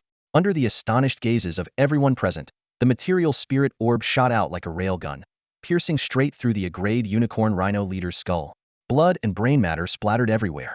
The fierce Agrade rhino leader staggered a few steps before collapsing to the ground with a thunderous crash, leaving everyone in awe. Even Wu Ming was taken aback by the sheer destructive power of the material spirit orb. The remaining unicorn rhinos, terrified by the swift and brutal death of their leader, scattered in panic, fleeing in all directions. Wu Ming calculated silently. It seems I need to create more material spirit orbs in the future, especially with higher masses. Wu Ming stared at the massive corpse on the ground, his mind racing. The E-Class one-horned rhino leader had been taken down so effortlessly by him. He recalled the energy formula he had used, EMC superscript 2. In that crucial moment, he had suddenly increased the mass of the material spirit sphere from its minimum to its maximum value, causing the energy to skyrocket by a factor of 10,000. The resulting power was nothing short of terrifying. Although he didn't fully understand why the material spirit sphere possessed such an extraordinary ability to adjust its mass, Wu Ming was well aware of how powerful and practical this feature was. Suddenly, a thought crossed his mind. Could it be due to adjustable density? He pondered silently. Mass is the product of volume and density. If the volume of the material spirit sphere remained constant, merely changing its density would naturally alter its mass. However, he still wasn't entirely sure if the material spirit sphere truly had this density-adjusting capability. At that moment, his companions were all struck speechless by the sudden turn of events. Yin Tong stared wide-eyed at the enormous beast that had been crushed to death, while Su Qianqian's mouth hung open, as if it could fit an entire egg. Huang Samba and the mighty bear exchanged bewildered glances, their eyes filled with confusion. None of them could have expected that the object Wu Ming casually threw would possess such terrifying penetrating power, easily piercing through the hardened skull of the E-Class one-horned rhino. Wu Gu, what on earth was that thing? Huang Samba finally found his voice, asking in astonishment. Wu Ming casually made up an explanation. It's a special material with built-in penetrating properties. My master gave it to me for self-defense. Though Wu Ming didn't actually have a master, this explanation seemed convincing enough for the others. Huang Samba, Su Qianqian, and Yin Tong didn't show any signs of doubt. They reasoned that someone as talented as Wu Ming, a genius beast tamer, must have a powerful master supporting him. A sudden thought struck Huang Samba. Could the A-Class master Wu Tianxua be Wu Guest mentor? He recalled how Wu Ming had always denied any connection to Wu Tianxua, but now it seemed plausible that he had done so to keep a low profile. Perhaps today's danger had forced him to reveal a small part of his hidden strength. The more Huang Samba thought about it, the more convinced he became of his theory, letting his imagination run wild. Wu Ming had no clue about Huang Samba's inner thoughts. Shui Qianqian asked anxiously, Sir Wu Ming, what should we do now? Wu Ming glanced around at the chaotic scene, his gaze lingering on the bodies of the fallen bodyguards and drivers. With a deep sigh, he said, let's handle the scene first. It pains me to see these people couldn't be saved. We need to bury them properly and then find a working vehicle to head back. Huang Samba eagerly volunteered. Leave it to me. He then instructed his mighty grizzly to dig a large pit by the roadside and buried all the casualties with care. Wu Ming walked over to the lifeless thorn scorpion. Gently touching a part of its body without venomous spines, he silently thought, System, convert it. Ding, 12 evolution points obtained. The system promptly notified. Wu Ming marveled inwardly. As expected of a seasoned grade beast, it contained such a significant amount of evolution points. Feigning nonchalance, he approached the corpse of the grade rhinoceros beast, whose neck had been snapped by the mighty grizzly. Pretending to inspect it in front of everyone, he covertly converted its evolution points as well. Yintong, curious, walked over and asked, Sir Wu Ming, what are you doing? Without batting an eye, Wu Ming lied. I heard that beasts often have inner cores inside them, which can be quite valuable. Unfortunately, I'm not strong enough to extract them. Let me help. Yintong immediately ordered her night venom snake to slither into the wounds of the dead beasts to search for inner cores. Seizing the opportunity, Wu Ming moved to the corpse of the aggrayed rhinoceros beast and secretly commanded, "System, convert the evolution points of the rhinoceros beast." Ding, 65 evolution points obtained. The system responded, leaving Wu Ming astonished. He suppressed his excitement and discreetly collected a spirit matter orb nearby after cleaning it. Then, he systematically converted all the beasts at the site into evolution points. 10 minutes later, Yintong returned with a few inner cores in hand. "Sir Wu Ming, here are the inner cores you wanted."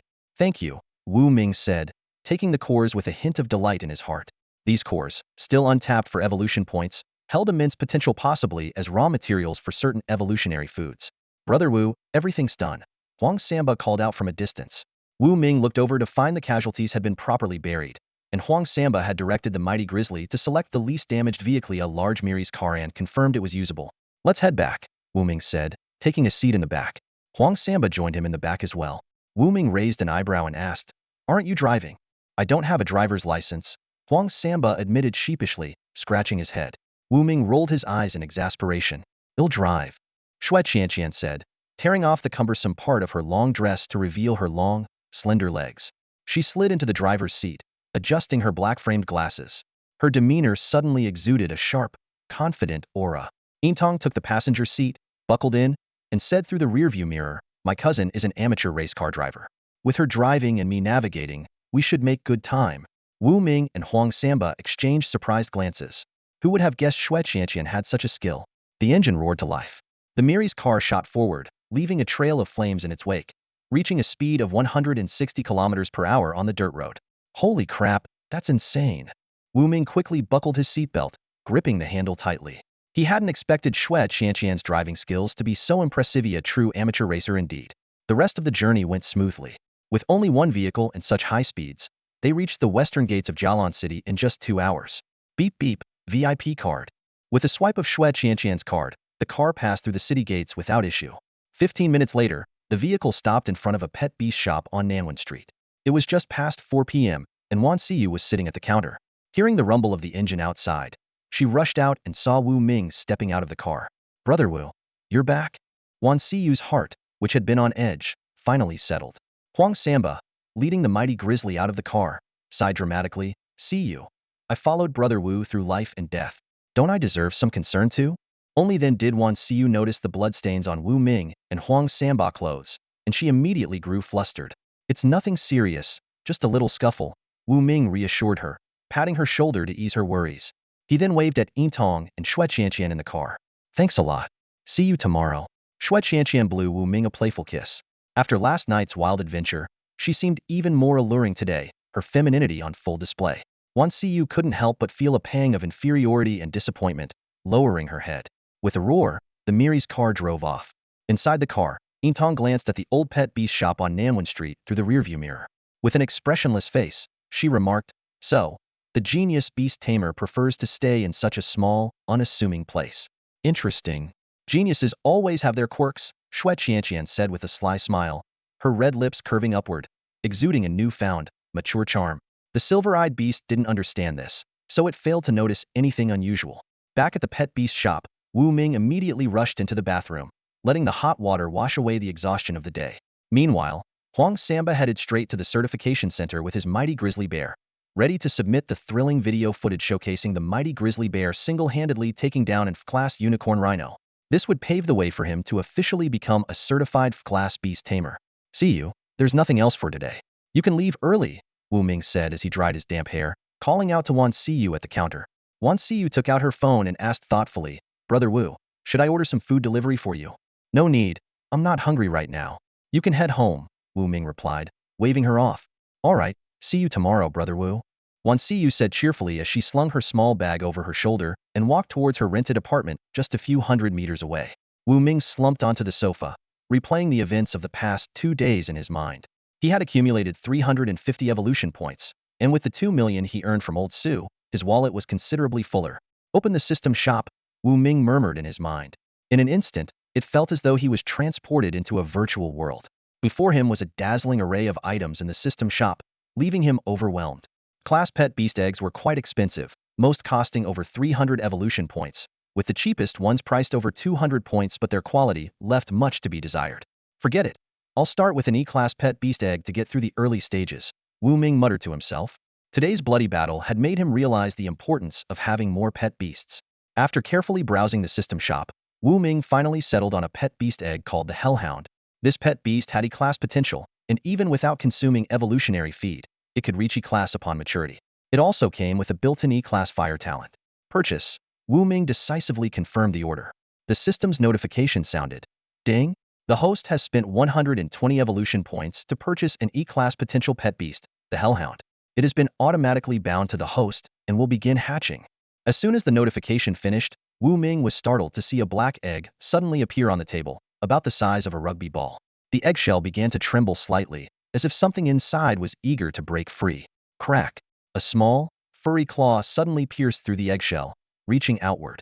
Wu Ming held his breath, his eyes fixed unblinkingly on the miraculous hatching process, his heart filled with anticipation.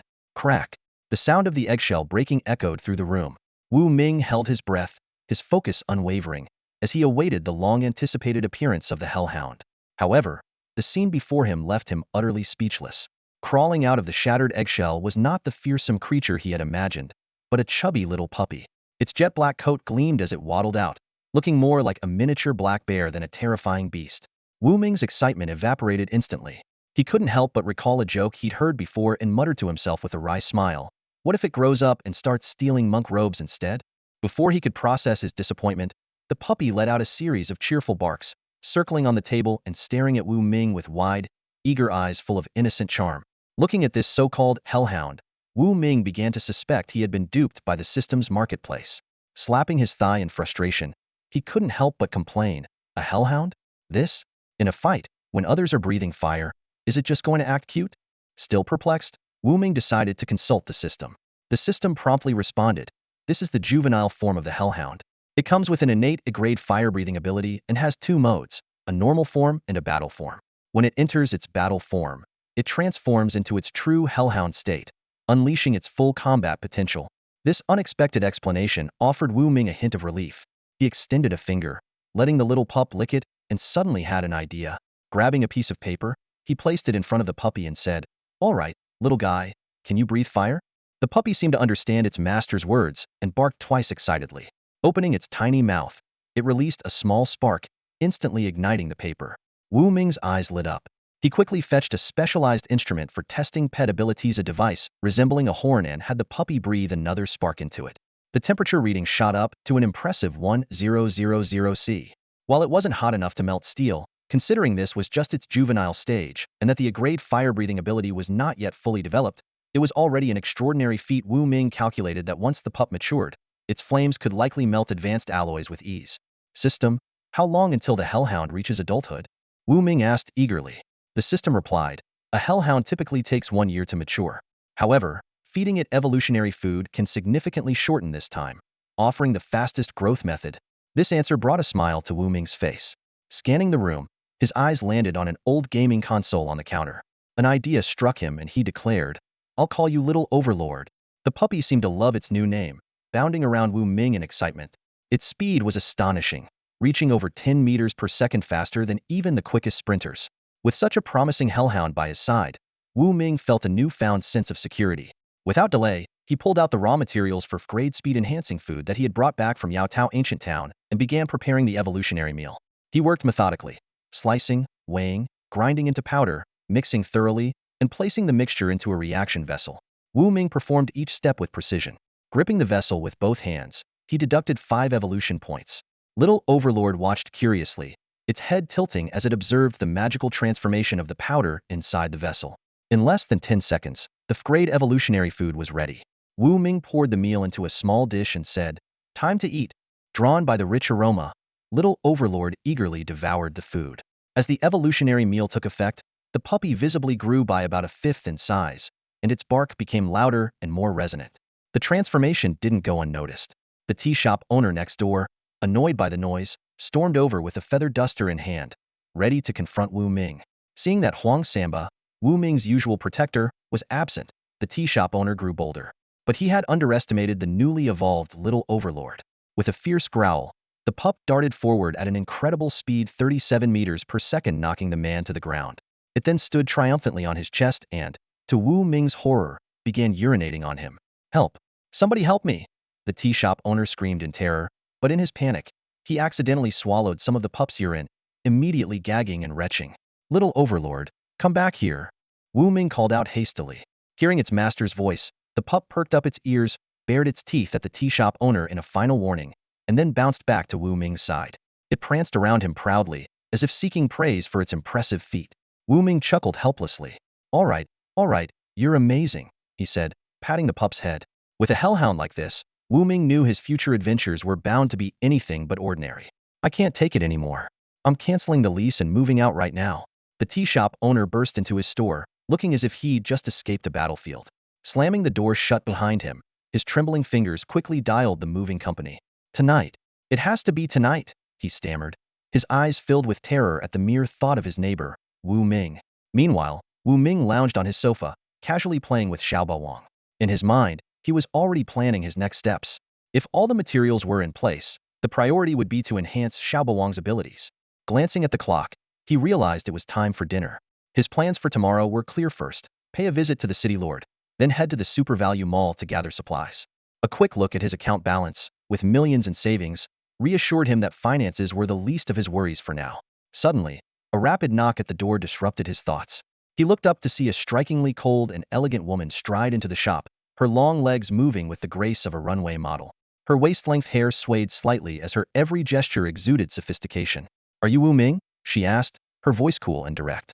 With a flick of her wrist, a business card shot through the air like a blade, embedding itself deeply into the wooden cabinet behind him. Wu Ming frowned and glanced at the card. Zhang Yuyan, F-Class Beast Tamer. Displeased by her abrasive entrance, he asked curtly, "What do you want?" Zhang Yuyan crossed her arms arrogantly. "I'm here to buy evolution feed from you. Name your price, 200,000, 500,000, or even 1,000,000. Whatever it takes. We're closed for the day," Wu Ming replied coldly, picking up the card with a tissue and tossing it into the trash can without hesitation. "What's that supposed to mean?" Zhang Yuyan demanded, her tone sharp with irritation. Wu Ming stood and pointed toward the door. "It means we're closed. Please leave." Narrowing her eyes, Zhang Yuyan smirked, a hint of intrigue flashing across her face. "You've got quite the attitude. I like it. How about this become my personal beast trainer? They'll pay you 3 billion a year." She delivered the astronomical offer as if it were a casual remark, confident it was an irresistible proposition. Wu Ming raised an eyebrow, silently weighing the staggering offer in his mind. There's no denying Zhang Yuyan is rich, but her attitude is downright unpleasant, Wu Ming thought, frowning as he stared at the arrogant heiress before him. When she entered, she hadn't handed over her business card politely. Instead, she flung it like a dart, exuding an air of superiority. Her behavior left Wu Ming with a sour impression.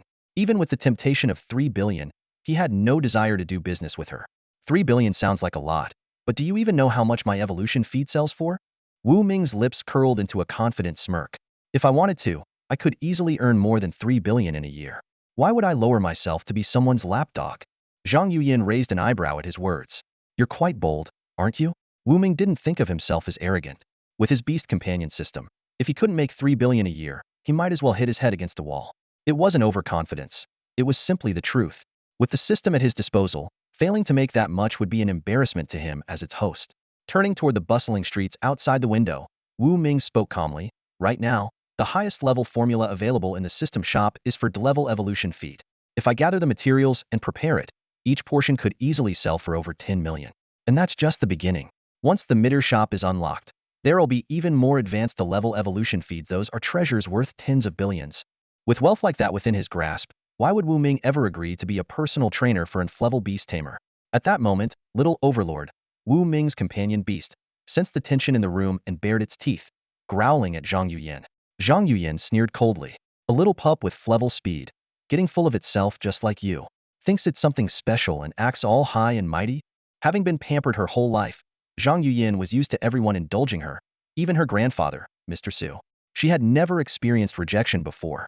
Now, being refused outright by Wu Mingyan, watching her business card get tossed into the trash left her feeling utterly humiliated. In this world, Power is the ultimate truth, Zhang Yuyin declared, extending her hand. A stream of water materialized above her palm, forming an angry face. Her voice turned icy as she ordered, "Water spirit, grab him for me. Even if I have to force him, he will be my personal trainer." The moment her words fell, the water spirit expanded rapidly, transforming into a humanoid figure made of water. Its arms stretched out like ropes, lashing toward Wu Ming. In a split second, Little Overlord roared furiously. Its body began to swell, 2 additional heads sprouting from its neck, while flames ignited beneath its feet. In the blink of an eye, it had transformed into a towering, muscular 3-headed dog, standing a full meter tall. A Cerberus? Zhang Yuyin gasped in disbelief. Weren't these creatures supposed to be extinct? The imposing Little Overlord let out a thunderous roar, its 3 heads simultaneously spewing searing flames.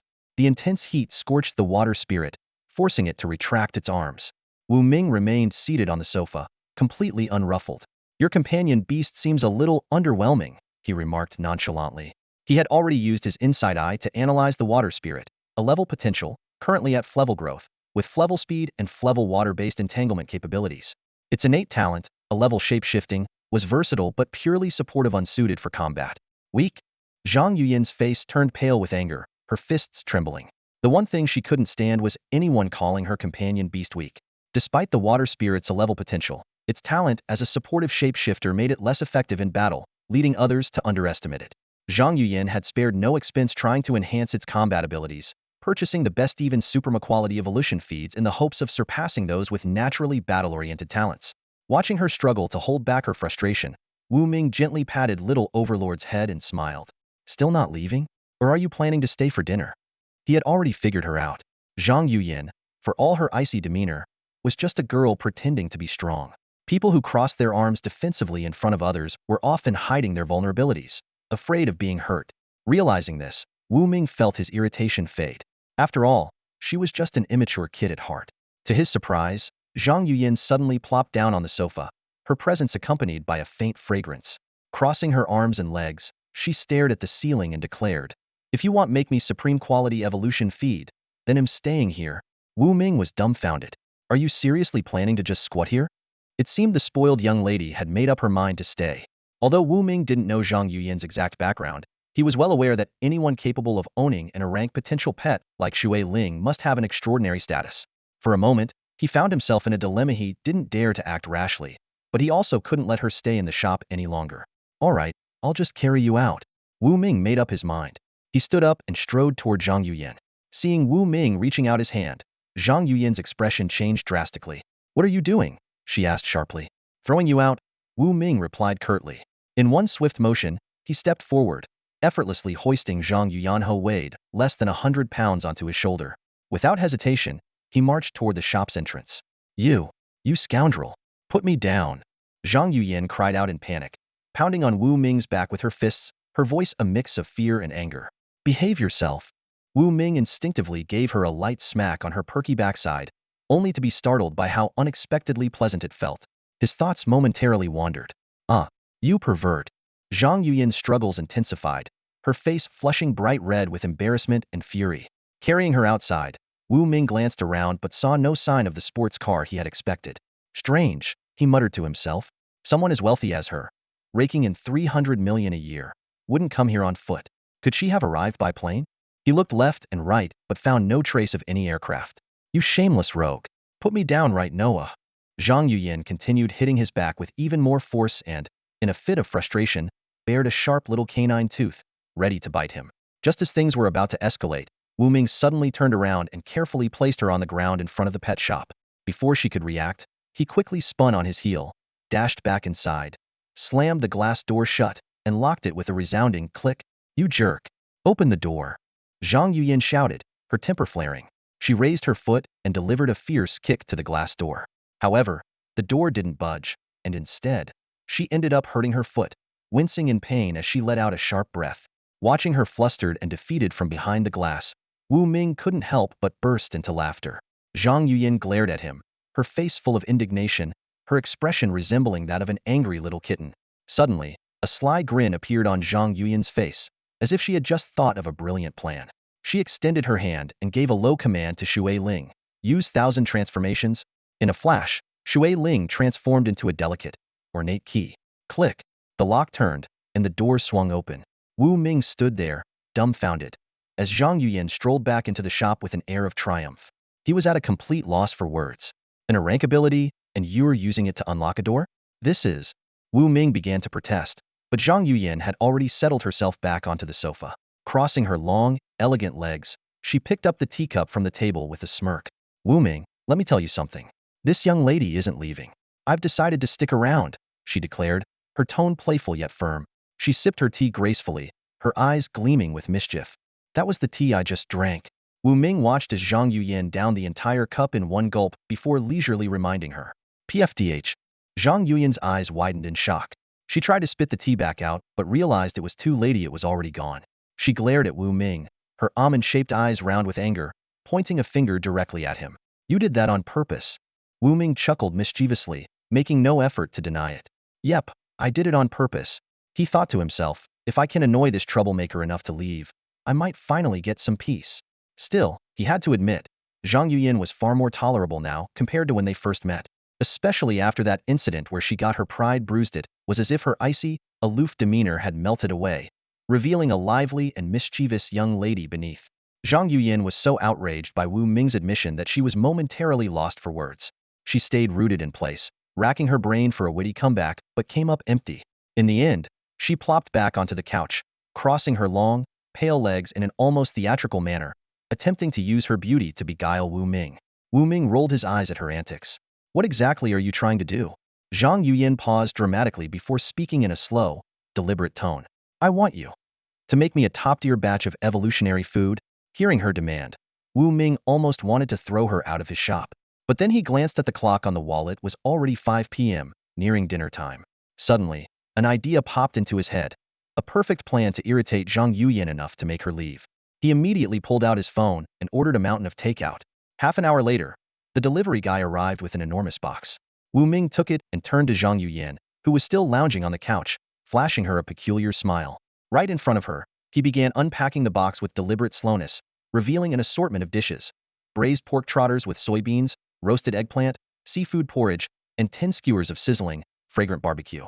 The rich aroma quickly filled the room. Wu Ming sat across from Zhang Yuyan, loudly chomping on a skewer of barbecue.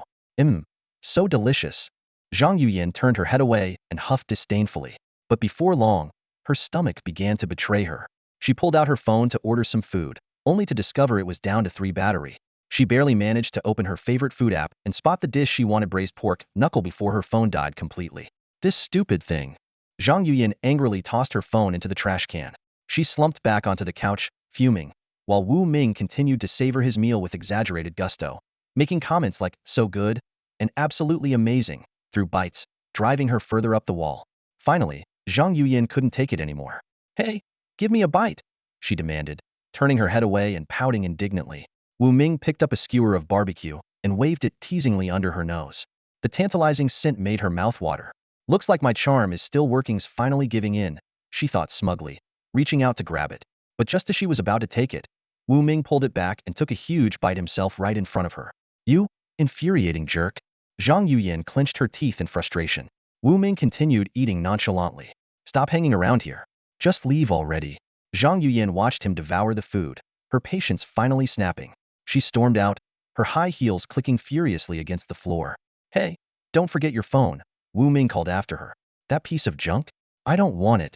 Zhang Yuyan retorted, waving dismissively as she exited. Outside, she summoned her pet beast, Shui Ling, and in the blink of an eye transformed into a bird, soaring into the distance under Wu Ming's astonished gaze. So she can fly, huh? Wu Ming muttered, suddenly understanding why he hadn't seen her arrive in any kind of vehicle. Meanwhile, Xiaobo Wang, his pet beast, stood on the table, staring longingly at the remaining food. Wu Ming handed it the braised pork trotters. As for the mysterious Yuming cat, it stayed hidden, silently watching over Wu Ming. Earlier, when Zhang Yuyan had thrown her business card, the cat had judged her to be non-threatening, so it hadn't intervened. Zhang Yuyan landed in a bustling food street, still fuming. She marched into a fancy restaurant and ordered dozens of dishes in one go, leaving the staff and other diners stunned. Wow, can one woman eat that much? Is she trying to show off her wealth? Maybe she's filming a social media skit. The onlookers whispered among themselves. Zhang Yuyan shot them a glare. I'll eat whatever I want. None of your business, she snapped before sitting down and digging in. She only took a bite or two from each dish, which drew even more astonished stares. When it came time to pay, the server handed her the bill. That'll be 5,868 yuan, ma'am. Only then did Zhang Yuyan remember her phone was lying in the trash can back at Wu Ming's shop. Uho, looks like someone can't pay. A woman nearby sneered. Hey there, little lady. I'll pay for you. But how do you plan to repay me tonight? A red-haired young man, reeking of overpowering cologne, swaggered toward Zhang Yuyan. His sleazy outfit and flirtatious tone made Zhang Yuyan wrinkle her delicate nose in disgust, her face full of disdain. Get lost. Stay away from me. Zhang Yuyan snapped sharply before turning to the waiter. Give me your phone. I need to make a call. The waiter hesitated for a moment, assuming she might have simply forgotten her phone, and placed the phone on the counter. Zhang Yuyan grabbed it swiftly and dialed a number. Hello, Minmin? I'm at Baiwei Restaurant on Wuhua Food Street. Yes, buy this restaurant for me. Immediately. And have the general manager come out to meet me. She spoke decisively, then hung up without waiting for a response. The red-haired young man froze for a second before bursting into mocking laughter. Wow, someone's got quite the attitude. Stop pretending. This restaurant costs at least tens of millions. How could you possibly afford it? Come on, let me pay for you. Spend the night with me and… Before he could finish, Zhang Yuyan raised her long leg and delivered a powerful kick. The red-haired man flew several meters through the air, slamming into the wall before crumpling to the ground, foaming at the mouth. Zhang Yuyan gracefully lowered her leg, not even sparing the pitiful man a glance. Suddenly, the sound of hurried footsteps echoed through the restaurant. Everyone turned toward the source. A middle-aged man in a sharp suit came jogging in, clutching a phone in one hand and glancing at a photo on the screen. His eyes quickly landed on Zhang Yuyan.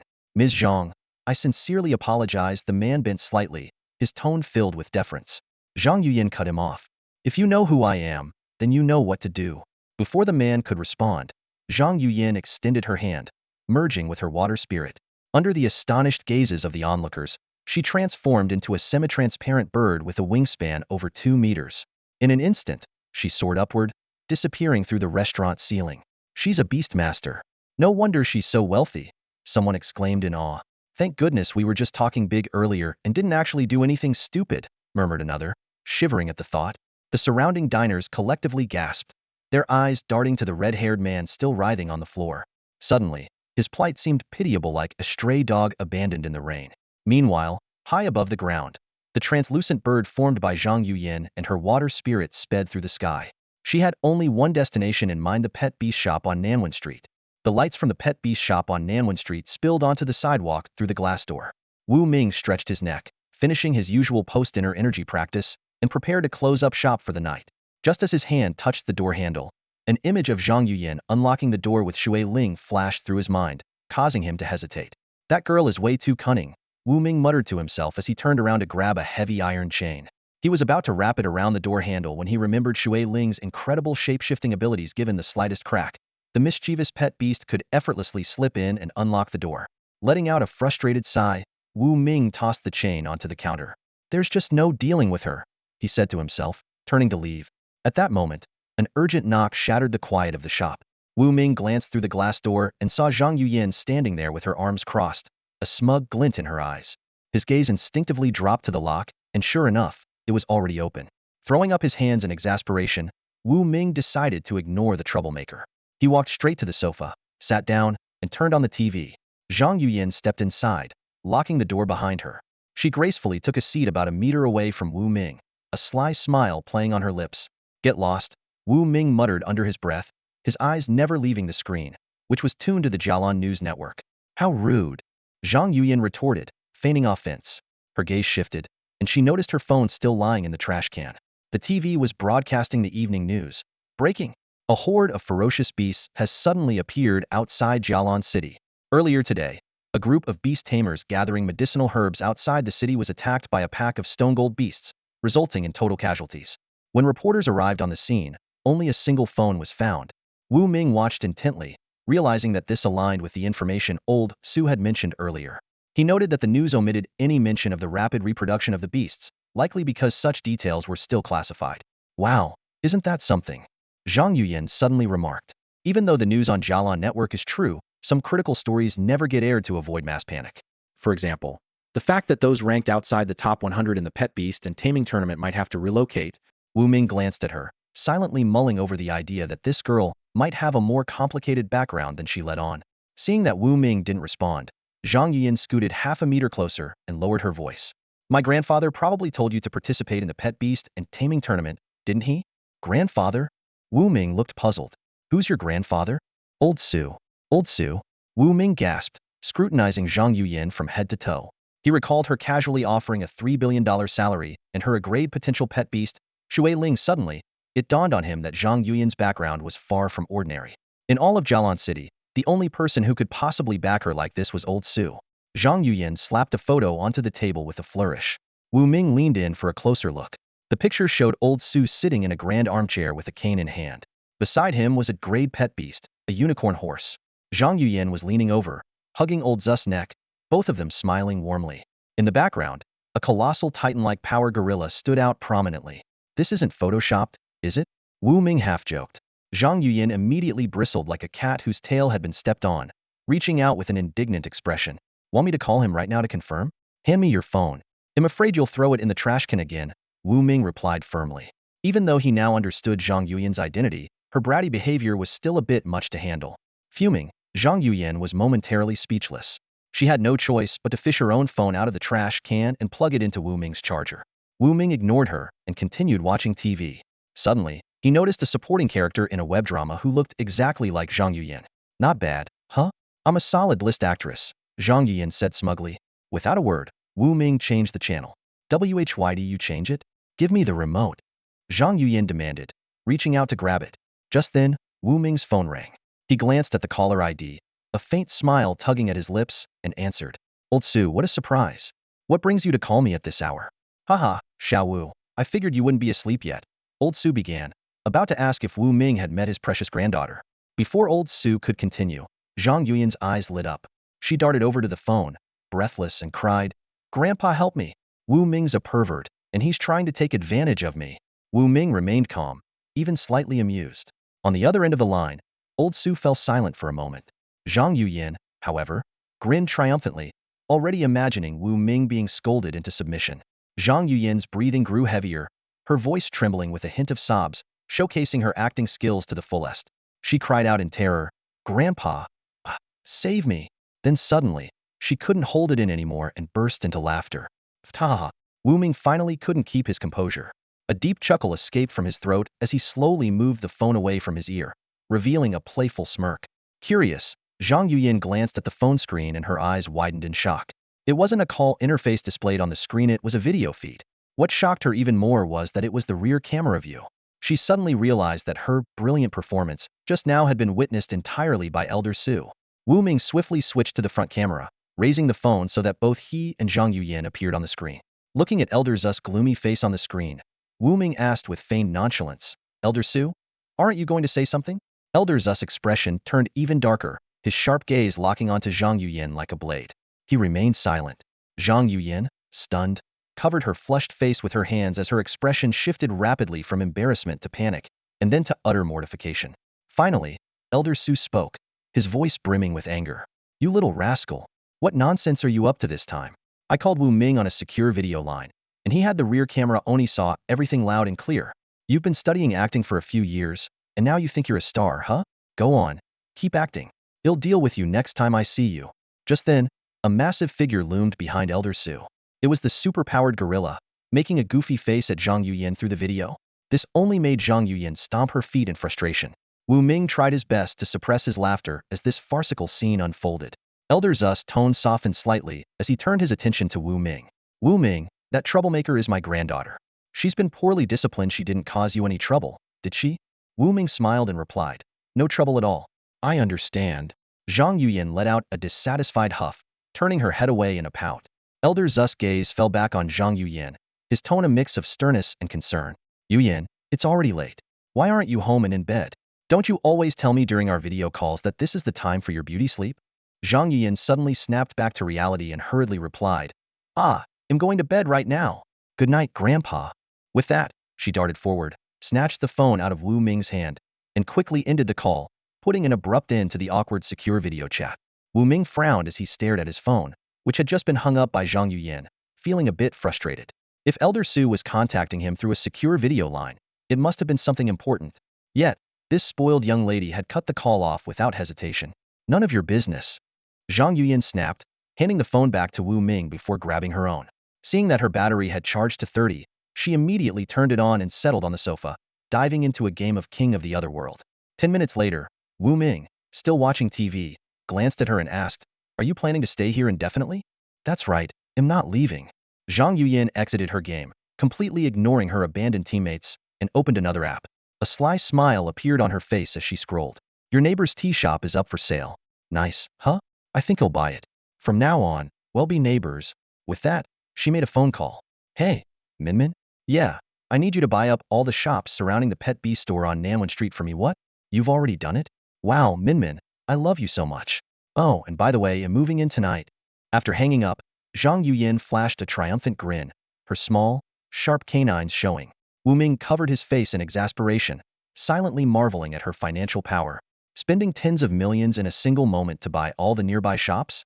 That kind of extravagance was beyond him. Not long after, a commotion erupted outside. Wu Ming stepped out to see the shop owners in the area pouring out onto the street, laughing and chatting excitedly. "Did you hear? Some rich person just bought up all the shops around here. Even bought all the inventory inside and paid an extra 20 on top. We can pack up and leave right now." "Haha, same here. Got a free windfall of hundreds of thousands. Feels amazing. Let's grab a drink, boys." Hearing these conversations, Wu Ming couldn't help but admire Zhang Yuyin's wealth. He returned to the sofa and asked curiously, "I have to ask, where do you get all this money?" Zhang Yuyin replied nonchalantly, "Oh, I don't have any money myself. It's just that my grandfather controls a fifth of the wealth in Jialan City, and my parents are Divine Beast Tamers working for the Pet Beast Alliance in Nanjing City. As for me, I'm just a figurehead CEO for some random corporation." This casual display of humble bragging left Wu Ming's scalp tingling. "You win," he muttered, resting his head on his hand, clearly done with the conversation. Suddenly, Zhang Yuyin leaned over, straddling Wu Ming with her long legs. Her expression turned serious. "They'll say it again, make me some top-quality evolution feed. Whatever resources or personnel you need, they'll provide them." Their proximity closed in an instant, and Wu Ming could catch the youthful, vibrant scent emanating from her. It was entirely different from the mature allure of Su Qianqian. Just then, a sharp cry came from outside the Pet Beast store. "Ah!" Wu Ming quickly pushed Zhang Yuyin away, and both of them turned toward the door. A woman in professional attire stood there, her long hair falling gracefully over her shoulders. Her eyes sparkled like stars, and her lips were delicately painted. Though her figure was unremarkable, she exuded a commanding presence. "Minmin, what are you doing here?" Zhang Yuyin blushed slightly as she stepped outside to greet the woman, holding her hand and leading her into the store. Su Minmin glanced at both Zhang Yuyin and Wu Ming on the sofa, her gaze lingering on the awkwardly intimate position she had just witnessed. With a slight frown, she reported, "Didn't you ask me to buy all the nearby shops? It's all taken care of. The moving company will be here soon to clean out each store. If you want to move in, you can, but I'd recommend renovating first." "Minmin, you did great, but there's no need for that," Zhang Yuyin said, holding Su Minmin's hand but directing her gaze at Wu Ming. "Because tonight, they'll be staying right here in the Pet Beast store unless someone agrees to my request." "And who is this?" Su Minmin asked, glancing at Wu Ming. Zhang Yuyin deliberately dragged out her introduction. "This is Wu Ming, a Frank Beast Trainer who can create top-quality evolution feed. My grandfather holds him in very high regard." Su Minmin, surprised, pulled out her tablet to verify this information. Zhang Yuyin added smugly, "There's no need to check. The top-quality evolution feed that was auctioned off at the Super Value Mall a few days ago? It was crafted by none other than Master Wu here." Wu Ming sighed, exasperated. "What do you want?" "Make me evolution feed," Zhang Yuyin said with a playful smirk. "What kind of evolution feed?" Wu Ming asked. Zhang Yuyin looked surprised. "Wait, you mean there are different types? So apart from Frank Defense and Speed evolution feed, you can make others too?" "Just a little," Wu Ming replied simply. At the moment, Zhang Yuyin had over 200 evolution points left, enough to purchase an grade evolution ration, let alone the cheaper grade one. She stated directly, "I want an grade defensive ration, but it has to be of supreme quality." Wu Ming squinted his eyes with interest and asked, "How much are you willing to pay?"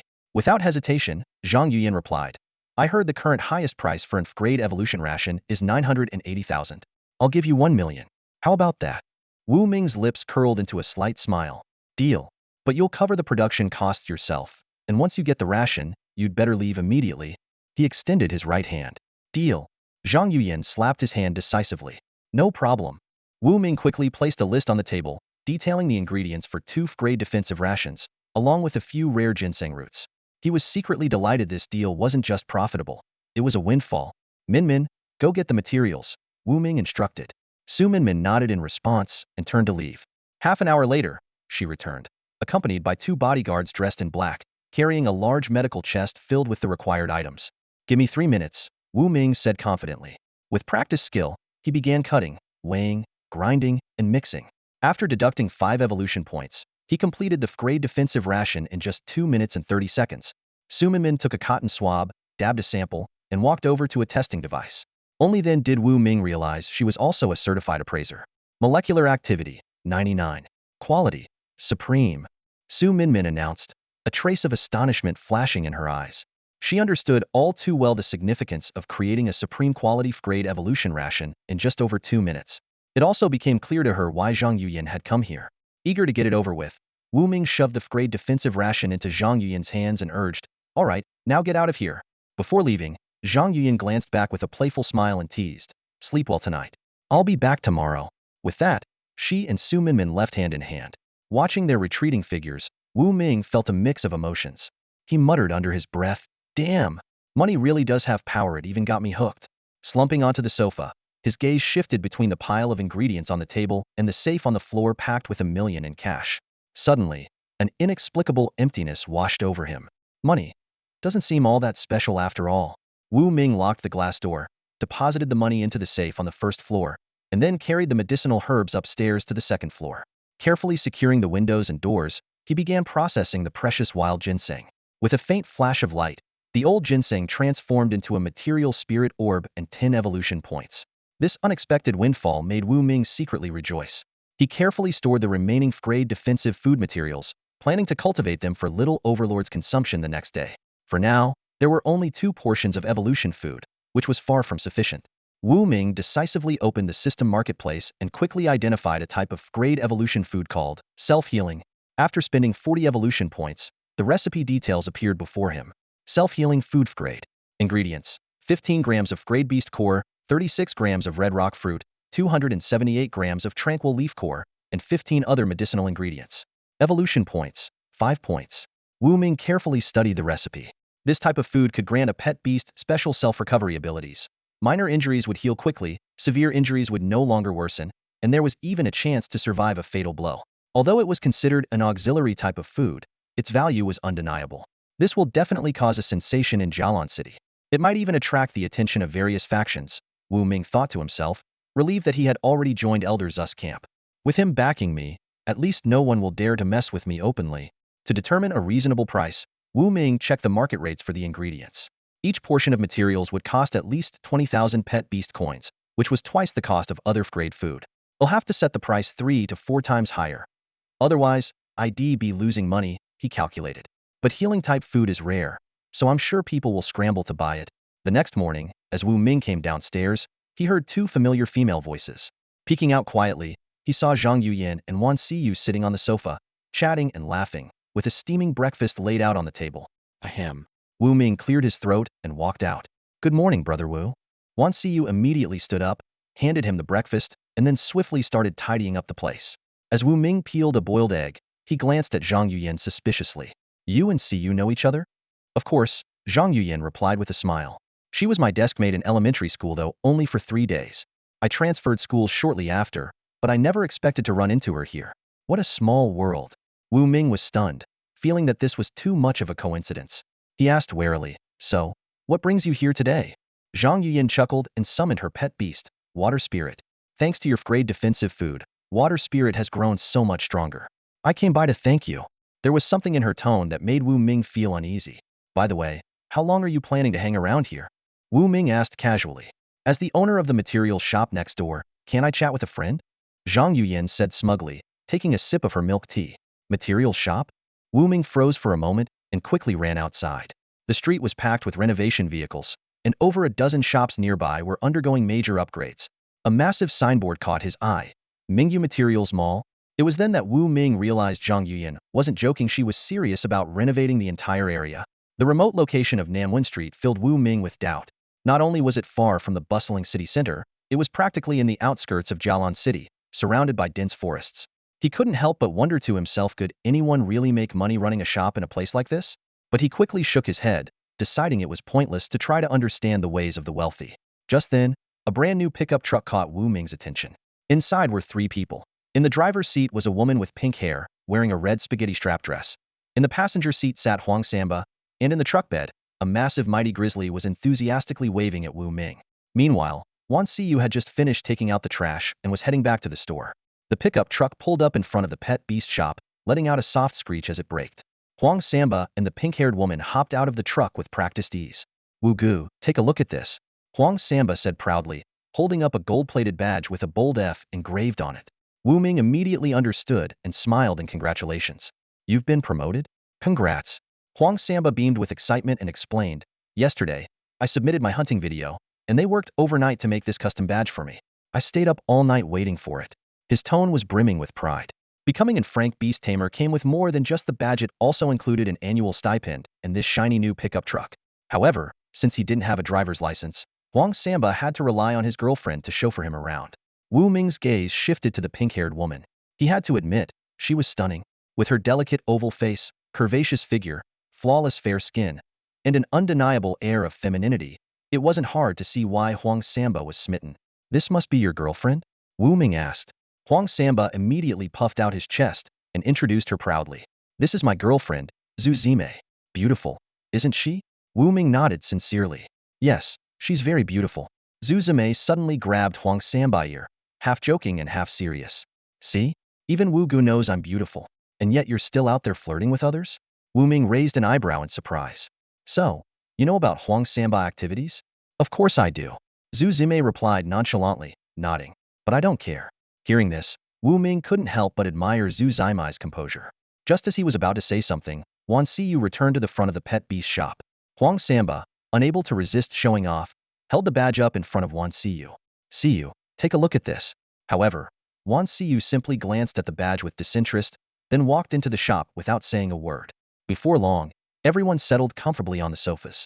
Upon learning that Zhang Yuyan was the owner of a newly renovated shop nearby, Huang Samba's eyes lit up. He exclaimed eagerly, "That's fantastic.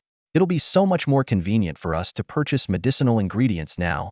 Turning to Wu Ming with an expectant tone, he continued, "Mr. Wu Ming, do you happen to have some time right now? Would you be able to prepare a brand new grade evolutionary pet food for me?" Zhang Yuyan's demeanor shifted dramatically in the presence of a crowd.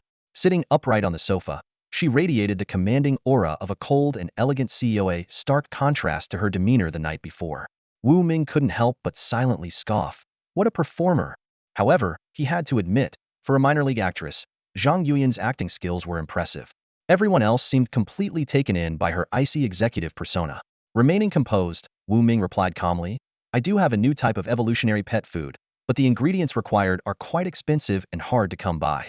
He was already calculating how to use this opportunity to develop an grade self-healing pet food, and Zhang Yuyan had unknowingly provided him the perfect chance to source the materials. "What kind of evolutionary pet food is it?" Zhang Yuyan asked, her interest piqued. Huang Samba and Wan Siyu also perked up, listening intently. "It's a support-type evolutionary pet food," Wu Ming answered succinctly. Hearing this, Zhang Yuyan's enthusiasm waned. She was only interested in pet food that could enhance her water elemental pet's combat abilities, such as granting claws, fire breath, or ice arrow skills. Noticing her reaction, Wu Ming added unhurriedly, "This is grade self-healing pet food. It grants pets a certain degree of self-healing ability. Even if they suffer severe injuries, the pet can prevent the wounds from worsening and recover quickly with minimal rest." He was confident that this feature would capture Zhang Yuyan's attention. Sure enough, the word self-healing immediately drew the focus of everyone in the room. "Is that true?" Zhang Yuyan took a deep breath, her eyes sparkling with intrigue. Wu Ming placed a piece of paper with a list of required materials on the table. "These are the ingredients needed. It's best to prepare 5 sets." While most trainers would consider such a recipe a trade secret, it didn't matter to Wu Ming. Without evolution points, no one else could successfully replicate the formula. Zhang Yuan quickly snapped a photo of the recipe and sent it to Su Minmin. Then, the group fell into a quiet wait. Seizing the moment, Wu Ming announced, "Since we have some time, they'll prepare a batch of defensive pet food first." He handed the medicinal ingredients to Wan Siyu. Wan Siyu skillfully put on an apron and began working at the counter. With practiced ease, she ground the ingredients into powder, mixed them evenly, and handed the prepared materials to Wu Ming. "Here we go." Wu Ming grasped the reaction vessel and discreetly deducted 5 evolution points. Most of the group remained calm, but Huang Sanba's girlfriend, Zhu Zimei, stared wide-eyed in astonishment as the powdered ingredients inside the vessel fused together, eventually forming 100 pebble-sized pieces of pet food. Is that even possible? Zhu Zimei exclaimed, standing up in excitement, her eyes sparkling as if she had just witnessed a miracle. Huang Sanba gently pulled her back into her seat, smiling indulgently. Relax, this is just routine for Brother Wu. His casual affection unintentionally showcased their loving relationship. Wu Ming poured the frayed defensive pet food into a bowl and placed it on the table. Xiaobao, time to eat, he called out. Xiaobao. Huang Sanba and Wan Siyu exchanged puzzled glances, wondering who he was referring to. Suddenly, a cheerful series of woof woof woof sounds filled the room. A small, adorable dog darted out from under the table and leaped nimbly onto the tabletop. It wagged its tail and spun in excited circles, flashing a playful grin at Wu Ming. This is Xiaobao, an frayed pet beast? Huang Sanba and Wan Siyu asked in shock. Brother Wu, when did you get such a cute little dog? Recognizing the pet, Zhang Yuyin chimed in. This is actually a hellhound with a great potential. It's said that this type of pet beast has gone extinct. I'm curious how Wu Ming managed to get one. Just a stroke of luck, Wu Ming replied nonchalantly, patting Xiaobo Wang's head affectionately. Come on, eat up this evolutionary pet food. Obediently, Xiaobo Wang devoured the pet food, and its body visibly grew larger, though it retained its adorable appearance. Wu Ming picked up an iron rod and lightly tapped Xiaobo Wang's head, producing a crisp metallic sound without causing the slightest harm. Xiaobo Wang barked happily, as if to say, go ahead, hit harder, I don't feel a thing. Wan Siyu, charmed by the pet's cuteness, pleaded, Brother Wu, Xiaobo Wang is so adorable. Can I pet it? With Wu Ming's approval, Xiaobo Wang let Wan Siyu scoop it up in her arms, remaining perfectly docile. Not long after, Su Minmin arrived in her roaring sports car, panting slightly as she carried a large box of medicinal ingredients into the shop. Placing it on the table, she announced, Yu Yan, here are the 5 sets of materials you asked for. Total cost is 100,000 pet coins, but with the Supreme VIP card, it's reduced to 60,000. Wu Ming quickly opened the box, selected one set of ingredients, and began grinding and mixing them in front of everyone. Using his reaction vessel, he completed the preparation in under 10 seconds, producing the first batch of grade self-healing pet food. The group gathered around the golden red pet food, which looked deceptively like ordinary soybeans. Can this really be that miraculous? Zhu Zimei questioned skeptically. Su Minmin, though silent, also appeared doubtful. Only Huang Sanba and Wan Siyu had unwavering faith in Wu Ming's abilities. Wu Ming proposed, why don't we test it on Xiaobo Wang to see for ourselves? He placed the little dog on the table and gently instructed, Xiaobo Wang, give yourself a small scratch, nothing too serious. Xiaobo Wang looked at him pitifully, but Wu Ming reassured it. Don't worry. It'll heal you right after. Reluctantly, Xiaobo Wang used its soft paw to scratch its belly a few times, leaving visible wounds. Everyone watched closely as blood seeped from the cuts. Initially, it seemed Xiaobo Wang had no significant self-healing ability. However, after consuming the grade self-healing pet food, the wounds closed up at an astonishing pace, leaving no scars behind. To ensure the results weren't a fluke, Wu Ming suggested repeating the test. No matter how deep Xiaobo Wang scratched itself, even creating cuts a centimeter deep, the pet food healed the injuries within seconds. The display left everyone utterly speechless. Zhang Yuyin inhaled sharply, marveling.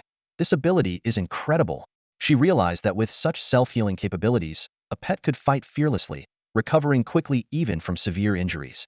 While opponents would grow weaker with wounds, her pet could remain in peak condition, an undeniable advantage in any battle.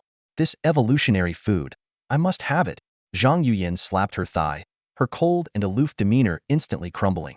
Her eyes burned with excitement as she stared at the 4 golden, grade self-healing rations as if they were priceless treasures. Wu Ming said decisively, there are 4 portions of medicinal ingredients left. I can prepare them all right away. He turned to Wan Siyu and gave her a simple command. Wan Siyu moved skillfully, and in less than 10 minutes, the table was adorned with 4 glowing grade self-healing rations. Minmin, test their quality, Zhang Yuyin ordered impatiently. Su Minmin put on protective goggles and began the tests with full concentration. 10 minutes later, she removed the goggles, her voice trembling with shock. All 4 are of superior quality. The one given to Little Overlord earlier was probably superior quality as well. Wu Gu, you're amazing. Wan Siyu praised sincerely. Every single one is superior quality. Such consistency is incredible. Even a grade masters can't guarantee that every batch would turn out this perfect. Zhang Yuyin quickly grabbed a portion, and a stream of water surged from her palm, enveloping and consuming the ration. The others watched in astonishment as the water spirit began to glow, its surface adorned with intricate patterns as if it was undergoing a transformation.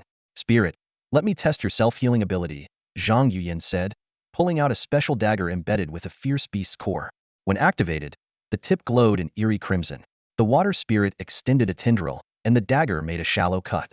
With a faint tear, the water spirit was injured, and a drop of blood hovered on the verge of falling.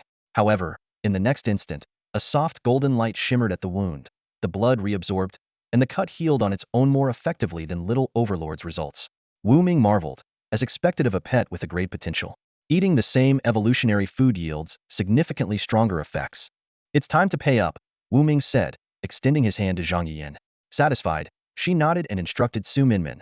Transfer 1 million to Wu Ming's account. Su Minmin acted swiftly, and Wu Ming soon received the transaction notification.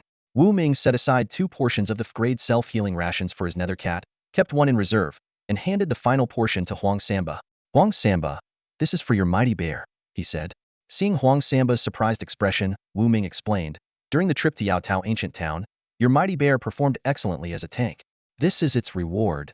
Huang Samba expressed his heartfelt gratitude, and the mighty bear even stood on its hind legs to bow in thanks.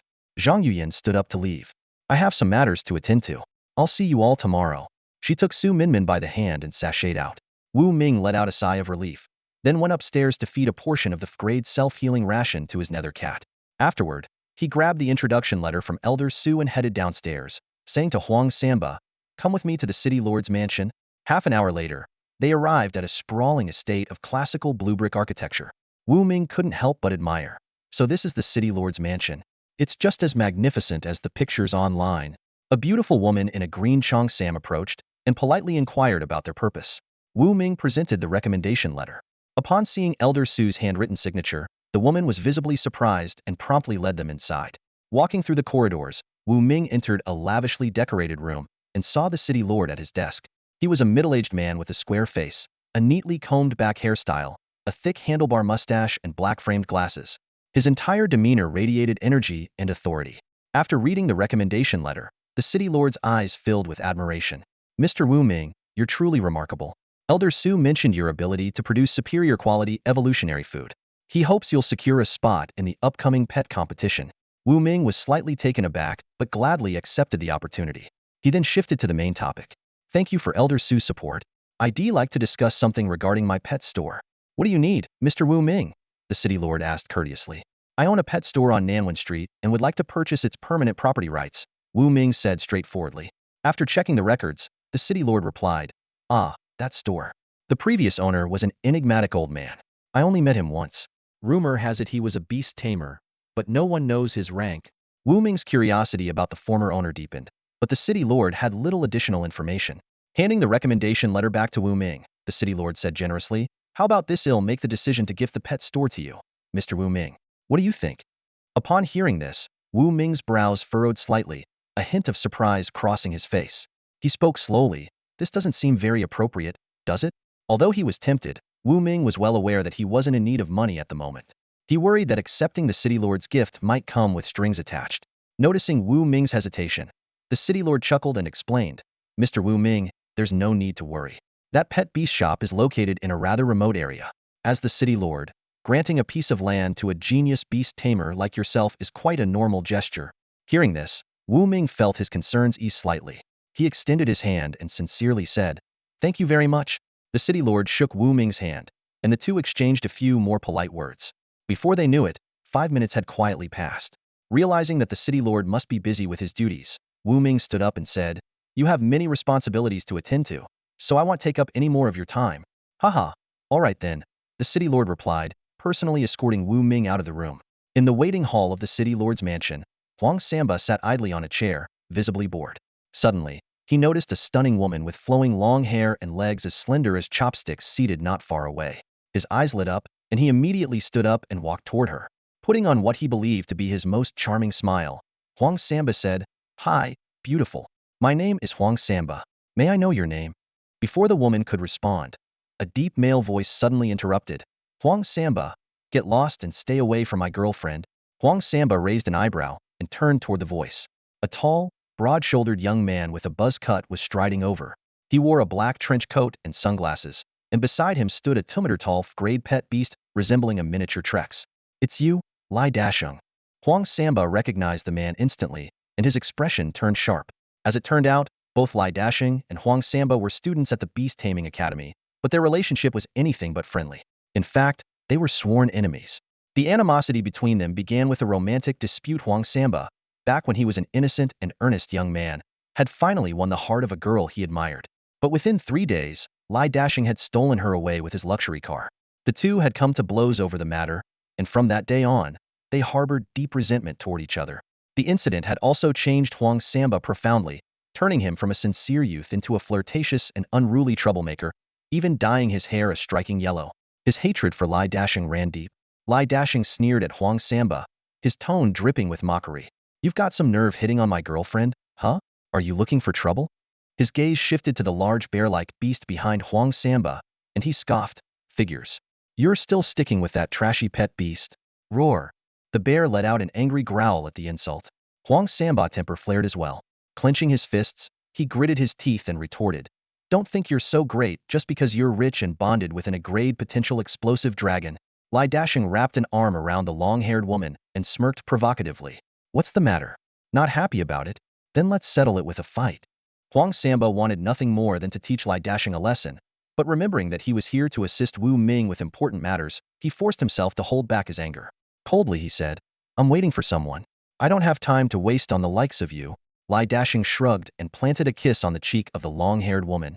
Then, flashing a smug grin at Huang Samba, he said, "Trash will always be trash. If you're too scared, just admit it." You. Huang Samba was on the verge of losing his temper, but the thought of Wu Ming kept him in check.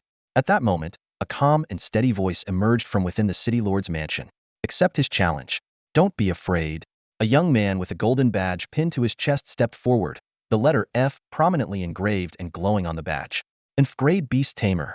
The crowd around them recognized the badge's significance and began murmuring among themselves. "Brother Wu."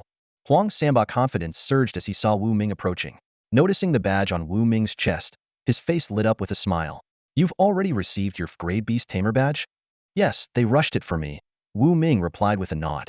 After leaving the city lord's office, he and the woman in the Cheongsam had gone to another room, where he was able to skip the assessment thanks to a recommendation letter. He had been registered on the spot as an extraordinary Divine Beast Tamer, though the extraordinary rating was only visible to internal personnel. Lai Dasheng scoffed at the interaction. "Humph. A newly minted Divine Beast Tamer. Big deal." Wu Ming placed a reassuring hand on Huang Samba's shoulder and said encouragingly, "Huang Samba, when faced with a challenge, take it on. Do you think your mighty bear will lose?" Thinking of the mighty bear's 4th grade talents, 3 of which were extraordinary in quality, Huang Samba felt a surge of confidence. Locking eyes with Lai Dasheng, he declared, "All right, let's have a beast battle today. No holding back, are you game?" Lai Dasheng narrowed his eyes, his expression as menacing as a venomous snake, and exhaled a puff of smoke. "Accept it," Wu Ming urged again, giving Huang Samba's shoulder another encouraging pat. "Fine." Huang Samba nodded firmly. He had immense trust in Wu Ming, and recalling the mighty bear's great self-healing talent, he was convinced they could outlast Lai Dasheng's explosive dragon. Soon, the two opponents made their way to a beast arena 100 meters away. Did someone say there's going to be a beast battle? A life-or-death match? Whoa, a life-or-death fight. That's intense. Losing a pet beast would be a huge setback. Let's go check it out. The surrounding crowd, intrigued by the prospect of a beast duel, quickly flocked to the arena. In the circular arena, 100 meters in diameter, the mighty bear and the explosive dragon stood 30 meters apart, locked in a tense standoff. The atmosphere was thick with anticipation, as if the air itself was bracing for the clash to come. Huang Samba and Lai Dasheng stood on the high platform beside the beast arena, each ready to command their pet beasts in battle. Wu Ming sat in the stands, his gaze fixed on the explosive dragon. Through his insightful eye, he could clearly see the dragon's stats: a grade potential, grade elite talent, grade speed of 33 meters per second, grade claws, and grade endurance. Though the explosive dragon appeared ferocious, these stats seemed laughably weak in Wu Ming's eyes. He recalled when the mighty bear once had only grade strength. Back then, facing a creature like the explosive dragon would likely have resulted in it being split in half in an instant. But now, the situation was completely different. A confident smile tugged at the corner of Wu Ming's lips. Lai Dasheng suddenly sneered, "Huang Samba, if you kneel and kowtow to me now, I might spare your bear's life later. Otherwise, my explosive dragon will slice it in half with just one move." Ha ha ha. Hearing this, Huang Samba clenched his fists tightly, his nails digging into his palms. He responded in a low voice, You sure talk a lot of nonsense. I think you'll only regret it when it's too late. Lai Dashing's voice turned sinister as he commanded, Explosive Dragon, attack. First cut off one of that bear's legs, then gouge out its eyes, and leave it completely crippled. This command completely enraged Huang Samba. He roared, Bear, use your full strength and take down that explosive dragon. Let this venomous man taste what it's like to lose everything. The mighty bear, feeling its master's fury, had flames of anger ignited in its eyes as it prepared to strike. Attack! Lai Dashing shouted. In an instant, the explosive dragon unleashed its great speed, darting towards the mighty bear like a bolt of lightning, its razor-sharp claws aiming straight for a vital spot. However, to everyone's astonishment, the seemingly bulky mighty bear nimbly dodged the attack. Then, in one swift motion, it delivered a powerful paw strike with incredible force, landing precisely on the explosive dragon's spine. A crisp crack echoed as the explosive dragon's spine shattered. It fell heavily to the ground, its legs twitching a few times before going completely still. The entire process took less than 2 seconds. Wu Ming glanced at his stopwatch and confirmed the time. Just 1.67 seconds. This was a true one-hit kill. Aside from Wu Ming and Huang Samba, the rest of the crowd was left in stunned silence. The explosive dragon, which had looked so fierce and intimidating, was defeated so effortlessly by a single strike from what appeared to be a clumsy bear. No. Lai Dashing let out a heart-wrenching cry as he stumbled toward the lifeless body of the explosive dragon. Kneeling beside it, his trembling hands stroked its corpse. This dragon had been the culmination of all his effort and resources. From purchasing the dinosaur egg to raising it to maturity, he had invested over 3 million pet beast coins. Yet, in this moment, all his hard work had turned to nothing, felled by the very mighty bear he had always looked down upon. Overwhelmed by grief and rage, Lai Dashing's vision went dark, and he collapsed unconscious on the spot. Watching this unfold, Wu Ming murmured softly, just as expected. He had foreseen this outcome long ago. It was thanks to his insightful eye, which revealed the explosive dragon's true capabilities, that he had encouraged Huang Samba to participate in this battle. The results proved that in terms of speed, strength, defense, and recovery, the mighty bear completely outclassed the explosive dragon. Let's go. Wu Ming waved at Huang Samba. Huang Samba gently stroked the chest of his mighty bear companion and replied, Brother Wu, give me a moment. He walked over to the unconscious Lai Dashing. A long-haired, long-legged beauty rushed over and pinched Lai Dashing's philtrum hard, waking him up. Huang Samba approached, grabbing Lai Dashing by the collar and lifting him off the ground. Gritting his teeth, he said, I loved her so much, and you just had to interfere. Even though I later realized she was vain, this punch, damn it, I still owe it to you. Before the words had fully left his mouth, Huang Samba's heavy punch landed squarely on Lai Dashing's nose, sending him flying 5 meters away and crashing to the ground. The long-legged beauty let out a scream, but Huang Samba wrapped an arm around her and kissed her passionately in front of Lai Dashing. After an intense kiss, Huang Samba released the breathless beauty. He gently caressed her terrified face and whispered, A man like that isn't worth your trust. With that, he patted her shoulder, climbed onto his mighty bear, and followed Wu Ming out of the arena, looking completely at peace. Lai Dashing passed out again. The long-legged beauty hesitated for a moment, but eventually helped him up and pinched his philtrum until he regained consciousness. When Lai Dashing opened his eyes and saw her, he was furious. You shameless woman! You've humiliated me. Before he could finish, the beauty slapped him hard across the face, leaving him stunned. Without looking back, she strode away in her high heels, leaving the arena behind. The crowd of onlookers quickly pulled out their phones to record the scene, murmuring in amazement. Soon, countless videos flooded the Jialan City forums, with headlines popping up everywhere. Shocking! Elite F-Class Beastmaster Lai Dashing defeated by newcomer F-Class Beastmaster Huang Samba. Scandal! Huang Samba kisses Lai Dashing's girlfriend. Plot twist. Beauty slaps Lai Dashing in public. Revealed. Huang Samba's school romance ended when Lai Dashing stole his girlfriend. Desperate request. Photos of Huang Samba's ex-girlfriend, offering rewards up to 100 replies. Inside a pet shop, Huang Samba lay sprawled on a sofa, covering his face with one hand. Zhu Zimei leaned against him, laughing uncontrollably as she scrolled through the forum posts. Wan Siyu, seated at the counter, was also browsing the comments. She asked curiously, Huang Samba, were you really that innocent back in the day? And what's with the blonde hair? Did you dye it for your ex? None of your business. Huang Samba replied gruffly. Zhu Zimei chuckled. My husband used to be such an innocent boy, too bad he fell for the wrong person. Wan Siyu kept scrolling and suddenly found a graduation photo of Huang Samba and Zhu Zimei from their Beastmaster Academy days. She exclaimed in surprise, Wow, so you two were classmates? No wonder you're together now. Zhu Zime beamed with a sweet smile. Of course. Back then, someone got his heart broken, and I helped him move on. We became best friends after that. Wu Ming sipped his tea and asked, puzzled, Zhu Zime, aren't you and Huang Samba a couple? How did you go from best friends to this? Zhu Zime explained. We started as best friends, then later got together. That's why you have to watch out for those platonic opposite-gender friends one day. You might find yourself blindsided. Wu Ming chuckled. Some opposite-gender friendships are purely platonic. Zhu Zime replied with a knowing look. Sure, there are exceptions, but most aren't. The truly platonic ones are rare, and over time, they often fade into nothing. Huang Samba slapped his face in exasperation and interrupted. All right, that's enough. You're making me sound like a complete mess here. Meanwhile, in a luxurious villa on Nanwen Street, Zhou Nana lounged on a sofa, her curvaceous figure draped elegantly. As she scrolled through the Jialan City forums, her eyes suddenly widened in shock when she stumbled upon a video from the City Lord's arena. Damn it, how is Wu Ming still alive? Zhou Nana's face twisted with rage as she immediately called Black Trenchcoat Security Company. The moment the call connected, she unleashed her fury. Are you all useless? It's been so long, and Wu Ming is still breathing. The person on the other end was silent for a moment before replying. We sent an F-class Beastmaster to assassinate him, but the attempt failed. The Beastmaster was killed. We suspect it was Huang Samba's doing. Hearing that it might have been Huang Samba, Zhou Nana thought of the video she had just seen. Half doubting, she snapped, I don't care. I've spent so much money, and you can't even kill an ordinary man? You're all worthless. The voice on the other end turned cold. Ms. Zhou Nana, please watch your tone. Also, you're clearly out of the loop. Wu Ming is far from ordinary. We've just received internal confirmation today. He earned the F-class Tamer badge. His internal classification? Top secret. Do you know what top secret means? It means Wu Ming is an exceptional F-class Tamer, among the best of his rank, with privileges to meet the City Lord whenever he pleases. Do you understand? Zhou Nana's confidence wavered, and she stammered. So what should I do now?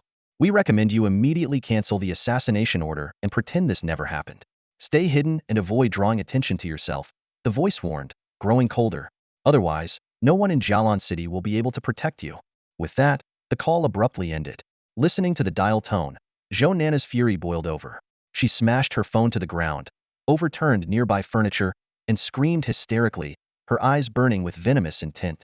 Nana, what's wrong? A soft yet startled voice came from the doorway. Zhou Nana's expression shifted instantly. She turned to see a young woman in a school uniform wearing a trainee F-class Beastmaster badge. Forcing a smile, Zhou Nana said, Oh, it's you, Yan Yan. Nothing's wrong. Just some idiots at work making me angry.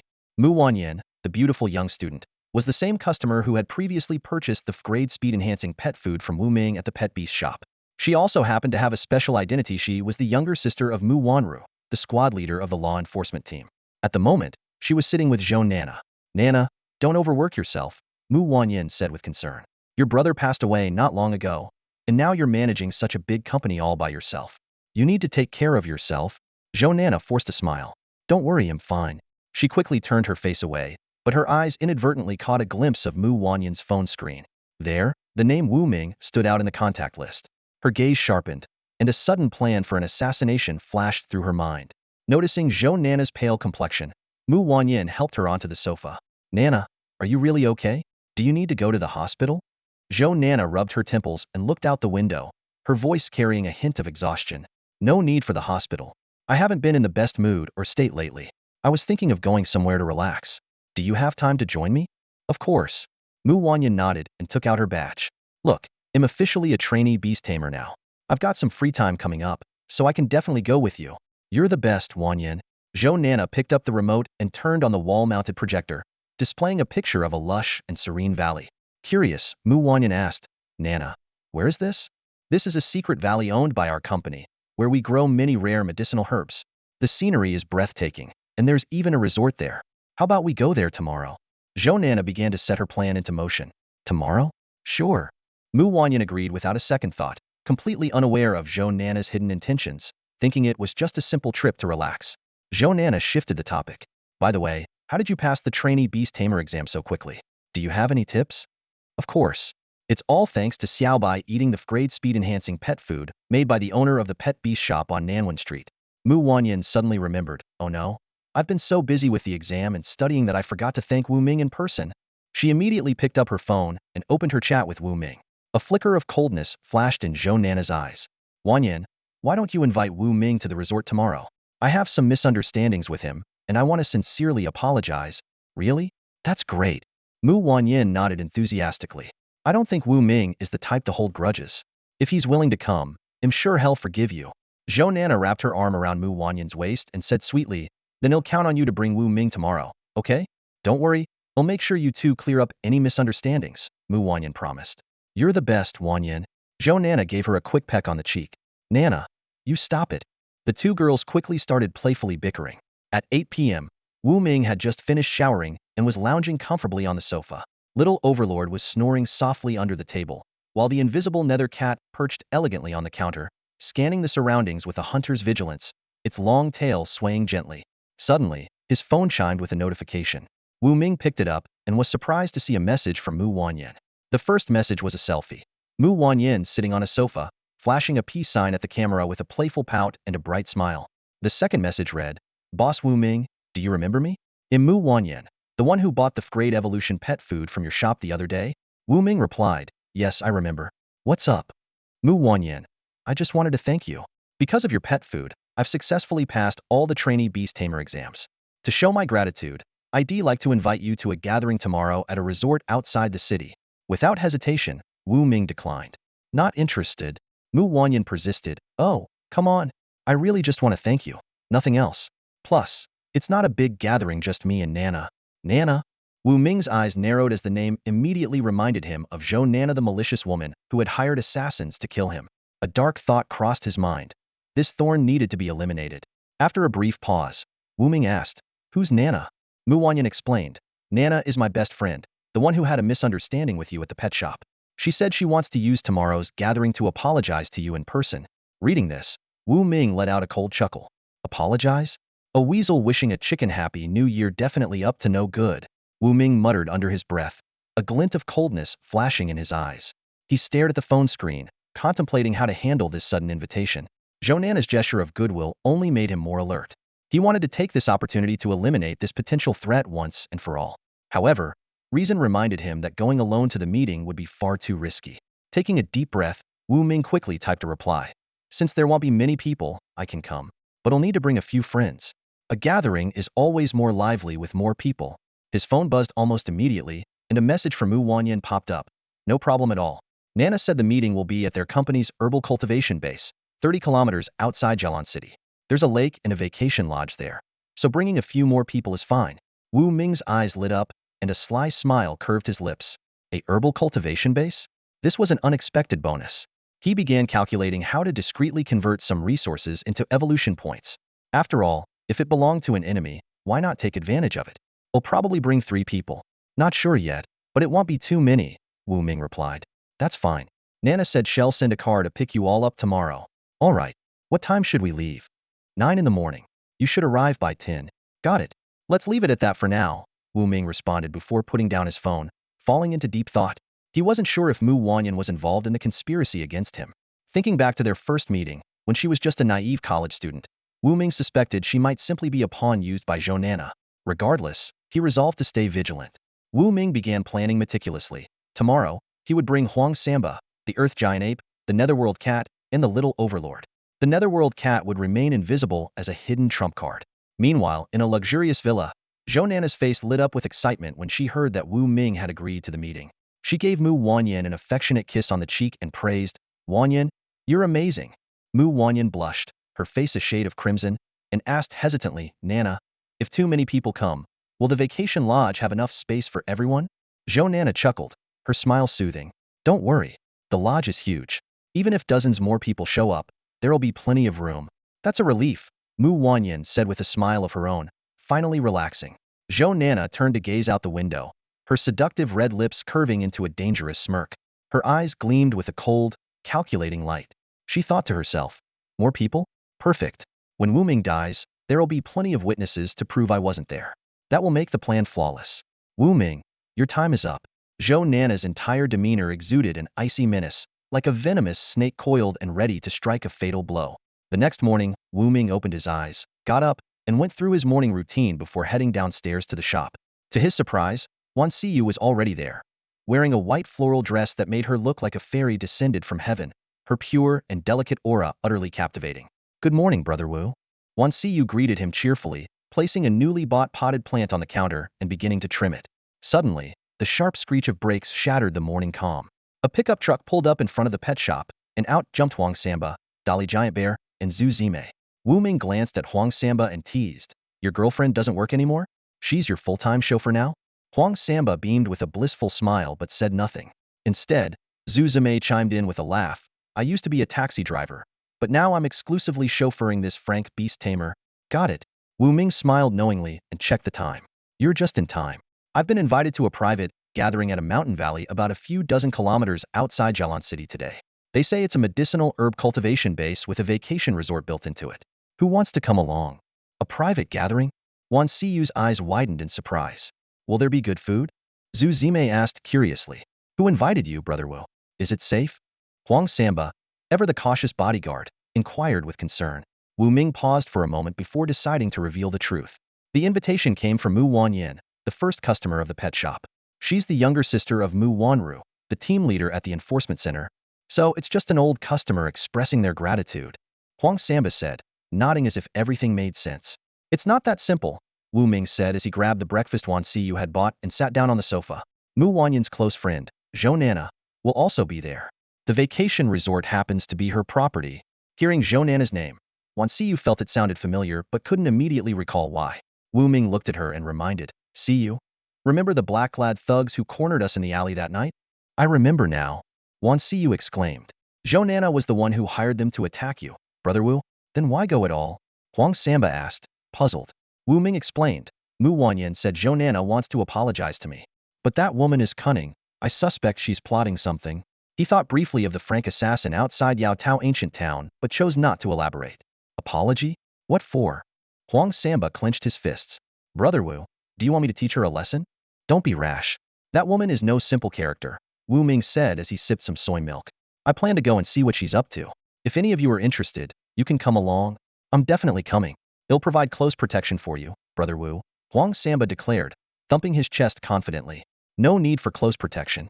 Act as if you're unaware of anything. Don't alert them," Wu Ming instructed. "Once we're there, follow my lead." The three nodded in agreement. At 8:50, a modified bulletproof minibus pulled up outside the shop. A black-faced driver with a buzz cut and a thick beard called out, "Excuse me, are you Mr. Wu Ming?" "I'm the driver hired by Miss Nana to take you to the lakeside vacation resort," Wu Ming responded, then boarded the vehicle with his companions. Zhang Yuyin arrived late, only to find the shop closed. Frustrated, she kicked the glass door before driving away. Before 9:30, Wu Ming and his group reached their destination, a picturesque valley surrounded by 20-meter-high electrified walls. The valley featured winding lakes and fragrant herb fields. In the middle of the lake stood a sprawling estate covering dozens of acres, fully equipped with luxurious facilities. "Wu Ming, you're finally here," came Mu Wanyan's cheerful voice. Wu Ming stepped out of the vehicle and saw two women standing not far away.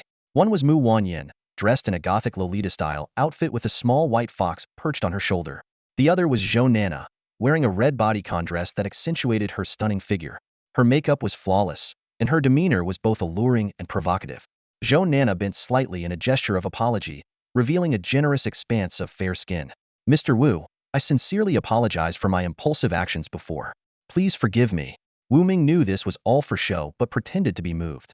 He stepped forward to help her up. "Miss Nana, how could I hold a grudge over such a small matter? I've already forgiven you." As he spoke, he intentionally patted Zhou Nana on the shoulder, his hand brushing against her chest. Zhou Nana gritted her teeth in anger but maintained her composure. Huang Samba and the others feigned indifference, while the naive Mu Wanyan remained oblivious to the undercurrents, clapping her hands in delight. "Wu Ming, Nana, it's great that you've made up. Come on. I've prepared a lavish lunch at the resort. Let's all have a wonderful time today." Mu Wanyan skipped ahead happily, entirely unaware that a subtle battle of wits had already begun behind her. Zhou Nana stayed close to Wu Ming, her lips curling into a smile that seemed seductive but hid a cold edge. Her sharp eyes swept over Huang Samba and the mighty bear, quietly assessing the situation in her mind. Wu Ming's caution surprised her, had even brought along a Frank Beast Tamer. Just then, the sound of hurried footsteps, accompanied by bursts of fiery hisses, caught Zhou Nana's attention. Looking down, she spotted a small black dog happily running around, occasionally puffing out tiny flames from its mouth. Feigning casual interest, Zhou Nana asked, "What an adorable little dog. Is this your pet beast, Mr. Wu?" Wu Ming smiled and replied, "Yes, this is my only pet beast. It breathes fire, quite cute, isn't it?" But his tone suddenly turned meaningful. "Don't be fooled. Beneath a cute or beautiful exterior, there could be countless hidden dangers ready to strike." Zhou Nana caught the underlying warning in his words and smirked inwardly. She began calculating her next move. To eliminate Wu Ming, she would first need to find a way to get rid of the others who were in the way. Meanwhile, Mu Wanyan seemed completely oblivious to the subtle exchange. Her attention was entirely captivated by the little dog, whom she affectionately called Little Overlord. She kept trying to play with it and pick it up, but the agile pup dodged her every time, clearly unwilling to be touched. Before long, the group entered a lavishly decorated banquet hall. Zhou Nana stayed close to Wu Ming, chatting and laughing as if she had genuinely repented and become his close friend. Seeing this, Mu Wanyan's face lit up with joy, entirely unaware that everyone else was merely putting on an act. Mu Wanyan glanced up at the large clock on the wall and exclaimed in surprise, "Oh my, it's already 10 o'clock. The luncheon hasn't started yet. Mr. Wu, would you like to sit and wait? Or perhaps explore the nearby area a bit?" Wu Ming immediately responded, "Let's explore first." He had already made up his mind to check out the nearby herbal garden to see if he could gather some evolution points. After all, the herbs belonged to Zhou Nana. Why not take advantage of the opportunity? Zhou Nana eagerly volunteered to lead the way. She opened a side door of the banquet hall and guided the group into the herbal garden on the mountainside. The air was thick with the fragrance of medicinal herbs. Wu Ming casually brushed his hand over a crimson-red herb called chilling grass and was delighted to find it had converted into 0.1 evolution points. Excited, he continued touching the surrounding herbs, quickly accumulating a total of 1 evolution point. Looking up, Wu Ming's eyes gleamed with excitement as he took in the vast expanse of the herbal garden. He calculated silently. If he could convert all these herbs, he might gain 8 to 10,000 evolution points. Unfortunately, this was just a tour. For now, he could only discreetly convert evolution points from the herbs he passed by, which wasn't yielding much. Determined to maximize his gains, Wu Ming deliberately took detours through the garden, converting the herbs along his path. On the surface, the herbs appeared unchanged, but in reality, they had lost their medicinal potency and would need time to regrow before they could be used. An idea crossed Wu Ming's mind. If he could lease a section of a herbal garden, he could regularly convert large amounts of evolution points. However, he knew this was unrealistic for now. The herbal garden they were touring was protected by high-voltage electric fences and required millions in investment to manage. His current financial resources were far too limited.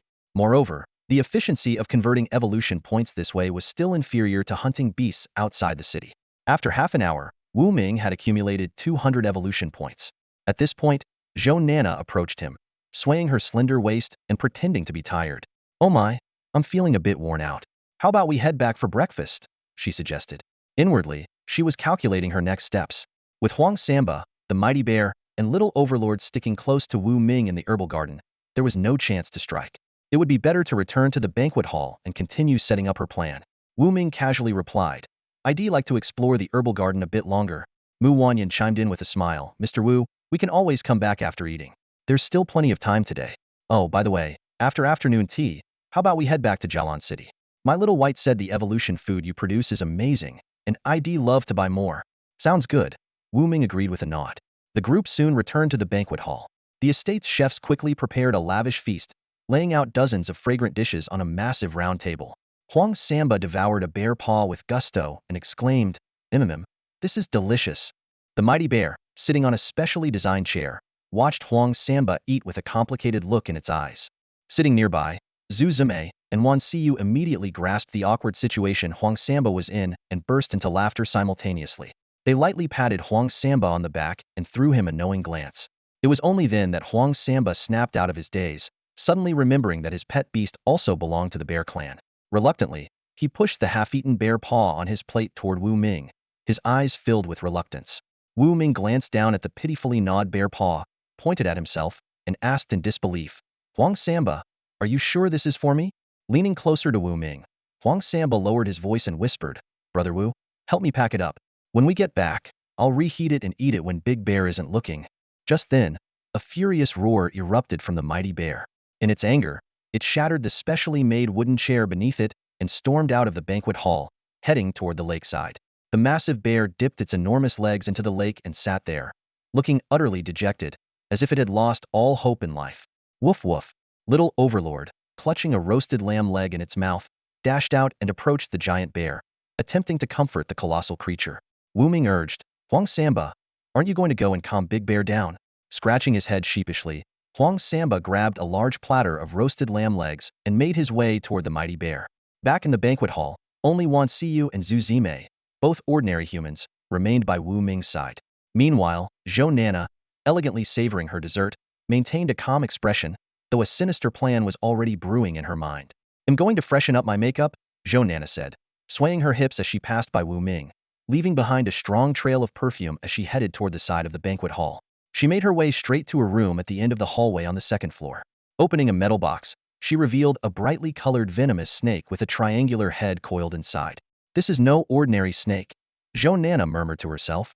This is the rainbow death snake, possessing grade venom. Even an elephant would drop dead instantly from a single bite. She sneered coldly and added, normally, rainbow death snakes only live in remote wilderness areas surrounded by mountains, water, and abundant medicinal herbs. This valley happens to meet all the conditions for its habitat. Who would guess that I actually hired it for a price? Her voice was icy and chilling. Staring into the snake's eyes, Zhou Nana seemed to merge with the creature in that moment, transforming into the deadliest predator the world had ever seen. The vibrant, deadly snake lay dormant inside the metal box, showing no intention of attacking Zhou Nana. This venomous serpent was the carefully trained pet of an franked assassin from outside Jialan City. At this moment, its master was waiting vigilantly in the nearby mountains. Just last night, Zhou Nana had secretly met with the assassin and acquired temporary control over the snake. In a low voice, she issued a concise and lethal command. Hide, eliminate the target, and make it look like an accident. With great care, Zhou Nana released the deadly creature, allowing it to quietly slither along a water pipe and infiltrate the herb garden. Like a seasoned assassin, the colorful serpent concealed itself, patiently waiting for the perfect opportunity to strike. Zhou Nana quickly touched up her makeup and calmly returned to the lively banquet hall as if nothing had happened. What she didn't know was that an invisible presence had been following her all along, observing every detail of her actions and faithfully relaying them to Wu Ming. Inside the banquet hall, Zhou Nana watched as Wan Siyu gently fed Wu Ming. Her face bore a smile, but her eyes gleamed with a dangerous light. Gracefully lifting a wine glass, she rested a hand lightly on Wu Ming's shoulder and whispered alluringly, Mr. Wu Ming, let me propose a toast to you. Her voice was sweet and seductive, yet carried an undertone of menace. Consider this a farewell drink. Cheers. Wu Ming clinked glasses with her and drank without hesitation. Meanwhile, Huang Samba, Dolly Giant Bear, and Little Overlord were playing by the lakeside 100 meters away. Spotting this, Zhou Nana realized the moment was ripe. She suggested, this banquet hall is poorly designed, it's a bit stuffy, don't you think? How about we take a stroll by the lake to get some fresh air? Mu Wanyin eagerly nodded in agreement. Wu Ming's lips curled into a faint smile as he quickly discerned Zhou Nana's intentions. After a brief pause, he replied, perfect timing. We can also visit the herb garden. As a trainer, I'm quite interested in the herbs you cultivate, Miss Zhou. Perhaps I could purchase some in the future. Of course, there will be opportunities, Zhou Nana responded with a smile, though inwardly she sneered. In just a few moments, the only deals you'll be making will be in the underworld with King Yama. The group, holding their glasses, began a leisurely walk along the lakeside. On their left stretched the lush herb garden, while the shimmering lake lay to their right. Beneath one of the herbs, the colorful serpent caught Wu Ming's scent. Flicking its purple tongue, it silently slithered toward him, waiting for the perfect chance to strike, intending to make its attack appear as a defensive reaction to being stepped on. Unbeknownst to the serpent, an invisible and fearsome presence loomed nearby. Sharp, watchful eyes observed every move, ready to intervene at any moment. On the ground, a ghostly nether cat moved with an elegant stride. Its presence was like that of a phantom, silent, shadowless, leaving no trace, not even disturbing the air. It followed closely alongside the colorful serpent, as if an omniscient deity watching over a naive child, prepared to alter the course of events at any time. Through his soul contract, Wu Ming had already sensed the imminent danger.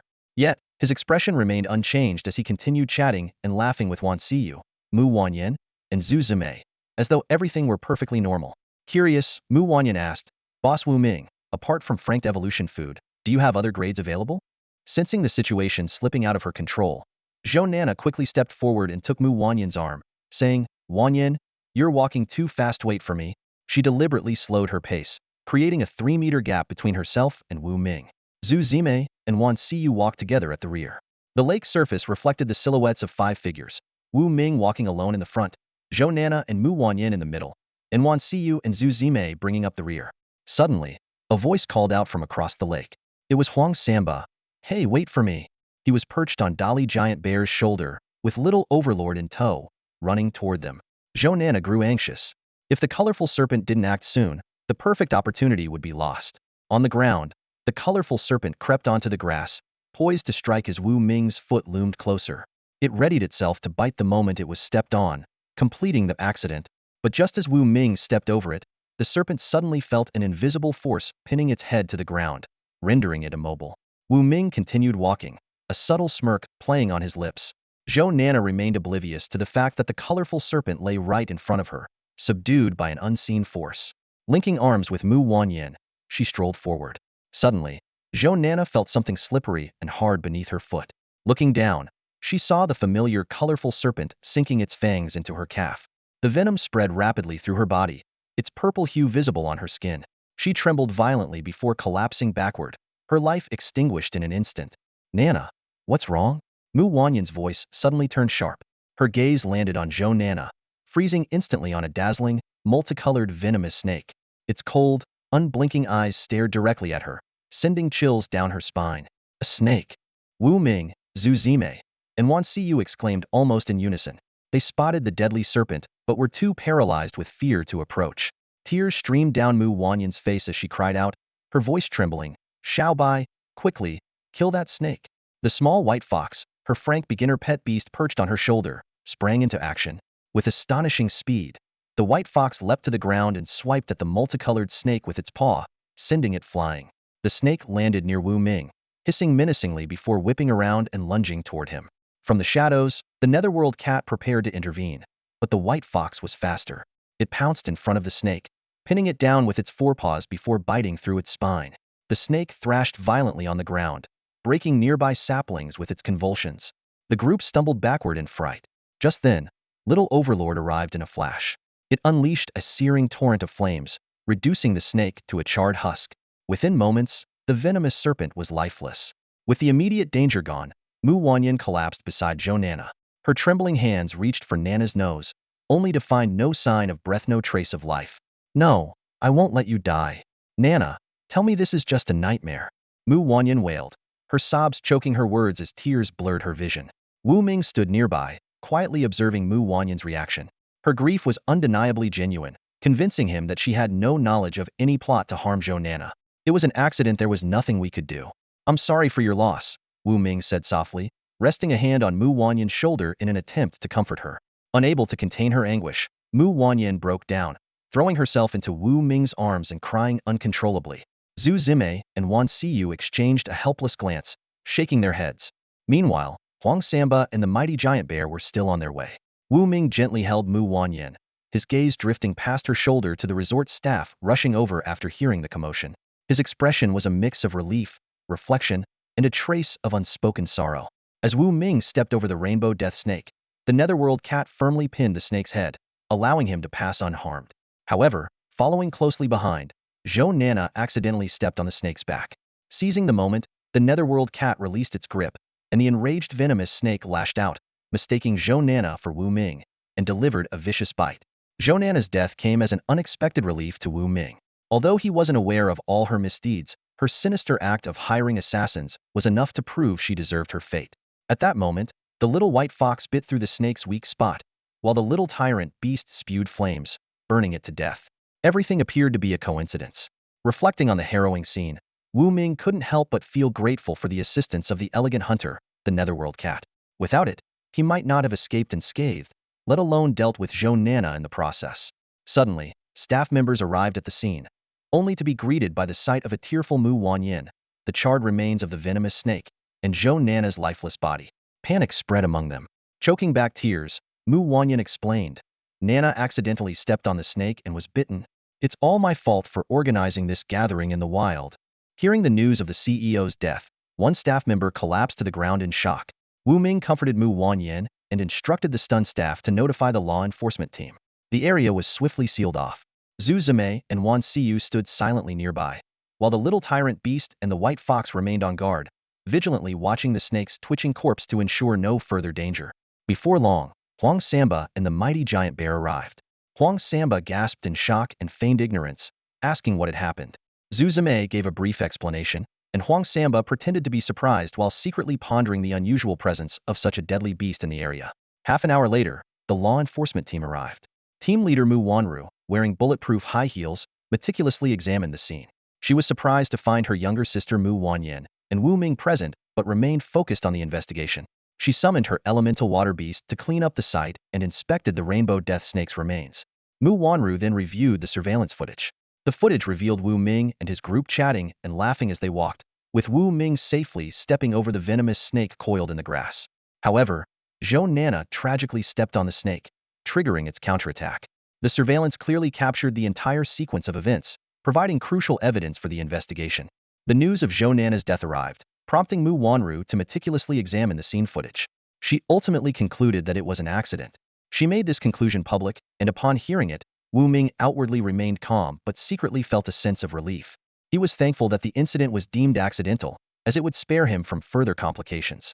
More importantly, it ensured that the existence of the Netherworld cat remained undiscovered, safeguarding his own security. With the investigation wrapped up, Mu Wanru quickly organized a team to handle the scene. Wu Ming, along with Huang Samba and the others, sat in the pavilion of the resort, watching as Zhou Nana's body was placed into the funeral vehicle. They also observed Mu Wanru carefully placing the sealed seven-colored death snake into the trunk of an off-road vehicle. This marked the conclusion of the entire incident. Mu Wanru approached gracefully, her figure elegant, and said to Mu Wanyin, "Sister, I have official matters to attend to, so I'll head back to the city first. Since you're friends with Mr. Wu Ming, you can return with them later." Mu Wanyin nodded in agreement. As they watched Mu Wanru drive away, Wu Ming stood up and looked around before saying, "It's time for us to leave as well." The group boarded the modified bulletproof bus they had arrived in and set off for Jialan City. Meanwhile, just a few kilometers away on a nearby mountain, a tall man in a leather jacket leaned against a tree, peering through binoculars at the distant bus gradually disappearing from sight. His teeth clenched and rage burned in his eyes. "Damn it, my seven-colored death snake." Though he couldn't fully understand why the wrong target had been attacked, his hatred was now firmly directed at Mu Wanyin and Wu Ming. In his mind, the snake had been killed by the combined efforts of Mu Wanyin's little white fox and Wu Ming's little overlord. He committed their faces to memory, silently vowing revenge. The leather-clad assassin was furious. He recalled his initial meeting with Zhou Nana, brimming with confidence, only for the mission to end in such a disastrous manner. The death of his employer, Zhou Nana, ignited a blazing anger within him. This assassination attempt not only cost him the invaluable seven-colored death snake, but also marked a significant blemish on his career. Narrowing his eyes, a cold gleam flickered in the assassin's pupils. He directed his rage toward Zhou Nana, convinced that her insistence on staging the murder as an accident had unnecessarily complicated matters. A cold smirk crept onto his face as he thought bitterly, "If only I could have infiltrated Jialan City directly. Releasing the snake into Wu Ming's room at night, it would have been so much simpler." With mixed emotions, he mounted his dirt bike and sped off toward a mountain cave several kilometers away. Passing through the entrance, he descended into an icy underground cavern, the secret base of their assassin organization. As he entered the base, a red-haired woman with tattoos covering her chest approached him with a mocking smirk. Well, if it isn't Pai Shi. Mission accomplished, I assume?" She sneered. "Hong Ying, my mission is none of your business," Pai Shi retorted with a cold snort, brushing past her toward the main hall. He stopped in front of a towering figure seated on a sofa, his back to the room. Bowing slightly, Pai Shi reported, "Boss, I failed the mission." The leader of the assassins silently puffed on a cigar, exhaling a cloud of smoke without uttering a word. Pai Shi stood hunched over, feeling as though he were encased in ice, his scalp tingling with dread. After what felt like an eternity, the boss finally spoke in a low, detached tone, "Don't let it happen again." "Yes, understood." Pai Shi exhaled in relief, wiping cold sweat from his brow as he exited the hall. He entered a private chamber, unlocking a transparent glass box to retrieve a dark green mantis roughly the size of a water cup. An elderly man with glasses approached him and asked, "Pai Shi, I heard the seven-colored death snake is dead?" "It got cornered by two frank beast pets," Pai Shi replied through gritted teeth. The old man suggested, "Then bond with this blade mantis instead. They'll deduct 150,000 points from your account and provide it with the most suitable frank evolution feed to make it your new partner." "Thank you, Doctor," Pai Shi said, taking the blade mantis and leaving the chamber. 10 minutes later, Pai Shi stood before a tree and issued a command. "Blade mantis, attack!" The dark green mantis leapt from his shoulder, its razor-sharp forelimbs slicing through the air like a blur. Crack! The sturdy tree trunk was severed cleanly, the cut surface as smooth as a mirror. Satisfied, Pai Shi grinned. Speed feed suits the blade mantis perfectly. This frank beast pet, the blade mantis, was born with the blade ability, its sharpness rivaling that of superalloy steel, capable of slicing through ordinary metal with ease. To enhance its agility, Paishi had specifically fed it frank speed feed. It's time for revenge, Paishi declared, stowing the blade mantis and riding his dirt bike back to Jialan City. Meanwhile, at a pet beast shop on Nanwen Street, Wu Ming and Mu Wanyan were discussing evolution feed. Mu Wanyan, cradling a small white fox in her arms, asked curiously, Wu Ming, do you have any frank evolution feeds suitable for Xiaobai? Wu Ming nodded. I do. Currently, we have speed, defense, and self-healing feeds in stock. Other types are available too, but I'm short on materials to prepare them right now. Mu Wanyan's eyes lit up with excitement. Defense and self-healing? Can you explain their effects in detail? Wu Ming elaborated. Frank Defense Feed enhances a pet's defensive capabilities to the level of superalloy. Frank Self-Healing Feed grants a pet some regenerative abilities, allowing it to recover from injuries quickly. We'll take them all. Mu Wanyan exclaimed eagerly. Wu Ming scrutinized her and cautioned. We don't have them in stock at the moment. They'll need to pick up some materials from the Super Savers Mall tomorrow to prepare them. But they're expensive. Are you sure you want to buy them?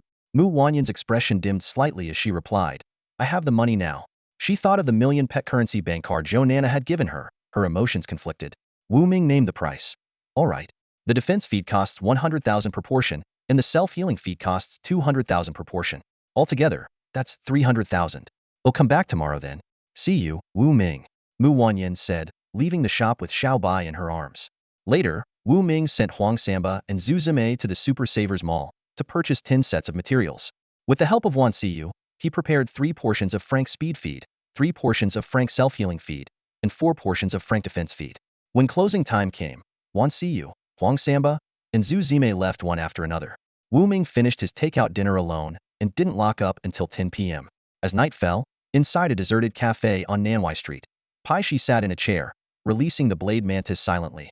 Through a tiny camera mounted on the mantis head, he could monitor the situation in real time on his phone. After scouting the area earlier in the afternoon, Paishi decided to eliminate Wu Ming first, as he had been Zhou Nana's original target. As for Mu Wanyan, she could wait until later. Under the cover of darkness, the blade mantis crept noiselessly across the ground, eventually reaching the window of Wu Ming's bedroom. With its razor-sharp blades, it carved a hole the size of a bowl in the glass and slipped inside, undetected. Through the live feed on his phone, Paishi observed the sleeping Wu Ming. Without hesitation, he issued a command through their pet bond. The blade mantis raised its icy, lethal blade, poised to slash down at Wu Ming's throat. The sinister grin on Paishi's face deepened as he stared at the screen through the surveillance camera. He seemed to have already envisioned Wu Ming's gruesome demise, and with satisfaction, he raised his coffee cup and took a long, indulgent sip. However, when he glanced back at the screen, it had suddenly gone black. No power? Paishi scratched his head and pulled out his phone to check. The phone still had plenty of battery, so the issue had to be with the camera. Without hesitation, he issued a command through his beast contract to the blade mantis. Come back immediately. Unbeknownst to Paishi, an invisible cat was prowling the streets, gracefully carrying a limp, dark green mantis in its mouth as it stealthily approached him. After paying his bill, Paishi left the cafe and headed to a nearby forest to rendezvous with the blade mantis. Suddenly, he spotted his beast, but the scene was unsettlingly bizarre. The blade mantis was floating horizontally toward him, as if held aloft by an invisible hand. What's going on? Paishi rubbed his eyes in disbelief as the blade mantis abruptly dropped to the ground. It twitched a few times before going completely still, lifeless. A chill ran down Paishi's spine. In the next instant, he clutched his neck, his eyes wide with terror as he collapsed to his knees. He opened his mouth to speak, but only garbled noises escaped. Finally, he fell heavily to the ground, motionless. 10 minutes later, in the second-floor bedroom of the pet beast shop, Wu Ming sat leisurely on a small sofa, sipping coffee. He silently calculated. Converting a seasoned Flevel blade mantis earned me 11 evolution points. Not bad, but his brows furrowed as he pondered. Why do people keep trying to assassinate me? Zhou Nana is already dead. Is the assassin organization still unwilling to give up? Or is someone else after my life? At that moment, the netherworld cat leapt lightly onto the bedside table, elegantly licking its paws and grooming its fur, embodying the essence of a cold-blooded killer. The next morning, Wu Ming turned on the TV, and a news broadcast caught his attention. Early this morning, the body of an Flevel beast master was discovered in the woods near Nanwen Street. Preliminary investigations suggest the individual was killed by a ferocious beast. Citizens are advised to stay vigilant and avoid going out alone after 10 p.m. Wu Ming put down the remote control, feeling a sense of relief. With the invisible netherworld cat handling things, no one could trace the incident back to him. Besides, it was purely self-defense.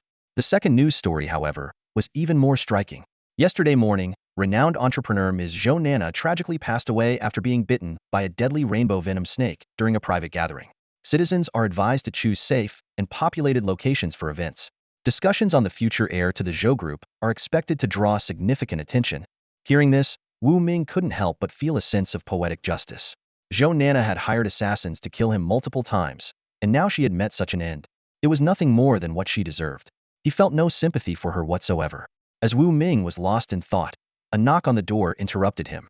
Zhang Yuyan barged in, looking furious. Wu Ming, where did you go yesterday? Pet shop staff picnic, Wu Ming replied nonchalantly. Zhang Yuyan looked incredulous. Really? You barely have a few employees, and you're already doing team outings? After a moment of silence, she put her hands on her hips and declared, Fine. Having a gathering and not inviting me, are you afraid it'll eat your shop out of business? All right, next time I'll invite you, provided you're paying, Wu Ming said, slightly exasperated. He found this woman a bit annoying, but since she was a major customer, he decided to tolerate her for now. Suddenly, Wu Ming changed the subject. By the way, do you know of any notable assassin organizations near Jialan City? Zhang Yuyan raised an eyebrow. Why? Planning to hire someone to kill me? Wu Ming rolled his eyes. Just answer the question. Zhang Yuyan sat down beside him, pulled out her phone, and did a quick search. There's actually a pretty mysterious underground assassin organization around here. They supposedly have multiple bases, but only one is real. Why are you asking? Just curious, Wu Ming said with a yawn. Maybe one day, if you annoy me enough, I'll hire someone to take you out. Zhang Yuyan laughed, realizing he was joking. Besides, ever since her water spirit gained Flevel defense and Flevel self-healing abilities, her danger perception had become heightened. Ordinary assassins wouldn't stand a chance against her. Before long, Wan Xiyu arrived with breakfast, greeting Wu Ming and Zhang Yuyan before diving into her work. Shortly afterward, Huang Santang and Zhu Zimei also showed up, and the day's operations proceeded as usual. Zhang Yuyan lingered in the shop, claiming she was preparing for the grand opening of her nearby herbal medicine store. Hearing this, Wu Ming felt a twinge of anticipation. Having a herbal medicine store nearby would make sourcing ingredients for evolution food much more convenient. Just then, another knock on the door sounded. Mu Wanyan walked in, locking eyes with Zhang Yuyan. Though the two women had never met, a strange tension sparked between them in that brief moment. Who's she? Zhang Yuyan nudged Wu Ming with her elbow, curiosity evident in her tone. Mu Wanyan, one of my clients, Wu Ming replied, standing up and retrieving two wooden boxes from the counter. He opened them and placed them on the table. The one on the left is Flevel defense food, and the one on the right is Flevel healing food. Total price, 300,000. But since you're the pet shop's first customer, we'll give you a special discount, 888. Thrilled by the unexpected discount, Mu Wanyan jumped in excitement, grabbing Wu Ming's arm and thanking him profusely. Zhang Yuyan, watching the scene, couldn't help but pout in annoyance. Pay by card, Wu Ming said, handing the two boxes to Mu Wanyan.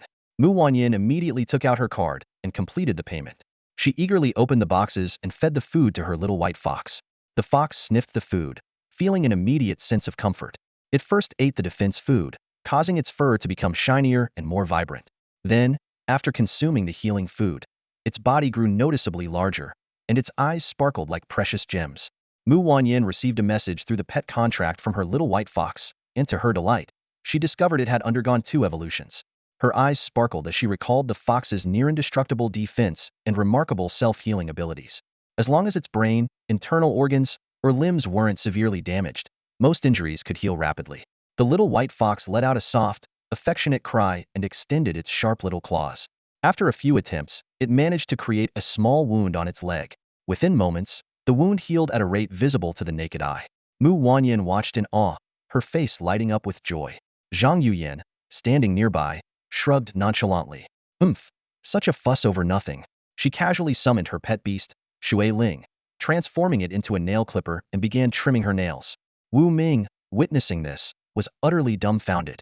Miss Zhang, are you seriously using an rank potential pet beast as a nail clipper? Mind your own business. Zhang Yuyan shot him a glare and continued focusing on her manicure. Mu Wanyan glanced at the interaction between Zhang Yuyan and Wu Ming, pursed her lips, then smiled faintly. Boss Wu Ming, thank you for the evolution feat. I'll head off now. Goodbye. With that, she turned and left. Wu Ming didn't notice the subtle change in her expression or the undertone in her voice. He slumped onto the sofa, pulled out his phone, and started playing a mobile game. Zhang Yuyan gave him a side eye and said, "Join me in playing Otherworld Kings. Let's team up." Otherworld Kings? I'm in. Huang Samba chimed in enthusiastically, pulling Zhu Zimei into the mix. He scanned the room and his gaze landed on Wan Siyu. Perfect, 5 of us. Full team. Sounds good. Zhang Yuyan slapped her thigh in agreement. Wu Ming looked puzzled. Otherworld Kings, what's that game? He opened the App Store, found the game, and realized it bore a striking resemblance to the game from his previous life, Honor of Kings. A small smirk crept onto his lips. This game looks too easy. Back in the day, I was the king of trash talk. Who's scared of who? See you. You're off today, come join us. Wan Siyu hesitated. But I don't know how to play. No problem. The 4 of us can carry you. Huang Samba declared confidently as he and Zhu Zimei launched the game. Wu Ming quickly downloaded Otherworld Kings and discovered that his account was low-level with no heroes.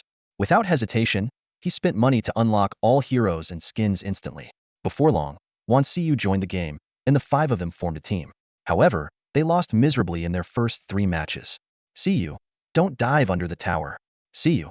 Retreat to the fountain, no. Use the recall ability, oh no. You're being attacked by minions. Of course, you can't recall under attack. The team kept trying to coach Wan Siyu, but she remained clueless about the game. For skilled players, carrying 1 novice led to 9 consecutive losses. Eventually, after Huang Samba and Zhu Zimei also upgraded to VIP 8 accounts, they were matched against equally inexperienced opponents. Finally, they secured a single victory. That's it. I'm done for today. I almost died of frustration. Wu Ming put down his phone and called it a day. The group quickly packed up and prepared to head home. Standing by the door, Wan Siyu lowered her head apologetically. Brother Wu, I'm so sorry for dragging the team down today. It's fine. Everyone's a beginner at some point, Wu Ming said, patting her on the shoulder. All right, they'll head home now. Wan Siyu slung her small backpack over her shoulder. Noticing it was still early, she decided to take a trip to the city center, where she bought herself some new clothes and strolled around for a while. As night fell, Wan Siyu decided to head home. She walked along a deserted street, the eerie silence making her uneasy. Suddenly, she felt someone's gaze fixed on her from behind. In the shadows, a figure coldly observed Wan Siyu. The person tapped their wireless earpiece and asked in a low voice, "Target's female store clerk located. Should I proceed with the abduction?" A cold, commanding voice replied through the earpiece, "Capture her and take her to an isolated location. Then lure the target over and eliminate him quietly. Be cautious, anyone who can stealthily kill Pi, she likely has a powerful pet beast." Understood. The figure turned off the earpiece and stepped forward, the sound of high heels echoing in the stillness. Wan Siyu heard the footsteps and saw a red-haired woman with tattoos covering her chest approaching. The woman was strikingly beautiful, but the eerie, seductive smile she flashed made Wan Siyu uneasy. To her shock, the woman even licked her lips provocatively. "She's not interested in me, is she?" Wan Siyu thought of a particular preference and quickly stepped aside, picking up her pace. Suddenly, the red-haired woman made her move. In a blink, she closed the distance, grabbed Wan Siyu's shoulder, and pinned her against the wall, covering her mouth and nose with one hand. MMPH. Wan Siyu struggled desperately, tears streaming down her face. At that moment, she felt utterly powerless. As she slipped into unconsciousness, the last person to flash through her mind was Wu Ming. At 9:30 p.m., Wu Ming angrily slammed his phone down. Ugh, these teammates are the worst. He took a sip of water, only for his phone to buzz with an incoming video call from Wan Siyu. "What's she doing calling me so late?" Wu Ming raised an eyebrow and answered the call. The screen showed Wan Siyu unconscious, lying on a wooden crate in what appeared to be an abandoned warehouse. Her chest rose and fell faintly, indicating she was still alive. Suddenly, a stunning red-haired woman wearing a half-face clown mask appeared in the frame, flashing Wu Ming a sinister smile. "You're Wu Ming, right? Last night, Pai Shi tried to assassinate you, but he ended up dead. Impressive work." As she spoke, she pressed a dagger against Wan Siyu's neck. "If you don't want this little beauty to die, bring your pet beast, the little black dog that breathes fire, and come here. But remember, only you and your pet are allowed. If you alert anyone else, well, let's just say I can end her life in an instant." With that, the red-haired woman ended the call. Wu Ming's eyes widened, and he clenched his fists. His expression darkened as emotions flickered across his face. After a long silence, he muttered through gritted teeth, "Are you serious? You didn't even tell me where to find you." Moments later, another video call came through from Wan Siyu's phone. Wu Ming quickly answered. The location is an abandoned warehouse at 38 Raven Street, in the southern district of Jialan City, the red-haired woman said curtly before hanging up again. Wu Ming threw up his hands in exasperation. Why so rushed? Afraid I wouldn't remember or something? Meanwhile, in the warehouse, the red-haired woman ripped off her mask and cursed under her breath. How could I, a professional assassin, forget to give the address? Unbelievable. At the pet beast shop, Wu Ming held Little Tyrant in his arms while checking the navigation on the shameless map. The two locations were 3 kilometers apart, not exactly close. With no cars on the road at night, he had no choice but to walk. 30 minutes later, outside an abandoned warehouse, a short-haired woman paced back and forth restlessly, cursing, "So slow. When you finally get here, I'll make you regret it." Another 15 minutes passed. The side door of the warehouse creaked open. The short-haired woman quickly hid Wan Siyu and concealed herself in the shadows. Wu Ming, carrying Little Tyrant, strolled into the open space at the center of the warehouse. Finally here. The short-haired woman, hidden inside a shipping container, confirmed Wu Ming's identity by comparing him to a photo. A cold smirk spread across her face. She remained perfectly silent in her hiding spot. Wu Ming scanned his surroundings and called out loudly, "I'm here. Show yourself." Only echoes responded. He remained vigilant, carefully surveying the area until he spotted Wan Siyu's phone on a wooden crate. Suddenly, a woman's voice echoed from speakers hidden around the warehouse. "There's a cage over there. Put your pet beast inside, lock it up, and make sure it can't escape." The voice came from a pre-placed Bluetooth speaker, making it difficult to pinpoint its source. Wu Ming noticed a reinforced metal cage on the ground. After inspecting it and confirming it wasn't booby-trapped, he realized that once locked inside, Little Tyrant wouldn't be able to escape anytime soon. It was clear the opponent mistakenly believed Little Tyrant had killed the assassin from the night before, intending to trap it. "Too bad for Hershey doesn't know I have a backup plan," Wu Ming thought. He patted Little Tyrant on the head, placed it inside the cage, and secured it with an electronic lock. "I've locked up my pet beast. Now what? Where's Siyu?" Wu Ming shouted into the air. By this time, Wan Siyu had regained consciousness but was paralyzed. She could only peer through the cracks of the container, unable to make a sound to warn him. "How obedient!" The short-haired woman sneered as she stepped out, standing 10 meters away from Wu Ming. "Who are you?" Wu Ming asked in a deep voice. "An frank assassin. You can call me Hong Ying." The woman strode forward gracefully, her movements as lithe as a cat's, exuding an eerie aura. Wu Ming immediately activated his inside eye. "Hong Ying, Frank Beast Tamer. Primary pet beast, Frank Shadow Catwoman. Talent, Frank Fusion allows fusion with pet beast, retaining human form while gaining the beast's abilities and flexibility. Frank Speed, 29 meters per second. Frank Full Body Paralysis." Wu Ming was startled by the unique abilities of her pet beast and talent. He began to back away, feigning fear to avoid suspicion. "Why are you trying to kill me?" he asked, stalling for time. "Hehehe," Hong Ying laughed seductively. "There's a bounty on your head. Isn't it normal for assassins like us to take action?" She swayed her hips as she slowly closed the distance. "Stay away from me." Wu Ming continued retreating. In the shadows, his nether cat silently crept toward the paralyzed Wan Siyu. Through their contract, Wu Ming learned she was safe and let out a small sigh of relief. He called out, "Where's Siyu? That pretty little girl? Hiske. She's just my type." Hong Ying suddenly appeared in front of Wu Ming, grabbing his shoulder. "Once I'm done with you, I'll enjoy her company properly." Hehehe. "Oh, really?" Wu Ming's demeanor abruptly shifted to calm. Sensing something was amiss, Hong Ying extended her claws to strike. But in an instant, with a sickening thud, her head tumbled to the ground, and her body crumpled. A shadowy figure leapt from her corpse, revealing itself as a 1-meter-long black cat. After a brief struggle, it too fell lifeless. Wu Ming took a deep breath and converted the bodies of Hong Ying and the Shadow Catwoman into resources, gaining 20 evolution points. The weight of his material spirit orb increased to 350 kilograms. Searching through Hong Ying's belongings, he found a dark gold card engraved with Phantom Demon Assassins Guild and the number 013. "Looks like this guild is powerful. There must be at least a dozen more Frank Beast Tamers." "What a hassle," Wu Ming muttered, frowning. Little Tyrant called out from inside the cage. Wu Ming used Hong Ying's unlocking card to open the electronic lock and set it free. He stored the spoils of battle in his system space before heading to the shipping container to help Wan Siyu. "Fortunately, it's just Frank Full Body Paralysis. You'll recover after a good night's sleep."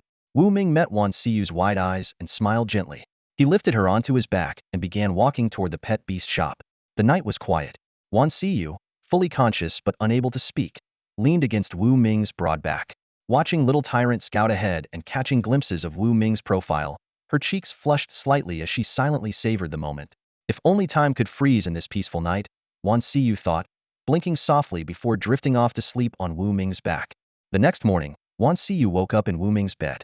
Seeing her clothes still neatly in place, she pressed her lips together lightly, carefully lifted the blanket, and tiptoed downstairs.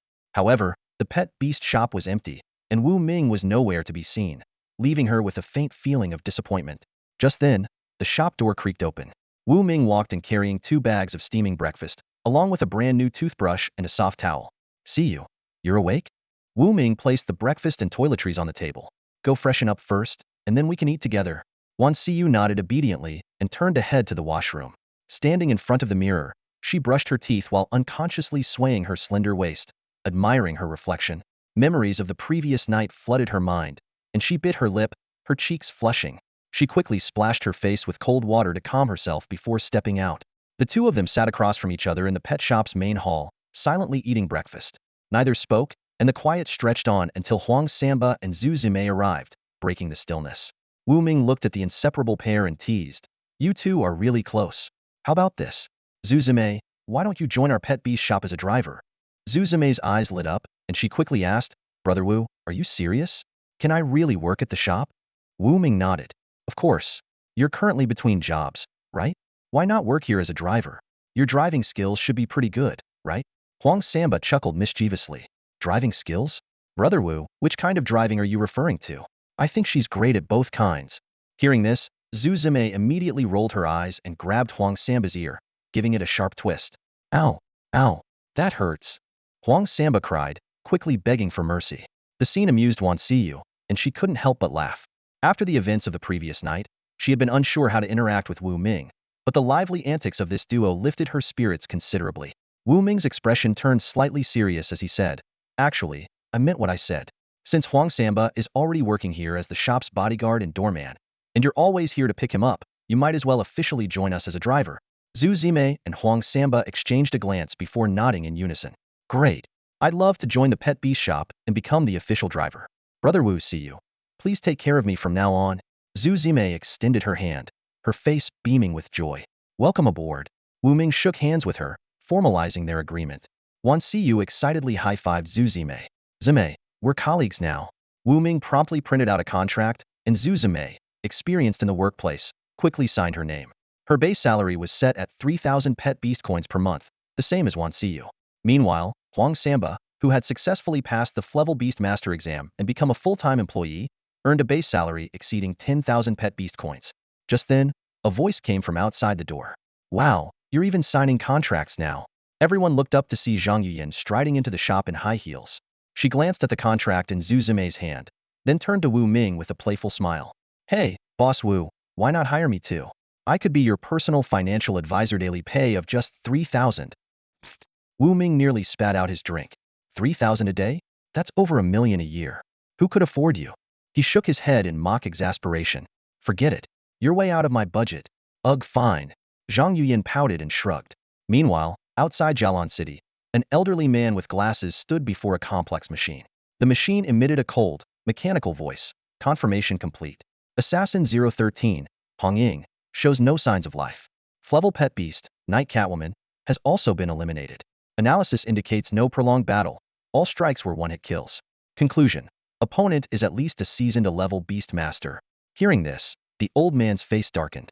A seasoned level beast master, he muttered to himself. This poses a significant threat to our Shadow Demon Assassins Guild. For Wu Ming to have someone like that by his side, his background must be far from simple. Clutching the analysis report, the old man quickly entered an underground hall. Approaching the guild leader, who sat with his back to the gathered assassins, he bowed respectfully and reported, Boss, Hong Ying's assassination mission has failed. The evaluation suggests the target may be protected by an A-level beast master. The guild leader exhaled a puff of smoke, his expression contemplative. As a longtime subordinate, the old man knew better than to interrupt the leader's thoughts. After a long silence, the guild leader finally spoke. Anyone who can afford an A-level beast master likely has resources comparable to our guild. For now, do not act rashly. Continue gathering information. Understood. The old man nodded and promptly left to relay the orders. Soon, the entire Shadow Demon Assassins Guild, from staff to all numbered assassins, received the directive. Gather detailed information on Wu Ming without alerting him. Meanwhile, in a bar in Jialan City, a woman dressed in a mini skirt and a crop top, her shoulder-length hair dyed a deep moss green, stood at the center of the dance floor. She moved her body seductively to the rhythm, drawing waves of frenzied cheers from the surrounding patrons. As the music came to an end, she gracefully returned to her seat and ordered a brightly colored cocktail. Just as she was about to take a sip, a voice called out from behind her. She turned to see a stranger wearing a red baseball cap, his expression carrying an air of casual arrogance. "Sorry, wrong person," the man said nonchalantly, waving his hand before turning to leave. In that fleeting moment, a man in a black hoodie, standing to her right, sprang into action. With deft fingers, he discreetly dropped a pinch of colorless powder into her drink. The bartender witnessed the entire scene and was about to speak up when the man in black made a threatening gesture, drawing his finger ominously across his neck.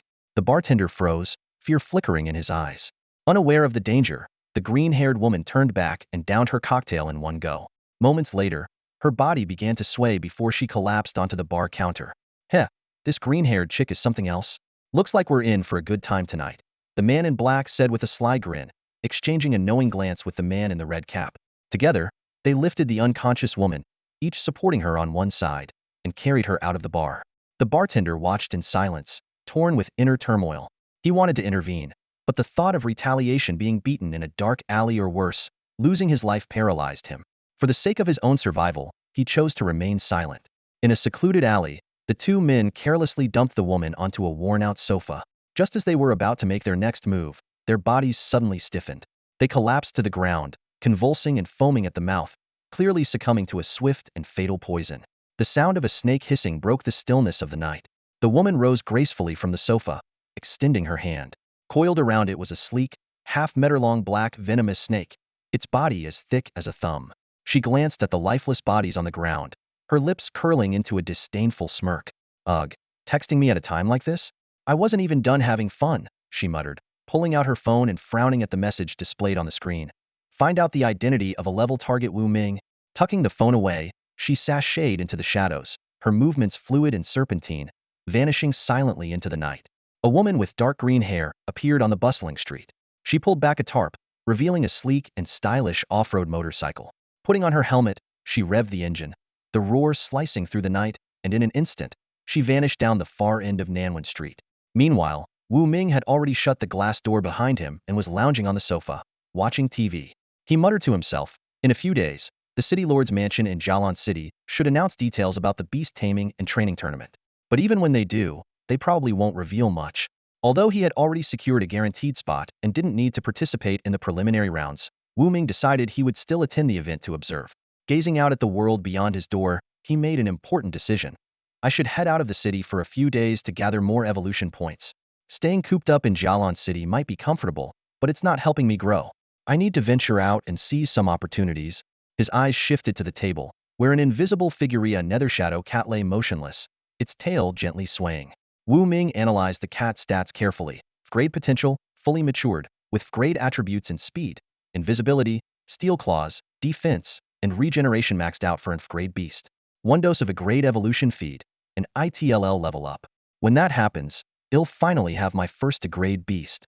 He murmured to himself, then opened his system marketplace.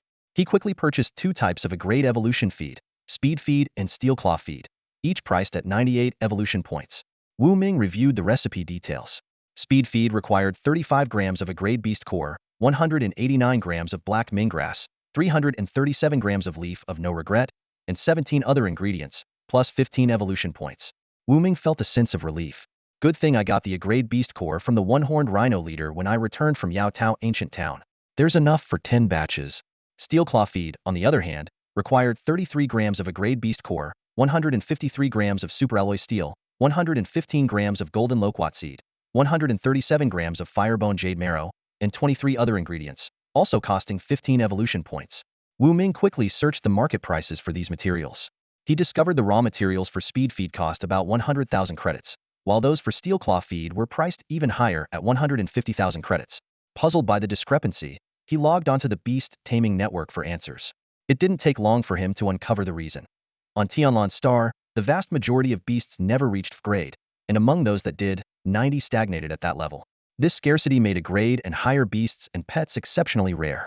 Although evolution feed above grade was valuable, the limited demand meant it was hard to find buyers, so the official pricing remained relatively low. Wu Ming gazed out the window. The night had grown deep and heavy. Heading to the Super Value Mall at this hour seemed too risky, so he decided against it. Carefully, he stowed away the inner core of the E-Class Unicorn Rhino leader and prepared to head upstairs for some rest. Suddenly, a roar shattered the stillness of the night. A dirt bike sped into view, screeching to a stop right in front of his pet beast shop. From the bike dismounted a pair of long, slender, porcelain white legs. Then, a stunning woman came into sight. She had a curvaceous figure, clad in an ultra-short crop-top skirt that exposed just enough to be alluring. Her shoulder-length dark green hair swayed gently in the night breeze, exuding a captivating charm. Knock, knock, knock. The door resounded with sharp knocks. We're closed for the night, Wu Ming said as he stood up, his eyes scanning the tall woman with green hair who was even taller than him. Apologies for being late, but I had an appointment earlier, the woman said, her voice a mix of cool indifference and seductive allure, leaving an unforgettable impression. Wu Ming frowned. Appointment? Our pet beast shop doesn't take appointments. You might have the wrong place. Oh, really? The woman pulled out her phone and checked it. Realization dawned on her face. My mistake.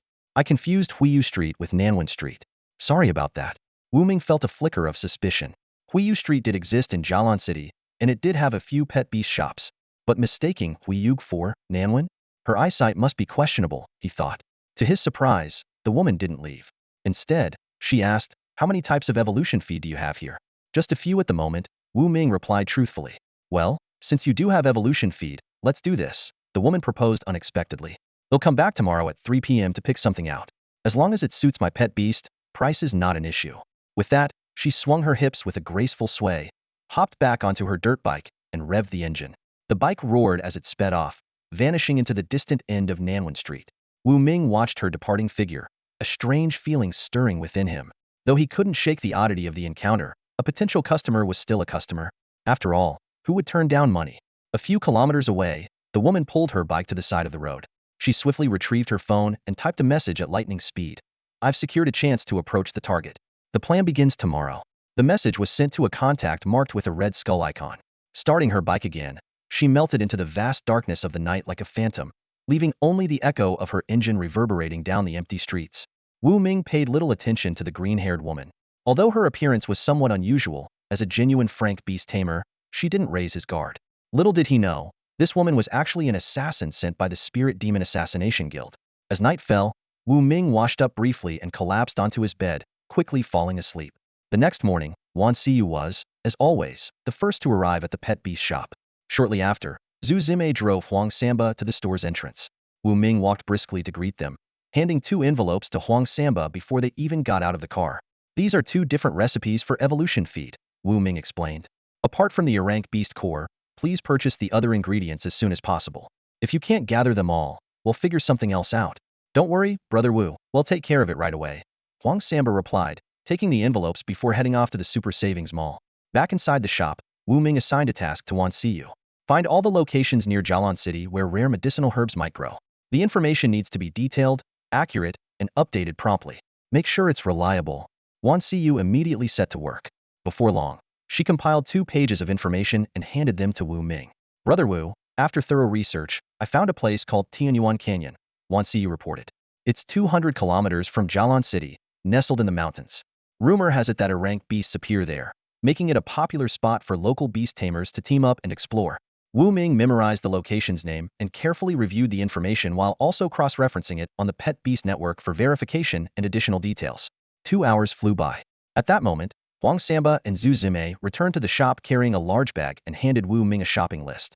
Brother Wu, we managed to purchase 90 of the ingredients, Huang Samba explained. The remaining items are listed here. Wu Ming opened the list and noted the missing items. Black minggrass, firebone jade marrow, turtle snake gall, and glazed thorn. These 4 materials were key components for the Irank speed feed and Irank steel claw feed. When can these materials be restocked? Wu Ming asked. Huang Samba shook his head and sighed. Hard to say. It's said that these herbs are all sourced from Tianyuan Canyon. Several teams sent by the Super Savings Mall to gather them have encountered powerful beasts and suffered heavy losses. It's unlikely they'll be available anytime soon. Wu Ming fell into deep thought. The information he had just reviewed about Tianyuan Canyon aligned perfectly with the origin of the missing ingredients. These materials were crucial for his nether cat's advancement to a rank, and waiting passively wasn't an option. Just then, his phone rang. Wu Ming answered, and a charming voice came through it with Su Qianqian. Mr. Wu Ming, I heard Huang Samba passed the Frank Beast Tamer exam and is now officially certified. His pet, the mighty bear, even defeated Lai Dashing's explosive dragon. That's impressive. I'd like to ask for his help with something. There's a 100,000 pet beast coin reward if he agrees. Since her close encounter with Wu Ming, Su Qianqian had become increasingly captivating, exuding the charm of a mature woman. Even over the phone, Wu Ming could sense her allure. Is it dangerous? Wu Ming asked cautiously. It's a team expedition to Tianyuan Canyon, Su Qianqian admitted.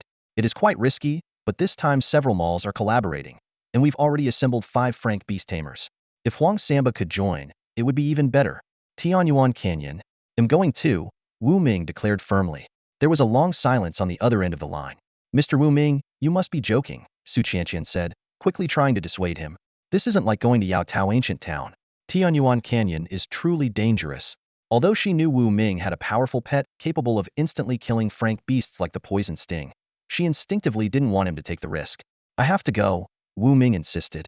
If he could find those 4 materials, his nether cat could quickly advance to an E-rank pet, significantly increasing its strength. In the vicinity of Jialan City, having an E-rank pet for protection was essential, especially with the Spirit Demon Assassination Guild lurking in the shadows. All right then. Su Qianqian reluctantly agreed, unable to change his mind. Time is tight.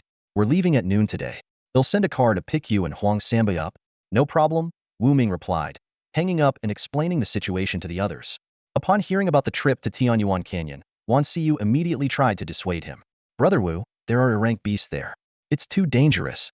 Huang Samba, however, was unconcerned. Last time, the item Brother Wu gave me was able to take down an E-rank beast like the Unicorn Rhino leader.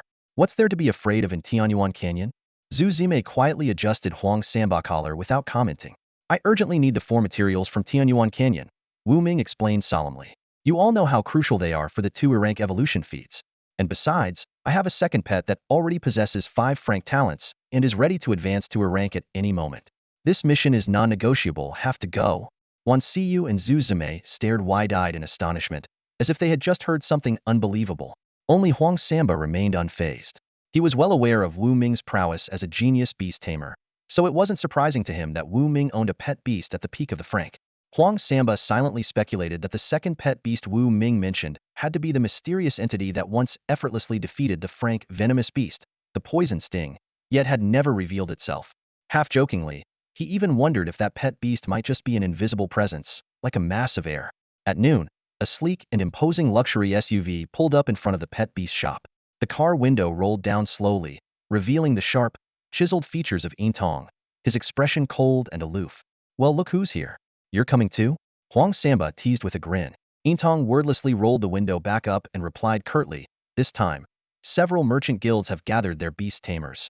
I'm representing the super value mall. Including you two, we make up the largest team, so naturally, we'll get the biggest share. Well, that works for me, Wu Ming said as he swiftly climbed into the car. The SUV soon left Nanwan Street, heading straight through the northern city gate. After passing the security checkpoint, the vehicle rendezvoused with 4 others 10 kilometers outside the city. You folks from Super Value Mall sure take your sweet time, said a red-haired man in the driver's seat of an off-road vehicle, lowering his window with an impatient scowl. Beast Tamers and the other 3 vehicles took silent note of Yintong, Wu Ming, and Huang Samba, their gazes lingering on Huang Samba for a moment, though none said a word. With the roar of engines, the convoy set off. By 3 in the afternoon, the convoy was approaching its destination. Meanwhile, back at the pet beast shop on Nanwan Street, Zhu Zime and Wan Xiyu were deeply engrossed in a round of King of the Otherworld. Suddenly, a cool and clear female voice called from outside the shop, "Anyone here?" Wan Xiyu looked up to see a tall woman with striking green short hair standing at the doorway, her sharp gaze sweeping across the store's interior. "Who are you looking for?" Wan Xiyu asked curiously. "I'm here for your shop owner, Wu Ming," the green-haired woman replied bluntly. "We agreed last night that I'd come by today to choose some evolution feat." Wan Xiyu shook her head apologetically. "Wu guess out of town. He probably won't be back today. If it's not urgent, you can come by tomorrow or the day after." "Out of town?" The green-haired woman frowned, her displeasure evident in her tone. "Do you know where he went?" The green-haired woman paused for a moment before asking Wan Xiyu. Zhu Zime, quick on her feet, reached out to stop Wan Xiyu just as she was about to speak. Calmly, she addressed the green-haired woman. "Sorry, that's classified information. I can't tell you." Realizing she wouldn't get an answer, the green-haired woman glanced at her watch and said indifferently, "I'll come back later." After she left, Zhu Zime turned to Wan Xiyu with a hint of reproach in her eyes and gently reminded her, "Xiyu, you're still too young. Wu Ge and the others are on a critical mission. You can't just reveal that information so easily." Wan Xiyu, realizing her mistake, bit her lip and murmured, "I'm sorry. I won't be so reckless next time." The scene shifts to a mountaintop. Wu Ming and his team of 7 parked their vehicle at a high vantage point, overlooking a breathtaking sight below. A massive canyon stretched for over 100 kilometers, faint mist hovering within. The gorge, about 10 kilometers wide, was interspersed with smaller fissures, resembling a colossal iron tree leaf. That's the abyssal canyon below, Im Tong murmured. The red-haired beast master stood with his arms crossed, a half-meter-tall monkey perched on his shoulder. He spoke, "Let's get this straight first. We'll divide everything by head count. 7 shares in total. 4 shares go to the 4 merchant guilds, and you guys from Super Value Mall get 3 shares. He suddenly noticed the small creature in Wu Ming's arms and asked curiously, "But what's the deal with your pet beast? Why is it just a little black dog?" All eyes turned to the small creature cradled in Wu Ming's arms. Calmly, Wu Ming replied, "Spit fire." As soon as the words left his mouth, the little creature unleashed a jet of flames onto the ground, cracking the rocks and leaving the surrounding beast masters visibly surprised. Huang Samba introduced Wu Ming to the others. Wu Ge is an Frank Beast Master and also an Frank Beast Trainer, which sets him apart from you. The other Frank Beast Masters were well acquainted with Huang Samba, who was quite famous on the Jialan City forums. Many predicted that his pet beast, the mighty grizzly, ranked among the top Frank beasts in terms of combat power. As a result, the others held Huang Samba in high regard and trusted his words. A kind-faced middle-aged man asked, "So you're a beast trainer? Do you happen to have any evolutionary feed? I'd like to purchase some when we return to Jialan City." His pet beast, a mountain eagle, boasted ultra-low-grade talons, exceptional strength, and speed, and could carry its master in flight during critical moments. Cautiously, Wu Ming replied, "Feeds for speed and defense." He deliberately left out any mention of self-healing feed, as it was too precious to disclose without ensuring absolute safety. Defense feed? That's great. The surrounding beast masters immediately showed interest. After all, no matter how agile or fast a pet beast was, it could still be struck by a ferocious beast. In such cases, a defense-oriented trait could prove invaluable. Im Tong, with her arms crossed and her dark night viper coiled on her shoulder, glanced down at the misty canyon. "It's already afternoon," she urged. "If we don't move now, we'll only waste more time. Especially at night, the situation will become much more dangerous for us. Let's move out." The group quickly cut down nearby trees to conceal their vehicles, shouldered their large backpacks, and began descending the cliff face into the depths of Abyssal Canyon. Within the canyon, lakes and waterfalls appeared intermittently, their roaring waters echoing through the air. The ground was covered with berry trees several meters tall, providing ample sustenance even without additional supplies. The skies occasionally reverberated with the cries of flying beasts, while the forest teemed with wild and feral creatures lurking or hunting, a veritable paradise for ferocious beasts. Suddenly, a strange cry grew louder in the distance. Following the sound, Wu Ming saw a brown beast emerge from the underbrush, standing before the group. It resembled a velociraptor, but had a rooster-like crest atop its head. The red-haired beast master chuckled and explained, "That's a crest raptor, a feral beast with no rank. Its combat ability is decent, but it's no match for us." Before he finished speaking, the monkey on his shoulder leaped into action, conjuring a sharp ultralloy dagger in its hand. In a flash, the monkey slashed the crest raptor's throat and returned to its master's shoulderall in less than a second. Huang Samba muttered under his breath, "Such speed, at least 33 meters per second. That's pretty fast for Frank." The red-haired beast master modestly replied, "You're too kind." He had seen videos of Huang Samba's mighty grizzly in action, particularly its duel with Lai Dashing.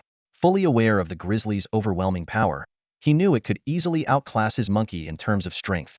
"Let's keep moving," Im Tong ordered, as she was the leader of the expedition. The group pressed on.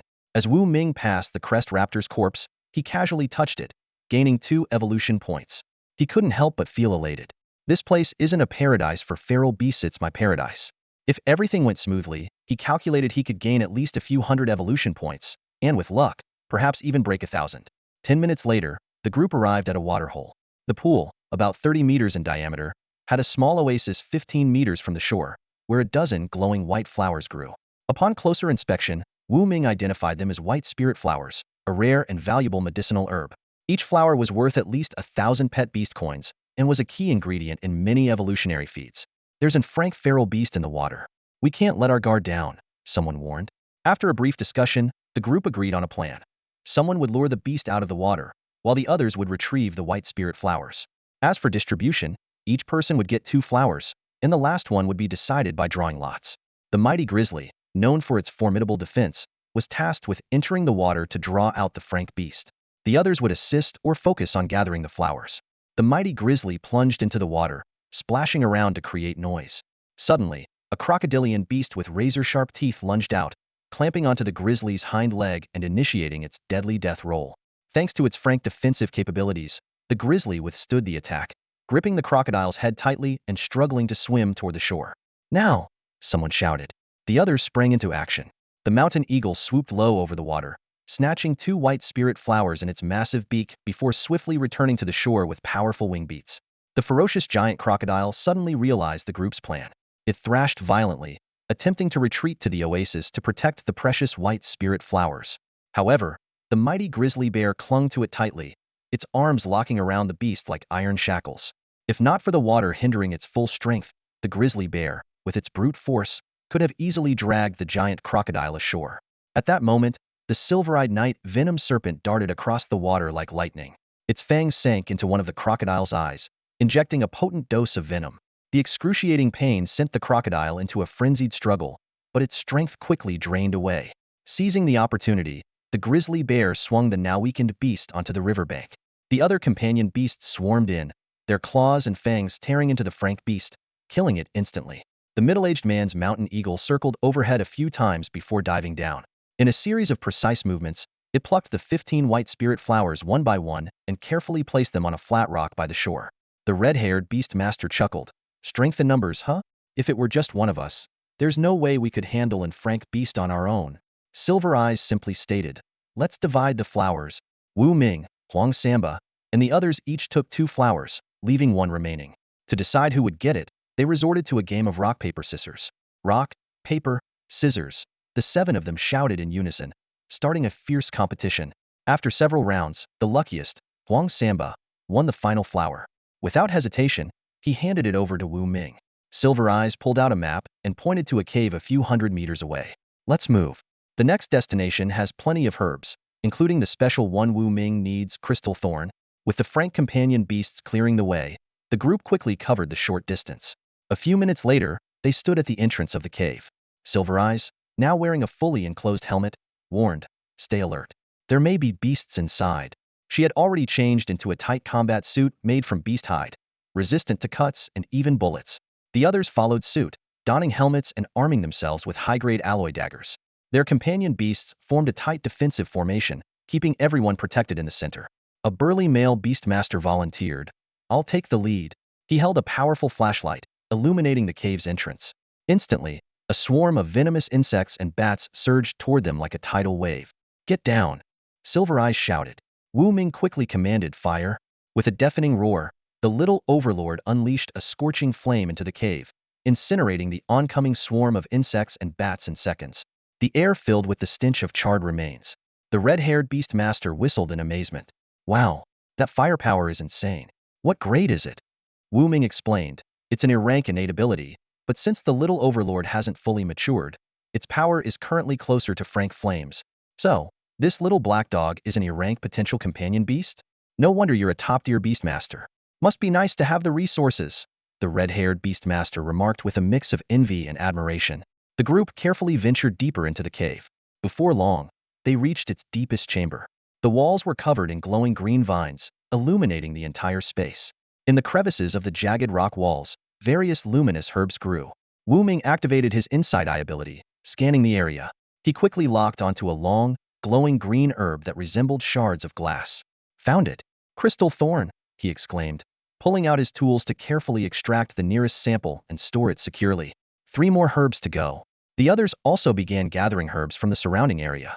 Huang Samba and Silver Eyes meticulously harvested any mature plants they could find. Suddenly, Wu Ming felt a chill run down his spine, as if something was watching them from the shadows. Lowering his voice, he warned, group up into a combat formation.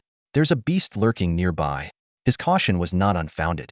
The ever-stealthy nether cat, using its night vision, had already detected an eerie beast camouflaged among the vines, slowly closing in on them. The red-haired beastmaster, despite his earlier nonchalant attitude, instinctively moved closer to his companion beast, joining Huang Samba, Silver Eyes, and Wu Ming. He scanned the surroundings warily. Without warning, a shadow launched an attack. The mountain eagle, hindered by the confined space, was the first to be struck by a crimson figure. Letting out a pained screech, it crashed to the ground, scattering feathers everywhere. Though not fatally wounded, the middle-aged man cried out in distress, "My poor eagle." Reacting quickly, Wu Ming pulled out a large light bulb and held it aloft, flooding the cave with light. The group finally saw the eerie creature lurking in the corner.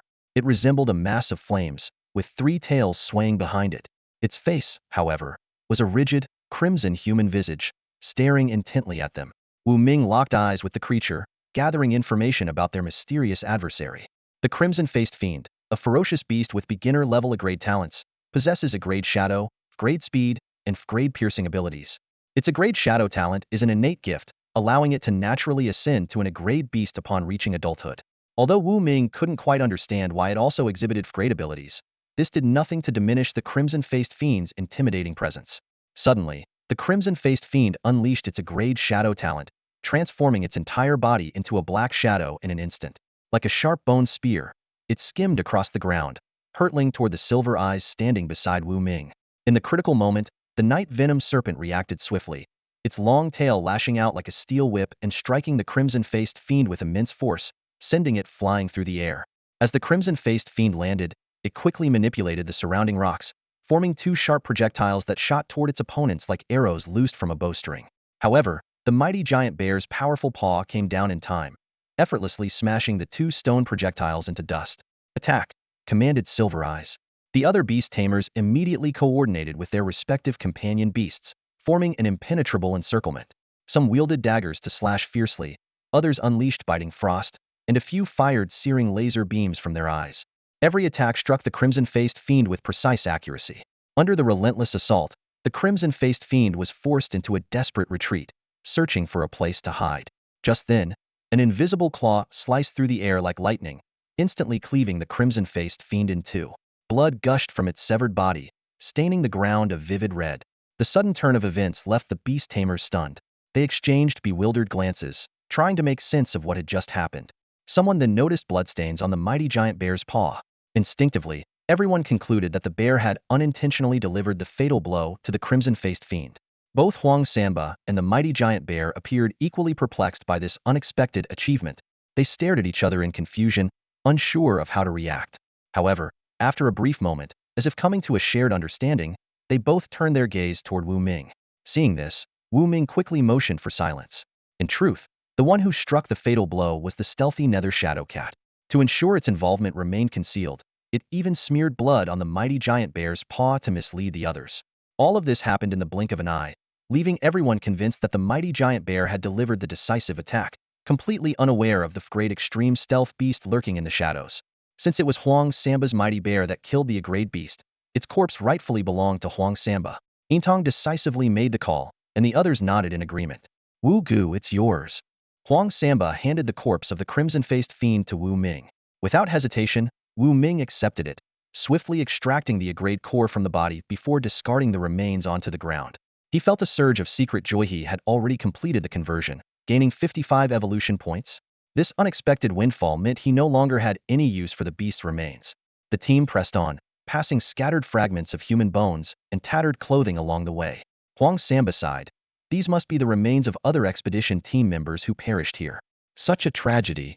Most expedition teams consist of ordinary people, Wu Ming replied. Even with combat suits, without grade or higher beast companions for protection, encountering agile, ambush-capable, or venomous beasts almost guarantees death. But for the sake of survival, they have no choice but to take the risk.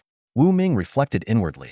Without the system's assistance and without a beast companion by his side, he might have ended up destitute on the streets. The thought sent a shiver down his spine.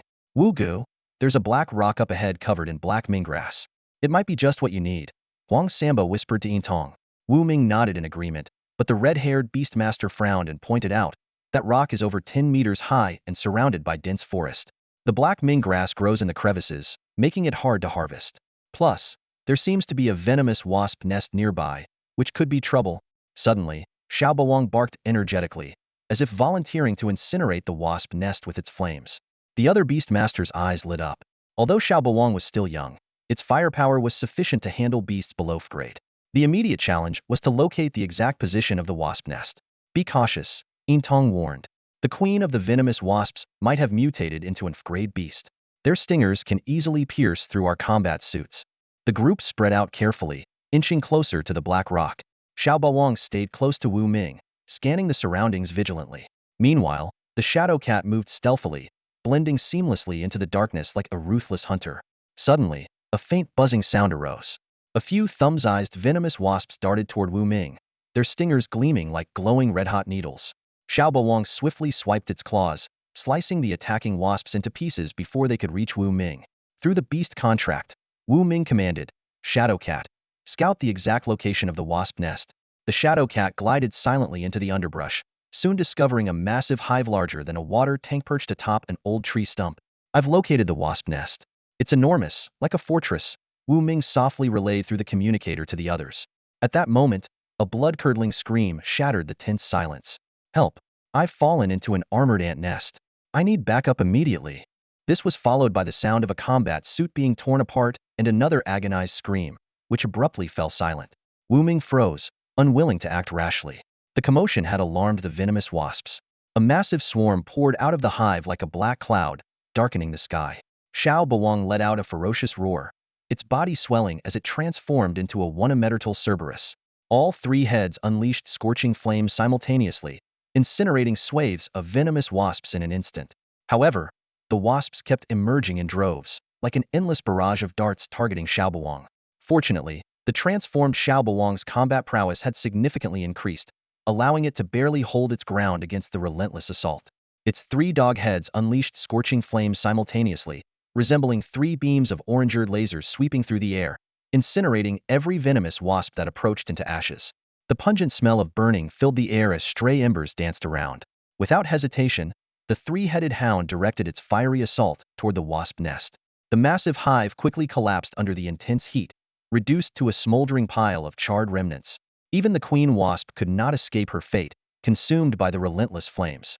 Dozens of venomous wasps still hovered stubbornly in midair, but they soon became prey for the ghostly cat. This agile feline leapt into action, its sharp claws slashing through every wasp that dared come close.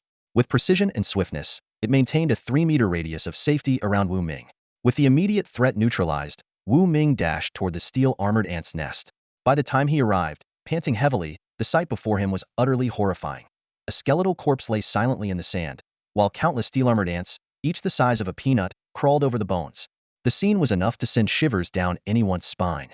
These ants, known for their remarkable strength and durability, could easily bite through ordinary steel bars, making them a fearsome force to be reckoned with. The little tyrant once again demonstrated its power, spewing high-temperature flames that instantly reduced thousands of steel-armored ants to ash. The air was thick with the acrid smell of burning, and all that remained on the ground was a charred, blackened mess. The red-haired beast tamer arrived at the scene with his spirit monkey, his face etched with grief as he gazed at the skeletal remains. "He's really gone," he murmured softly, his voice tinged with sorrow. And Frank Beast Tamer, their unfortunate comrade, had fallen victim to the steel-armored ant's nest, unable to escape in time, leaving behind only a skeleton as a grim testament to his fate. Soon, the silver-eyed beast tamer and other members of the group arrived one after another. They gathered silently around the remains, the atmosphere heavy with mourning. The red-haired beast tamer let out a deep sigh, bowing slowly to the skeletal remains as he whispered, "Rest in peace." One by one, the others lowered their heads in respect, silently commemorating their fallen comrade. Despite the loss of a teammate, the perilous mission had to go on. Wu Ming and the others successfully eliminated the threats posed by the venomous wasps and the steel-armored ants, finally reaching the Black Rock Formation. After ensuring the area was safe, they focused on harvesting the rare medicinal herbs growing there. Now, only 6 members remained in the team, which meant the harvested herbs would be divided into 6 shares, slightly more for each person than before. However, no one felt any joy about this. The shadow of their lost companion loomed over them, a somber reminder of the constant dangers that come with the path of a beast tamer. When venturing into the wild, the more beast tamers you have traveling together, the better. More people mean more companion beasts, naturally increasing the level of safety.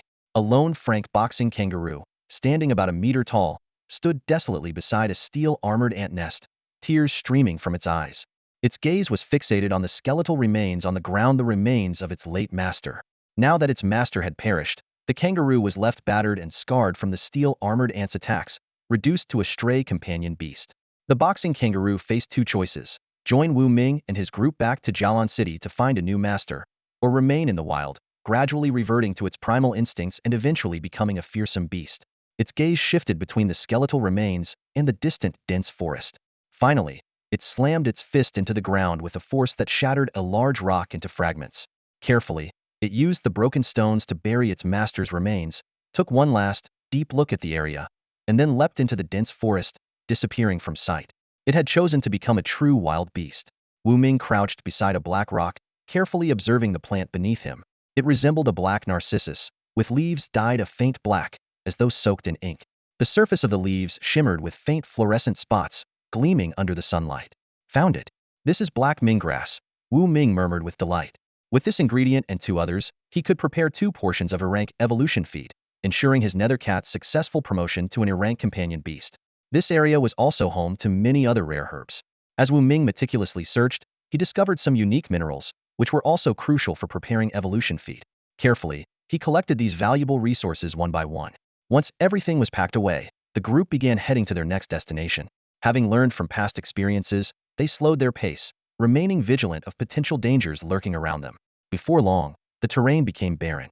In the distance, a small volcano, over 10 meters tall, came into view, with molten lava flowing around it. Amid this hellish landscape, an unusual dark green mineral stood out, resembling succulents scattered among the lava. That's firebone essence, Huang Samba said, pointing at the plant-like minerals as he explained to Wu Ming. Wu Ming crouched and gently patted Little Overlord, who had taken the form of a small black dog, and asked, "Little Overlord, are you afraid of fire?" Little Overlord puffed up its chest like a valiant general and barked confidently.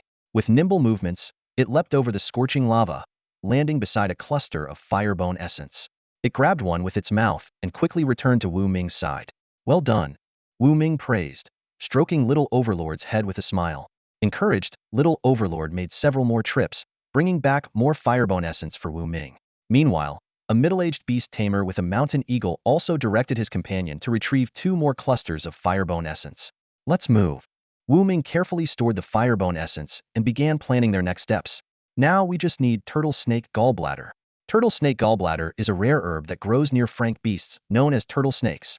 Its appearance resembles a snake gallbladder, and it's highly valuable for medicinal purposes. However, harvesting it is challenging due to the turtle snake's fierce protection. While the last ingredient was still missing, Wu Ming was already prepared to begin crafting the Erank Diamond Claw evolution feed. Once he acquired the turtle snake gallbladder, he could also produce Erank Swift feed. Scanning his surroundings, Wu Ming calculated in his mind where they might find a safe place to rest, allowing him to secretly prepare the feed and help the nether cat ascend to Erank as soon as possible. Unfortunately, the group was still on the move, and the terrain was too open and exposed to offer any cover or safety. As night began to fall, a light drizzle started in the Tianyuan Gorge. Fortunately, everyone was equipped with durable protective combat suits, which provided ample defense against the elements and even some wild animals. The rain posed little threat to them. Silver Eyes stared into the mist-covered distance, shivering slightly. To her, the gorge seemed like a giant gaping maw, silently waiting for prey to walk into its trap. "It's getting late. Let's find a cave to rest in," Silver Eyes suggested. "The Tianyuan Gorge is too dangerous at night. If we keep going, we might attract large feral beasts or even get surrounded. Even with flight, we might not escape unscathed." "All right, let's take a break," Wu Ming agreed readily. He had been hoping for a chance to prepare the evolution feed, and now he finally had one. Using a map drawn by previous explorers, Silver Eyes quickly located a cave about 15 meters deep in a nearby valley. The group entered the cave and, after ensuring it was safe, each person found a comfortable spot to settle in. The red-haired beast tamer was the first to take out an inflatable tent, which expanded with a pop sound. He and his spirit monkey retreated into the tent to enjoy their meal and rest. The others followed suit, and soon the cave was filled with the sound of tents inflating. These inflatable tents were not only bulletproof, but also incredibly sturdy. Compact when folded, they could quickly expand into 2-meter-long, 1-meter wide, and 1-meter-high shelters, providing excellent protection. Wu Ming and Little Overlord entered their tent, and a smile crept onto Wu Ming's face. It was finally time to prepare the Erank Diamond Claw feed. He instructed Huang Samba not to disturb him and began the process. The preparation went smoothly. In less than 3 minutes, Wu Ming had weighed, chopped, and ground the ingredients, placing them into a reaction vessel. As 15 evolution points were deducted, the powdered ingredients emitted a faint golden glow, gradually forming 100 bean-sized, golden evolution feeds. A rich, enticing aroma filled the tent. Little Overlord, drawn by the scent, drooled as it stared longingly at the feed. However, Wu Ming poured the feed into a wooden bowl. To Little Overlord's confusion, the feed in the bowl began to disappear rapidly until not a single piece remained. With its current level of intelligence, Little Overlord couldn't comprehend what was happening. It simply watched, wide-eyed. as if witnessing a magical performance. Moments later, the nether cat finished the evolution feed, breaking out of its invisibility and reappearing before Little Overlord. Woof woof woof. Little Overlord barked in surprise. Wu, are you alright? Huang Samba called out from the neighboring tent, alarmed by the noise. I'm fine, Wu Ming replied, calming him. He hugged Little Overlord, stroking its head to signal it to stay quiet and observe the nether cat's transformation. The nether cat lay still, its body becoming sleeker and more agile, resembling a nimble leopard. The most striking change was in its claws, which now appeared gilded, sharper, and tougher than ever. A single swipe could slice through ultralloy steel, making even frank defenses crumble like tofu before its rank diamond claws. It's finally evolved, Wu Ming exhaled deeply, a sense of relief washing over him. The nether cat lifted its head, locking eyes with Wu Ming. In the next moment, its body began to fade, becoming completely invisible. Woof woof woof. Little Overlord barked again, astonished to see the nether cat vanish before its eyes. Its gaze was filled with shock and confusion as it looked to Wu Ming for answers. Wu Ming leaned down and whispered into Little Overlord's ear. It's an invisibility talent. Thanks to the tent's soundproofing, no one else could hear their conversation. Of course, Little Overlord couldn't truly grasp the concept of invisibility. It simply stood there, bewildered, as though faced with an unsolvable riddle. The nether cat had successfully advanced to an rank companion beast. Though it had just entered this rank, its unique talent made it capable of easily overpowering any frank beast and holding its own among rank beasts. Satisfied, Wu Ming took a bite of a biscuit, his expression relaxed. This evolution was a significant success, bolstering the group's strength and giving him more confidence for the adventures ahead. Ding! A familiar notification sound rang in Wu Ming's ears as the system's voice spoke. Congratulations to the host for successfully raising your first rank beast companion. You're now one step closer to unlocking the mid-tier shop. Special talent reward. Warning ability. As the words fell, Wu Ming's hands suddenly grew scorching hot. A faint blue aura streamed from his palms, converging in midair to form a blue capsule. The system continued explaining. This is a warning capsule. After consumption, the host will gain the warning talent, enabling you to keenly sense nearby sources of danger directed at you. Wu Ming held the capsule, his expression turning strange. Although he trusted the system, the appearance of the blue capsule made him slightly hesitant. In the end, he clenched his teeth and swallowed it. In an instant, Wu Ming felt as if his entire body were submerged in boiling water. He bit down hard to stifle a cry. Sweat poured down like rain, and within seconds, he lost consciousness. The next morning, Wu Ming woke from his stupor, his body reeking of sweat. He felt significantly lighter, though he didn't notice any remarkable changes. The blue capsule's effects aren't that obvious, he muttered, packing up his tent and preparing to move. Huang Samba and the other team members were also waking up one by one. Meanwhile, Yin Tong stood at the cave entrance, gazing at the sky painted with dawn's light. It's a clear day. Everything should go smoothly, she remarked. After a quick breakfast, the group geared up for departure. Yin Tong reminded them, we need to finish the mission and leave Tianyuan Gorge before nightfall. Her backpack was already stuffed to capacity, leaving little room for anything else. The team cautiously navigated through the dense forest, careful not to step into any dangerous beast nests. Before long, the distant roar of a waterfall reached their ears. Yin Tong announced through the communicator, up ahead is Turtle Snake Pool. Our objective lies there, but we must beware of the guardian turtle snake. The red-haired beast tamer spoke confidently. 6 of us against an frank turtle snake? Piece of cake. Yin Tong quickly warned, don't underestimate it. While it's only frank, its turtle shell guard ability rivals are ranked defenses. 10 minutes later, the group lay prone near the edge of a 30-meter-wide pool, surveying the rocky cave behind the waterfall. Inside the cave rested a large, gray-white turtle about a meter in diameter. The surrounding rock walls were adorned with turtle snake galls, resembling lantern plants. Yin Tong swiftly assessed the situation.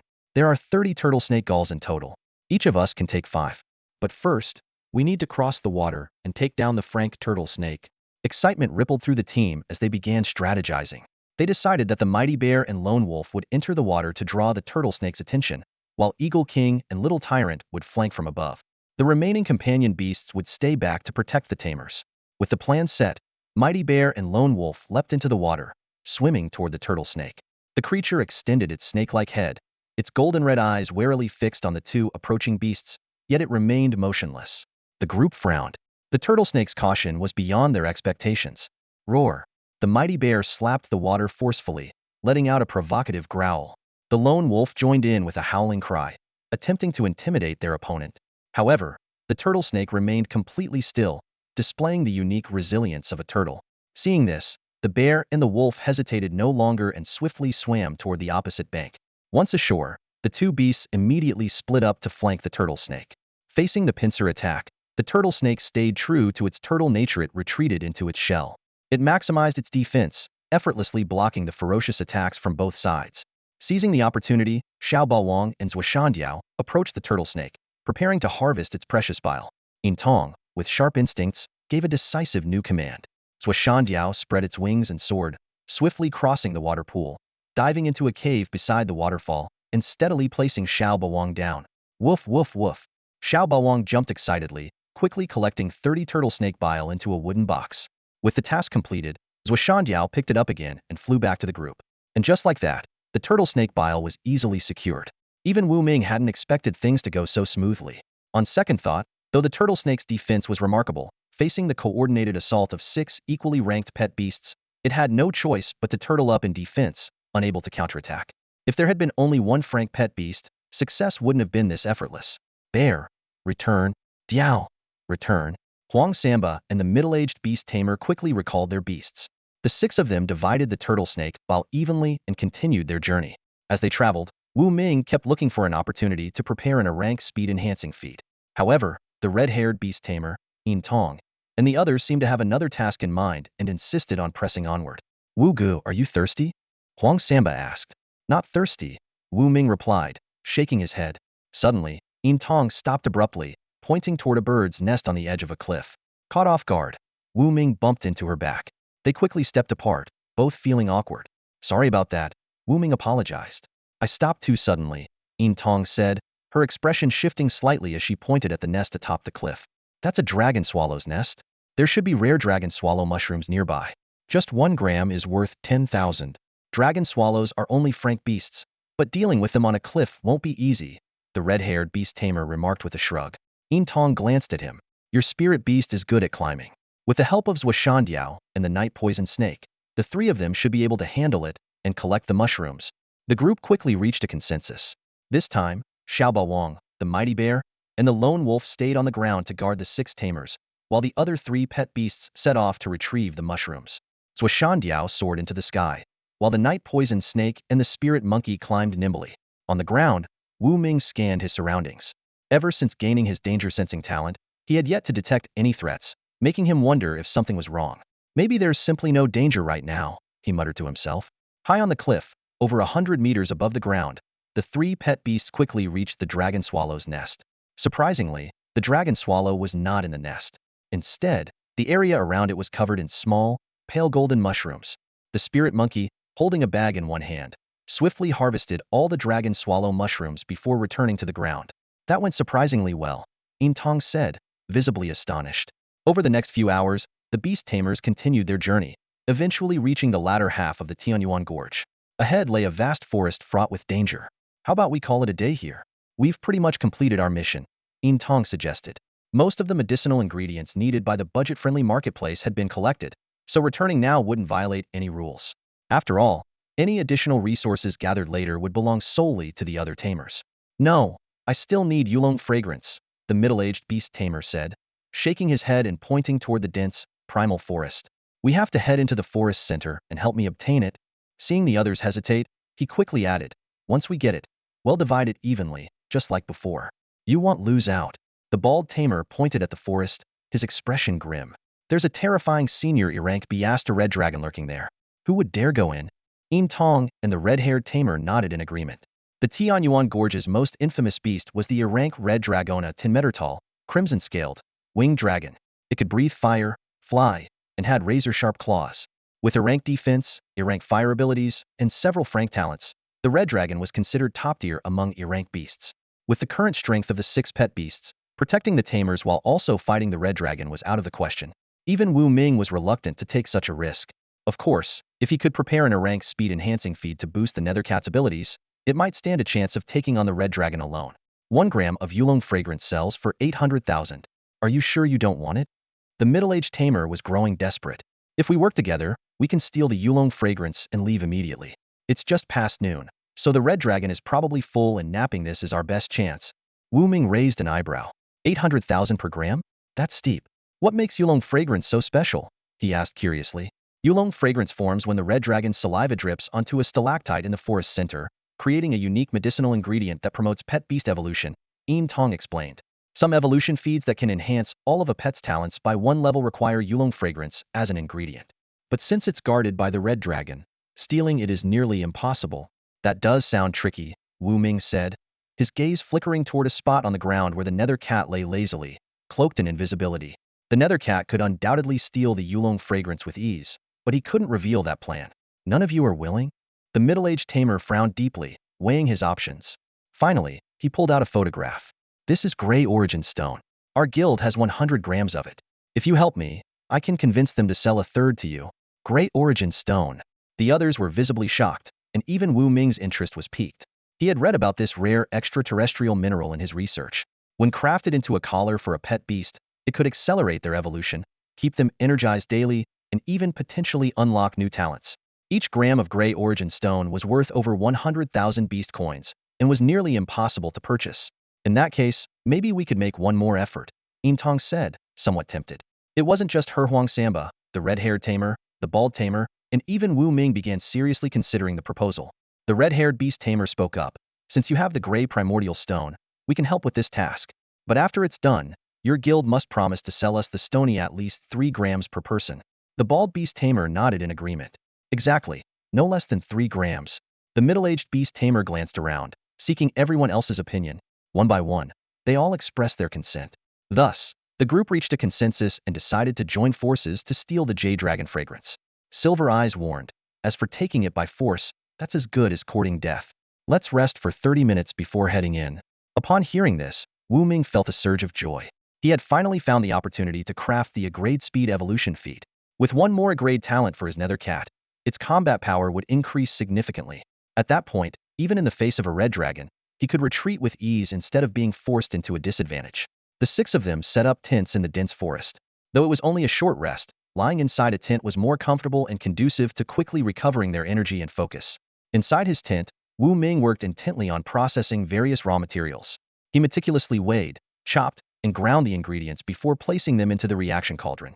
Silently, he thought to himself, let's hope nothing goes wrong. Holding the cauldron in his hands, he deducted 15 evolution points. The medicinal materials began to melt and react with one another, gradually taking on a golden hue. Before long, 100 golden pellets of evolutionary feed were formed. Success. Wu Ming exhaled deeply, pouring the feed into a dish for the invisible nether cat to enjoy. Nearby, the little overlord watched longingly, clearly wanting a share. But under Wu Ming's stern gaze, it reluctantly lay down in place, quietly observing. As the nether cat consumed the Agrade Speed Evolution feed, its body underwent visible changes. It transformed into a sleek, streamlined form, with all 4 legs turning silver white. When it moved, it was enveloped by a gust of wind, forming a protective shield capable of blocking various attacks. With 2 Agrade talents, the nether cat advanced from a novice Agrade beast to a seasoned one. After tidying up, Wu Ming checked the time and realized there were still 15 minutes until the group was set to launch their attack on the primeval forest. He took the opportunity to rest his eyes. Meanwhile, the invisible nether cat remained alert, its eyes gleaming with an almost human intelligence. It resembled a valiant hunter, always lurking in the shadows, awaiting Wu Ming's command. 15 minutes later, Silver Eye's voice came through the communicator. Everyone, gather up. The group quickly packed their gear and, within a minute, stood before the dense primeval forest. Spanning over 10 kilometers, the forest was lush and teeming with life. Silver Eyes pulled out a map and issued a solemn reminder. This place is extremely dangerous. There are numerous great beasts inside, so don't let your guard down. The most dangerous of all is the red dragon guarding the cave at the forest center. Once we enter, there's only one exit. Everyone, make sure to remember that. In unison, the group responded, understood. Although the forest wasn't vast, it was packed with peril. Barely 300 meters in, they encountered an gray giant serpent.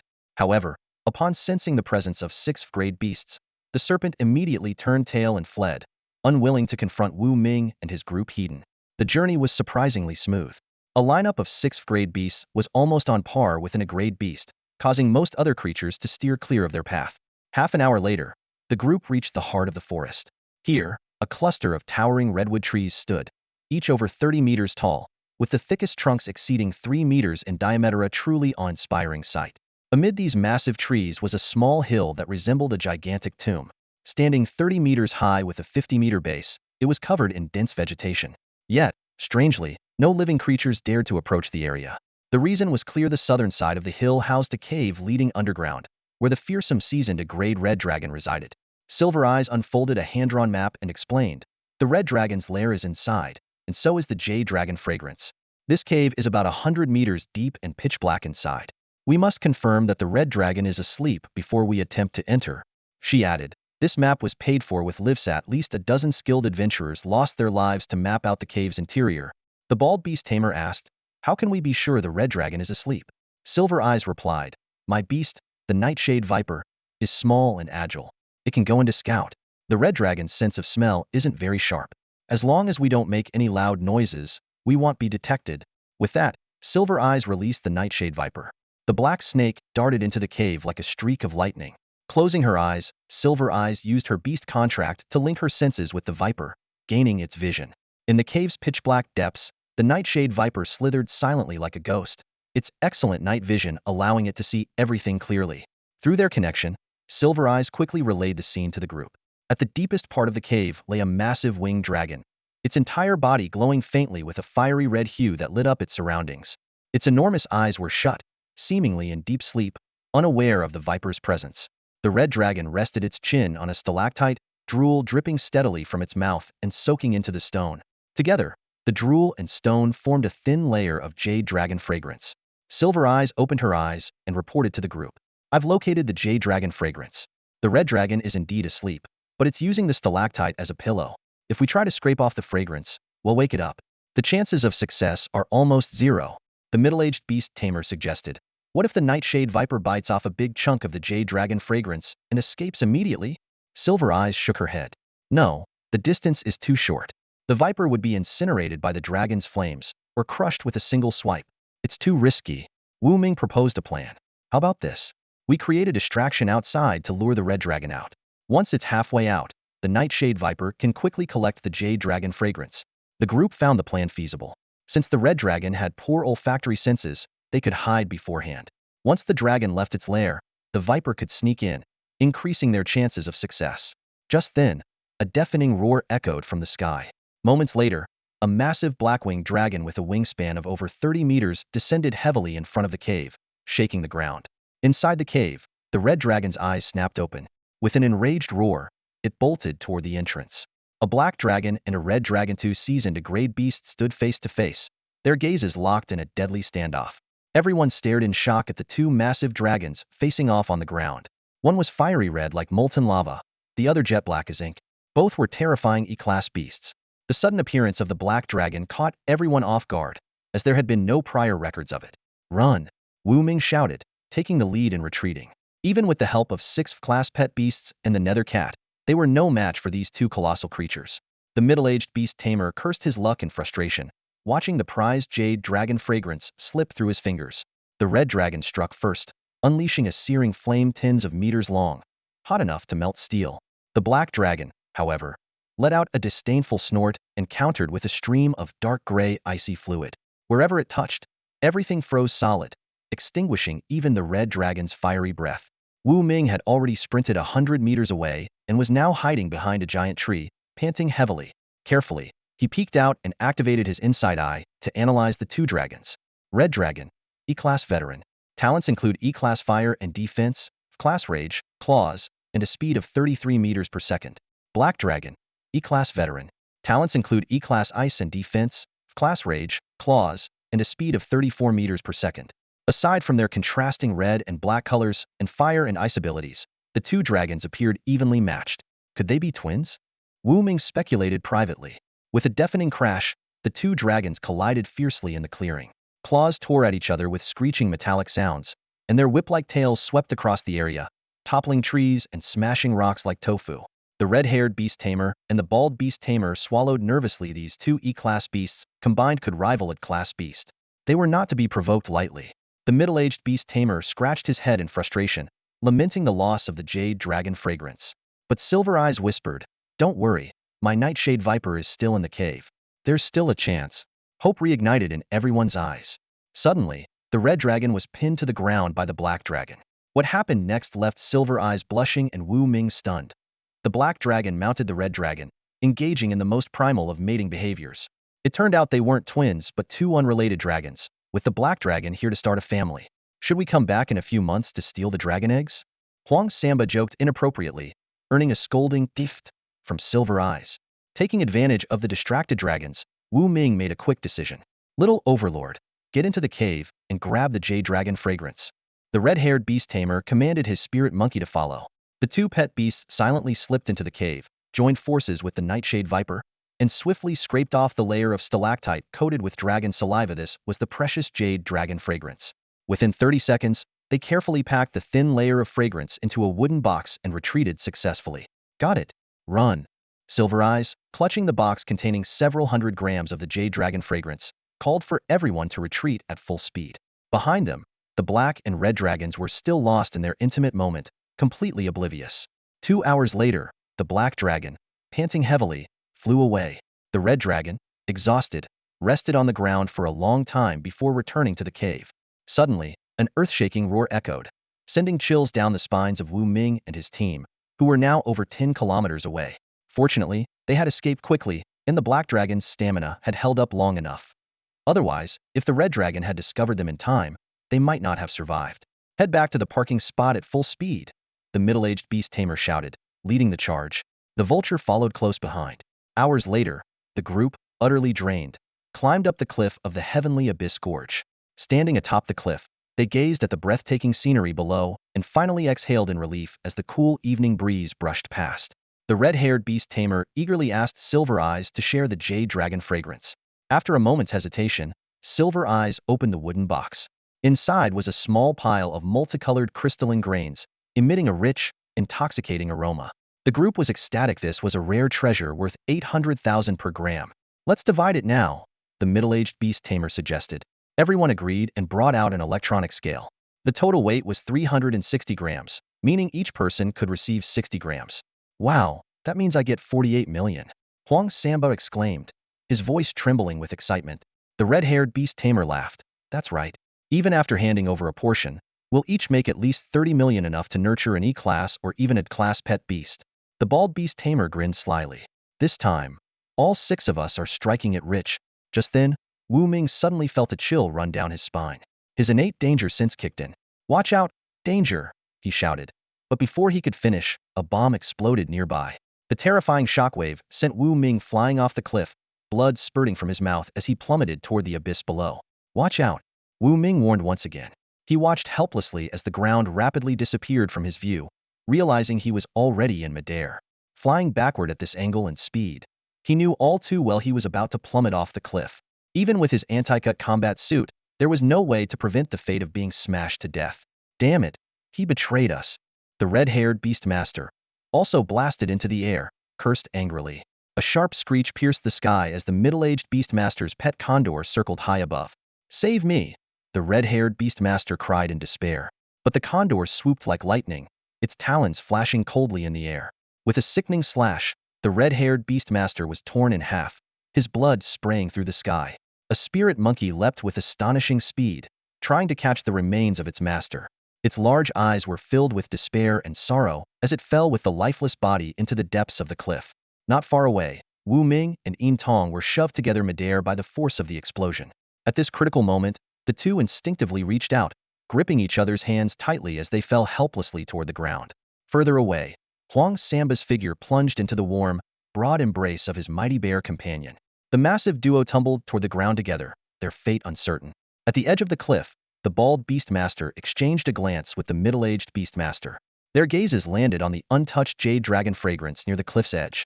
Twisted smiles spread across their faces. Pleasure doing business. Their laughter was tinged with madness. The middle-aged beastmaster stared thoughtfully down the cliff. Do you think any of them will survive the fall? Even if they do, they'll be crippled, the bald beastmaster sneered. Let's go down and finish them off. All right. The middle-aged beastmaster had just nodded when he suddenly felt a sharp pain in his chest. Looking down, he saw a massive wolf claw piercing through him. He managed to utter a single word before blood gushed from his mouth, and he fell lifelessly into the abyss. The condor shrieked in agony at the sight of its master's death and dived down, ready to tear the bald beastmaster apart. but a gray blur flashed by. A lone wolf tackled the condor.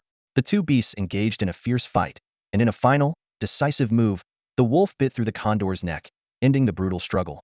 Heh, it'll be night soon, the bald beastmaster sneered. In these conditions, anyone who fell into the gorge is as good as dead. He quickly gathered all the jade dragon fragrance, mixed some into a spray, and dispersed it over the cliff. A fragrant mist formed, attracting a horde of ferocious beasts. Now there's no chance they'll survive, he said with a satisfied grin. To him, Wu Ming, Yin Tong, and Huang Samba were either dead from the fall or about to meet their doom at the claws of the beasts lured by the fragrance. Packing up his belongings, he headed to the parking area, ready to leave. Suddenly, a chilling sensation crept over him, as if someone was watching him from the shadows. Who's there? He barked, his voice sharp with vigilance. Just then, the lone wolf collapsed to the ground, foaming at the mouth, clearly poisoned. My wolf! The bald beastmaster gasped in horror. His seasoned Frank pet had succumbed to the poison. What kind of toxin could be so deadly? The sound of high heels crunching on dried leaves reached his ears. He turned to see a tall, alluring woman with green hair striding toward him with feline grace. Impressive work, taking out 5 people, the green-haired woman said coldly, extending her hand. A thumb-sized venomous snake coiled in her palm, its tongue flicking menacingly as it slithered closer to the bald beastmaster. No, stop, he screamed and turned to flee, but the snake's tail suddenly extended like elastic, wrapping around his neck and sinking its fangs into him. His legs gave out, and he collapsed, his head spinning. The green-haired woman planted her foot on his chest, her voice icy as she demanded, "Now, tell me everything that happened." 10 minutes later, the woman drew a sharp dagger and swiftly ended his life. Retrieving all the jade dragon fragrance, she donned a combat suit and helmet, her gaze fixed on the abyss gorge. Wu Ming, Yin Tong, and Huang Samba are likely still alive, she murmured, her intuition as a woman guiding her thoughts. Without hesitation, she approached the cliff's edge, using her frank pet the elastic venomous snake as a makeshift rope to descend into the depths. Dazed, Wu Ming coughed and slowly opened his eyes. He found himself cradled in a warm embrace. Looking up, he met Yin Tong's hazy, unfocused gaze. We're not dead? Wu Ming asked in astonishment, struggling to believe they had survived a fall from such a height unscathed. Yin Tong weakly replied, my combat suit has a parachute and an air cushion in the back. They saved us at the last moment. Realization dawned on Wu Ming. He glanced around and saw they were tied together, with 3 pets: Dark Night Serpent, Phantom Cat, and Little Overlord standing guard nearby. On the ground lay a 1-meter-high, 5-meter-wide air cushion. Looking up, he spotted a torn parachute dangling from the cliffside. These pieces of equipment had miraculously saved their lives. Ugh, cough, how long are you planning to stay on top of me? Yin Tong coughed, her voice weak but tinged with a subtle trace of embarrassment. Right, I'll get off you right away. Wu Ming quickly responded, only to realize how awkward his words sounded. He noticed a faint blush creeping across Yin Tong's cheeks, clearly flustered. Hurriedly, Wu Ming adjusted his position, carefully shifting off her. Let's assess the situation around us first, he suggested, eager to change the subject. Wu Ming climbed off Yin Tong and surveyed his surroundings. Scattered across the ground were the corpses of several ferocious beasts and wild animals, clearly the handiwork of Xiaobo Wang and its companions. Instinctively, he rubbed his chest. Once reassured he was unharmed, he sprang into action. He quickly approached the lifeless creatures and discreetly converted them all, gaining 15 evolution points. This scene didn't escape Yin Tong's notice. She was busy cutting the cords of the parachute when she curiously asked, "What are you doing?" "Just checking to make sure these beasts are really dead," Wu Ming replied casually while scanning the area warily. Nightfall was approaching, but what worried him more was that Huang Samba was nowhere to be seen. At that thought, Wu Ming clenched his fists, his gaze sharp as a blade as it shifted toward the cliff's edge. Fury surged in his eyes. Those two had planned this all along. They used us to get the Jade Dragon fragrance, then turned on us the first chance they got. Truly despicable. Yin Tong, now ready to move, analyzed the situation calmly. They probably think we're dead, but they could never have guessed I brought both a parachute and an air cushion. Thanks to this double protection, they had survived unscathed. Wu Ming frowned. I have no idea what happened to Huang Samba. It's a shame the radio was clipped to my combat gear when we were on the cliff. It got destroyed by the blast. He sighed in frustration. If the radio had survived, at least they could have tried to contact Huang Samba. Yin Tong's eyes lit up with an idea. Doesn't Xiaobo Wang have a sharp nose? Let's have it lead us to him. Maybe we can track down Huang Samba. Wu Ming's expression brightened as he turned to Xiaobo Wang. Can you catch Huang Samba's scent? Xiaobo Wang barked excitedly and spun in circles. Let's go. Lead the way, Wu Ming commanded decisively. Without hesitation, Xiaobo Wang darted off, and Wu Ming and Yin Tong exchanged a glance before following close behind. Meanwhile, at another cliffside within the Abyss Gorge, a green-haired woman landed gracefully on the ground. She gazed at the eerie, foreboding canyon, her crimson lips curling into a wicked smile. Her cold, seductive voice echoed in the silence. The hunt begins now. Wu Ming and Yin Tong groped their way forward, completely unaware of what lay ahead, with little Overlord leading the way. The path was stained with blood, casting a heavy shadow over their expressions. The image of Huang Samba, covered in injuries, flashed through their minds. Please, let him be okay, Wu Ming murmured under his breath, silently praying. Suddenly, a cave appeared in front of them. Before they could approach, a thunderous roar echoed through the air. A massive brown bear charged out of the cave, meeting little Overlord at the entrance. Both creatures locked eyes, excitement gleaming within them. Big Bear, Wu Ming exclaimed, recognizing the powerful bear, his face lighting up with relief. Wu Ge, a familiar voice called out from inside the cave. Moments later, a young man with dyed yellow hair staggered out, using the cave wall for support. He stood under the pale moonlight was Huang Samba, though his body was covered in wounds, his clothes stained with blood, and one arm hung limply by his side. He was undeniably alive. You're okay? That's such a relief. Wu Ming let out a long sigh, the tension in his body finally easing. Huang Samba swallowed hard, his voice hoarse. I was so close to dying. But what about you, Wu Gu and Yin Tong? How did you manage to survive? Wu Ming and Yin Tong exchanged a glance and briefly explained the parachute and air cushion. After hearing their account, Huang Samba exhaled deeply. I see. It's lucky that Yin Tong had a parachute. Otherwise, I might never have seen you again.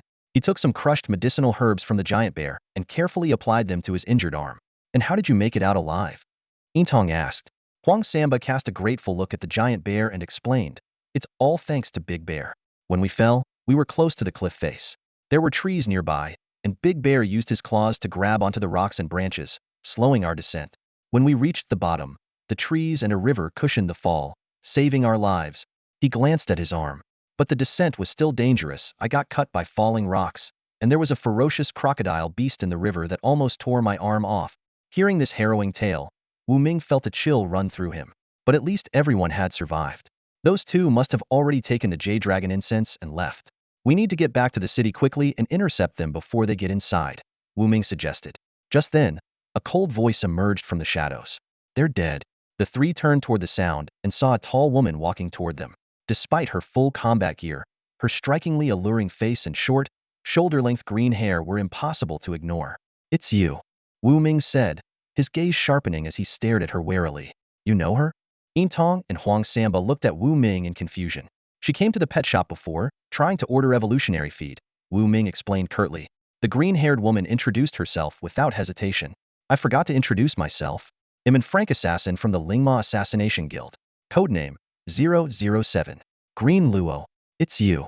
Wu Ming's expression darkened as he recalled his previous encounters with the leather-clad man and Red Ying, both Frank assassins from the Lingma Guild. Yet Green Luo's straightforwardness was bewildering. Seeing Huang Samba's puzzled face, Yin Tong whispered an explanation. The Lingma Assassination Guild is a widespread organization. There's a branch just outside Jialan City. Rumor has it that the branch leader is an Irank beastmaster at the peak of his rank, known for assassinating wealthy tycoons and drank beastmasters. Green Luo removed her helmet, letting her shoulder-length hair sway gently in the breeze. Strangely, there was no scent emanating from her. Wu Ming became even more cautious. This was a highly skilled assassin, silent, flawless, and deadly. Your information network is impressive. As expected of Jialan City's rising star beastmaster, Green Luo remarked indifferently. But I'm not here to kill anyone this time. Then why are you here? Wu Ming frowned as his nether cat appeared silently, ready to strike at any moment. Green Luo crossed her arms. A venomous snake coiled around one of them. The branch leader of the Lingma Guild in Jialan City is my half-brother. He's ordered an investigation into your identity, with the goal of assassinating you if necessary. You're a Lingma Guild assassin. Why would you tell us this? Huang Samba asked, baffled. Wu Ming and Yin Tong were equally puzzled. Green Luo's actions were tantamount to betraying the Lingma Guild, especially considering her connection to the branch leader. Wait, half-brother? Wu Ming suddenly realized something. I'm here to propose a deal, Green Luo said coldly. I want to compete with my brother for the position of branch leader and, ideally, kill him in the process to settle an old score. Wu Ming narrowed his eyes, his suspicion growing. So, his guess had been correct. And what do you want from us? Wu Ming asked. Green Luo lit a cigarette. taking a deep drag before exhaling a smoke ring. I've done my research on you. Wu Ming, a genius Frank Tamer, and an unregistered Frank Beastmaster with classified records. It seems you're the only one in Jialan City capable of producing top-tier evolutionary feed. She flicked the ash from her cigarette and met Wu Ming's gaze directly. My Frank pet, the rubber venom snake, needs the best evolutionary path. Top-tier evolutionary feed is essential. I need you to replicate the Frank defensive feed that's already on the market. Of course, I believe you have even better formulas. I want to purchase them all, enough to push my pet to the peak of Frank and prepare it for a rank evolution. Ultimately, I need a powerful enough pet to help me assassinate the branch leader and secure my position. The moonlight, soft as water, spilled through the forest. Green Luo and Wu Ming locked eyes from a distance. The cold indifference in her gaze sent Wu Ming into deep thought. After a long pause, he finally nodded. All right. Wu Ming silently reasoned that the warning system hadn't detected any danger, indicating Green Luo harbored no ill intent. She had taken a considerable risk to come here, demonstrating her sincerity. As for her feud with the Shadow Assassin Guild, Wu Ming decided to remain uninvolved. His only desire was to focus on his role as a beast tamer, crafting miraculous evolutionary feed, nurturing powerful companion beasts, and leading a peaceful life. Green Luo pulled out a small bottle and unscrewed the cap. A rich, enticing aroma wafted through the air, making their mouths water. Jade Dragon Fragrance. The three of them exclaimed in unison. Green Luo's claims were indeed true. The bald beast tamer and the middle-aged beast tamer had met their demise. 360 grams of Jade Dragon Fragrance. They used 10 grams. That leaves 350. I'll take 300 and leave you 250. Green Luo sneered as she tightened the cap, tossed the bottle to the ground, donned her helmet, and vanished into the dense forest. Little Overlord picked up the bottle with its mouth, wagging its tail as if seeking praise. Wu Ming took the bottle and confirmed that its contents were indeed reduced by about half. Who does she think she's calling at 250? Wu Ming muttered to himself, watching her disappear into the distance. It's about time we head back, he said to the others. Silver Eyes suggested. When Red Hair died, his backpack fell off the cliff. There's over 1 million's worth of herbs in there. We might as well retrieve it. Wu Ming agreed. Using Little Overlord's keen sense of smell, they tracked the scent, fending off waves of ferocious beasts until they reached the bottom of the cliff. A spirit monkey crouched before Red Hair's shattered remains, its eyes brimming with despair and sorrow. Scattered around were the corpses of wild beasts it had slain with a high-grade alloy dagger. The monkey clung to Wu Ming's sleeve, pointing at Red Hair's lifeless body with tear-filled eyes. Understanding the monkey's grief, Wu Ming decided to give Red Hair a proper burial. With the help of Huang Samba, they dug a deep grave and erected a nameless tombstone.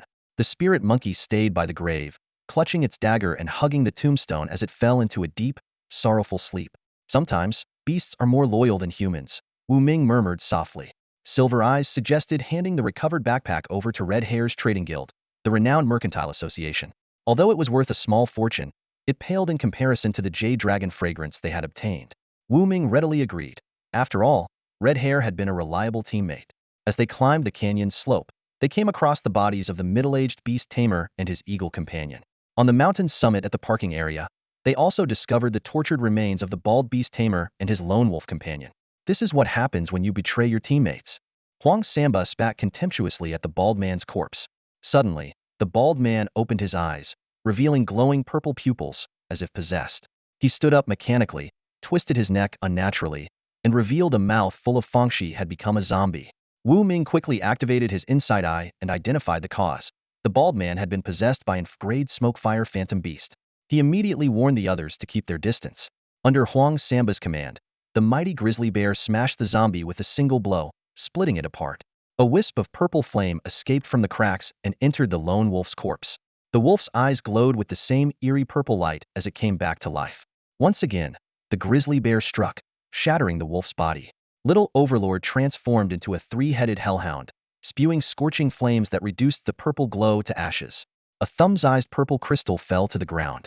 Wu Ming picked it up and used his inside eye to examine it, discovering it was a beast crystal capable of hatching into a juvenile Smokefire Phantom Beast. After briefly explaining the find, Wu Ming pretended to inspect the corpses while secretly converting 35 evolution points. They located Wu Ming's vehicle, pushed the other vehicles off the cliff, and drove away. On the way back, Wu Ming let out a long sigh of relief. His gaze inadvertently fell on Silver Eyes. She had removed her combat suit and was now wearing only tight denim shorts. Her legs gleamed pale in the moonlight, almost dazzlingly so. What are you staring at? Silver Eyes suddenly asked. Your legs. I have to admit, they're even paler than Su Qianqian's. Wu Ming blurted out, only to immediately meet Silver Eyes' murderous glare. He quickly shut his mouth. Ugh, what a creep. Im Tong spat out the words, slamming her foot on the gas pedal. The modified car roared to life, spitting out dazzling flames from its exhaust as it shot forward like an arrow, heading straight for Jialan City in the distance. The road was clear, and they drove unimpeded until late into the night when they finally stopped in front of a pet beast shop. Through the glass doors, Wu Ming was surprised to see someone slumped over the counter. A closer look revealed it was Wan Siyu. She hadn't returned to her rented apartment but had stayed here waiting. The sight warmed Wu Ming's heart. He quietly got out of the car, carefully pushed the door open, and stepped inside. It was then he noticed Zhu Zimei curled up on the sofa, sound asleep. Huang Samba and the mighty bear followed suit, tiptoeing their way in. Suddenly, a sharp female voice rang out from outside the shop. Thief! Catch the thief! Wan Siyu and Zhu Zimei were startled awake, groggily opening their eyes. Seeing Wu Ming and Huang Samba, they froze for a moment, thinking, these are our people. So where's the thief? Then, it hit them, Gu was back.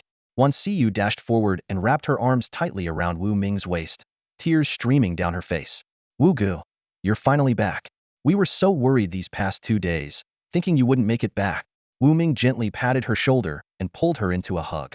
Tilting her chin up with one hand, he smiled and said, see, I'm back, aren't I? Then, he turned toward the door and saw a cold, striking beauty standing outside. With a hint of annoyance, he asked, Zhang Yuyan, who are you calling a thief? Zhang Yuyan stood outside with her arms crossed, replying confidently, who else? You guys showing up in the middle of the night, aren't you acting like thieves? As it turned out, she was the one who had shouted earlier. However, since she owned the entire street and there were few residents nearby, her shouting wasn't likely to disturb anyone. What is your problem? Wu Ming was utterly speechless and felt an urge to toss Zhang Yuyan onto the sofa and give her a good spanking for her audacity. Where have you been these past few days, not taking me along? Zhang Yuyan planted her hands on her hips and stomped into the shop, plopping herself down on the sofa. Zhu Zimei, rubbing her sleepy eyes, groaned.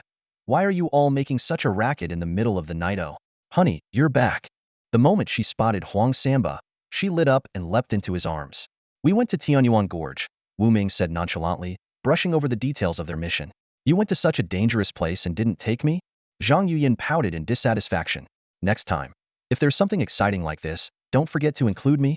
With your delicate, pampered self, if you got hurt, I couldn't afford the compensation. Wu Ming quickly dismissed her idea, waving his hand. Zhang Yuyan crossed her legs. From where Wu Ming stood, a glimpse of something caught his eye for a split second. Red? Was that red? Wu Ming blinked. What, red or black? Zhang Yuyan waved her hand dismissively, but then her face darkened as she realized what he might have seen. She smacked Wu Ming's leg, yelling, pervert.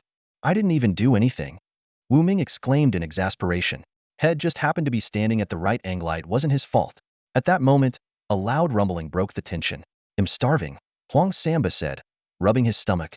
Zhu Zimei immediately jumped off him and dashed into the kitchen to search for food, only to find the cupboards empty. Let's go grab some late-night snacks. My treat, Wu Ming suggested. But first, we've just come back from Tianyuan Gorge and we're a bit grimy. Let's freshen up. Snacks? Sounds great. Zhang Yuyan flashed a sly smile but remained seated on the sofa. I need to shower too, Huang Samba said, glancing around. Since Wu Ming was already occupying the bathroom, he had no choice but to wait. With a clink, Zhang Yuyan tossed a set of keys onto the table and gestured toward the adjacent building. The renovations next door just finished. You can shower there on the house, courtesy of me. Thank you, Boss Zhang. Huang Samba knew Zhang Yuyan owned the neighboring properties, so he grabbed his change of clothes and headed over with Zhu Zimei, grinning from ear to ear. Not long after, faint but unmistakable sounds of affection could be heard from next door. Ugh, perverts. I shouldn't have let them use the bathroom. Zhang Yuyan gritted her teeth in frustration. Half an hour later, the group emerged from the pet shop. The pickup truck's big enough, 5 of us should fit just fine, Zhu Zimei remarked. See you. Ride with me.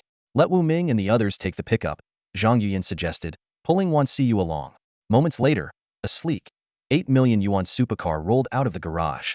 Zhang Yuyan smugly flipped Wu Ming the middle finger as he stood in the pickup's truck bed.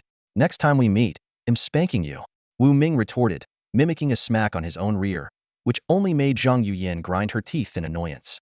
Vroom. Both vehicles roared to life, heading toward a late-night snack street a few kilometers away. The street was lively, bustling with young people gathered around for barbecue and spicy hot pot.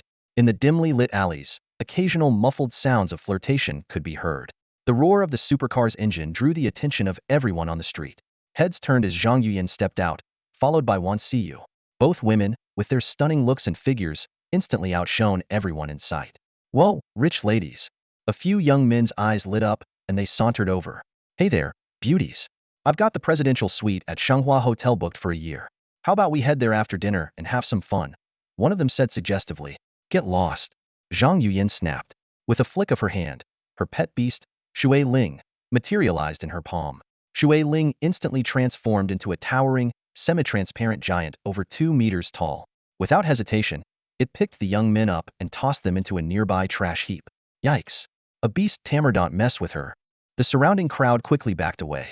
Those who had been tempted to approach Zhang Yuyan immediately abandoned the idea after witnessing her ferocity. Wow, that was aggressive, Wu Ming remarked, leaning casually against the roof of the pickup truck alongside the mighty bear.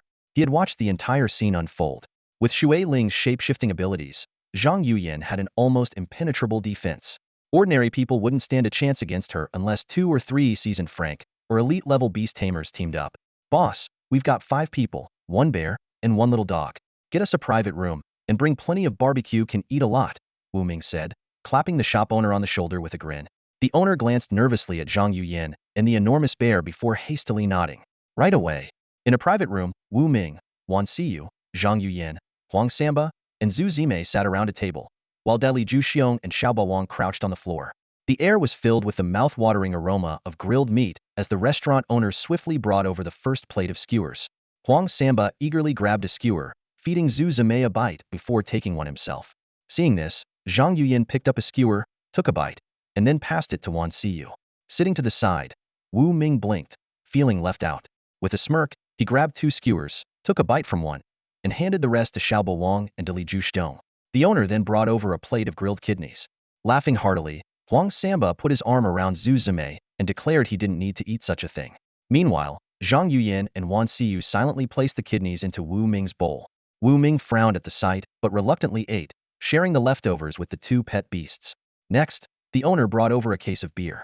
Wu Ming grabbed Xiaobo Wang's paw, intending to demonstrate an impressive bottle-opening trick, but he applied too much force and split the bottle in half. Everyone burst into laughter, the atmosphere light and cheerful. Listening to the familiar laughter, Wu Ming reminisced about late-night snacks with his old classmates, feeling grateful to have found friends to share such moments with in this other world. Huang Samba easily opened a beer bottle, and the group continued eating and drinking together, enjoying each other's company. An hour later, Wu Ming paid the bill, generously tipping an extra 300 pet beast coins. Watching them leave, the restaurant owner sighed, thinking that even beast tamers could have good hearts. As they prepared to leave, the owner kindly reminded them not to drink and drive. Huang Samba slapped his forehead in realization, then instructed Deli Zhuxiong to carry their 2 vehicles. Passers-by gawked at the scene, murmuring in amazement and envy. The group strolled along the dimly lit street, chatting as they went. With the alcohol taking effect, Zhang Yuyan teasingly asked Wu Ming if he thought she was beautiful. Wu Ming complimented her beauty but called her feisty, playfully patting her on the hip. Zhang Yuyan feigned anger and pinched his waist in retaliation. Emboldened by the alcohol, Wu Ming suddenly pressed Zhang Yuyan against the wall and kissed her passionately in front of everyone. This unexpected display left Zhu Zimei and Huang Samba wide-eyed, while Wan Siyu quietly lowered her head. After what felt like an eternity, their lips parted. Realizing what had just happened, Zhang Yuyan snapped out of her daze and slapped Wu Ming across the face, calling him a shameless scoundrel. Wu Ming caught her hand, hastily explaining that he thought she was Wan Siyu. This comment caused Wan Siyu's heart to race, secretly elated at the possibility that Wu Ming might like her. Huang Samba and Zhu Zimei exchanged knowing glances, sensing the budding tension. However, none of them realized that a mysterious figure was watching them from a few hundred meters away. This figure was Agent 008, codenamed Black Dog. Through a radio device, he inquired whether he should eliminate the target. Receiving a confirmation, Black Dog immediately merged with his pet beast, transforming into a half-human, half-dog creature, and charged toward Wu Ming. Yet, before he could even leave the alley, Black Dog collapsed to the ground. A ghostly figure, the Nether Cat, silently emerged from the shadows. Its blood-stained claws wiped across Black Dog's lifeless body. With an air of elegance, the feline licked its claws clean before vanishing back into the darkness. 3 minutes later, a woman dressed in a sleek black bodysuit appeared in the alley. She was a top assassin from the Shadow Demon Guild, codenamed 003, also known as the Night Witch. Shocked by Black Dog's silent demise, she realized the target was protected by a formidable guardian. Receiving orders from her superiors to seduce and extract information, the Night Witch reluctantly decided to follow through with the plan before finding a chance to eliminate the target. With a flicker of movement, she melded into the shadows and quietly tailed Wu Ming and his companions. In the pet beast shop, a group of people lay fast asleep on the couch. As the morning sunlight filtered through the curtains, Zhang Yuyan was the first to wake. The memory of being forcefully kissed by Wu Ming on the street came flooding back. She covered her face with both hands, her cheeks burning as if she had a fever. Shooting a resentful glance at Wu Ming, who was still sound asleep on the couch, she stormed out the door in a huff, jumped into the supercar parked outside, and sped off, leaving a trail of dust behind her. Shortly after, the others began to wake up one by one. Wan Xiyu nervously approached Wu Ming, carefully holding a glass of water, her heart pounding like a drum. Wu Gu, hey, raise some water, she stammered. Her gaze fixed on the floor, too shy to meet his eyes. Wu Ming reached out to take the glass, his hand brushing against Wan Xiyu's soft fingers. Ah, she yelped, startled, and the glass slipped from her hands, shattering on the floor. I'm so sorry. They'll clean it up right away, she said in a panic, grabbing a broom and quickly sweeping up the shards, her heart racing. As he watched her retreating figure, Wu Ming sighed inwardly. When night fell, Wan Xiyu was the first to leave work, darting away like a frightened rabbit. Her graceful silhouette became the most captivating sight on the street.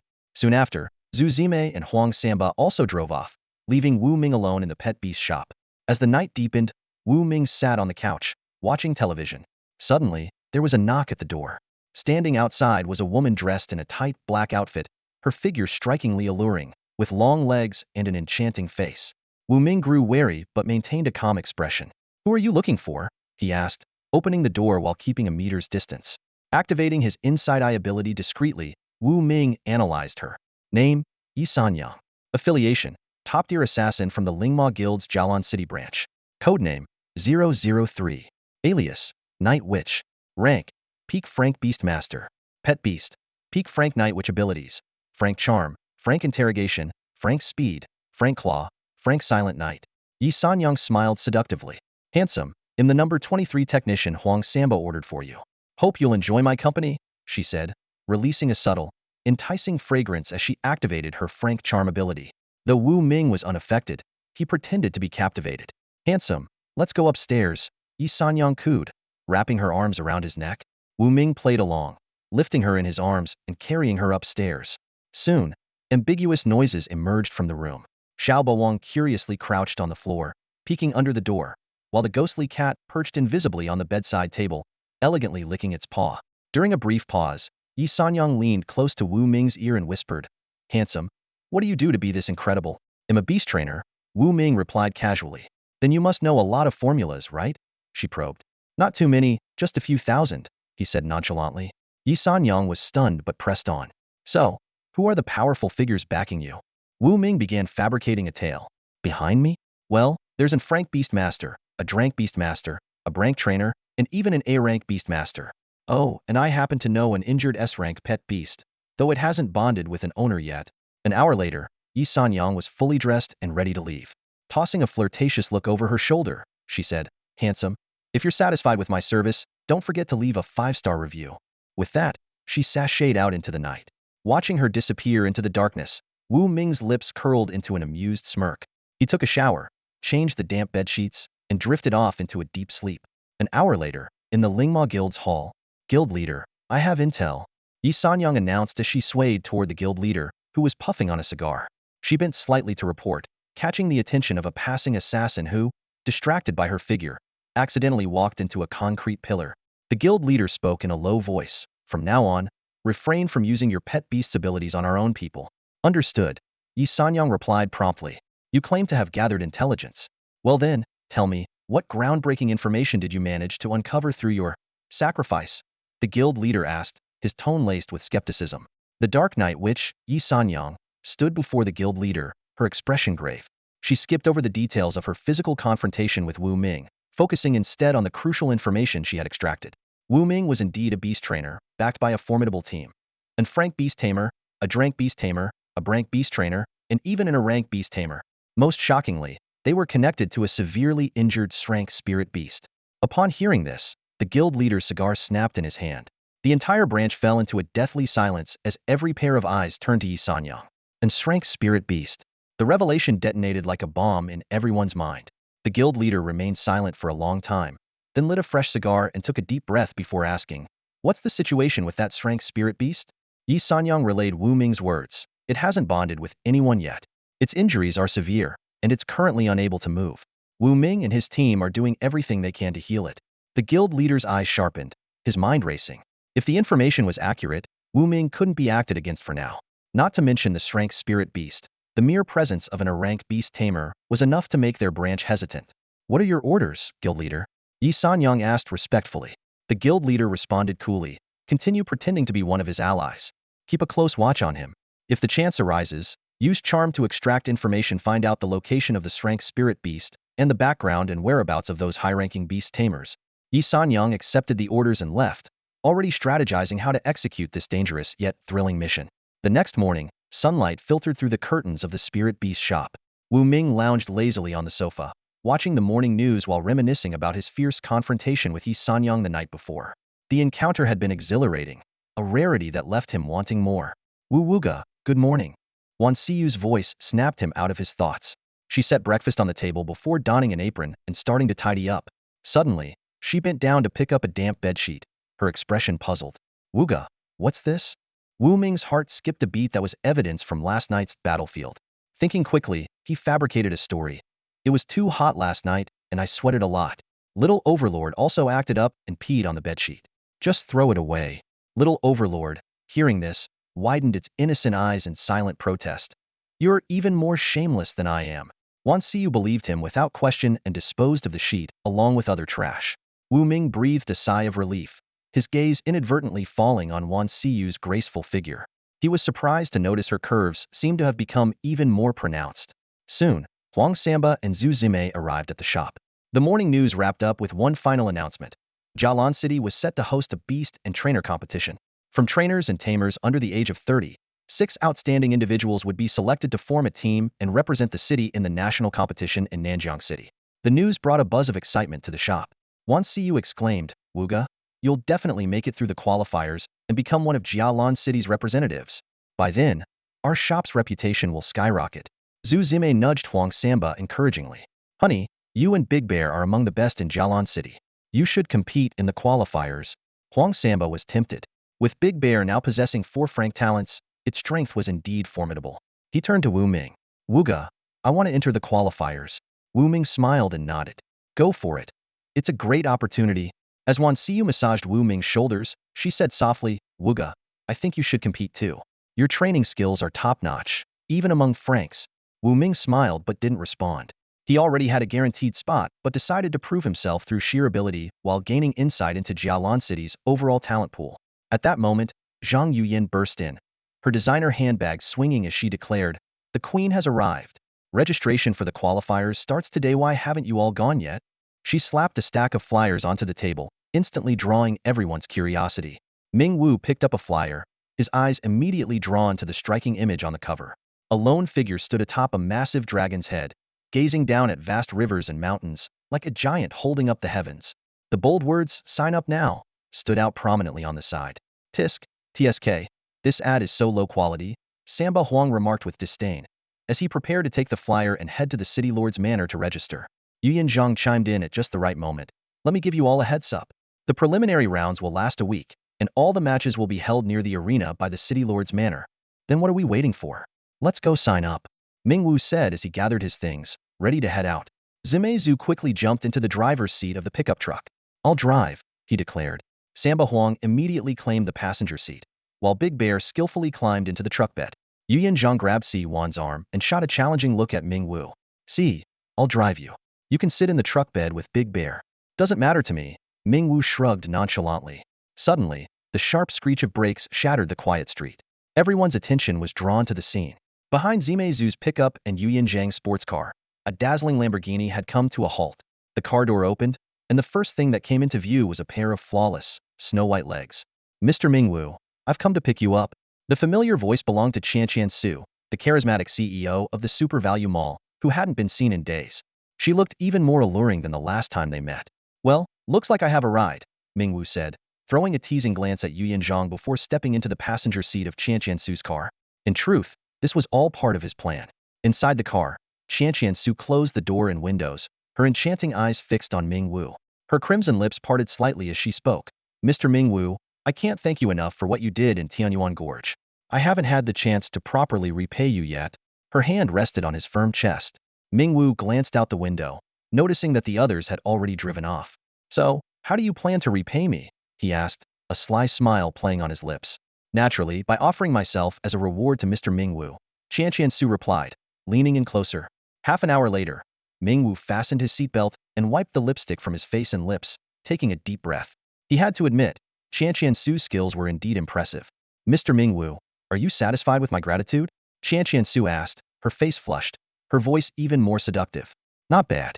Tonight, we can continue, but let's go sign up. Wu Ming shouted to the group, stepping forward decisively. The beast arena was already teeming with life. A cacophony of voices filling the air as thousands gathered. Among them were true beast tamers, a few rare trainers, and a majority of curious spectators there just for the excitement. Although over 10,000 people in Jialan City owned pet beasts, only a few hundred were officially registered as Frank Beast Tamers. The rest were either aspiring tamers or casual pet enthusiasts, whose beasts were more like harmless companions than combat-ready partners. All participating beast tamers, please gather over here. A woman in a red form-fitting dress called out, her voice amplified by a microphone. She moved gracefully, her elegant figure drawing every gaze in the vicinity. Her striking appearance, paired with her confident stride, seemed to make the very fabric of her dress struggle to contain her. Wow, she's stunning. Huang Samba couldn't help but exclaim. Is she prettier than me? Zhu Zime immediately tugged on his ear with mock indignation. Look at her, those curves, that figure, that breathtaking scenery. She's easily a top-tier beauty, scoring over 90 points, Huang Samba began, before quickly pivoting. But compared to my dear wife, she's just a little lacking in every aspect. His desperate attempt at flattery worked wonders, as Zhu Zime burst into a radiant smile. Huang Samba, let's go, Wu Ming said, urging him forward. Watch me steal the show. Huang Samba declared confidently, climbing onto the shoulder of his powerful giant bear. He made his way toward the woman in red, while Wu Ming, Zhang Yuyin, Wan Xiyu, and Zhu Zime stayed on the nearby steps, eager to witness the beast tamer selection process. Soon, over 100 Frank Beast Tamers had gathered before the raised platform. A burly man with broad shoulders and a thick waist leaned casually against his massive three-meter golden-furred ape. With a smirk, he addressed the woman in red. So, beautiful lady, what's the occasion? Do we need to step into a private room where you can tell me in a more intimate setting? The woman's lips curved into a sly smile, and in an instant, she became a blur of red. Before anyone could react, she appeared right in front of the burly man. A crimson shadow materialized behind her, and her hand grew unnaturally large, resembling a talon. With a swift and precise motion, she grabbed the man by the shoulder and flipped him over her head. He crashed into the ground with such force that the floor cracked beneath him. The man let out a pained wail, his eyes rolling back as he foamed at the mouth. The golden-furred ape roared in fury, swinging a massive fist at her, but she dodged effortlessly. Moments later, the ape faced the same fate, slammed into the ground with a thunderous impact that left a deep crater. The display of raw power left the crowd of tamers stunned. They instinctively stepped back, each one silently praying they wouldn't be next. Wu Ming studied the woman closely, and information about her appeared in his vision. Hu Yuehong, a rank beast tamer. Beast, red ribbon. Traits. A unique beast capable of merging with its master. Its true form is a 10-meter-long crimson ribbon, resembling a sea serpent. Abilities, A-rank toughness, defense, and strength. Frank speed, martial arts, and endurance. I am Hu Yuehong, Chief Secretary of the City Lord's office and the organizer of this beast tamer selection, she announced. Her voice, though soft and alluring, carried an undeniable authority that silenced the crowd. Anyone who can defeat me will immediately pass the selection process and become a candidate to represent Jialan City in the national tournament. When someone inquired about the details, Hu Yuehong revealed an important piece of information. While the news stated that only 3 beast tamers were needed, the actual requirement was a 10-person team to ensure backup in case of emergencies. She then announced the first round of the selection process, demonstrating the abilities of their beasts. Only beasts with strong combat capabilities or significant support potential would stand a chance of advancing. A green-haired beast tamer stepped up first, showcasing his Frank Sky Soaring Falcon. The black-feathered bird, with a wingspan of 3 meters, performed dazzling aerial maneuvers before delivering a powerful strike that left a 30-centimeter deep gash in the test dummy. While Wan Siyu and Zhu Zimei were thoroughly impressed, Zhang Yiyan quietly compared it to her own water spirit, confident that it would surpass the falcon once fully developed. Hu Yuehong evaluated the sky-soaring falcon's performance. Decent combat strength, but its defense is lacking. Barely qualifies, she remarked, instructing the green-haired tamer to register his details under a nearby sunshade, where two stunningly curvaceous assistants awaited. As the test continued, only beasts with at least 2 innate abilities, or elite beasts with 3 or 4 traits, were able to progress. Before long, it was Huang Samba's turn to take the stage with his mighty giant bear. "You're the best, hubby." Zhu Zimei cheered excitedly, waving her tiny hands and jumping up and down as she blew kisses to Huang Samba. His entrance caused a stir among the crowd, with beast masters whispering animatedly. "That's him. I heard that in a life-and-death battle, his beast, the mighty grizzly, killed an elite Frank beast, the explosive dragon, with just one slap. His strength is terrifying. I suspect the mighty grizzly has already reached the peak of Frank. Even if it hasn't, it's still formidable. Passing the preliminaries shouldn't be an issue. Looks like another spot is as good as taken." Hu Yuehong carefully sized up Huang Samba. His bleached yellow hair was striking, his face adorned with a roguish grin. His muscular physique radiated power, perfectly matching the image of the legendary mighty grizzly. "Are you Huang Samba?" Hu Yuehong asked. "That's me," Huang Samba replied with a curt nod. "All right, let's begin. Start by telling us about your mighty grizzly's talents, then demonstrate them on the spot." Despite knowing Huang Samba's impressive reputation, Hu Yuehong stuck to the standard testing procedure. After a brief pause, Huang Samba said, "My beast, the mighty grizzly, possesses 3 frank talents: strength, defense, and speed." He deliberately left out its 4th talent, frank regeneration, to keep it a secret. 3 talents? That's definitely elite level. The surrounding beast masters exclaimed, though some quickly grew skeptical. Wait a minute. Can just 3 talents really take down the explosive dragon? 3 talents pretty good. Hu Yuehong smiled. Now, let's see a live demonstration of the mighty grizzly's abilities. Big Bear, showtime. Huang Samba commanded with a wave of his hand. With a deafening roar, the mighty grizzly began sprinting across the arena. The testing equipment displayed a speed of 29 meters per second. Not bad.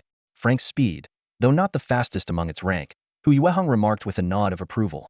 Outside the arena, Wu Ming's lips curled into a faint smile. He admired how much more seasoned Huang Samba had become, skillfully concealing his full capabilities to maintain an edge over others. After its sprint, the mighty grizzly struck a testing dummy with a powerful slap.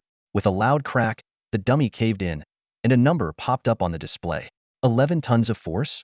The crowd gasped at the astonishing figure. Next, the mighty grizzly stood motionless as a massive axe repeatedly struck its body.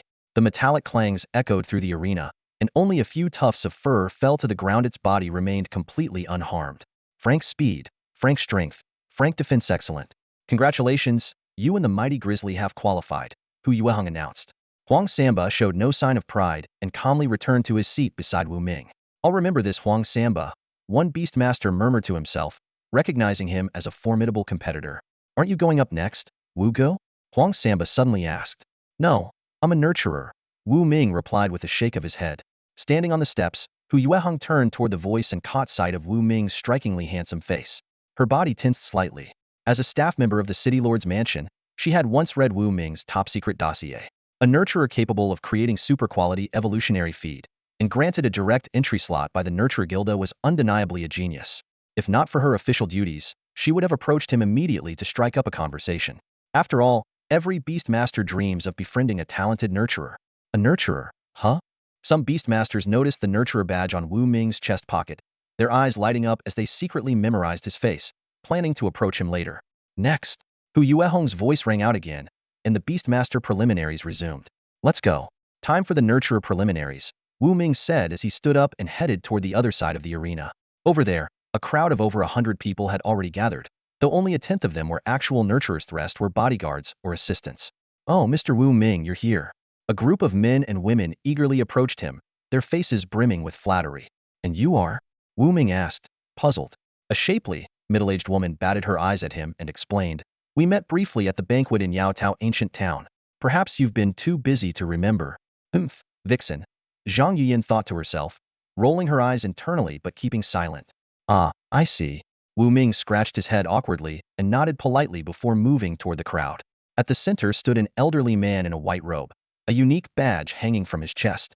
The badge prominently displayed a gleaming golden E marking him as a rare E-rank nurturer. The old man spoke slowly. Ladies and gentlemen, our preliminary round is quite straightforward. Shortly, 100 different herbs will be presented.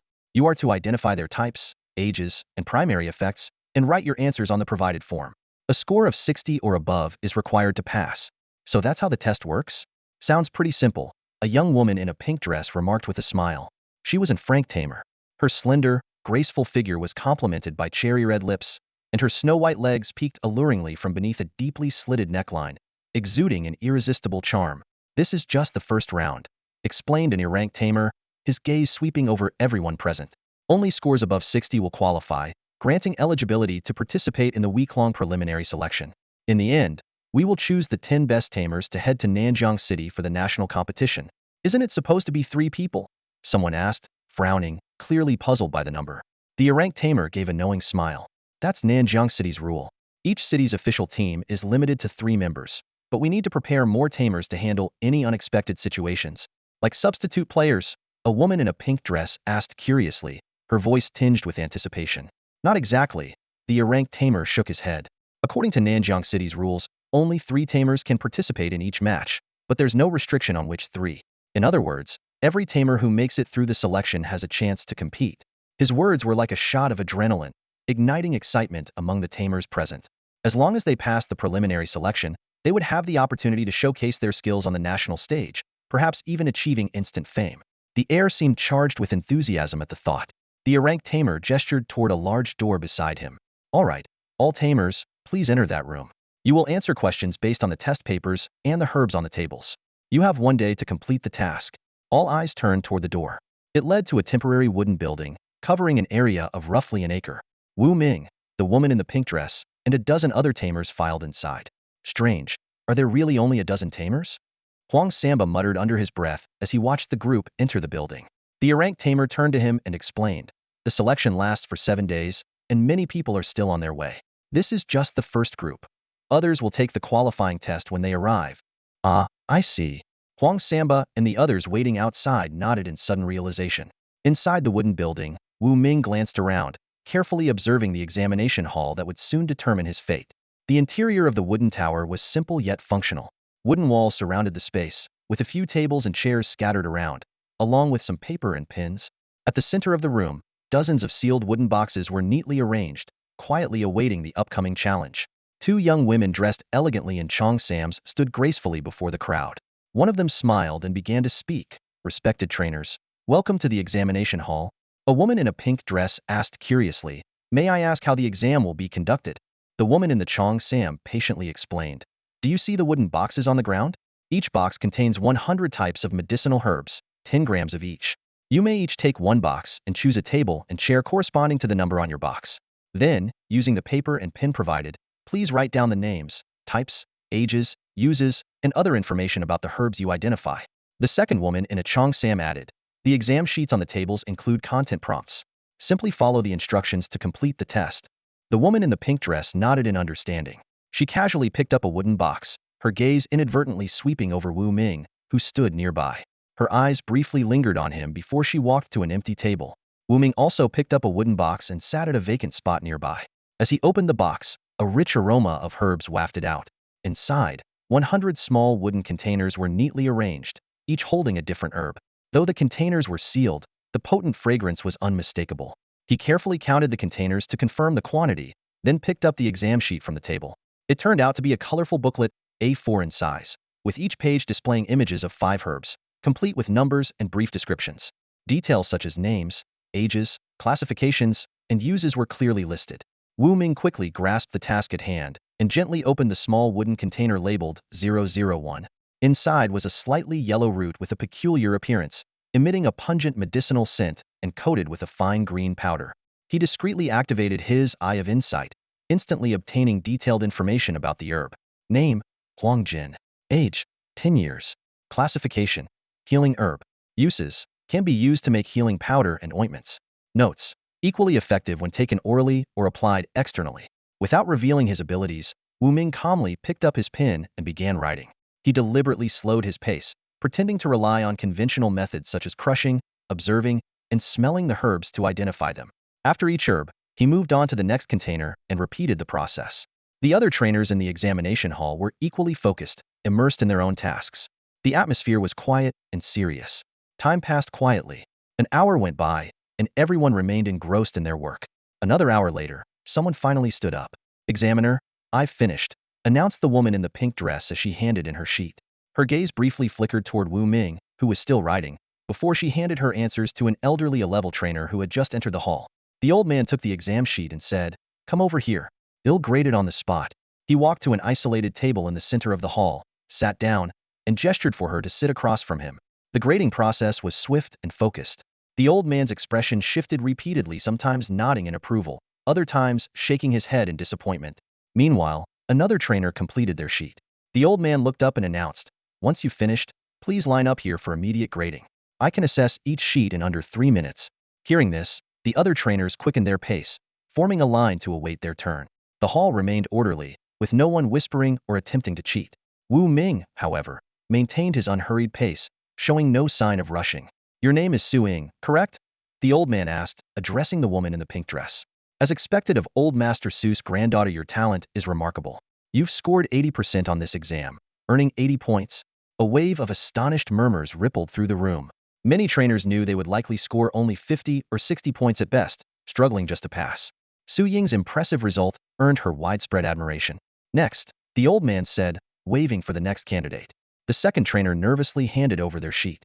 Su Ying stepped aside, her gaze once again falling on Wu Ming, who was still writing. Her brows furrowed slightly, a trace of doubt flickering in her eyes. 60 points barely passed, the old man announced after quickly grading the second sheet. 60 points. "I made it," exclaimed the young trainer with a sigh of relief. "Next," the old man called out again. At that moment, Wu Ming finally capped his pen, finishing his sheet at the same time as the trainer at the adjacent table. Su Ying continued to watch him, her doubts deepening. Why was he so slow? According to the information she had, Wu Ming's dossier was classified as top secret, even higher than her own. Yet his apparent pace seemed inconsistent with his reputed abilities. 59 points. The old man's voice suddenly broke Su Ying's train of thought. "What? No way.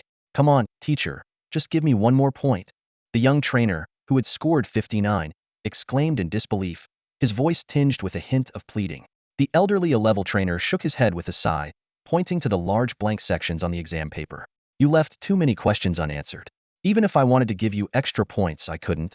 The young trainer's face fell instantly.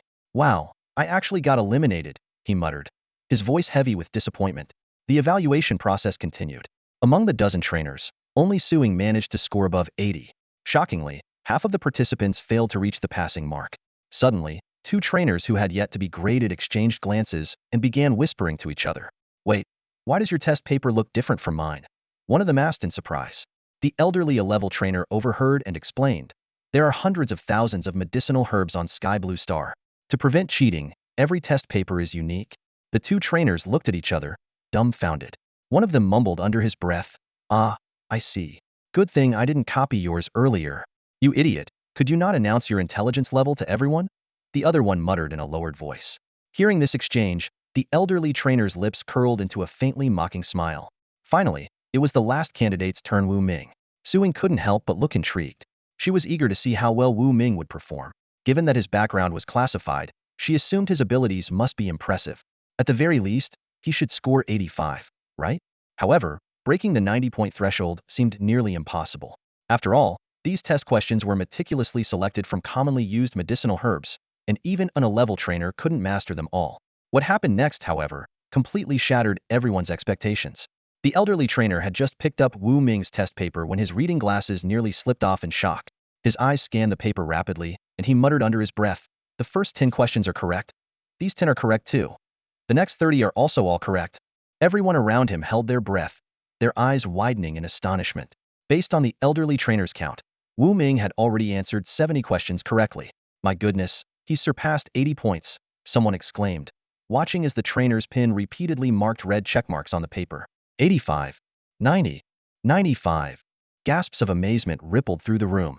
When the elderly trainer reached the final question, the entire room fell silent, holding its collective breath. "My word, he left the last question blank? 99 points." One of the trainers observing the grading process blurted out in shock. On Wu Ming's test paper, every question except the last was marked with a red checkmark. His accuracy rate was an astounding 100%. Incredible. Awestruck voices echoed throughout the room. Wu Ming's pen glided across the exam paper, answering questions with a fluidity that seemed effortless. For the final question, he intentionally left it blank yet still achieved an astonishing score of 99. The surrounding beast trainers were left in stunned silence, whispering among themselves. As expected of trainer Wu Ming, exclaimed an elderly rank trainer, his reading glasses slipping onto the table in shock. I heard directly from the city lord and elder Su that you originally had a guaranteed spot, but still chose to compete in the open selection. A guaranteed spot? The other trainers were even more astounded. No wonder he was eligible for it, scoring 99 points in the qualifying exam, a full 19 points ahead of the second place. Suing bit her lip, her gaze lingering on Wu Ming. The words guaranteed spot stung her pride, but she couldn't deny his overwhelming skill. After the exam, many trainers eagerly approached Wu Ming to exchange contact information. Su Ying was the last to come forward, introducing herself. I'm Su Ying, the eldest daughter of the Su family from the northern district of Jialan City, and an frank beast trainer. I believe we'll become teammates in the future. Wu Ming responded politely before leaving to meet up with Huang Samba and the others who had been waiting for him. They were all curious about his results and began speculating. Wu Gu, you must have scored at least 90, right? Wan Si, you guessed. I'm thinking it's at least 95, Huang Samba said confidently. Pfft, at most, 60 points. If it's more, he'll treat you all to a meal, Zhang Yuyan declared smugly. Wu Ming playfully smacked Zhang Yuyan on the backside and grinned. I scored 99. Lunch is on you today. Zhang Yuyan was both flustered and shocked as Wu Ming played a video of the scoring process to prove it. The group was amazed, and Wan Siyu even expressed her desire to learn from him. They made their way to the city center to find a restaurant. Meanwhile, 2 announcements were posted on the Jialan City forum. The list of frank beast trainers who made the cut and the exam scores for the trainers. Wu Ming's 99-point score, a full 19 points ahead of second place, caused an uproar. The forum exploded with comments, with users exclaiming, "Whoa! Who is Wu Ming? This guy's incredible." The forum was ablaze with discussions, and Wu Ming's name had become the hottest topic in Jialan City. Some were amazed by his astonishing performance in the Beast Tamer preliminary competition. Others questioned his motives for deliberately leaving the last question unanswered, and heated debates erupted over his background and abilities. While the internet was in an uproar, Wu Ming remained blissfully unaware. At this moment, he was waiting for his meal in a private room of an upscale restaurant, accompanied by Wan Siyu, Zhang Yuyan, Zhu Zime, and Huang Samba. Suddenly, the door to the private room swung open, and a curvaceous woman in a form-fitting dress walked in. She was the restaurant's owner, Su Xian. Her gaze lingered on Zhang Yuyan for a moment, her smile carrying a subtle meaning. But when her eyes landed on Wu Ming, a flicker of surprise flashed across her face. Su Xian gracefully approached Wu Ming, leaned down slightly, and whispered, "So, you're the one who scored 99 points. Tell you what, today's meal is on the house." Her motion inadvertently brought Wu Ming face first into her ample chest, leaving him momentarily breathless. Wu Ming instinctively leaned back, finally realizing what had happened as Su Xian modestly covered her chest with her hand. Startled, he asked, "And you are?" Su Xian offered a charming smile and introduced herself. "I'm the owner of this restaurant. You're all my esteemed guests today, so this meal is on me." Zhang Yuyan, recognizing Su Xian, spoke with a hint of displeasure in her tone. "Su Xian, why are you here?" Su Xian responded with a laugh. "Well, when I saw Miss Zhang visiting, I had to personally attend to you. I didn't expect to find the prodigious beast tamer who scored 99 points. Wu Ming, here as well." As she spoke, Su Xian lightly traced her finger across Wu Ming's shoulder, leaving behind a slip of paper. She winked playfully and added, "Mr. Wu Ming, I'm Su Xian. Don't forget to add me." With a sway of her hips, Su Xian exited the room. Bewildered, Wu Ming quickly opened Jialan City's forum on his phone. A flood of posts instantly filled his screen, ranging from his high-scoring performance to the video of his match against Lu Gaohan, and even the secrets behind his creation of ultra-quality grade speed pet food, all of it exposed for the world to see. Huang Samba, scrolling through the forum excitedly, exclaimed, "Brother Wu, you're a celebrity now in Jialan City." Zhu Zime leaned over, grinning. "Boss, you've got to take care of us old employees from now on." Wan Siyu, optimistic about the future, added, "I'm sure after this, our pet shop's reputation will skyrocket. We'll have customers lining up at the door in no time." Meanwhile, Zhang Yuyan continued refreshing the forum until something caught her eye. "There's a new update," she announced. Wu Ming glanced at the screen as well. The latest post read, "Shocking! Beast Tamer Wu Ming can create ultra-quality grade speed pet food. His personal information is now classified as top secret." Wow, ultra quality. I've made up my mind I'm heading to Nanwen Street today to visit Wu Ming's shop and beg him to sell me a portion of grade speed pet food. As the news spread like wildfire, Wu Ming's fame in Jialan City soared to new heights. His pet shop was now on the brink of unprecedented opportunities and challenges. The comments upstairs came crashing down like a whirlwind. Wu Ming frowned and massaged his temples as he stared at the dense flood of posts on his phone screen, unable to keep up. In just 1 hour, the forum had erupted into chaos, and the speed at which the news spread was astonishing. Zhang Yuyan's eyes gleamed with a hint of triumph. She set her phone on the table and lightly tilted Wu Ming's chin with her delicate fingers. Well, you're quite the celebrity now, she said with a smirk. Nanwen Street's popularity has skyrocketed, and your pet beast shop is right in the middle of my territory. With the increase in foot traffic, my shopping complex is reaping the benefits too. Wu Ming rolled his eyes but had to admit that Zhang Yuyan's business acumen was impressive, far beyond what one might expect from a so-called spoiled rich girl. Shifting the conversation, he asked, by the way, do you know the shop owner, Su Xian? Zhang Yuyan raised an eyebrow and countered with her own question. What's my grandfather's surname? Wu Ming suddenly understood. Of course, old Zu's surname is Su Wait. Are you saying Su Xian is his granddaughter? More or less, Zhang Yuyan replied, stifling a yawn. She was taken in when she was little. We're not related by blood, but technically, she's my older cousin. A much older one at that. Picking up her chopsticks, she added. All right, enough talking. Let's eat. The others began digging in, but Wu Ming's news continued to spread uncontrollably, like a wild horse galloping across the internet. What started as a forum frenzy quickly caught the attention of a wider audience. In a lavishly decorated mansion, Beast Trainer Lu Gaohan was soaking in a hot spring pool, an alluring woman on each arm. His eyes were fixed on the massive screen in front of him, where news updates were streaming relentlessly. His gaze landed on a video of his sparring match with Wu Ming in Yaodao Ancient Town. The humiliating scene of him being flung into the air and left dangling from a chandelier, losing control of himself, played on repeat. Lu Gaohan's face twisted with fury. Wu Ming, I'll kill you, he roared, hurling his wine glass at the screen. The glass shattered into fragments, sending shards flying in all directions. The water in the hot spring splashed violently as he slapped it in rage. The two women screamed in panic, while Lu Gaohan's angry shouts echoed throughout the room. After a satisfying meal, Wu Ming gave the employees at the pet beast shop a half-day off. Wan Xiyu hopped into Zhang Yuyan's sleek sports car, and the two headed toward a villa in the city center, Zhang Yuyan's home. Meanwhile, Huang Samba and Zhu Zimei excitedly made their way to a nearby amusement park, ready to make the most of their rare day off. By the roadside, a luxurious sports car was parked, drawing the attention of passers-by. Wu Ming got into the passenger seat, fastened his seatbelt, and couldn't help but glance at the stunning woman in the driver's seat. She was dressed in a figure-hugging short dress that accentuated her captivating curves. Mr. Wu Ming, how about visiting my place today? Su Qianqian said with a charming smile. I make tea like a pro, and I'd love for you to try some. Wu Ming swallowed discreetly, thinking to himself how irresistible she was becoming. Sure, let's drop by your place. The car's engine roared to life, and they sped off like an arrow. Before long, the two arrived at a sprawling estate on the west side of Jialan City, covering thousands of acres. This high-end residential area featured picturesque garden-style villas, and Su Qianqian's luxurious 3-story home was nestled within it. Once inside, they headed straight to the hot spring bath. As their proximity grew, the warmth of the water seemed to blend with the budding intimacy in the air. Over half an hour later, Wu Ming was reclining on a plush sofa, holding Su Qianqian in his arms as they chatted casually. Mr. Wu Ming, you truly are remarkable, Su Qianqian praised. If you hadn't left some answers blank on purpose, I'm certain you would have scored a perfect 100. A perfect score? That's unnecessary, Wu Ming replied with a shake of his head. He mused inwardly that if he'd known it would cause such a sensation, he might have intentionally gotten a dozen or so questions wrong and left a few blank, aiming for an unassuming 80 instead. Su Qianqian giggled charmingly.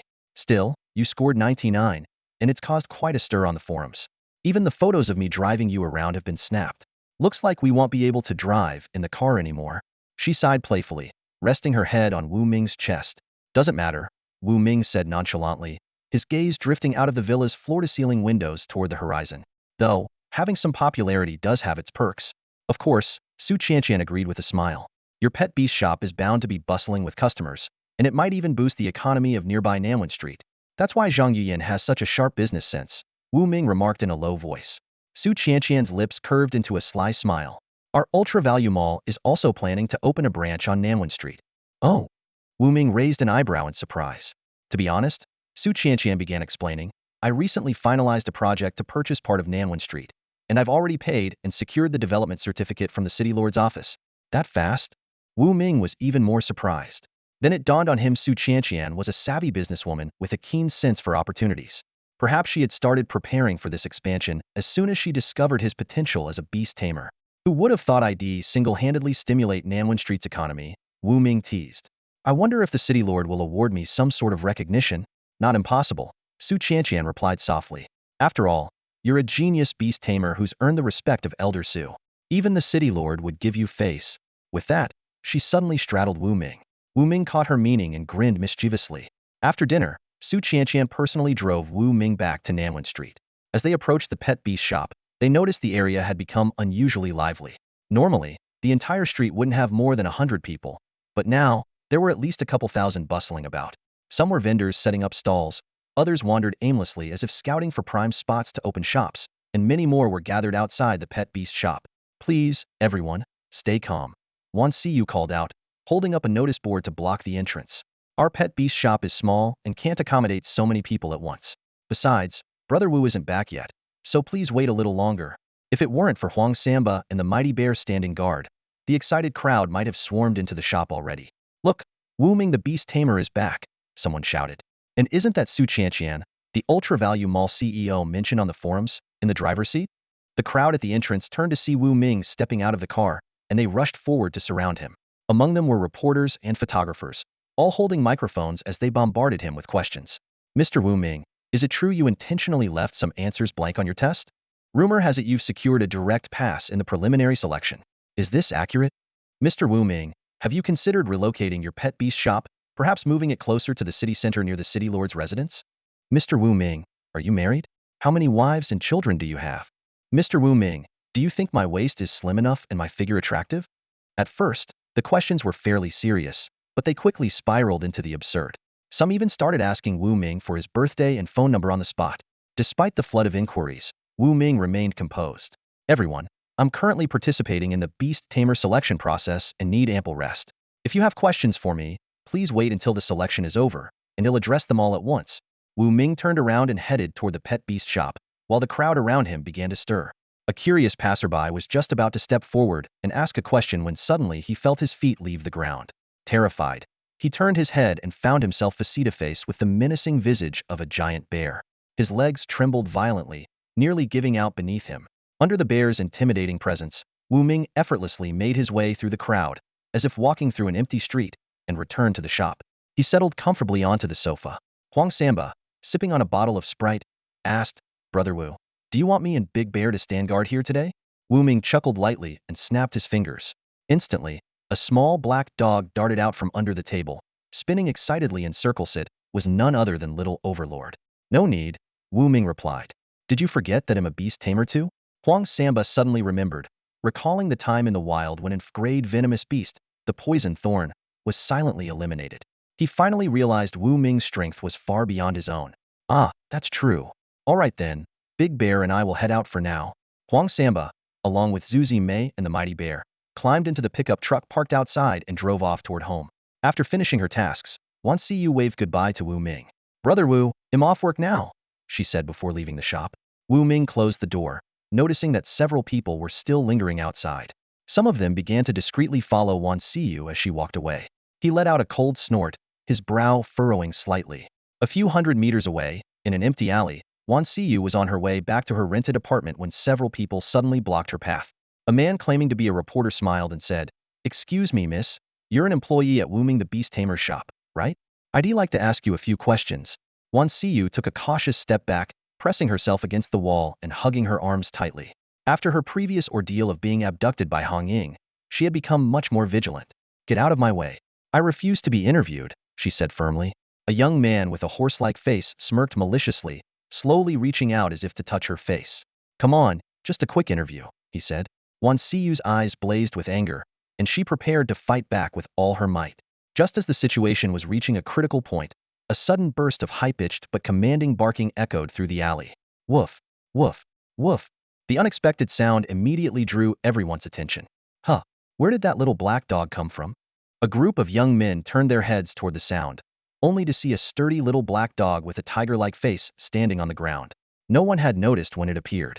Its well-built frame and sharp, intelligent eyes made it irresistibly endearing, almost begging to be petted.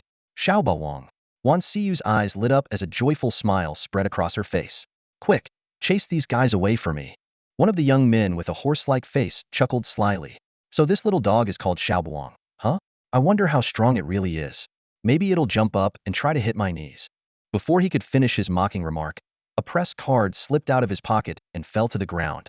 Wan Siyu's sharp eyes caught the press card immediately, and she narrowed her brows in suspicion. Her voice turned cold and stern.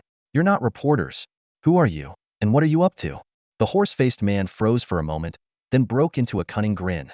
Well, sharp little lady, aren't you? Figured out we're fake reporters, did you? But now that you've caught on, I guess I'll just... Before he could finish, one of his companions suddenly tapped him on the shoulder, his face pale with fear as he pointed at the ground. The horse-faced man followed his companion's trembling finger and gasped audibly. The once knee-high Xiaobao was now growing at an astonishing rate, right before their eyes. In mere moments, it had reached over a meter tall, its body as massive as a young bull. But the most terrifying transformation was yet to come. It now had 3 dog heads, each one snarling menacingly. To add to the horror, its entire body was engulfed in blazing flames, as if it had just emerged from the depths of hell. Dear God, that's an F-class beast. The horse-faced man stammered, his voice shaking. The group of young men turned pale and bolted without hesitation. Woof! Xiaobao let out a deep growl and leaped forward with incredible force, sending the men flying a dozen meters through the air. They crashed into a utility pole, their clothes scorched to ashes by the flames.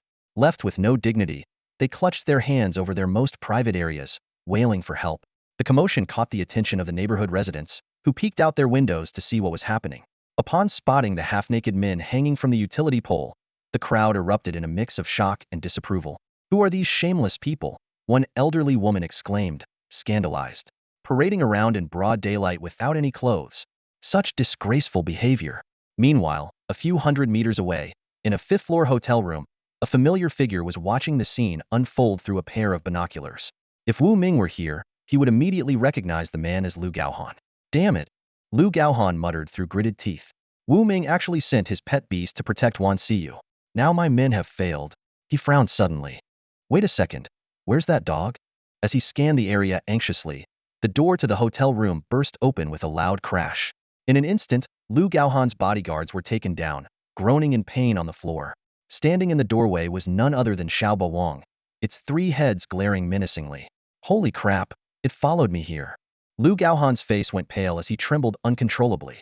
In a panic, he grabbed a large drumstick from the table and waved it in front of Xiaobao. His voice quivered as he pleaded. Hey, little doggy. Look, a chicken leg. How about you take this and go play somewhere else, okay? He quickly tossed the drumstick out the window and urged, go on, jump out and fetch it. But Xiaobao ignored the offering entirely. Its 6 eyes remained locked on Lu Gaohan, forcing him to retreat step by step. Woof, woof, woof. All 3 heads barked in unison, and the flames on its body flared even brighter, heating the room to an unbearable degree. Lu Gaohan found himself backed into a corner by the window. His legs gave way beneath him, and he nearly fell out. Desperately, he grabbed a beer bottle from the table and waved it wildly, hoping to scare Xiaobao off. But it was futile. Please, mighty dog, have mercy. Lu Gaohan finally collapsed to his knees, sobbing. At that moment, the sound of hurried footsteps echoed from the hallway. Stand down, beast. A group of men in black trench coats stormed into the room, armed with crossbows, alloy blades, and high-voltage electric batons. They quickly surrounded Xiaobao. Lu Gaohan's despair turned into glee as he burst into laughter. Take it down. Chop it to pieces. Yes, sir. The men charged at Xiaobao with lightning speed. But they had underestimated their opponent. This was no ordinary beast, but a seasoned F-class hellhound.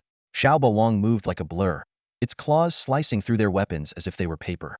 Before the attackers could react, it lunged at them, using its steel-hard heads to knock them out one by one. Within moments, the room was littered with unconscious guards, all foaming at the mouth and paralyzed. Lu Gaohan wailed, tears streaming down his face.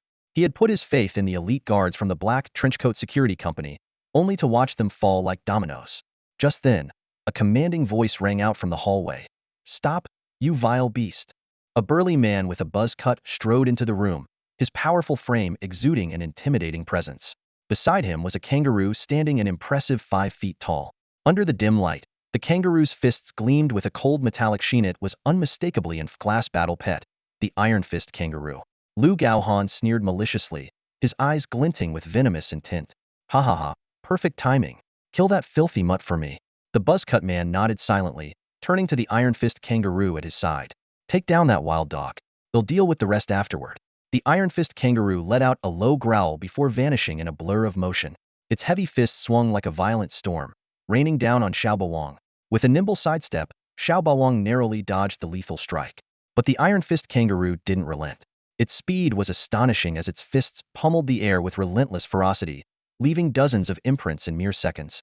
The room echoed with the sharp sound of fists tearing through the air. Then, using its tail for balance, the kangaroo launched a powerful double kick with its muscular hind legs. Forced back 3 meters, Xiao Bawang retaliated by unleashing fiery blasts from all 3 of its heads. The searing tongues of flame shot out with terrifying heat, and the Iron Fist kangaroo immediately sensed danger. It leaped to the side, barely avoiding the attack. Yet before it could land, Xiao Bawang lunged like an arrow released from a bow. Its razor-sharp fangs clamped down on the kangaroo's neck with unrelenting force. Crack! A chilling snap echoed through the room as the Iron Fist kangaroo's spine was shattered. It collapsed to the ground, its body convulsing uncontrollably. No! The buzzcut man's eyes widened in fury and despair. Overcome with grief for his fallen companion, he lost all sense of reason. Drawing a sharp dagger, he charged at Xiao Bawang with reckless abandon. With a powerful leap, Xiao Bawang slammed its iron-hard head into the man's chest. A resounding boom filled the room as the man was sent flying backward, crashing through the door and landing heavily in the hallway. Xiao Bawang turned its attention to Lu Gaohan, who was now on his knees, trembling uncontrollably. His face was ashen, and a damp stain spread across his pants. Before he could utter a single plea for mercy, Xiao Bawang darted forward with lightning speed. Noah! Lu Gaohan's blood-curdling scream reverberated throughout the room, piercing and unbearable. With Lu Gaohan's family heirloom clenched in its jaws, Xiao Bawang leaped from the 5th floor, disappearing into the cover of night. It hastily discarded the item into a nearby sewer before shrinking its form and sprinting toward a rundown neighborhood several hundred meters away. At the entrance of the neighborhood, Wan Xiyu paced back and forth anxiously. When she saw Xiao Bawang returning unscathed, relief washed over her.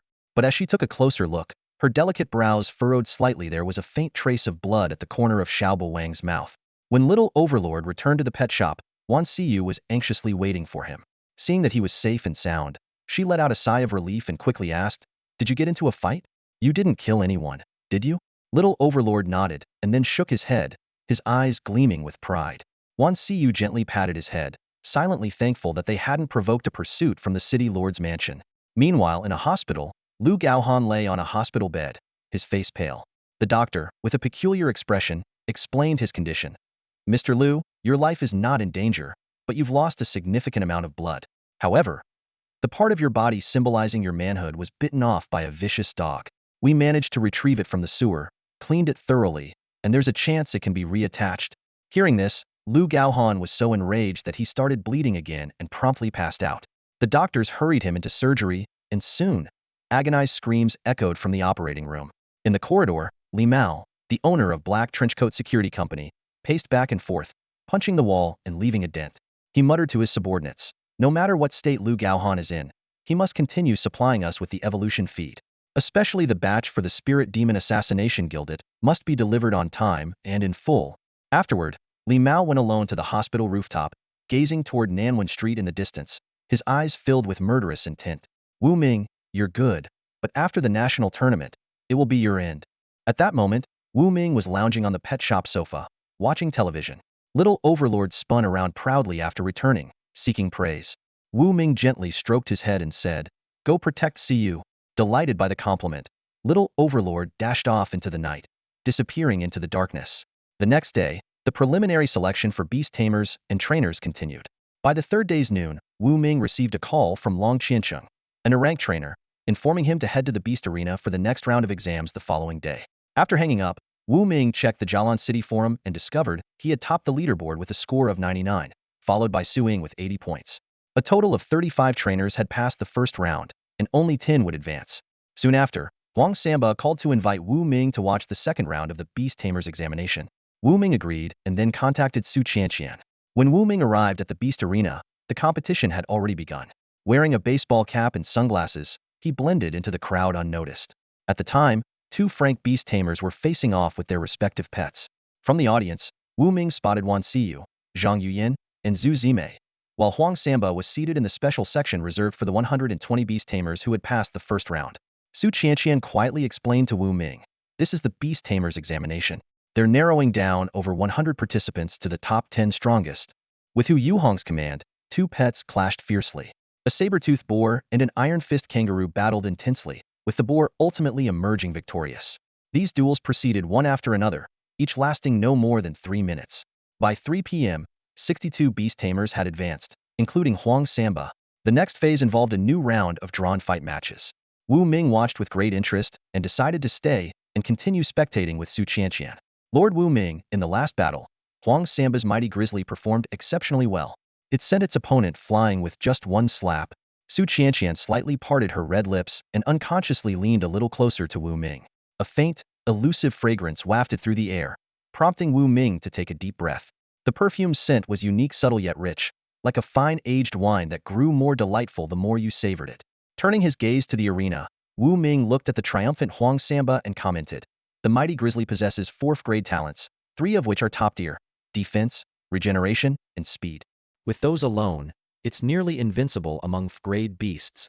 Su Qianqian's eyes gleamed mischievously as she teasingly said, "Lord Wu Ming, you're so stingy, hoarding 5th-grade regenerative feed all to yourself." Wu Ming shook his head and explained, "Regenerative feed is crucial. For now, it's reserved for internal use only and isn't for sale." He shifted his focus to Su Qianqian and asked, "You must be worth tens of millions, right? Why not raise a few beasts yourself to enhance your ability to protect yourself?" Su Qianqian chuckled softly, her lips curving into an alluring smile. "Oh, is Lord Wu Ming concerned about me?" Wu Ming remained composed and replied calmly, "I'm just curious. Many people can't become 5th-grade or higher-ranked beast tamers because of financial constraints. They have to spend on housing, cars, raising children, and supporting their parents, leaving no extra money to train beasts. But for someone like you, Su Qianqian, these concerns don't apply. With your wealth, even raising an A-grade beast would be more than manageable." Behind her sunglasses, Su Qianqian's eyes flickered slightly, revealing a hint of sadness. She finally revealed the truth. "I can't form a contract with a beast." Wu Ming frowned. She elaborated, "I've tried many times, but I just can't bond with beast eggs. It's like they instinctively reject me, though I have no idea why." "Is that so?" Wu Ming's eyes glinted as he activated his insight ability to carefully examine Su Qianqian. He discovered a strange energy within her that burned the souls of beasts, explaining why she couldn't form contracts. However, after their intimate encounters, this peculiar energy had weakened significantly. Placing a hand on her shoulder, Wu Ming said, "I think I can help you." He silently activated his conversion ability, transforming the strange energy in her body into 10 evolution points. "Really?" Su Qianqian's eyes sparkled with hope. Wu Ming nodded. Of course. Secretly, he thought to himself that the issue preventing her from forming contracts had already been resolved. "Wait here. I happen to have a beast egg that's perfect for you." Under the cover of his sunglasses, Wu Ming closed his eyes and accessed the system shop. Soon, he found a suitable beast egg. The system notification chimed. "Ding! Host has consumed 98 evolution points to purchase the A-grade potential beast, the blazing firefinch." Moments later, Wu Ming pulled a small, dark red beast egg the size of a chicken egg from his pocket and handed it to Su Qianqian. "What kind of beast is this?" Su Qianqian carefully took the egg, cradling it as if it were a treasure, but her concern about failing to form a contract lingered. "Try it and see," Wu Ming said, taking out a small knife and gently nicking her finger. "Ow, that hurts." Su Qianqian pouted playfully. As a drop of blood fell onto the egg's surface, cracks began to form. A fluffy, red-feathered finch emerged, quickly devouring its eggshell before growing to the size of a pigeon in the blink of an eye. "Amazing!" Su Qianqian exclaimed, feeling the newfound connection with the blazing firefinch. She realized she could now issue commands through her thoughts. Wu Ming explained, "This is the blazing firefinch, a flying-type beast with a grade potential. It comes with an A-grade innate talent called Blazing Burn, which is quite impressive." Su Qianqian nodded. "I know." As its owner, she instinctively understood that while the blazing firefinch was small, it was incredibly fast, with claws and a beak as tough as steel. Even in its juvenile stage, it would be a formidable challenge for an ordinary adult. With it by her side, her ability to protect herself had greatly improved. The blazing firefinch chirped loudly, spreading its 30-centimeter wingspan. Its feathers shimmered with fiery patterns, resembling a small, flying flame. "Thank you, Lord Wu Ming." Su Qianqian held the firefinch in her hands and planted a light kiss on Wu Ming's cheek, leaving a bright lipstick mark. Take good care of the blazing firefinch from now on, Wu Ming reminded her. By the way, you haven't named it yet. We'll call it Xiaohong, Su Qianqian declared without hesitation.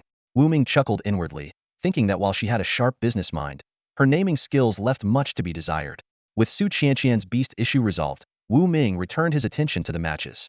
After the brief interlude, several more battles had taken place in the arena. Now, it was finally Huang Sanba's turn to compete. It's Huang Sanba's turn, Su Qianqian reminded him. Yeah, Wu Ming nodded slightly. In the stands, Zhu Zimei cupped her hands around her mouth and shouted enthusiastically, "Go, darling! You can do it!"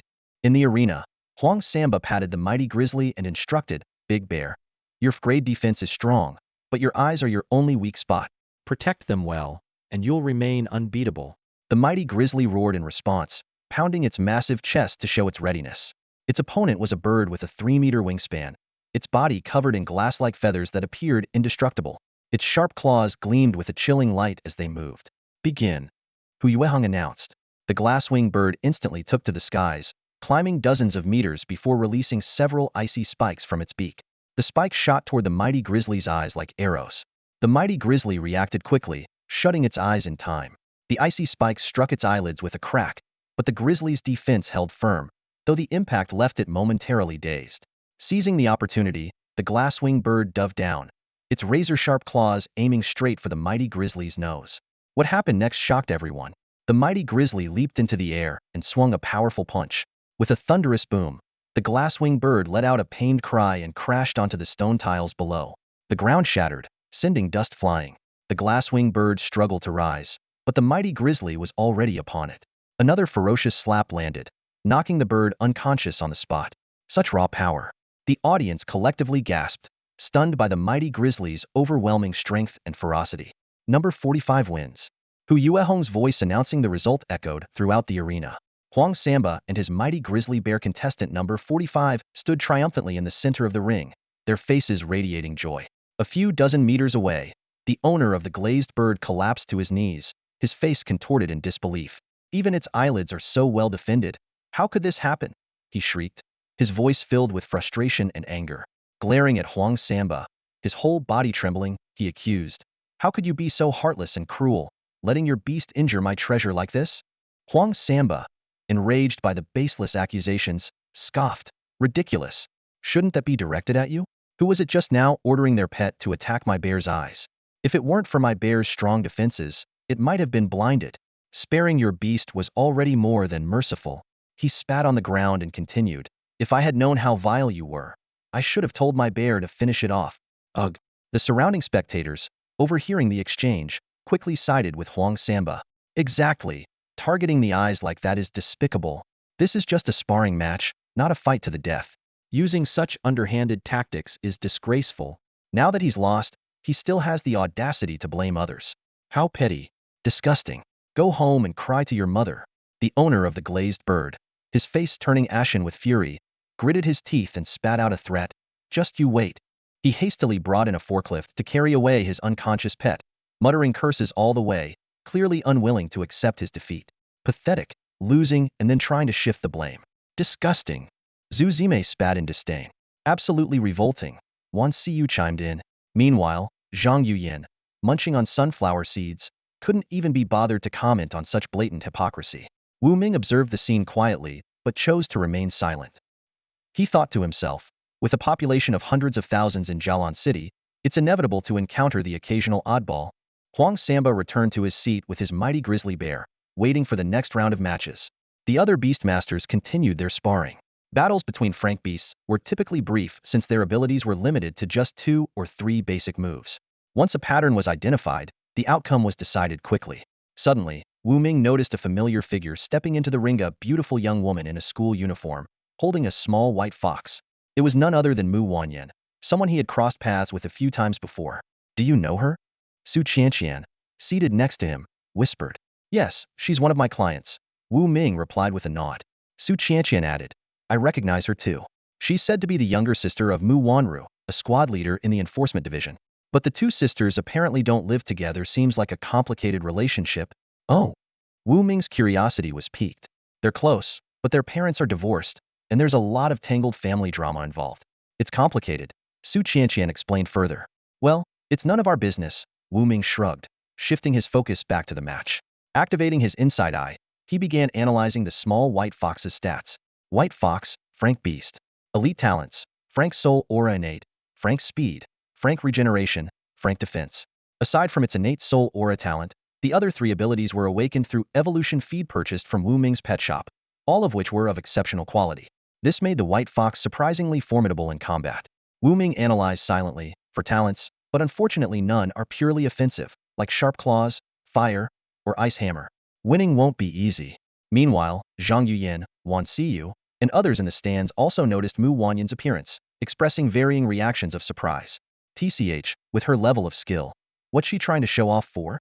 Zhang Yuyan sneered disdainfully. Go Wanyan. You've got this. Wan Siyu cheered in encouragement. Let the match begin. Hu Yueheng announced, and Mu Wanyan immediately tossed the small white fox onto the battlefield. Her opponent was a burly man with a broad chest and muscular arms. His pet was a crocodile, its body covered in thick, armor-like scales, making it a true tank with exceptional defensive capabilities. Ha ha ha. Little girl, if you give me a kiss, I might just tell my rampaging crocodile to go easy on you, the man said, beckoning to Mu Wanyan with a smirk, his tone dripping with arrogance. Hearing his lewd remark, Mu Wanyan pressed her lips together tightly, choosing not to respond. But her clenched fists betrayed her simmering anger. Sensing her emotions, the small white fox bared its teeth and let out a low growl, adopting a defensive stance. Oh, scary. Come on, bite me, the man taunted, striking a bodybuilder pose to flaunt his bulging biceps. Tisish, bullying a young girl, what a lowlife. The audience murmured in disapproval. Huh, I've got the strength, so what can you do about it? My rampaging crocodile doesn't even need to move, and that little white fox still wouldn't stand a chance, the man boasted shamelessly, completely ignoring the disdainful looks from the crowd. The crowd around the Colosseum buzzed with whispers. Among them, a beast tamer who had once been defeated by Mu Wanyan hid in the audience, his brows furrowed as his gaze shifted between the smug, burly man and Mu Wanyan. He thought to himself, this guy is in trouble. A female student who made it to the top 62 must not be underestimated. In the arena, Mu Wanyan finally gave her command. Xiaobai, hit it hard. The moment the words left her mouth, the little white fox shot out like an arrow, leaping gracefully into the air and delivering a resounding slap to the giant crocodile's snout. The beast roared in pain, but the fox had already darted away, light on its feet. The burly man gritted his teeth and bellowed angrily, looking for a beating. Huh? Rampaging crocodile, don't hold back, rush it with everything you've got. The crocodile lunged at Xiaobai, but it couldn't even graze a single strand of fur. Xiaobai's speed far exceeded what was expected at its level, effortlessly dodging every attack. The fox leapt again, landing another sharp slap on the crocodile's snout. This scene repeated over and over until the crocodile's nose was bleeding profusely, and its eyes were blurred with blood. The burly man was practically hopping with frustration, wishing he could jump into the fight himself. Damn it, how is this little fox so fast? He cursed. The rampaging crocodile went into a frenzy, thrashing wildly, its tail sweeping and limbs flailing, but it still couldn't land a single hit on the nimble fox. Suddenly, Xiaobai leapt to a distance, took a deep breath, and exhaled a 3-meter-wide pink bubble that completely enveloped the crocodile. A strange scene unfolded. The crocodile's movements began to slow, and finally, it froze in place, utterly motionless. The audience exchanged puzzled looks, unsure of what they were witnessing. Hu Yuehong, who was observing the match, explained at just the right moment. This is the Flevel ability, Soul Ensnare. When a beast is trapped inside the pink bubble, if its willpower isn't strong enough, I'll temporarily fall asleep, leaving it defenseless. The burly man scoffed, unimpressed, and said confidently, good thing my rampaging crocodile has strong defense. Even if it just stands there and lets that little fox hit it, it won't go down. The other spectators suddenly understood. Indeed, despite Xiaobai landing dozens of slaps earlier, the damage it had inflicted was minor, far from enough to secure a victory. All eyes turned to Mu Wanyan, eagerly anticipating her and Xiaobai's next move. The situation on the battlefield seemed to have reached an impasse, and everyone was curious to see how this seemingly unassuming young woman would break the stalemate. Su Qianqian turned her head towards Wu Ming and asked earnestly, Mr. Wu Ming, who do you think will win this match? Wu Ming replied confidently, the little white fox will win. Ah, why? Su Qianqian's eyes widened with curiosity. Wu Ming explained, Flevel Soul Aura has two effects. The first is putting other beasts into a deep sleep, and the second is weakening their defense. I have the Eye of Insight, so I can clearly see this. Su Qianqian was so astonished that her mouth fell open, a sight that was surprisingly captivating. Such an overpowered ability exists? Indeed, Wu Ming continued. And the longer the control lasts, the more the defense is weakened. At its peak, it can reduce defense by up to 80. It's like having armor penetration. Taking down tanks becomes much easier. In the arena, Mu Wanyin silently counted the seconds. The audience around her grew impatient, with some starting to complain. What's going on? Are they going to fight or not? A burly man chuckled crudely. Little girl, are you stalling because you know you can't win? Thinking about how to please me, huh? Mu Wanyin ignored the vulgar remark entirely. 58, 59, 60. Mu Wanyin counted in her mind. All right, the weakening effect has reached its peak. It should last for at least half a minute. Suddenly, she shouted, Xiao Bai, now's the time. Go all out and teach him a lesson. The little white fox shot forward like an arrow, slamming into the raging crocodile and flipping it over. It began pummeling the exposed white underbelly with a flurry of punches and kicks, then retreated several meters before accelerating again for another strike. In less than 10 seconds, the raging crocodile coughed up blood on the spot. The burly man was stunned and hurriedly yelled, Stop, stop, I surrender. But the little white fox didn't stop. It retreated once more, charged at full speed, and rammed into the crocodile's stomach with immense force. The crocodile was sent flying over 10 meters, rolling several times before landing in a heap, convulsing and vomiting blood. You little brat, just you wait. The burly man cursed, dragging his severely injured crocodile out of the arena. The crowd erupted in boos. Pathetic. So weak yet so arrogant. Who gave you the confidence? The spectators burst into laughter. Hearing the mockery, the burly man wished he could disappear. Spotting a nearby sewer, he actually jumped in and fled through it. The sight left everyone dumbfounded. What a weirdo, Su Qianqian said with a chuckle, covering her mouth. Even the fiery red sparrow perched on her shoulder, Xiao Hong, let out a series of amused chirps. The Beast Master preliminaries continued. The next matches featured experienced, elite level Beast Masters whose battle-hardened pets launched swift and fierce counterattacks. In the blink of an eye, another hour passed. This round finally concluded, leaving only 31 Beast Masters. Hu Yueheng took the microphone and announced the new rules. Next, we'll proceed with group draws. 6 Beast Masters per group, forming 5 groups. 1 extra individual will be randomly assigned to a group. Each group will then engage in a free-for-all battle, with the top 2 earning a spot in the South Jialan City competition. A free-for-all? I like it. Many of the remaining Beast Masters seemed excited about this format. Some voiced complaints. Hey, why didn't we just start with a free-for-all? Losers get eliminated, and the last 10 standing move on. Wouldn't that have been simpler? Hu Yuehong ignored the grumbling. Glancing at her watch and the setting sun, she said, Let's begin the draw. The first group fight will start in 5 minutes. Huang Samba, Mu Wanyin, and the others gathered around for the draw. The process was quick. Number 6. I'm in the first group, Huang Samba said, looking at his number. I'm 15, third group, Mu Wanyin added after checking her number. The other Beast Masters also called out their numbers, easing the tension a bit. The last number, 31, was assigned to the 5th group. 5 minutes later, the first group match began. Huang Samba stepped into the arena, with his mighty grizzly bear standing beside him, tongue lolling as it eyed the opponents. Wu Ming analyzed the situation. The first group is packed with strong competitors. Huang Samba has a good chance of winning, but it's definitely going to be a tough fight. Su Qianqian asked curiously, Why are you so confident in Huang Samba? We both survived life-and-death situations in the Abyss Canyon, Wu Ming explained. He might lack extensive combat experience, but the trials of life and death have honed his resilience. He's more than capable of handling challenges. I see. Su Qianqian nodded and fell silent, focusing on the arena as the battle was about to commence. The 6 level pets entered the field, staring each other down coldly. Aside from the grizzly bear, the others included a black bear, a timberlong black mantis, a flying wyvern, a battlehound, and a giant python, all elite pets with at least 3 talents. The black bear's beast master sneered. I hear Huang Samba grizzly is strong. How about we all team up and take it out first?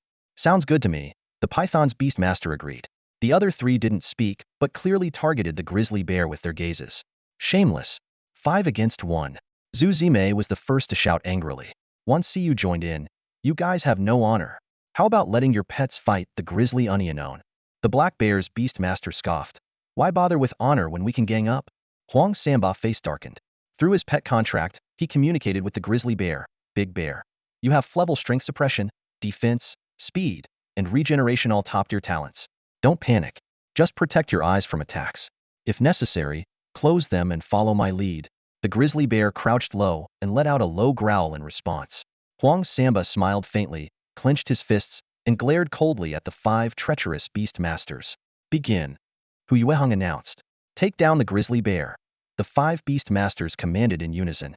The black bear, mantis, wyvern, battlehound, and python all launched their attacks simultaneously. The wyvern struck first, unleashing its flevel talent, terrifying screech. Visible sound waves rippled through the air, causing the grizzly bear to clutch its head in pain. At the same time, the python spat a freezing mist, trapping the grizzly bear's left hind leg in ice, binding it to the ground.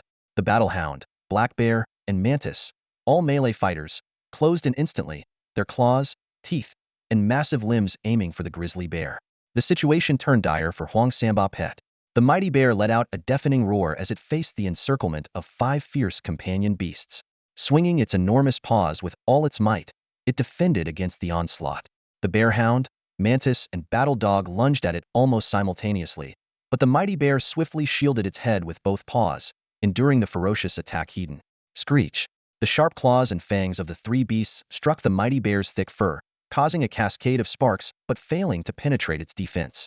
The beastmasters watching the battle turned pale, astonished by the mighty bear's near-grade defensive capabilities.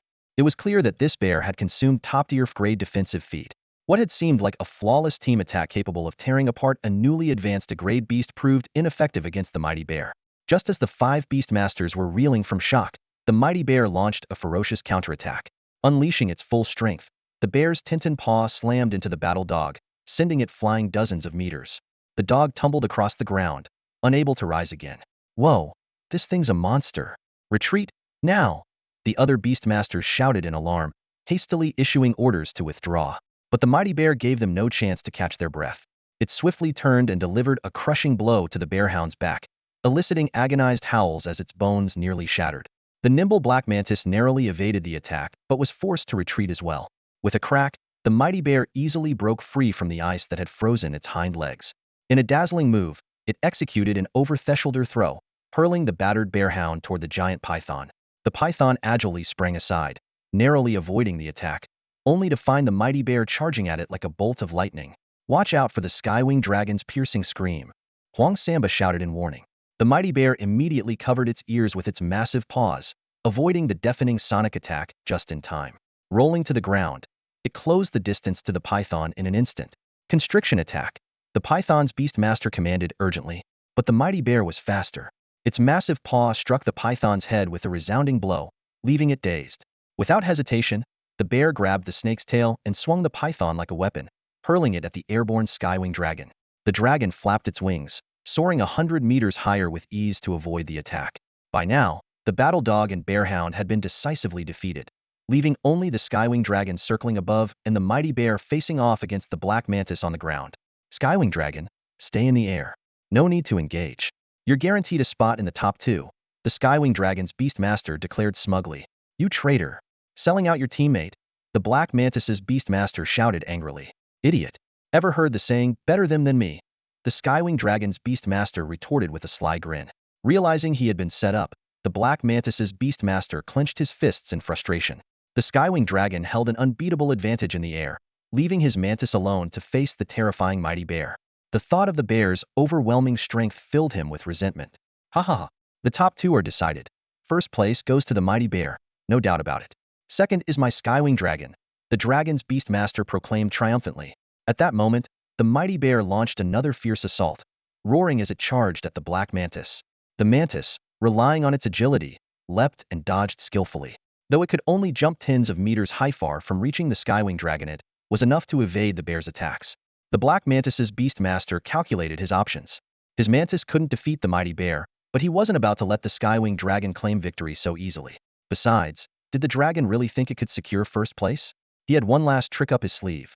As the black mantis dodged yet another of the mighty bear's lunges, the bear suddenly spun around and used its massive shoulder to launch the mantis nearly 100 meters into the air.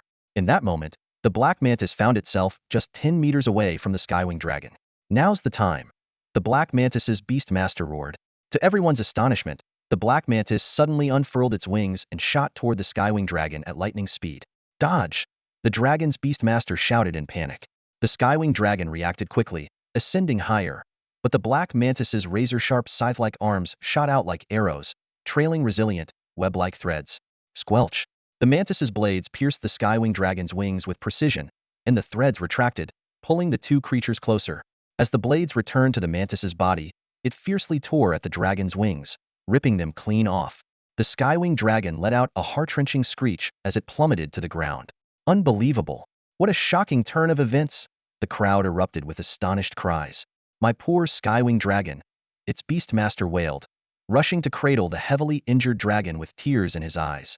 Serves you right for betraying me, the black mantis's beastmaster said smugly, crossing his arms with satisfaction. He turned to Huang Samba and called out, "It's just us left now. There's no need to continue." Huang Samba ignored him and beckoned the mighty bear back to his side. From the high platform, Hu Yueheng picked up the microphone and announced, "Excellent. The first group's match is concluded. The top two are the mighty bear and the black mantis. They will advance to represent us in the national tournament in Nanjiang City. Please rest nearby." "Yes." Zhu Zimei leapt from her seat, ran down the stands, and jumped onto Huang Samba, wrapping her long legs tightly around him. "Hot pot tonight to celebrate. My treat." Zhang Yuyan clapped her hands with a bright smile. "Sounds great." Wan Siyu chimed in, grinning from ear to ear. On the higher steps, Su Qianqian was still in shock. She murmured, "So the black mantis's blades can actually detach and attack. It seems that within its range of several dozen meters, it's incredibly dangerous." Wu Ming nodded in agreement. "That's right.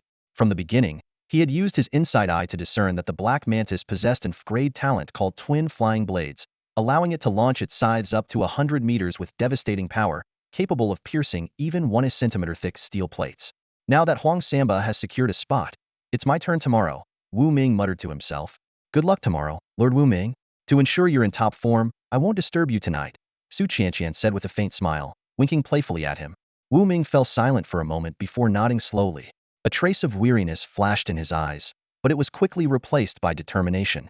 "Tonight, we really need to rest well," he said, his voice carrying a hint of anticipation. "Besides, we still have a hot pot celebration to get to later." Su Qianqian's eyes lit up as she asked curiously, "By the way, how do we train Xiaohong? For instance, what kind of evolutionary feed should we choose, and how much regular feed should it eat daily?" Wu Ming froze for a second, his expression turning incredulous. "You're the CEO of Super Value Mall, and you don't know this?" Su Qianqian stuck out her tongue, looking slightly embarrassed. "I handle the business side of things. I don't know much about the rest." Wu Ming thought for a moment before patiently explaining, "First of all, defense is essential. Speed also needs improvement, and self-healing is a must. With these three talents, it's difficult for a pet beast of the same level to take it down. Its ability to protect itself will be sufficient. There's a saying, as long as you're alive, you can deal damage." He continued, "So, if you want your pet beast to perform at its best, talents like defense, speed, and self-healing are ideal. Of course, it also depends on the role you want your pet beast to play. If it's a support type, you could add a group enhancement talent, like the Flevel talent, Battle Cry. When activated, it can energize all allied pet beasts. If it's an offensive type, then go for an attack talent like Flame Thrust, Blazing Cage, or Deadly Claw." Su Qianqian rested her chin on her hand, a charming smile on her lips as she listened intently. Admiration sparkled in her eyes, and the more she looked at Wu Ming, the more she liked him. "I see," she nodded. "Wu Ming, you're truly a genius beast trainer. Your explanation is spot on." "You're too kind," Wu Ming responded with a modest smile. Both of them turned their attention to the arena, where the second match was about to begin. 6 pet beasts were already in position, eyeing each other warily. One of the beast trainers proposed, "Let's agree beforehand, no ganging up like in the first group. That's just shameless. Let's do a proper free-for-all this time." The other trainers nodded in agreement.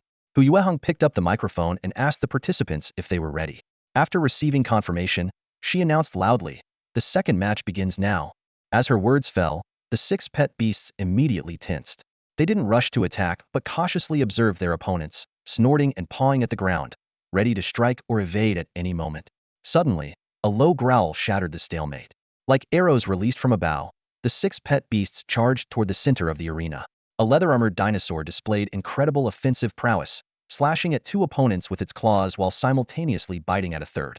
The battle quickly escalated into a chaotic and intense brawl. Before long, a rooster-like pet beast collapsed, covered in wounds, becoming the first to be eliminated. As the fight continued, more pet beasts fell one after another.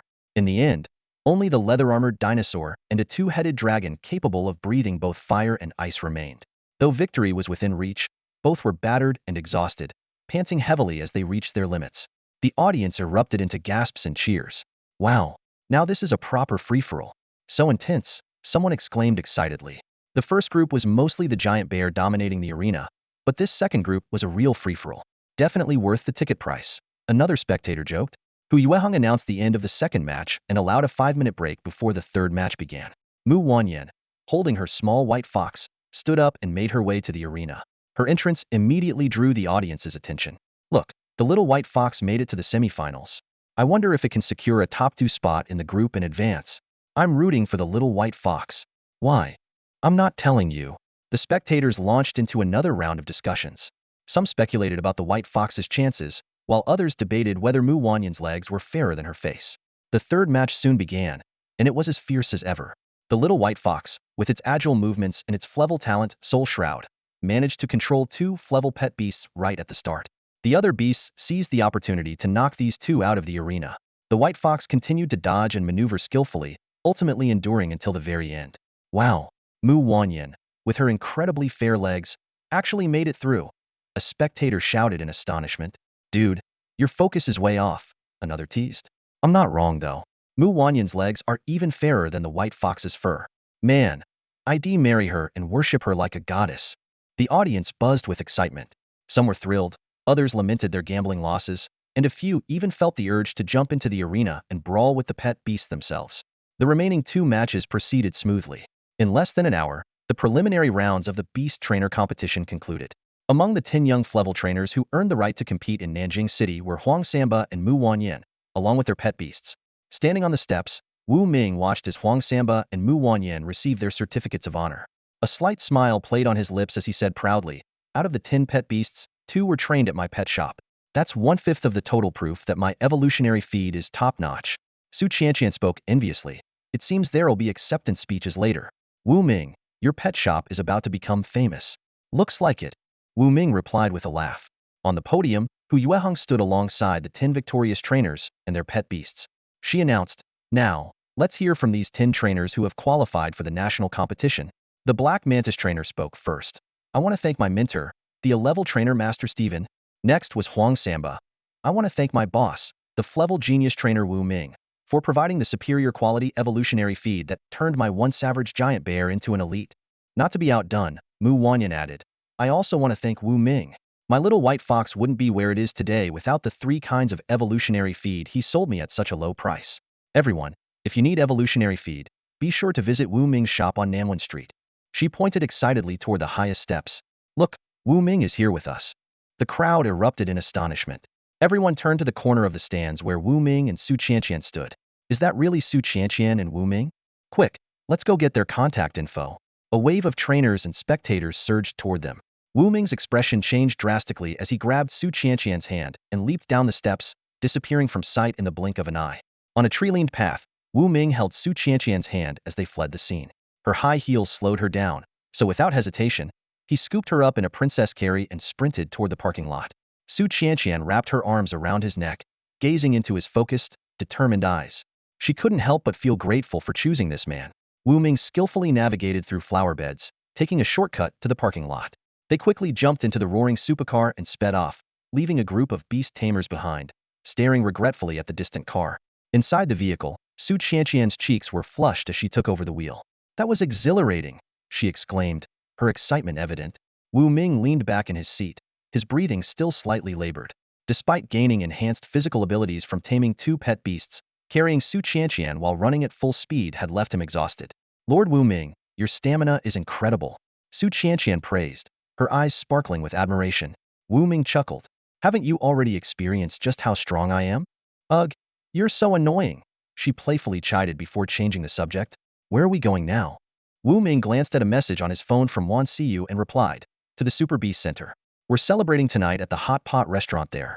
Just as he finished speaking, another notification chimed. Wu Ming opened it to find a voice message from Mu Wanyan. Boss Wu, I made it into the top 10. I'd love to treat you to dinner to express my gratitude. Hearing this, Su Qianqian smirked. That little girl is so naive. Going out for dinner with a man at night doesn't she know she could get eaten up? Wu Ming laughed and explained. If she were just an ordinary girl, maybe. But Mu Wanyan is an elite Frank Beast Tamer. She can handle herself. Su Qianqian nodded in agreement. Wu Ming then replied to Mu Wanyan, inviting her to join them at the Super Beast Center for Hot Pot. Mu Wanyan excitedly accepted, her voice brimming with joy. Setting his phone down, Wu Ming turned to Su Qianqian. By the way, you should come too, and bring Yintong along. After all we've been through together in the Abyss Canyon, it's only fitting we share a meal. Su Qianqian readily agreed.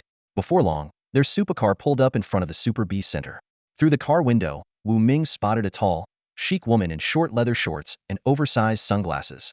Her short hair framed her striking face as she casually chewed gum. It was Yintong. She adjusted her sunglasses and looked at the pair stepping out of the car. What took you so long? She asked. Su Qianqian rolled her eyes. Even in a supercar, we still have to stop at red lights, she retorted, grabbing Yintong's arm as the three walked side by side. Wu Ming looked up at the towering 300-meter building before them, the tallest in Jialan City. Its structure was so robust that even crank pet beasts couldn't damage its core. It was the safest place in the city. Atop the building resided a crank dragon elephant skyhawk, one of the city's guardians. From its perch, it kept a constant watch over Jialan City, always alert to potential threats. Suddenly, a dragon-like roar echoed from the rooftop. A powerful gust of wind swept down, nearly causing Wu Ming to lose his footing.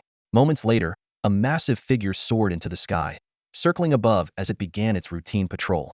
Yintong, her face filled with awe, explained, "That's the peak crank dragon elephant skyhawk, one of Jialan City's guardians. It's incredibly powerful." Su Qianqian watched in admiration. "It's amazing. I wonder if my little red could ever become that strong."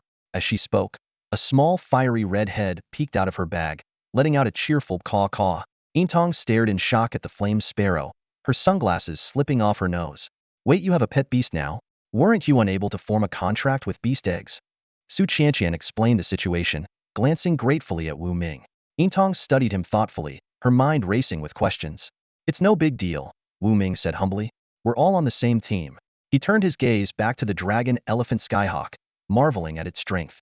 Using his inside eye, he analyzed its impressive stats, 5 crank abilities, along with 15 D, E, and frank ones. It excelled in speed, defense, and offense, with only minor weaknesses in endurance and self-healing. It was no wonder this creature served as Jialan City's guardian. Unless a swarm of crank beasts or a brank beast attacked, the city's defenses were nearly impenetrable. As Wu Ming pondered, a voice called out from the distant parking lot. He turned to see Wan Siyu waving at him, flanked by Zhang Yuyan, Huang Samba, and Zhu Zimei, all waiting just a few dozen meters away. At that moment, Mu Wanyan hopped off a bus, clutching a small white fox. Dressed in her school uniform, she ran toward them, waving enthusiastically. "Boss Wu, I'm here too," she called out. Wu Ming smiled. "Well, what a coincidence. Looks like everyone's here." Zhang Yuyan, noticing the presence of Mu Wanyan, Yintong, and Su Qianqian, crossed her arms and huffed. Why did you bring so many others?" "I'll treat everyone," Wu Ming declared decisively, leaving no room for objections. Hearing this, Zhang Yuyan turned her head away with a haughty expression, choosing silence as her reply. Sensing the tension, Wan Siyu quickly pulled out a membership card for the Super Beast Center Tower from her bag and handed it to Wu Ming. "Brother Wu, this is from Yinyan. It might come in handy." "Thanks, Xiaozhang," Wu Ming said as he took the card. The words had barely left his mouth before Zhang Yuyan shot forward like a cat whose tail had been stepped on. "Who's Xiaozhang?" she demanded, puffing out her chest proudly. "Do I look small to you in any way?" Wu Ming instinctively glanced downward and was immediately stunned. Hastily swallowing, he averted his gaze and stammered, "My mistake, you're De Zhang." Without missing a beat, he led the group toward the lobby on the first floor. The security guard at the Super Beast Center Tower immediately recognized Wu Ming and greeted him warmly. "Ah, Mr. Wu Ming. Oh, and Miss Su. Miss Zhang is here too." Nearby hostesses quickly approached upon hearing the commotion. "We're heading to the hot pot restaurant on the 70th floor," Wu Ming instructed concisely. "Understood. Please follow me," a hostess in a red qipao with a low neckline and high slit said, gracefully leading the way. The elevator ride was quiet, the atmosphere subdued. Once they reached the 70th floor, the hostess guided them to a luxurious private room by the window and handed them the menu. Zhang Yuyan wasted no time ordering the most expensive dishes. Wu Ming leaned back exaggeratedly and exclaimed, "Wow, are you trying to rob me? You said you're treating, didn't you?" Zhang Yuyan smirked, crossing her arms. "Of course, I'm picking the priciest items. Otherwise, it wouldn't suit the generosity of Wu the great genius." Smack! Wu Ming suddenly gave her a playful slap on her behind. Zhang Yuyan turned crimson and yelped. "You!" Mu Wanyan, startled by the scene, clutched her small white fox tightly and remained silent. At that moment, Su Qianqian interjected. "I'll treat. And why should you treat? I can treat just as well." Zhang Yuyan immediately argued with Su Qianqian. Seizing the opportunity, Wu Ming chimed in. All right, De Zhang is treating. Everyone heard that, right? Realizing she'd been tricked, Zhang Yuyan glared at him, muttering curses under her breath. Amid the laughter, the responsibility of footing the bill fell back on her. When it was Wu Ming's turn to order, he deliberately picked the 5 cheapest dishes. Zhang Yuyan scoffed. What's this? Do you think I can't afford it? Picking the cheapest dishes, how insulting. Unfazed, Wu Ming replied. Cancel everything I just ordered. I'll take one of everything else on the menu. Zhang Yuyan nearly spat out her drink, while Mu Wanyan couldn't help but chuckle. Wu Ming, you're messing with me. Zhang Yuyan huffed, blowing at her bangs in frustration. Messing with you? Are you saying you'd allow it? Wu Ming teased with mock surprise. Realizing the innuendo, Zhang Yuyan spat. You pervert. Shameless. Wu Ming burst into laughter, clearly pleased with himself.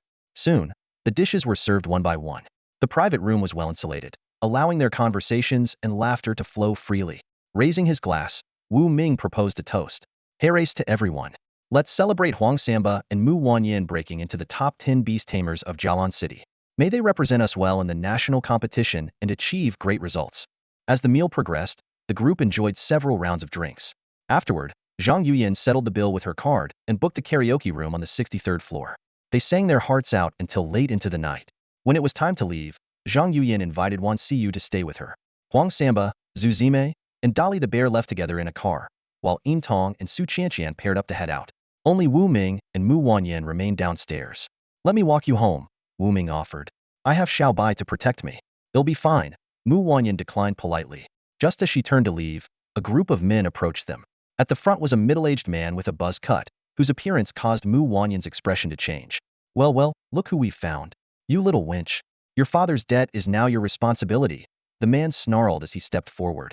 Frightened, Mu Wanyan instinctively hid behind Wu Ming, her face pale. Wu Ming sighed, pinching the bridge of his nose. Even after crossing worlds, I can't escape this cliché, he muttered. I don't have the money to pay you right now, Mu Wanyan said, her voice trembling.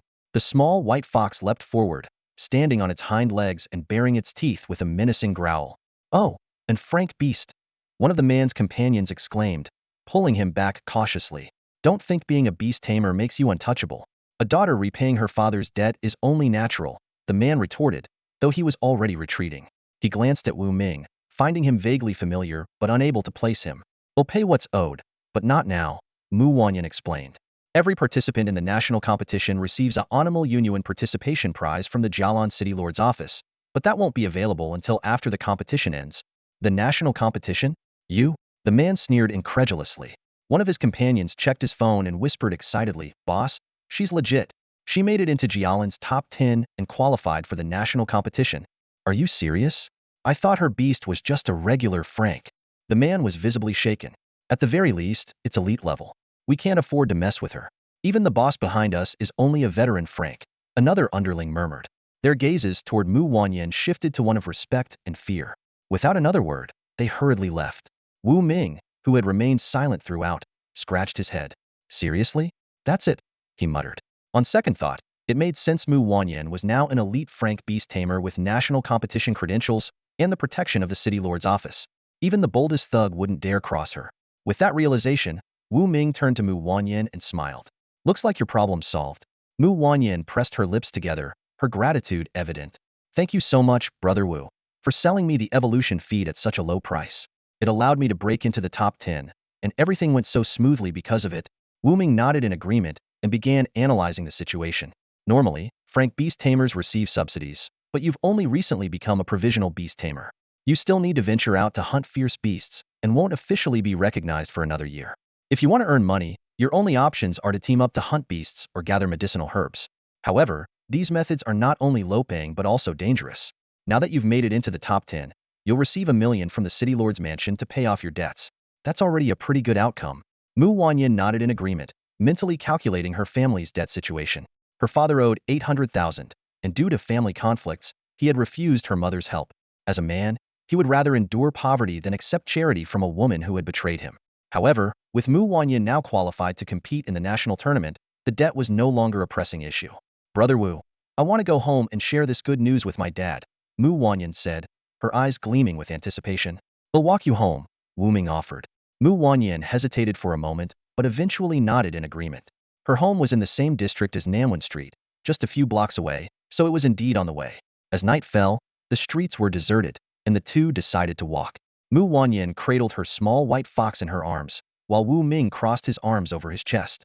Little Overlord, Wu Ming's pet, darted around energetically, sometimes running several dozen meters ahead to scout the path. It would then return, barking as if reporting that the way was clear. Brother Wu, are you a local of Jialan City? Mu Wanyan asked curiously. I'm not from around here, Wu Ming replied with a shrug. I came here from Huaxia, so I guess you could say I'm an outsider. Wow! Mu Wanyan exclaimed in amazement.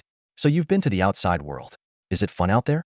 Wu Ming shook his head, his tone tinged with resignation. There's nothing fun about the outside world. Endless overtime, bosses making empty promises, the infamous 996 work schedule all made me realize the outside world isn't as great as it seems. Honestly, I prefer this world of beast taming. Here, I've earned in less than a month what would have taken a lifetime of struggle back there. Mu Wanyan's eyes sparkled with longing. I'd love to visit the outside world someday, but my current strength is too weak. Without reaching elite rank, it's too dangerous to leave the city. Fierce beasts could devour me at any moment. You'll get your chance, Wu Ming reassured her. As long as you stay steady in the early stages, accumulate resources, and grow step by step, becoming a Divine Beast Tamer is achievable. But breaking into crank is much harder. It requires a special beast evolution crystal, which is extremely rare and expensive, even if artificially synthesized. That's why there's such a huge gap between Drank and Crank beasts. And the disparity between a rank and Srank beasts is even more immense. At this, Wu Ming asked, by the way, why do you want to see the outside world? Because I like it, Mu Wanyan replied, her lips curving into a smile. Her eyes shone with a light that suggested she was talking about her dream. Wu Ming glanced at her and thought to himself that this young girl was quite remarkable. Despite living in a world fraught with danger, she had managed to retain her innocence. Unfortunately, innocence wouldn't be of much use in the perilous world beyond the city, where fierce beasts roamed freely. The two continued chatting as they walked, eventually arriving at an old street about a kilometer away from Nanwan Street. Brother Wu, my house is right here, Mu Wanyan said, pointing to a row of townhouses. She opened the door to Unit 008. The building had once been a row of townhouses, but due to certain reasons, their value had plummeted. Even now, a unit would sell for only a few $100,000, far below the price of newer homes, and it wasn't easy to find buyers. Dad, you're still awake? Mu Wanyan noticed the lights were still on inside. A middle-aged man with a square face and graying temples stood in the living room, sitting on an old wooden sofa. He wore black-framed glasses and was scrutinizing Wu Ming, who had entered with Mu Wanyan. You're back, Wanyan? Mu Zhong coughed lightly, his expression warm. This must be the brilliant young beast tamer who scored 99 points. Mr. Wu Ming, correct? Wu Ming could tell that Mu Wanyan's father was in poor health, seemed generally fine, but likely couldn't handle physical labor. There was a faint trace of the authority he must have wielded back when he was a company executive, but now that the family had fallen on hard times and his marriage had ended, that aura had dimmed. Wu Ming wasn't interested in delving into the details. Good evening, Mr. Mu. Wu Ming greeted with a polite nod. It's late, so I just came to walk Wanyan home. I hope I'm not intruding. Have a seat and join me for some tea, Mu Zhong offered, rising to boil water and tidy the coffee table. It would be rude to decline, Wu Ming said as he took a seat. Dad, I'm going to take a shower, Mu Wanyan said as she carried her small white fox into her room. The living room was left with just Wu Ming and Mu Zhong. A few days ago, Wanyan told me she's already an elite beast tamer, and she mentioned that the evolution feed came from you. I really appreciate your help, Mu Zhong said sincerely. No need to thank me. It's just business, Wu Ming replied with a faint smile. Mu Zhong studied Wu Ming. The young man before him was accomplished, handsome, and composed. He was undoubtedly outstanding. However, given his family's current situation, Mu Zhong feared they weren't worthy of someone like Wu Ming. The thought left him feeling a bit dejected. The two men sat in silence, quietly sipping their tea.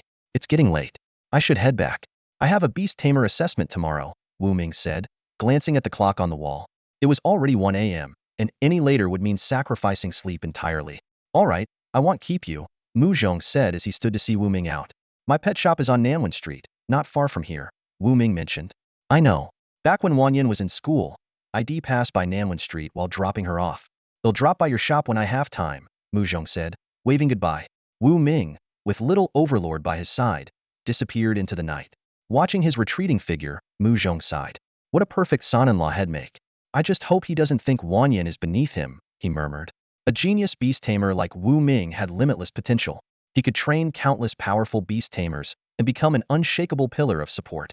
While he might not have much influence now, his future was undoubtedly bright. Dad, where's Brother Wu? Mu Wanyan asked as she emerged from her room after showering and doing her laundry, only to find Wu Ming gone. He left. He said he has a beast tamer assessment tomorrow. Oh, then he'll definitely go watch tomorrow. Wanyan, go to bed early. Don't stay up late. You too, Dad. Wu Ming walked along the main street until he found himself in a deserted area. Suddenly, the crisp sound of high heels clicking against the pavement echoed in his ears. He turned toward the source of the sound and saw a tall, alluring woman strutting toward him like a catwalk model. Her shoulder-length hair was dyed green, and she wore a tight leather outfit. It was none other than Green Luo. What are you doing here? Wu Ming asked. Green Luo smiled faintly. Just passing by. Do you believe me? Nope. Wu Ming replied decisively, shaking his head. Suit yourself, she said nonchalantly. With a graceful motion, she slipped a card into Wu Ming's chest pocket. Here, take this. With that, she sashayed away into the night, her seductive figure disappearing into the darkness. Wu Ming pulled out the card to find a phone number written on it. He saved the number in his phone and discovered it was linked to a WeChat account. He tried adding it and, sure enough, it was Green Luo's alternate account. Wu Ming was speechless at the absurdity of receiving a WeChat number in the dead of night. Back at the pet shop, Wu Ming took a shower. The clock struck 2 a.m. as he was about to go to bed when his phone chimed with a notification. Green Luo had sent him a video message. Curiously, he opened it and saw a clip of her dancing in a nightclub. In the video, she performed sultry, mesmerizing moves and even threw a flirtatious wink at the camera. Seriously? Wu Ming muttered, rolling his eyes.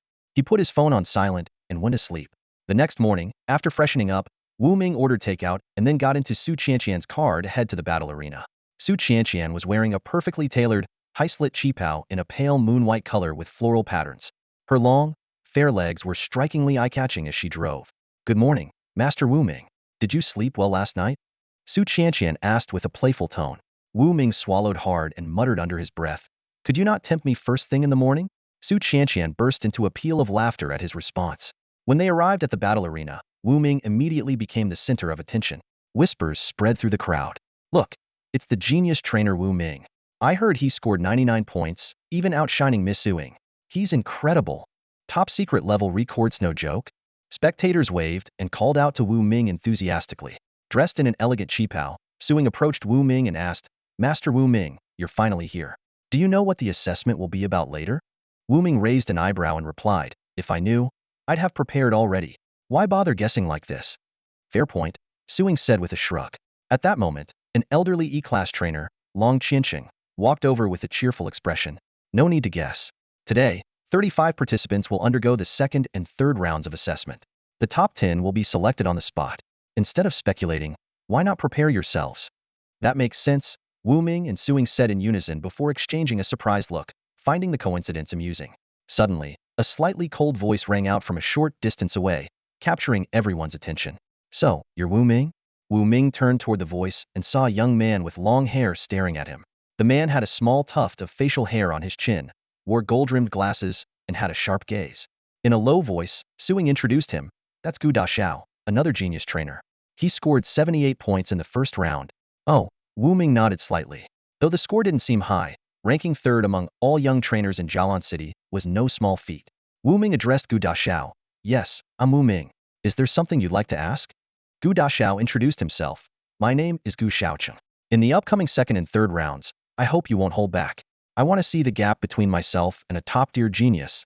Wu Ming was momentarily taken aback. Suing raised an eyebrow, and the other trainers were equally stunned. They had expected Gu Xiaocheng to challenge Wu Ming, but instead, he asked Wu Ming not to go easy. The unexpected turn of events left an awkward silence in the air. Gu Xiaocheng continued. I've seen videos of your sparring match with Lu Gaohan in Yaodao Town. Lu Gaohan is trash, not worth mentioning. Aside from his speed, the quality of his evolution feed is abysmal. Hearing Lu Gaohan's name, Wu Ming's eyes flickered. He recalled how Little Tyrant had seemingly tossed Lu Gaohan's family heirloom down a drain. He wondered if it could still be recovered. Pulling himself back to the present, Wu Ming nodded at Gu Xiaocheng. I'll do my best.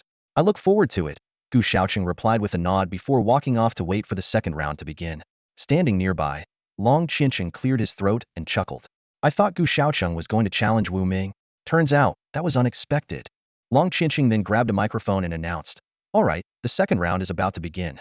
As trainers, The first thing we need to do is recognize a wide array of ingredients. The first round tested your memory of these ingredients. But remembering them is just the basics. The most important skill is applying your knowledge.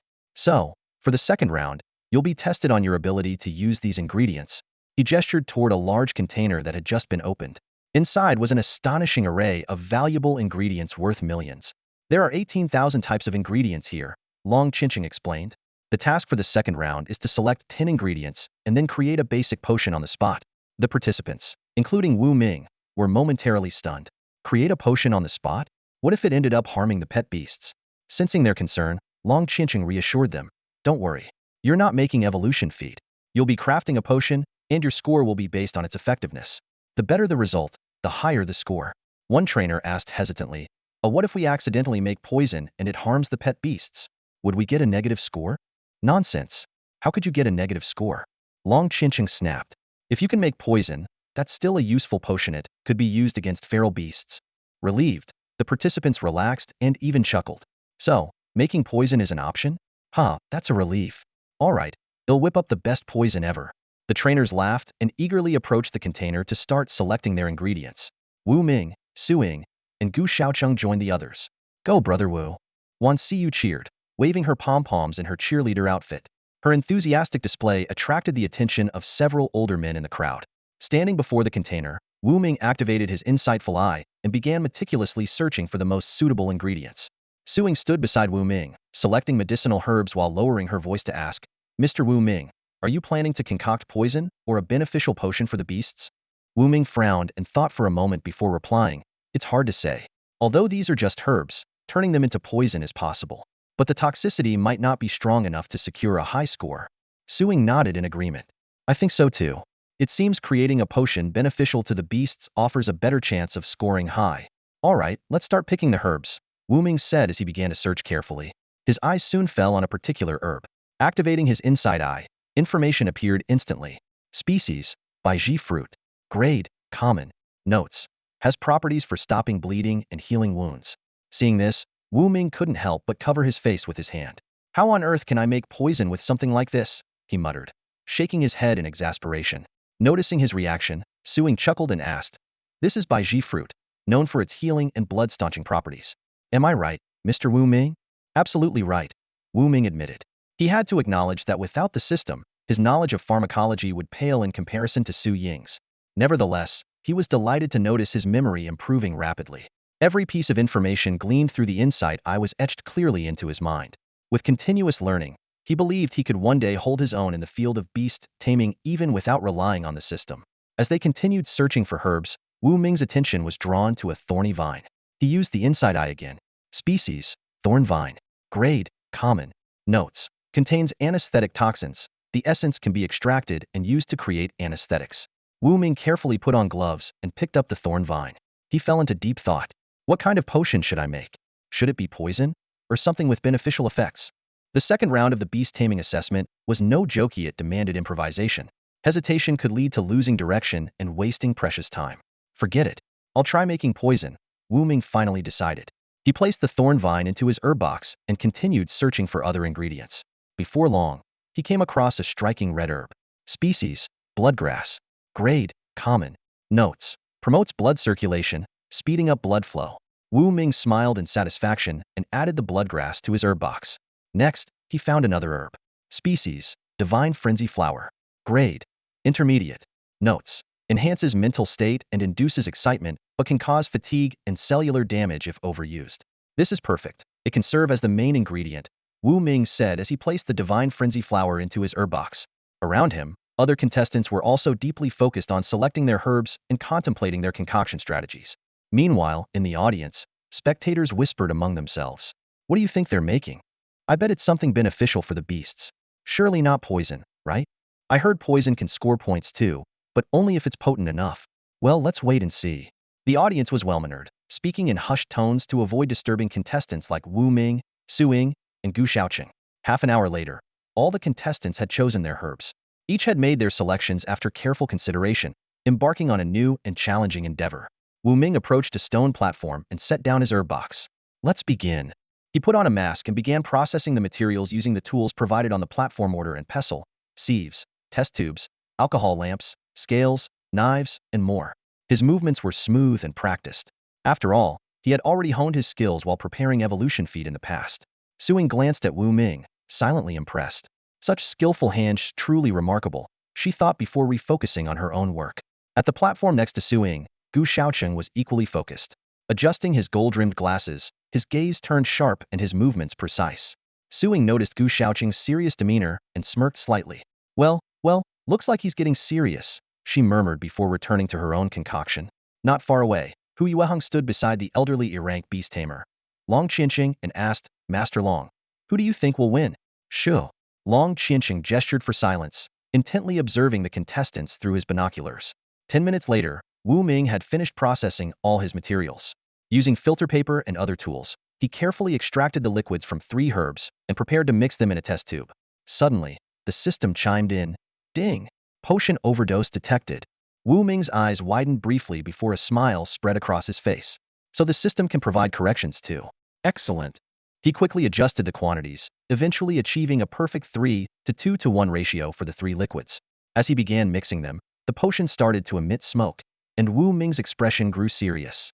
With a sudden whoosh, the potion ignited, sending a plume of blue smoke spiraling upward and startling everyone nearby. What the heck? Are they making a bomb? A startled exclamation shattered the silence, sending a ripple of shock through the audience. The crowd held their breath, their eyes fixed intently on the scene unfolding in the arena. Most spectators clutched binoculars, while others held up their phones or cameras, zoomed in to the maximum, determined not to miss a single detail. Suddenly, a wisp of blue smoke began to rise from the test tube in Wu Ming's hand, causing a stir among the onlookers. Some even feared an explosion might be imminent. Wu Ming, however, remained unfazed, his expression calm as he focused intently on the bottom of the test tube. There, tiny purple-black granules were quietly forming the result of a reaction between 3 medicinal ingredients. This substance was highly toxic, as Wu Ming calculated in his mind. Just 1 granule could be lethal to a fully grown bull. Yet, for a powerful beast, this toxin would only cause dizziness at best, far from being fatal. Even for an F-grade beast or pet, ingesting the poison would merely result in discomfort, not death. Realizing the poison's potency was still insufficient, Wu Ming turned his attention to the remaining 7 vials of liquid. These were enhancement agents, and he knew that with clever application, he could amplify the toxicity to its absolute limit. The key, however, lay in determining the optimal sequence for their use. Deep in thought, Wu Ming began a series of experiments. With each combination, a system prompt echoed in his mind, guiding him toward the correct adjustments. This mysterious sensation filled him with both excitement and intense focus. After 10 minutes of relentless effort, Wu Ming's gaze settled on a single purpler granule at the bottom of the test tube, roughly the size of a soybean. The system immediately displayed detailed information. Name: Super Red Pill. Toxicity level: F-grade. Note: a highly potent poison enhanced 7-fold. Even an F-grade peak deer beast or pet would succumb within 1 second of exposure, with a 100 fatality rate. The result made Wu Ming inhale sharply. He realized that even an A-grade beast would face life-threatening consequences if it accidentally ingested the substance. I actually created such a terrifying poison, he murmured, before recognizing the importance of documenting the process. Without hesitation, Wu Ming grabbed a sheet of paper and meticulously recorded the required ingredients, the precise ratios, and every critical step of the procedure. The resulting notes became a priceless formula one that, if it fell into the wrong hands, could enable the replication of this deadly toxin. As he finished the last detail, Wu Ming felt a surge of pride in his accomplishment, tempered by the sobering realization of the formula's immense potential and inherent danger. I'm done. Wu Ming put away his manuscript, his voice brimming with confidence. The moment his words fell, the audience burst into an uproar. That fast? Everyone's eyes widened as they raised various devices, cameras, phones, binoculars, all aimed at the mysterious purplish red particle in the water. A level beast tamer Long Qianqing spoke calmly. Mr. Wu Ming, please wait a moment. Once everyone is finished, or when the time is up, we will begin the evaluation. Wu Ming nodded in agreement, carefully sealing the ultra-potent scarlet poison in a test tube. He then made his way to the seating area designated for the tamers. Silently, he reviewed the properties of the poison. It only takes effect when it enters the bloodstream, and the best application is to coat it on a poison arrow for a lethal strike. If ingested, its potency would be significantly reduced. Before long, Gu Shaoqing and Suing also completed their concoctions. The 3 of them sat together. Gu Shaoqing adjusted his golden-rimmed glasses and curiously asked, "Are your concoctions poisons or enhancement potions?" "Poison," Wu Ming and Suing answered in unison. Gu Shaoqing raised an eyebrow in surprise. What a coincidence, mine too. The three exchanged smiles before Gu Shaoqing suggested. Why don't we evaluate based on the toxicity levels then? Su Ying's gaze shifted between their creations. Her own liquid potion, Gu Shaoqing's wooden box, and Wu Ming's purplish red particle suspended in water. She couldn't help but marvel at how the three poisons differed so much in form. As time passed, more and more tamers announced they were done. By the time Long Qianqing declared the time limit reached, it was already noon. The 3-hour session, which had begun at 9 a.m., had officially ended. Long Qianqing announced loudly, "All right, it's time for everyone to report the type and expected effects of your concoctions, one by one. Later, you'll have the chance to demonstrate them." His gaze fell on Wu Ming. "We'll go in reverse order of completion, starting with the last person." Wu Ming was momentarily taken aback and felt slightly helpless. Why did he have to be the last? The presentations began. The first tamer, a portly man with a rosy complexion, stepped forward holding a pouch of pink granules. He proudly introduced, "This is my creation, Pink Temptation. It enhances a pet beast's performance in that area, with effects lasting at least twice as long." The room erupted in laughter. Some audience members jokingly shouted out bids to purchase it, causing a brief uproar. Long Qianqing quickly gestured for silence and moved on to the next tamer. The second-to-last tamer presented a bottle of liquid potion, which he called Enhancement Elixir. He explained, when consumed, it boosts the speed of an level pet beast by 10 for several minutes. When it was Su Ying's turn, she rose gracefully and displayed her liquid poison. "My creation is a fast-acting poison. When consumed by an level pet beast, it induces dizziness, nausea, and vomiting almost immediately. Without prompt treatment, it can be fatal within 3 hours." The crowd erupted in murmurs.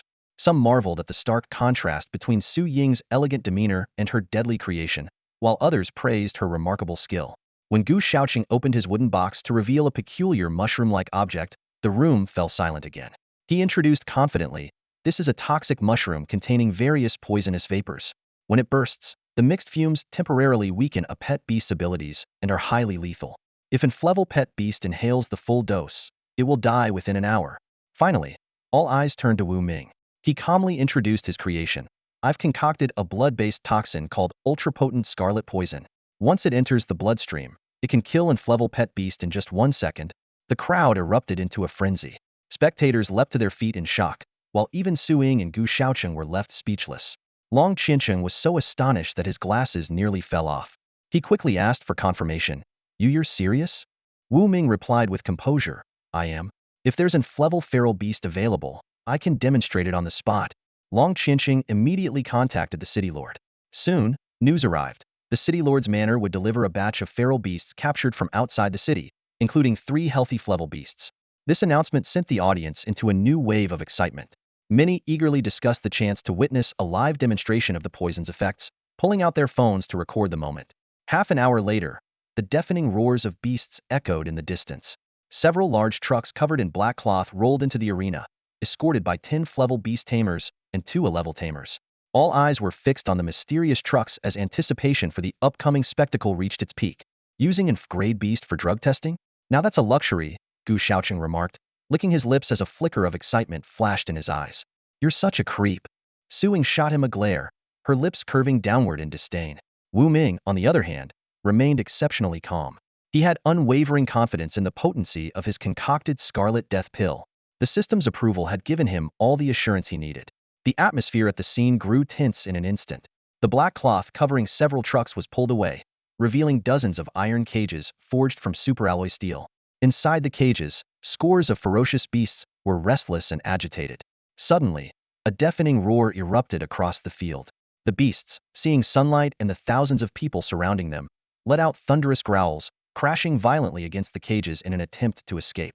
The 100 or so F-grade beast tamers on site weren't about to be outdone. Their own contracted beasts gathered around the cages, unleashing intimidating roars at the ferocious creatures within. The terrifying shockwaves and ear-splitting sound waves spread out instantly, causing the iron cages to tremble as if they might shatter at any moment. The ferocious beasts inside shrank back, cowering in fear. An A-grade beast tamer responsible for the transport stepped forward respectfully to address Long Qianqing. "Elder Long, the ferocious beasts required for the tamer's drug testing have been delivered. These are all beasts that have harmed countless lives. We captured them alive. They deserve their fate. Please feel free to proceed as you see fit." "Thank you, brotherly." Long Qianqing nodded in gratitude before turning to the 30 beast tamers present, including Wu Ming. "All right, let's begin the testing in the order we previously discussed. Am I up first?" A chubby tamer, whose face flushed slightly red, stepped forward eagerly. He was the one who had concocted the pink allure potion. An F-grade beast tamer gestured for him to select a test subject. The chubby tamer requested a common male ferocious beast. Soon, an F-grade eagle flew over, carrying a cage containing a sloth-like beast, and gently placed it on the ground. With the assistance of 2 F-grade beast tamers, the chubby tamer administered the pink allure potion to the ferocious beast. It didn't take long before the effects began to show. The sloth-like creature became wildly agitated, crashing against the cage in a frenzy, its behavior far more manic than that of a hyperactive poodle. The spectators burst into laughter, many of them visibly intrigued, as if already considering the potential marketability of such a potion. The chubby tamer couldn't hide his delight, realizing he might have stumbled upon a lucrative opportunity. Not bad.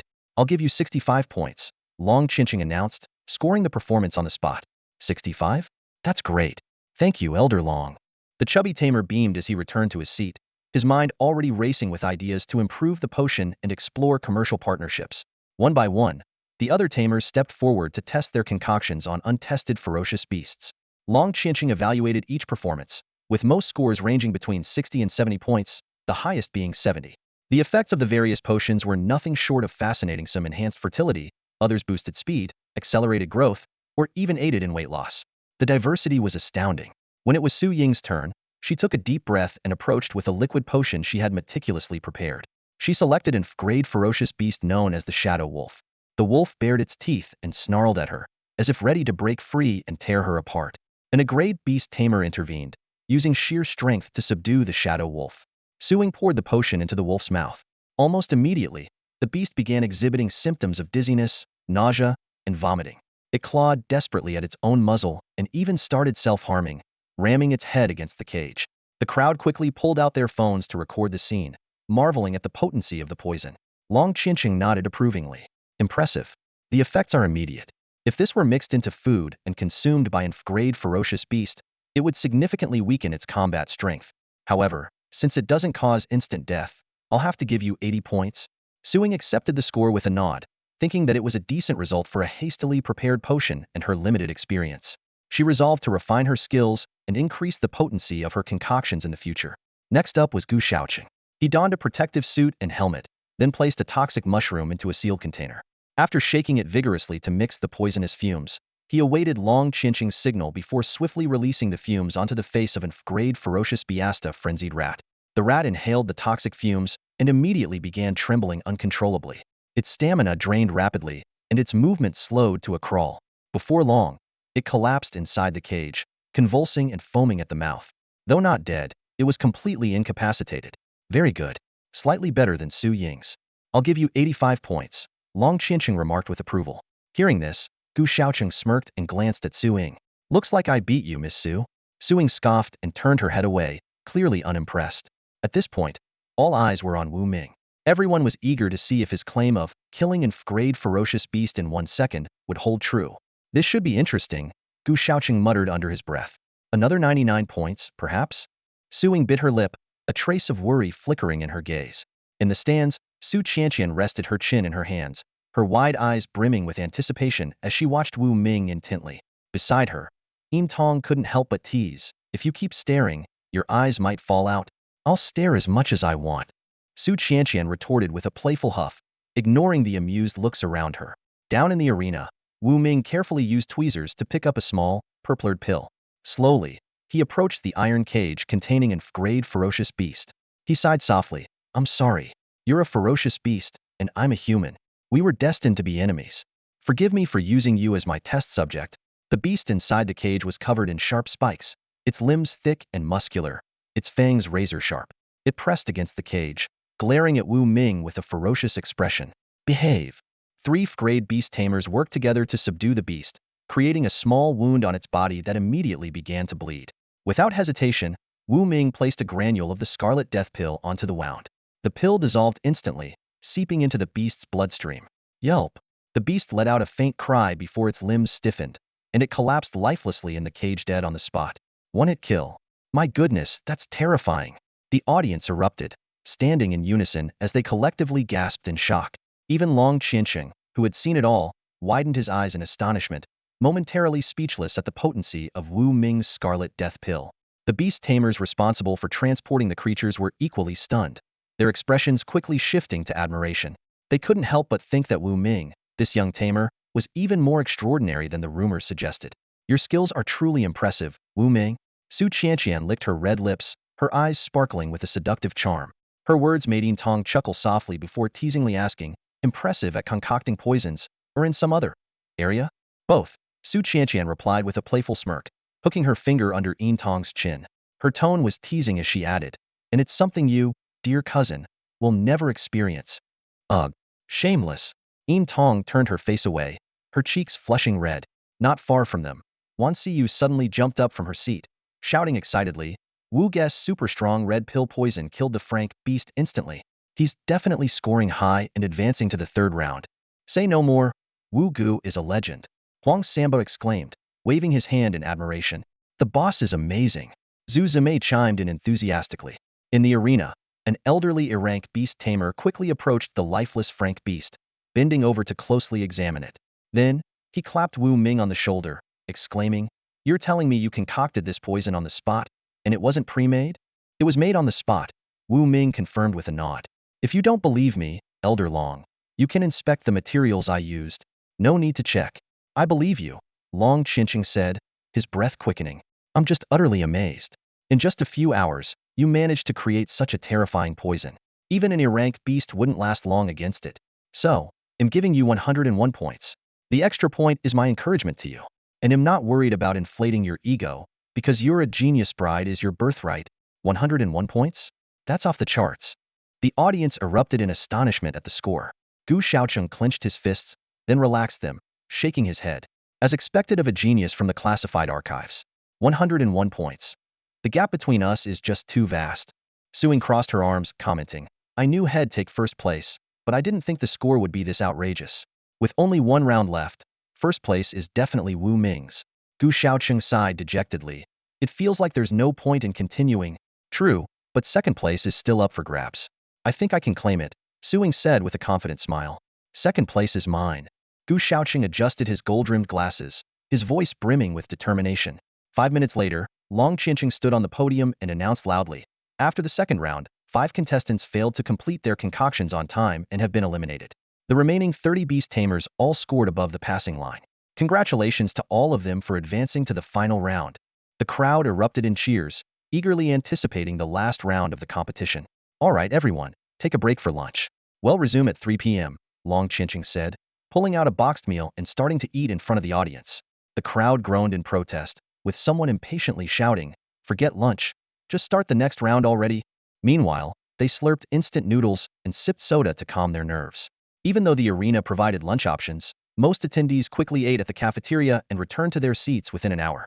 Wu Ming enjoyed a lovingly prepared meal from Wan Siyu before heading back to the tamer's seating area. There, he noticed Gu Xiaocheng polishing his gold-rimmed glasses while Suing lay sprawled across the table, her curvaceous figure pressed against it as she sipped her bubble tea in boredom. At exactly 3 p.m., Long Chinching picked up the microphone and turned the volume to its maximum setting. Thank you all for waiting. Next, we'll proceed with the third and final round of the Beast Tamer Selection Tournament. Let's get started. The 30 remaining tamers immediately stood up, their faces filled with anticipation. For the final round, no tricks or gimmicks. This time, you'll be judged on your ability to concoct evolution feed on site. The higher the grade and quality of the feed, the better your score. The top 10 tamers will earn the chance to represent our city, Jialan, at the national competition in Nanjiang City. This round will last 5 hours, from 3 p.m. to 8 p.m. The timer starts now. The contestants sprang into action, heading to the supply containers to select their raw materials. Go Wu Go! Wan Siyu cheered loudly, transforming into a one-person cheerleading squad. Beside her, Zhang Yuyin quickly pulled down her baseball cap and covered her face, trying to avoid being recognized. Wu Ming carefully selected his materials, planning to concoct frank defensive feed. As he worked, Suing approached him, her red lips parting as she asked, what grade of feed are you planning to make, Wu Ming? Frank, of course. The materials provided here are too basic to create anything higher than a rank evolution feed, Wu Ming replied. I meant the quality, Suing clarified in a low voice. Superior quality, Wu Ming said confidently. Suing nearly dropped the box of materials she was holding. She coughed to compose herself and remarked, you're quite confident. But honestly, in Jialan City, you're probably the only one capable of making superior quality evolution feed. Miss Su, You seem to have plenty of time to chat with Wu Ming. Are you underestimating me, Gu Xiaoqing? Gu Xiaoqing interjected as he walked over, grabbing a material in front of Su Ying while throwing in a sarcastic remark.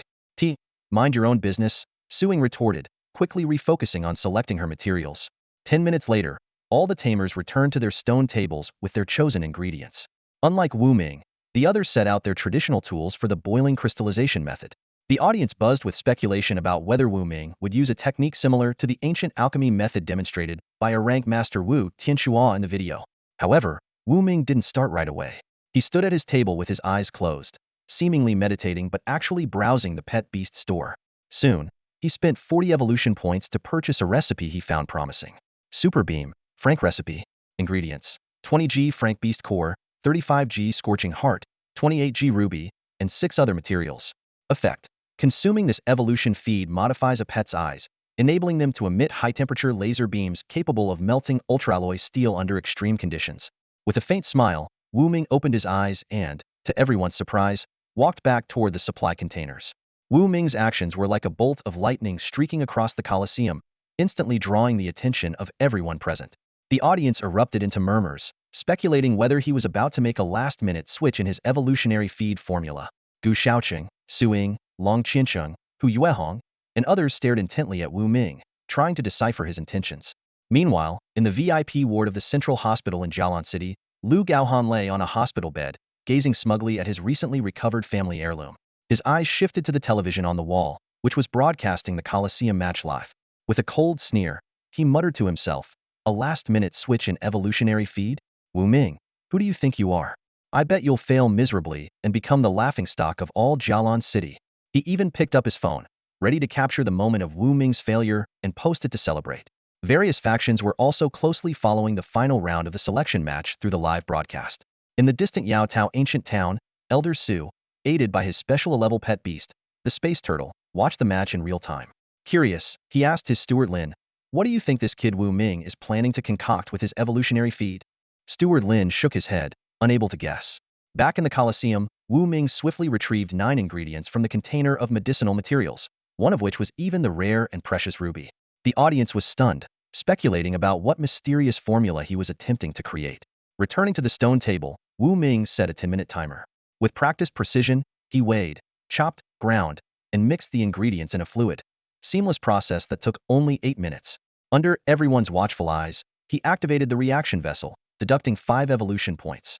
The ingredients began to smoke, melt, and finally solidify into 99 ruby-like evolutionary feeds. Wu Ming frowned slightly, thinking to himself, "It's smoking, and there are only 99 of them. It seems the ingredient quality wasn't high enough, with too many impurities. I wonder if it can reach super-grade quality." He quickly packed the feed into a wooden box, stopped the timer, and reported his completion to Long Qiancheng. This announcement was like a thunderclap, shocking everyone present. While the other contestants were still boiling their ingredients, Wu Ming had already finished his preparation. The crowd was filled with disbelief, and someone even lamented, "Wu bro, could you give the rest of us a chance?" Long Qiancheng immediately called for the appraisers to conduct an on-site evaluation. 2 lab-coated appraisers pushed forward a precision instrument and began a thorough analysis of Wu Ming's creation. On the large screen, a series of data flashed continuously. Stable molecular structure, molecular activity at 99, supergrade quality, 30 efficacy enhancement, supergrade quality. The result made everyone's eyes widen in astonishment. The news spread like wildfire. In Yaotao ancient town, Elder Su was ecstatic. In the city lord's mansion, the city lord smiled with satisfaction. In the branch of the Shadow Demon Assassin Guild, the branch leader was seething with rage. And back in the hospital, Lu Gaohan was so infuriated that his wound reopened, prompting doctors to rush in for emergency surgery. In the Colosseum, Su Ying and Gu Xiaoqing exchanged a complicated look, a mix of envy and resignation. Finally, the analysis machine delivered its conclusion. A supergrade level evolutionary feed, purpose unknown. The entire audience stood up, their eyes filled with awe as they looked at Wu Ming. Completing a supergrade evolutionary feed within 10 minutes was beyond the capability of an ordinary person. In everyone's mind, the same thought arose. This isn't just genius, this is divine. The audience erupted into animated discussions. There's no need to continue the competition. Wu Ming is definitely the champion, someone shouted confidently. Another immediately retorted, "What do you mean there's no need? We still need to determine 2nd to 10th place." The conversation quickly shifted to a broader topic. Do you think Wu Ming has what it takes to win 1st place in the national competition? Someone pointed out, high-quality evolutionary pet food is rare here in Jialan City, but in Nanjian City, where all the nation's elites gather, there should be plenty. This remark sparked an even more heated debate. Wan Siyu couldn't contain her excitement and cheered loudly, "Wu Gu, you're amazing." Her enthusiastic voice was so loud it caught the attention of the live broadcast camera. Zhang Yuyin, sitting beside her, quickly covered her face with her hand and whispered, "Siyu, can you please stop shouting?" As a minor actress, Zhang Yuyin preferred to avoid drawing too much attention. She thought to herself, what if someone came over asking for an autograph? In the Beast Arena, Long Qianqing held a wooden box containing grade Super Beam Evolution food and asked excitedly, "Could you introduce the name and specific effects of this evolutionary food?" Wu Ming explained concisely, "This is grade Super Beam Evolution food. After consumption, it can enhance a pet's eyes, granting them a great ability to emit high-energy, high-temperature laser beams from their eyes." The audience once again burst into fervent discussions. "So it's laser eyes. That ability is incredible," someone exclaimed. "I want it too. I could become Superman." Another person joked, "First, you'll need surgery to turn yourself into a pet." Long Qianqing, still intrigued, asked, "Can we give it a try?" Wu Ming scanned the surroundings and his gaze landed on the flame sparrow perched on Su Qianqian's shoulder. He suggested, "Why not test it on that one?" All eyes immediately turned to Su Qianqian. "It's Su, the CEO of Super Value Mall." Someone recognized her, causing a stir. Su Qianqian gracefully stood up and asked, "Do you mean to test it on my little red?" Wu Ming nodded. "Yes, bring it over." Su Qianqian, wearing high heels, walked elegantly toward the arena, holding the flame sparrow in her hands. Her entrance left many male spectators audibly swallowing.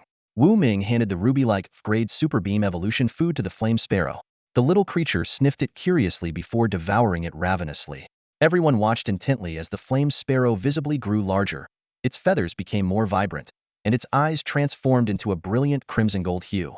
Wu Ming gently reminded, "Test its power, but be careful and aim at the crowd." Su Qianqian immediately gave the command.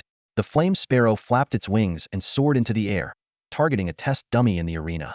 Suddenly, its eyes lit up like two blazing suns. Buzz! Two red gold beams shot out, striking the test dummy. Even the ultra-alloy steel plates couldn't withstand the beams and were left with two smoldering holes. However, the attack drained the flame sparrow's energy completely. It weakly fluttered back to Su Qianqian's shoulder, looking utterly exhausted. The audience gasped in amazement. It can even pierce ultra-alloy steel. That's incredible. Wu Ming brought over a packet of regular pet food and handed it to Su Qianqian. "This is made from common ingredients. It will help restore its energy." After thanking him, Su Qianqian returned to her seat, feeding the flame sparrow while keeping an eye on the competition. Long Qianqing announced the results. "Thanks to trainer Wu Ming for the spectacular demonstration.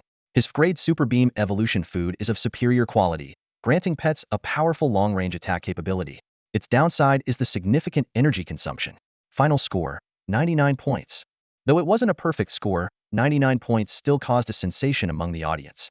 Another 99 points undoubtedly the best, Suing sighed, focusing back on her own preparation. Gu Xiaocheng, on the other hand, appeared relaxed. "Second place is mine," he said with confidence, further solidifying his plan to introduce his sister to Wu Ming. Wu Ming returned to his seat, awaiting the rest of the competition like everyone else. By 6:30 p.m., several trainers had completed their preparations. Of course, some were still working, while the unluckiest ones had their equipment malfunction, forcing them to start over. "I'm done," Gu Xiaoqing announced, finishing second. "I'm done too." Suing followed closely behind. Only 30 seconds later, Long Qianqing signaled for the professional evaluators to begin. They carefully examined Gu Xiaoqing's and Su Ying's creations. Trainer Gu Xiaoqing's grade Wing Evolution food achieved superior quality, with 90 molecular activity very impressive. Trainer Su Ying's grade Steel Gauntlet Evolution food is also of superior quality, with 89 molecular activity slightly lower. "Damn it!" Suing slammed the table in frustration. Gu Xiaoqing adjusted his glasses and smiled. "Apologies, I edged you out just a bit." They then selected pets to test the food. One pet grew wings and gained the ability to fly, while another summoned steel gauntlets on its claws to enhance combat power. Both were excellent evolutionary foods. Long Qianqing announced the scores. Gu Xiaoqing, 85 points. Suing, 84.5 points. Gu Xiaoqing smiled at Suing. "Miss Su, I won by a slight margin. How about dinner tonight to celebrate?" "Get lost," Suing retorted irritably, crossing her arms as she continued watching the competition. One by one, the other trainers completed their entries. Wang Dazue scored 72 points, Su Shanshan earned 75, and most of the remaining contestants scored in the 70s, with a few in the 60s. By 8:30 p.m., the final results were announced. Wu Ming secured first place with an uncontested 99 points, Gu Xiaocheng took second with 85, ensuing place third with 84.5. Fourth to 10th places were filled by young trainers like Su Shanshan and Wang Dezue. Meanwhile, in a private hospital room, Lu Gaohan, who had just undergone surgery, was staring at the screen. Seeing Wu Ming claim first place, he was furious. Damn you, Wu Ming. His anger caused his stitches to tear, and blood began to flow. The doctors were at a loss. What do we do now? At that moment, Li Mao, the owner of Black Coat Security, entered the room with a cold expression. Don't bother stitching him up. Just remove everything and give him a gender reassignment surgery. What? Lu Gaohan was horrified, clutching himself protectively. But before he could resist, several burly men pinned him down. As anesthesia took hold, Lu Gaohan, filled with anger and despair, watched helplessly as he was wheeled into a grim operating room. A figure holding scissors approached him. No. Lu Gaohan fainted from sheer terror. Inside the Colosseum, 10 talented beast tamers stood on the podium, each with a different expression. Wu Ming, Gu Xiaocheng, Su Ying, and others stepped forward one by one to receive their awards from Long Qinqing and Hu Yuehong, along with a bank card. With a beaming smile, Long Qinqing explained, "This is an advance payment of 1 million from the City Lord's Mansion as compensation for your participation in the national competition in Nanjiang City." Hu Yuehong added, "There will be a celebratory banquet tonight at 9 p.m., hosted by the City Lord's Mansion, specially prepared for the Tamers. We hope you can all attend." Understood, Wu Ming and the others replied in unison, fully aware that the banquet was more than a simple gathering. They exchanged knowing glances, realizing it might involve future plans and serve as an opportunity for the 10 Tamers to get to know one another better, paving the way for future collaboration. Wu Ming carefully put away the certificate and bank card, then turned to join Wan Siyu and the others. "I have a banquet to attend tonight. You all head back first," he instructed. Wan Siyu nodded earnestly. "Don't worry, Brother Wu, we'll be fine." Shortly after, Wu Ming and Huang Samba left the bustling Colosseum. The banquet at the City Lord's Mansion was quite grand, with not only the 10 Beast Tamers, but also 10 Beast Masters in attendance, along with prominent figures like Long Qinqing and Hu Yuehong. It was clear that the City Lord himself would also be present. "Brother Wu, are we walking there?" Huang Samba asked as they watched Zhu Zime drive off. At that moment, a sleek Trident sports car slowly pulled up in front of them. The window rolled down, revealing Su Ying's elegant face behind a pair of sunglasses. "Master Wu Ming, you can ride with me," she said gracefully. Wu Ming glanced at the car, which was worth 2 million, and teased, Well, Miss Suing really knows how to live large." Suing smiled sweetly. "With your wealth, Master Wu Ming, buying a car like this wouldn't be an issue. You just prefer not to drive, am I right?" Wu Ming didn't respond directly, but he silently agreed with her observation. With his current financial resources, purchasing a luxury car was indeed within reach. However, instead of spending money on a car, he preferred to accumulate evolution points to eventually tame a flying beast. That would be far more impressive and practical. With a roar, the Trident sports car carried the three of them toward the City Lord's Mansion's rear courtyard. Meanwhile, a mighty bear charged down the road, keeping pace behind them. In the gilded banquet hall of the City Lord's Mansion, guests began to arrive.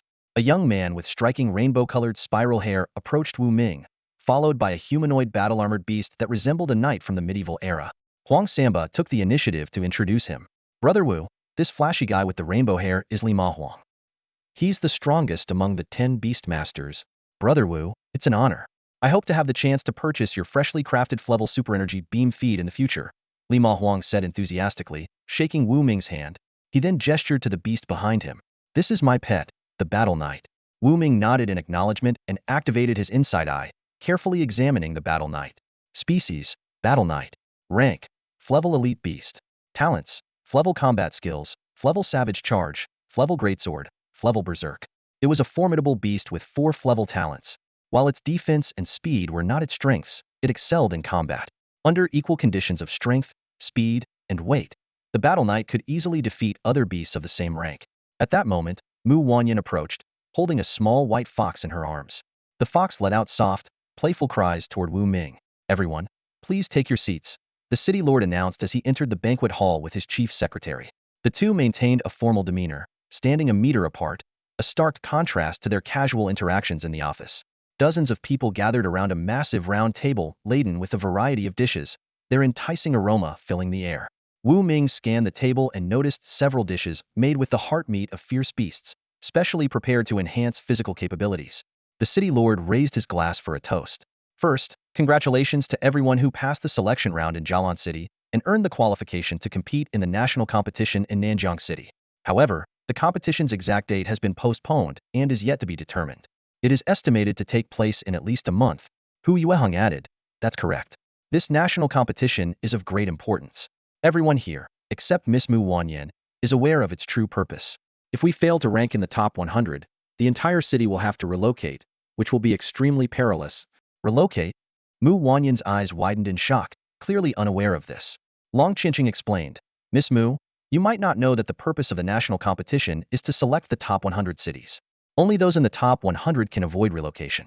The remaining cities, nearly 1,000 of them, will have to merge into the top-ranked cities as planned. Mu Wanyan's hands trembled slightly. Why would they do that? Seated beside her, Wu Ming took the initiative to explain. It's for mutual survival.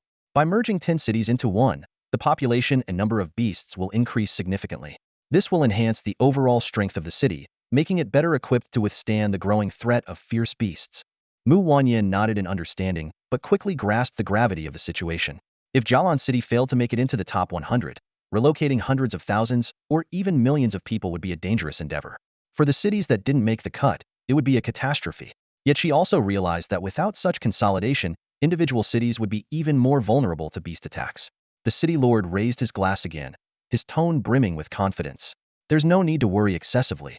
With talents like Master Wu Ming and Master Li Mahuang among us, Jialan City is certain to stand out among the thousands of cities and secure a place in the top 100. Let us toast to our success. Cheers. The room echoed with the clinking of glasses. Throughout the banquet, the 20 Beast Tamers and Beast Masters mingled, fostering connections. Wu Ming became the center of attention, even attracting the interest of Li Mahuang, who temporarily held the top spot among Jialan City's Flevel Beast Masters. Li expressed his desire to acquire Wu Ming's powerful Flevel evolution feat. As night fell and the clock struck 11, the banquet concluded, and the guests began to disperse. Brother Wu, I live nearby, so I'll walk back with my bear, Huang Samba said, waving goodbye. Wu Ming nodded. All right, I'll walk back too. On the quiet streets, Wu Ming strolled with his pet, Little Overlord. Brother Wu, let's head back together. We're going the same way, Mu Wanyan said, running up to him with her white fox in her arms, her face lit with a hopeful smile. Sure. Wu Ming readily agreed, enjoying the company of a beautiful woman. The two walked side by side, their figures gradually fading into the night. Unbeknownst to them, shadowy figures emerged from the darkness, silently following in their wake. Wu Ming and Mu Wanyan walked side by side along the deserted streets of the city, cloaked in the quiet embrace of night. The presence of the two beast tamers exuded an aura that deterred ordinary threats, while the patrols of the law enforcement team in the distance added an invisible layer of security to the area. Suddenly, the sharp screech of brakes shattered the silence of the night. A law enforcement vehicle came to a halt, and the door swung open. Out stepped Mu Wanru in uniform, accompanied by two heavily armed officers. Sis! Mu Wanyan exclaimed in delight, her eyes sparkling with joy. Mu Wanru flashed a warm smile. I heard you made it into the top 10 Beast Tamers and earned the chance to compete in the national tournament in Nanjiang City. I happened to be passing by, so I thought I'd stop to congratulate you. Her gaze shifted to Wu Ming, a glimmer of surprise flashing in her eyes. The once struggling shopkeeper she remembered had now become one of the most prominent figures in Jialan City. Mr. Wu Ming, she greeted politely. Wu Ming nodded in response. Good evening, Captain Mu. Mu Wanru was about to offer them a ride home when one of the officers whispered a reminder about an urgent mission. Reluctantly, she bid them farewell and drove off. As Wu Ming watched the vehicle disappear into the distance, he remarked softly, It seems you and your sister have a good relationship. Mu Wanyan nodded but soon brought up the discord between their parents, her tone tinged with sadness. Wu Ming comforted her, reminding her of her current achievements and encouraging her to strive for the higher ranks of beast tamers. The two continued down the road, crossing a bridge and entering a wooded area. Suddenly, all the streetlights went out, and a sense of danger enveloped the surroundings. Wu Ming's eyes scanned the area warily. The fact that even his orang pet, the nether cat, hadn't sensed the threat made his heart sink. Mu Wanyan, visibly uneasy, moved closer to Wu Ming, clutching her little white fox tightly. In an instant, the little tyrant transformed into a hellhound, its three heads wreathed in blazing flames, letting out a thunderous roar. Meanwhile, the nether cat, following Wu Ming's instructions, slipped into the shadows, waiting for the opportune moment to strike. Out of nowhere, a gust of pink wind swept through, carrying an unfamiliar fragrance. Before Wu Ming and Mu Wanyan could react, they collapsed unconscious. The little white fox and the little tyrant fell into slumber shortly after. Three shadowy figures emerged from the forest, swiftly stuffing them into sacks and loading them into a vehicle. The car sped toward a dilapidated estate in the northwest outskirts of Jialan City. The nether cat, unaffected by the drugged wind, watched the car intently, its cold eyes locked on the direction it was heading. With the silent grace of a reaper, it began to follow. Wu Ming was jolted awake by a bucket of icy water, finding himself and Mu Wanyan bound together. Not far away, the little tyrant and the little white fox lay weakly whimpering inside a cage made of reinforced steel. A cloaked figure emerged from the shadows, speaking through a voice modulator. Don't bother resisting. Your pets are already under our control. Beside him stood a pink, three-tailed fox. Wu Ming studied the creature carefully and identified it as a seasoned rank bewitching fox, known for its array of powerful abilities. He quickly realized that it was this beast that had caused their downfall. Who are you? What do you want with us? Wu Ming asked calmly. Several cloaked figures surrounded them, but Wu Ming's keen observation revealed that only their leader was a beast tamer. The rest were ordinary people. The Divine Beast Tamer chuckled. We're very interested in you, Wu Ming. We want you to become our slave. Wu Ming sneered. Keep dreaming. Meanwhile, the nether cat had silently infiltrated the estate, surveying the area with precision. The beast tamer continued, explaining that they intended to implant parasitic worms into Wu Ming and Mu Wanyan's brains to control them. He opened a jade box, revealing two vividly colored insects. Mu Wanyan clung to Wu Ming, trembling with fear. In the cage, the little tyrant and the little white fox thrashed against the bars in vain. Wu Ming studied the worms closely, a wave of disgust washing over him. These creatures, known as mind-eating worms, could burrow into a person's brain and detonate on command, obliterating the victim's mind. Noticing the terror in Mu Wanyan's eyes and the furrowed brows on Wu Ming's face, the Divine Beast Tamer smirked triumphantly. Scared, aren't you? Wu Ming furrowed his brow tightly, feigning terror, though a cold sneer played in his mind. The netherworld cat was already in position. All he needed to do was stall for time, waiting for the perfect moment to strike and eliminate the rank bewitching fox. At this moment, the rank beast tamer donned his gloves, holding a jade box as he approached, his chilling laughter echoing through the air. So, should we start with you, Lord Wu Ming, or this delicate young lady? The beast tamer asked with a sinister grin, his gaze flickering between the two. Wu Ming chuckled dryly and suggested, how about you go first? In that case, let's start with the young lady. The beast tamer turned to Mu Wanyan, preparing to release the venomous insect from the jade box. No, Mu Wanyan cried out in alarm, reaching out in an attempt to knock the jade box away. The rank bewitching fox appeared in an instant, its sharp claws pinning Mu Wanyan's wrist. Wu Ming swiftly pulled her into his arms, retreating a few steps back. Well, Lord Wu Ming, the beast tamer sneered, Mu Wanyan is such a delicate beauty. Surely, you wouldn't want her life to end so tragically, would you? Wu Ming's brow furrowed deeper, his expression tense with worry. Silently, he communicated with the netherworld cat, ensuring it was within striking range, and decisively gave the order to attack. Meow! A sharp, eerie cry pierced the stillness of the night, sending chills down everyone's spines, everyone except Wu Ming. It felt as though death itself was watching, and the others frantically looked around, finding nothing. Even the bewitching fox grew alert, scanning its surroundings nervously. The netherworld cat struck with precision. A shadow darted past the bewitching fox, leaving behind a trail of warm liquid. To everyone's horror, the fox's head was cleanly severed, rolling to the ground. Its headless body stood rigid for a moment before collapsing with a heavy thud. Immediately after, the jade box containing the venomous insect was split apart by a flash of cold light, its contents sliced cleanly in two. My bewitching fox! The beast tamer howled in anguish, his voice filled with despair. It was his prized rank companion, painstakingly nurtured with rare herbs and evolution materials, now destroyed in an instant. The iron cage imprisoning little overlord and the little white fox was swiftly broken open. The two creatures rushed out, standing protectively by Wu Ming and Mu Wanyan's side. In a blur of shadows, the beast tamer's accomplices were eliminated one by one, their lives extinguished in an instant. Wu Ming had no intention of showing mercy, nor did he see any reason to. With a burst of speed, Wu Ming lunged forward, driving his knee into the beast tamer's stomach. Ugh! The man doubled over, clutching his abdomen as he collapsed to the ground, writhing in pain and groaning miserably. Mu Wanyan, witnessing the brutal demise of the others, turned pale and began to retch uncontrollably. It took her a while to compose herself enough to speak. Brother Wu, is this really okay? Her eyes drifted to the lifeless bodies on the ground. They were planning to put venomous insects in our brains.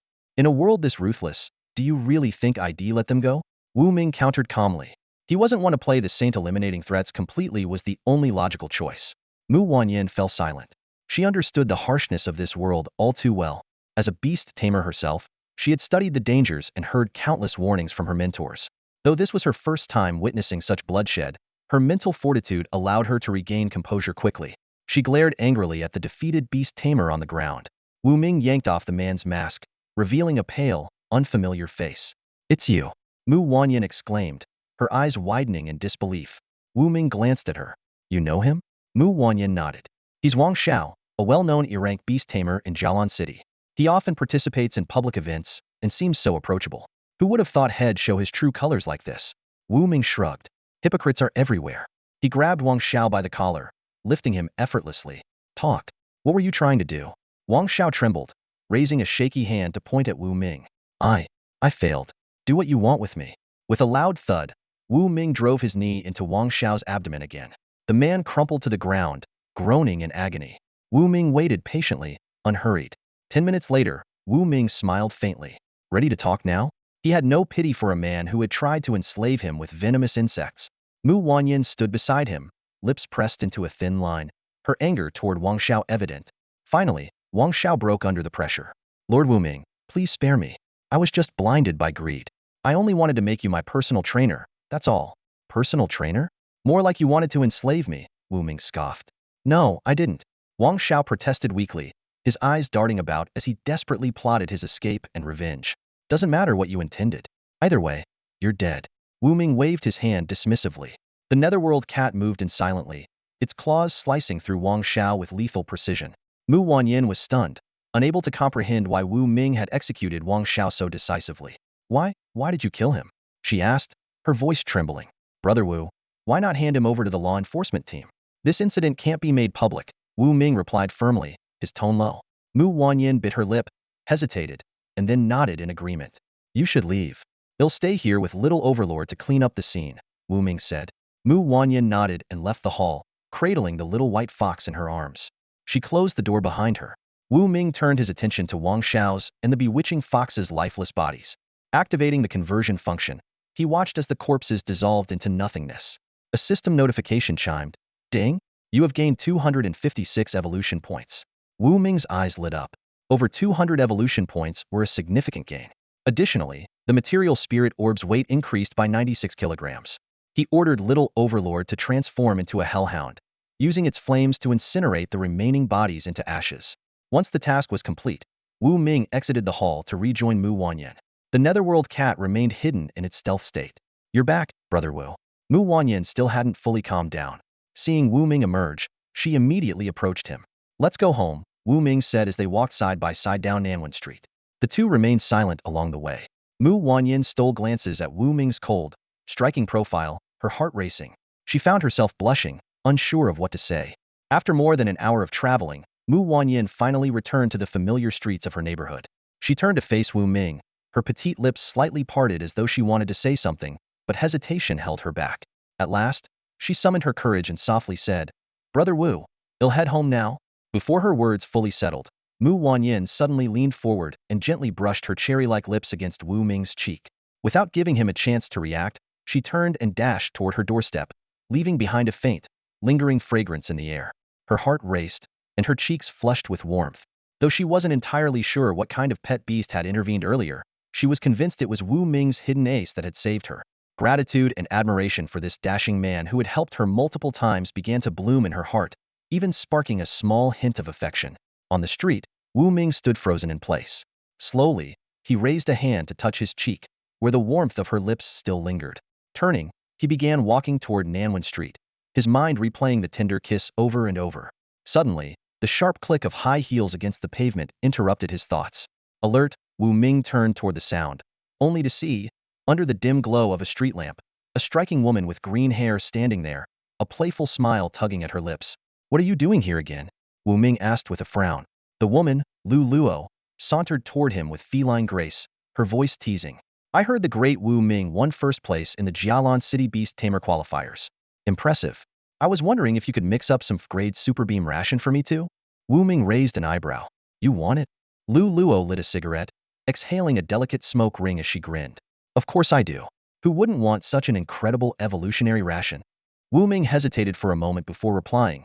"Grade Super Beam ration is too recognizable. If your pet beast uses it, ITLO basically announced to everyone that you're connected to me. Lu Luo dismissed his concern with a wave of her hand. I'm not that reckless. When my pet uses the super beam ability, I'll make sure no one alive gets to see it. Wu Ming shook his head. I don't have enough materials on hand right now. Lu Luo gestured toward a dirt bike parked nearby, with a medical kit strapped to it. I do. Wu Ming was taken aback. You know the formula? Lu Luo smirked and explained. I watched the entire Beast Tamer competition today. Plus, some clever folks on the forums pieced together a list based on the materials you used. She walked up to Wu Ming, placing her hands on his shoulders as her breath brushed against his ear. So, can you make it for me? Wu Ming remained motionless, suppressing the stirrings within him. He had to admit, Lu Luo's figure was stunning tall, seductive, and undeniably alluring. Yet he had no intention of getting too close to someone from the Shadow Demon Assassins Guild, especially in a way that might lead to complications. Moments later, Lu Luo was riding her bike with Wu Ming on the back, reaching the quieter part of Nanwan Street in just 3 minutes. Wu Ming led her into his pet shop and asked curiously, Aren't you afraid your guild will find out you came to see me? Lu Luo revealed an important piece of information. To be honest, our guild stopped monitoring you a couple of days ago. Your performance in the Beast Tamer competition has made you a rising star, and you're already on the City Lord's radar. Chances are, someone's protecting you in secret. Our guild wouldn't dare continue surveillance under these circumstances. Understanding dawned on Wu Ming as he opened the medical kit. Inside, he found all 9 ingredients needed for the grade Super Beam ration. How much did this cost you? This is enough for at least 3 batches, definitely not cheap. Lu Luo shrugged nonchalantly. An old bald guy with a Mediterranean hairstyle was trying to hit on me. I told him to get me 3 sets of these materials, and he did. Wu Ming was stunned. So, you just let him off easy like that? Lu Luo chuckled mischievously. Of course not. I drugged him. Right about now, he's probably cuddling a doll and doing well, you know. Wu Ming couldn't help but burst into laughter, impressed by her cunning. Lu Luo gracefully settled onto the sofa, crossing her legs as she began trimming her nails. She looked up with a playful glint in her eye. Like what you see? Wu Ming replied honestly.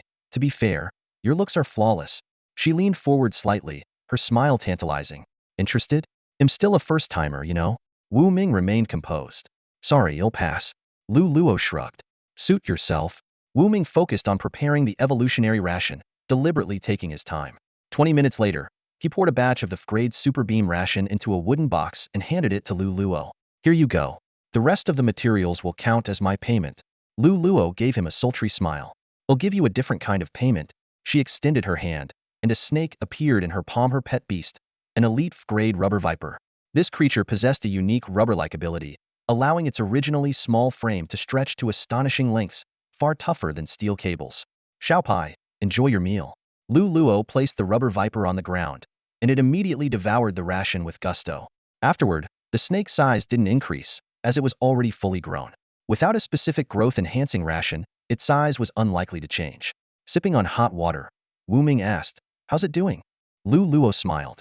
Xiaopai says your ration is amazing high purity, excellent quality. It feels much stronger now. Thanks.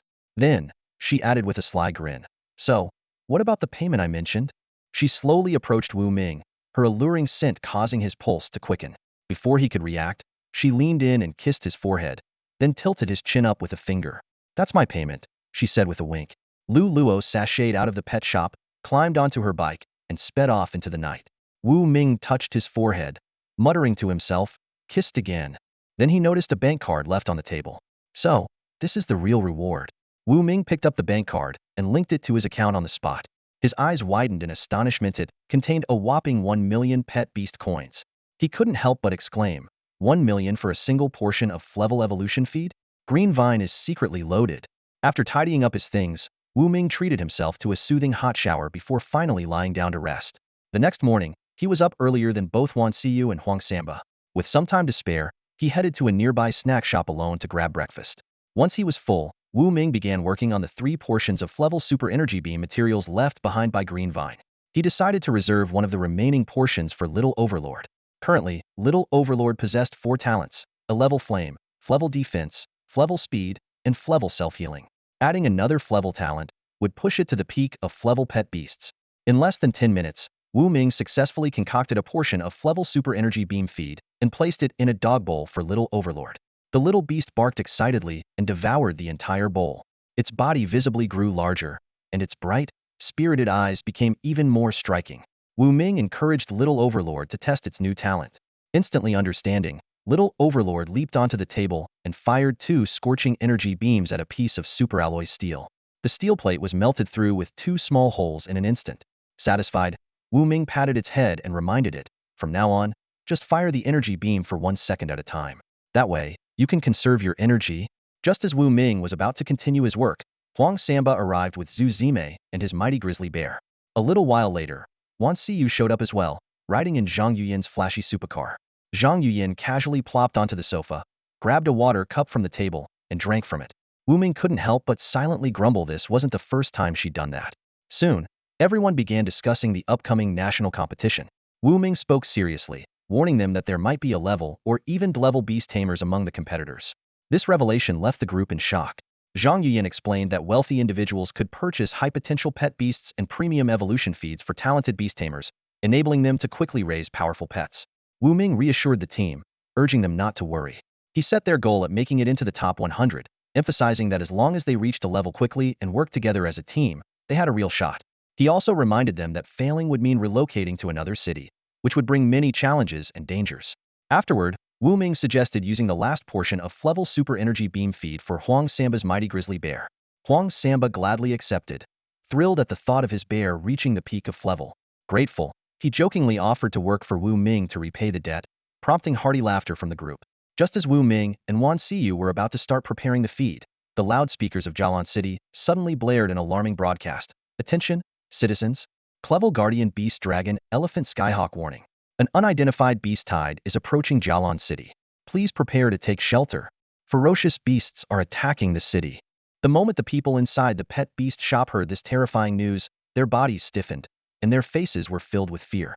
Although Jialan City had several class guardian pet beasts stationed, the arrival of a beast horde signified the inevitable presence of a powerful class ferocious beast leading the charge. This realization sent chills down everyone's spines. Wu Ming quickly turned on the TV. Jialan News was broadcasting the scene live. The camera view from the top of the Ultra Beast Center building showed, from several kilometers away, a massive army of ferocious beasts kicking up a cloud of dust as they advanced. At the forefront was a herd of one-horned rhinos, followed closely by mammoth giant bears. These massive, immensely strong E-class beasts were enough to strike terror into anyone's heart. Behind them surged tens of thousands of class and unranked ferocious beasts, forming an army that was truly fearsome. Although no class or class beasts had been spotted yet, their boldness to attack suggested the presence of a formidable leader backing them. Quick, give the mighty grizzly the class super energy beam feed to push it to peak class. Wu Ming urgently handed the evolution feed to Huang Samba. Realizing the gravity of the situation, Huang immediately complied. As the mighty grizzly devoured the feed, its appearance did not change significantly, but its eyes began to glow red, as if they had turned into laser beams. With an earth-shaking roar that nearly shattered the glass, the mighty grizzly now possessed 5 class talents, 4 of which were of superior quality, placing it firmly at the pinnacle of class pet beasts. So powerful! Zhang Yuyan exclaimed enviously. Wu Ming, next time you have the materials, I want to use the class super energy beam feed on Shui Ling to boost its combat power too. Let's survive this beast attack first, Wu Ming replied, frowning as he focused on the TV screen. The ferocious beast army continued their relentless charge and would soon reach Jialan City's walls. Though the city walls had been specially reinforced, such a fierce assault might still breach the defenses, allowing the beasts to storm into the city. Don't worry, the city lord's office will definitely take action. We also have defensive weapons, Zhang Yuyan said, her expression serious, as though she knew something others didn't. Sure enough, the footage showed dozens of black metal cannons emerging from the city walls. With a deafening roar, countless shells were fired. While this world lacked nuclear weapons, these conventional shells packed enough power to annihilate anything below class. Explosions erupted one after another, sending dirt flying and waves of heat rippling through the air. Many beasts fell, but even more surged forward. At a distance of 3 kilometers from the city walls, the horde split into 2 groups, encircling Jialan City completely. We're surrounded. The citizens who witnessed this scene were struck with panic. We can't leave the city. We're going to be trapped. At that moment, the city lord's steady and commanding voice came through the broadcast, reassuring everyone. Citizens, Jialan City has undergone multiple expansions of its water and food reserves. Our underground wells are abundant, and our advanced soilless cultivation technology ensures ample food and vegetables. Rest assured, I am with you all. The citizens finally calmed down somewhat. As long as there was enough food and water, being trapped in the city wouldn't be the end of the world. After all, in this world, Most people spent their entire lives within city walls. The city lord really knows how to handle things. Calming everyone down so quickly, Huang Samba muttered in admiration. The city lord is indeed very capable, Zhang Yuyan agreed. Suddenly, the sky was filled with the roars of dozens of flying pet beasts, ranging from F-class to E-class, circling several hundred meters above the city gates and vigilantly watching the ferocious beasts below. The broadcast resumed with the city lord issuing another command. All beast tamers, listen up. Form teams of 3 and patrol the city with your pet beasts.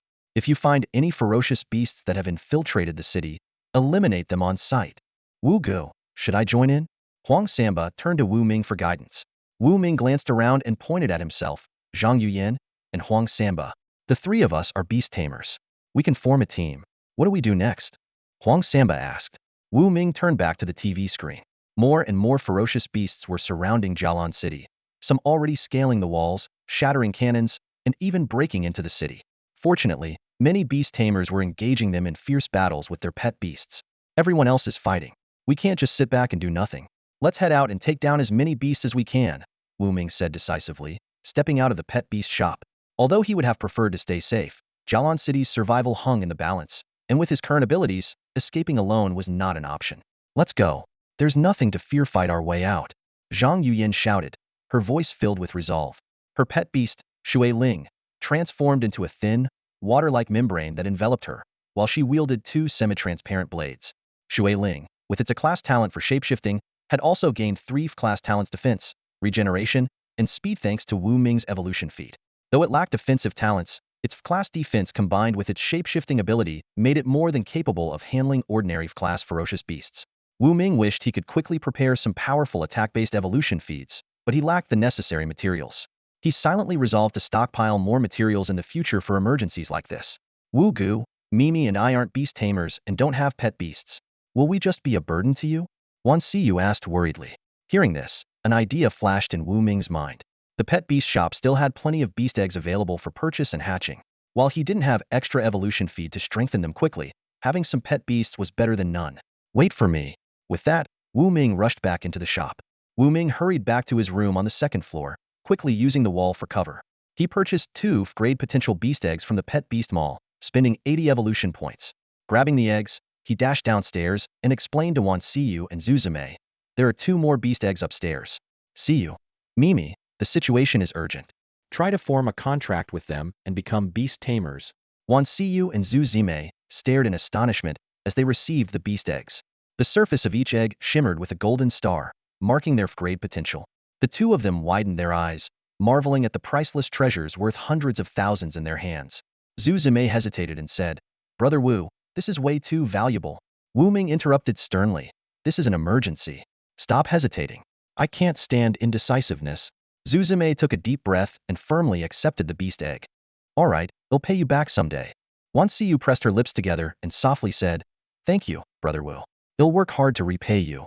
Zhang Yuyan picked up a semi-transparent water blade made from her water spirit and gently cut their right index fingers. As drops of blood dripped onto the beast eggs, the shells began to glow and emit heat, as if something inside was coming to life. With a cracking sound, the first egg split open. A small blue flying wyvern emerged, its body covered in sticky fluids and soft fluff. It let out a series of sharp cries and immediately devoured its eggshell, visibly growing larger. Wu Ming introduced, This is Siyu's beast, an F-grade potential flying wyvern, currently in its juvenile stage. Its wingspan is 30 centimeters, with a flight speed of 18 meters per second.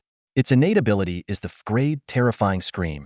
The little wyvern happily circled around Wan Siyu, who smiled and named it Xiaolong, Little Dragon. The second egg soon cracked open as well, revealing a creamy white baby unicorn.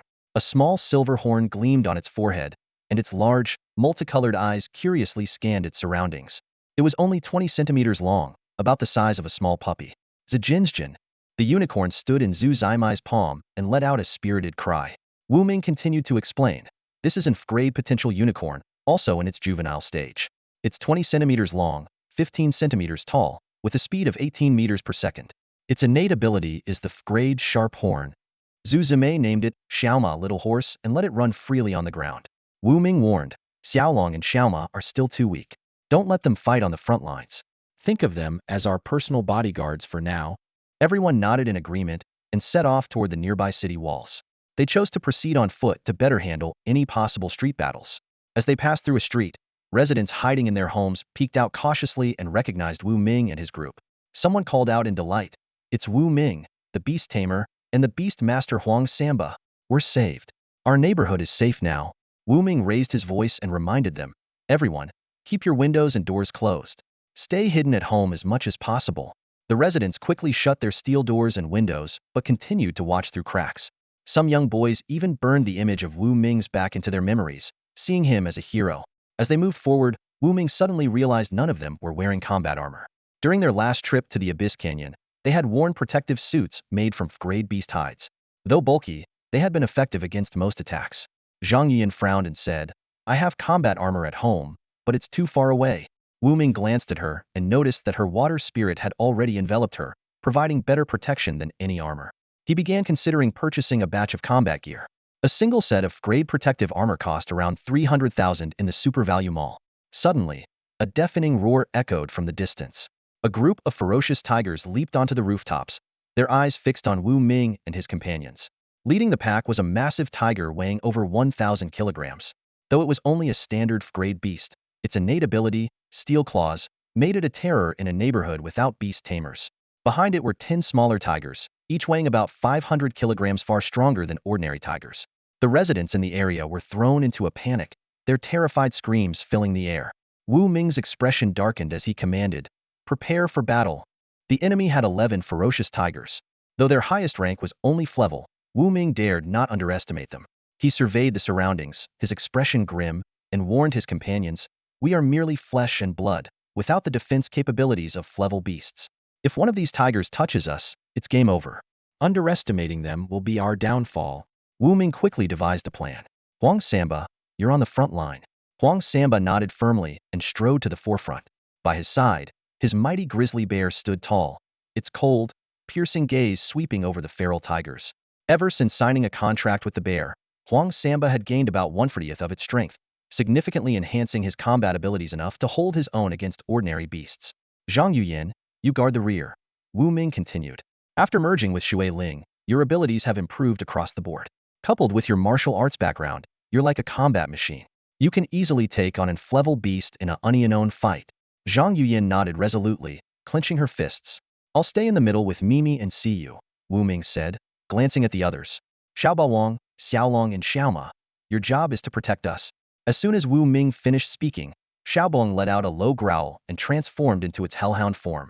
Flames erupted across its body, its 3 pairs of eyes glowing with vigilance as it stood guard over Wu Ming and the others. Suddenly, a deafening roar echoed from a rooftop above. An level tiger beast loomed over the group, glaring down at them. Despite sensing the threat posed by the mighty grizzly bear, Xiaobaowang, and Shui Ling, the tiger showed no fear. Backed by its pack of feral tigers, it saw these level contracted beasts as prime energy sources for its evolution. The other tigers leapt onto nearby rooftops, surrounding Wu Ming and his team. The level tiger let out another thunderous growl, signaling the attack. Residents in the area watched in terror. They had no idea how these savage beasts had breached the city walls, but they understood the danger. If Wu Ming and his team failed, the entire district would become a slaughterhouse. The 10 feral tigers split into 5 groups and launched a coordinated assault on the 5 beastmasters. "Get out of my way!" Huang Samba roared, deftly dodging a tiger's pounce before landing a powerful punch on its head, sending it howling in pain. Meanwhile, the mighty grizzly bear crushed another tiger's skull with a single swipe of its massive paw, killing it instantly. Zhang Yuyan, wielding a blade formed by Shui Ling, slashed at a tiger's neck with all her strength. Though the blade cut into flesh, it became lodged in the beast's muscle and bone. While not a fatal blow, it left the tiger severely injured. The other beast hesitated to approach Xiaobaowang, whose fiery aura was too intimidating. Its flames, with a level potential, could incinerate these unranked beasts in an instant. Furious at the losses, the level tiger turned its attention to Huang Samba, lunging at him. The mighty grizzly bear stepped forward to intercept, slamming its paw into the ground with enough force to shatter the pavement. However, the tiger's agility allowed it to evade the attack and circle behind the bear, targeting Huang Samba. It knew that killing the Beastmaster would cripple the contracted pet, providing a perfect opportunity. "Huang Samba, use the material spirit orb," Wu Ming shouted, throwing a small black sphere the size of an egg toward him. Huang Samba caught the orb and hurled it with all his might. In an instant, The orb's weight surged from 0.45 kilograms to 450 kilograms, amplifying its destructive power. With a sickening crunch, the orb struck the Flevel tiger's skull, shattering its iron-like bone. The mighty grizzly bear wasted no time, delivering a final, devastating blow with its paw, obliterating the tiger's head.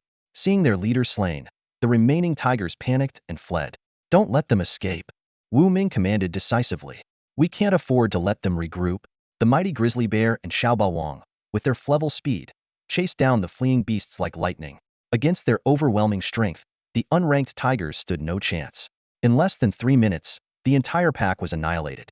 Residents in the area recorded the intense battle with their phones and cameras, uploading the footage online, where it quickly went viral. Brother Wu, what do we do next? Huang Samba asked as he retrieved the material spirit orb and the Flevel tiger's core. Wu Ming took the core and the orb, surveying the battlefield littered with tiger corpses. We don't have time to deal with these bodies now.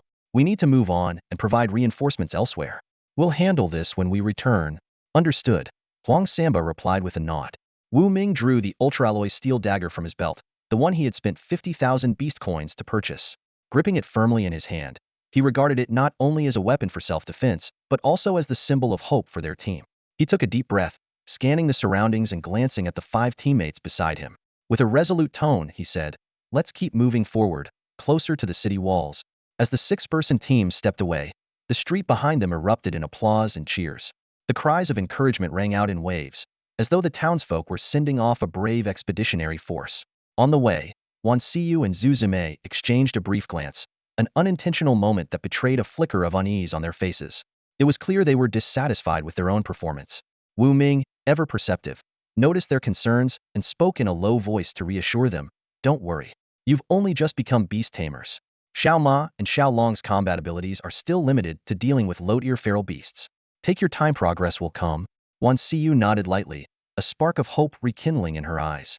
Just then, a familiar soft voice called out from the distance, "Brother Wu, I'm here." The 6 of them turned their heads in unison to see Mu Wanyin hurrying toward them, holding her little white fox in her arms. Wu Ming looked surprised and asked, "What are you doing here? What about the residents of the Garden District? And does Uncle Mu know you've left?" Breathing a little heavily, Mu Wanyin explained, "The Garden District may be old, but it has a wartime air raid shelter. All the nearby residents have taken refuge there, so they're safe for now. I was planning to head to Nanwan Street to find you, but I didn't expect to run into you here. What a coincidence." As she spoke, her face lit up with a radiant smile, her eyes curving into crescent moons. Zhang Yuyan, standing nearby, rolled her eyes and muttered under her breath, Vixen." Mu Wanyin's smile faded instantly upon hearing the remark. She pressed her lips together and lowered her head, clearly unwilling to argue with Zhang Yuyan. Noticing the tension, Wu Ming quickly intervened.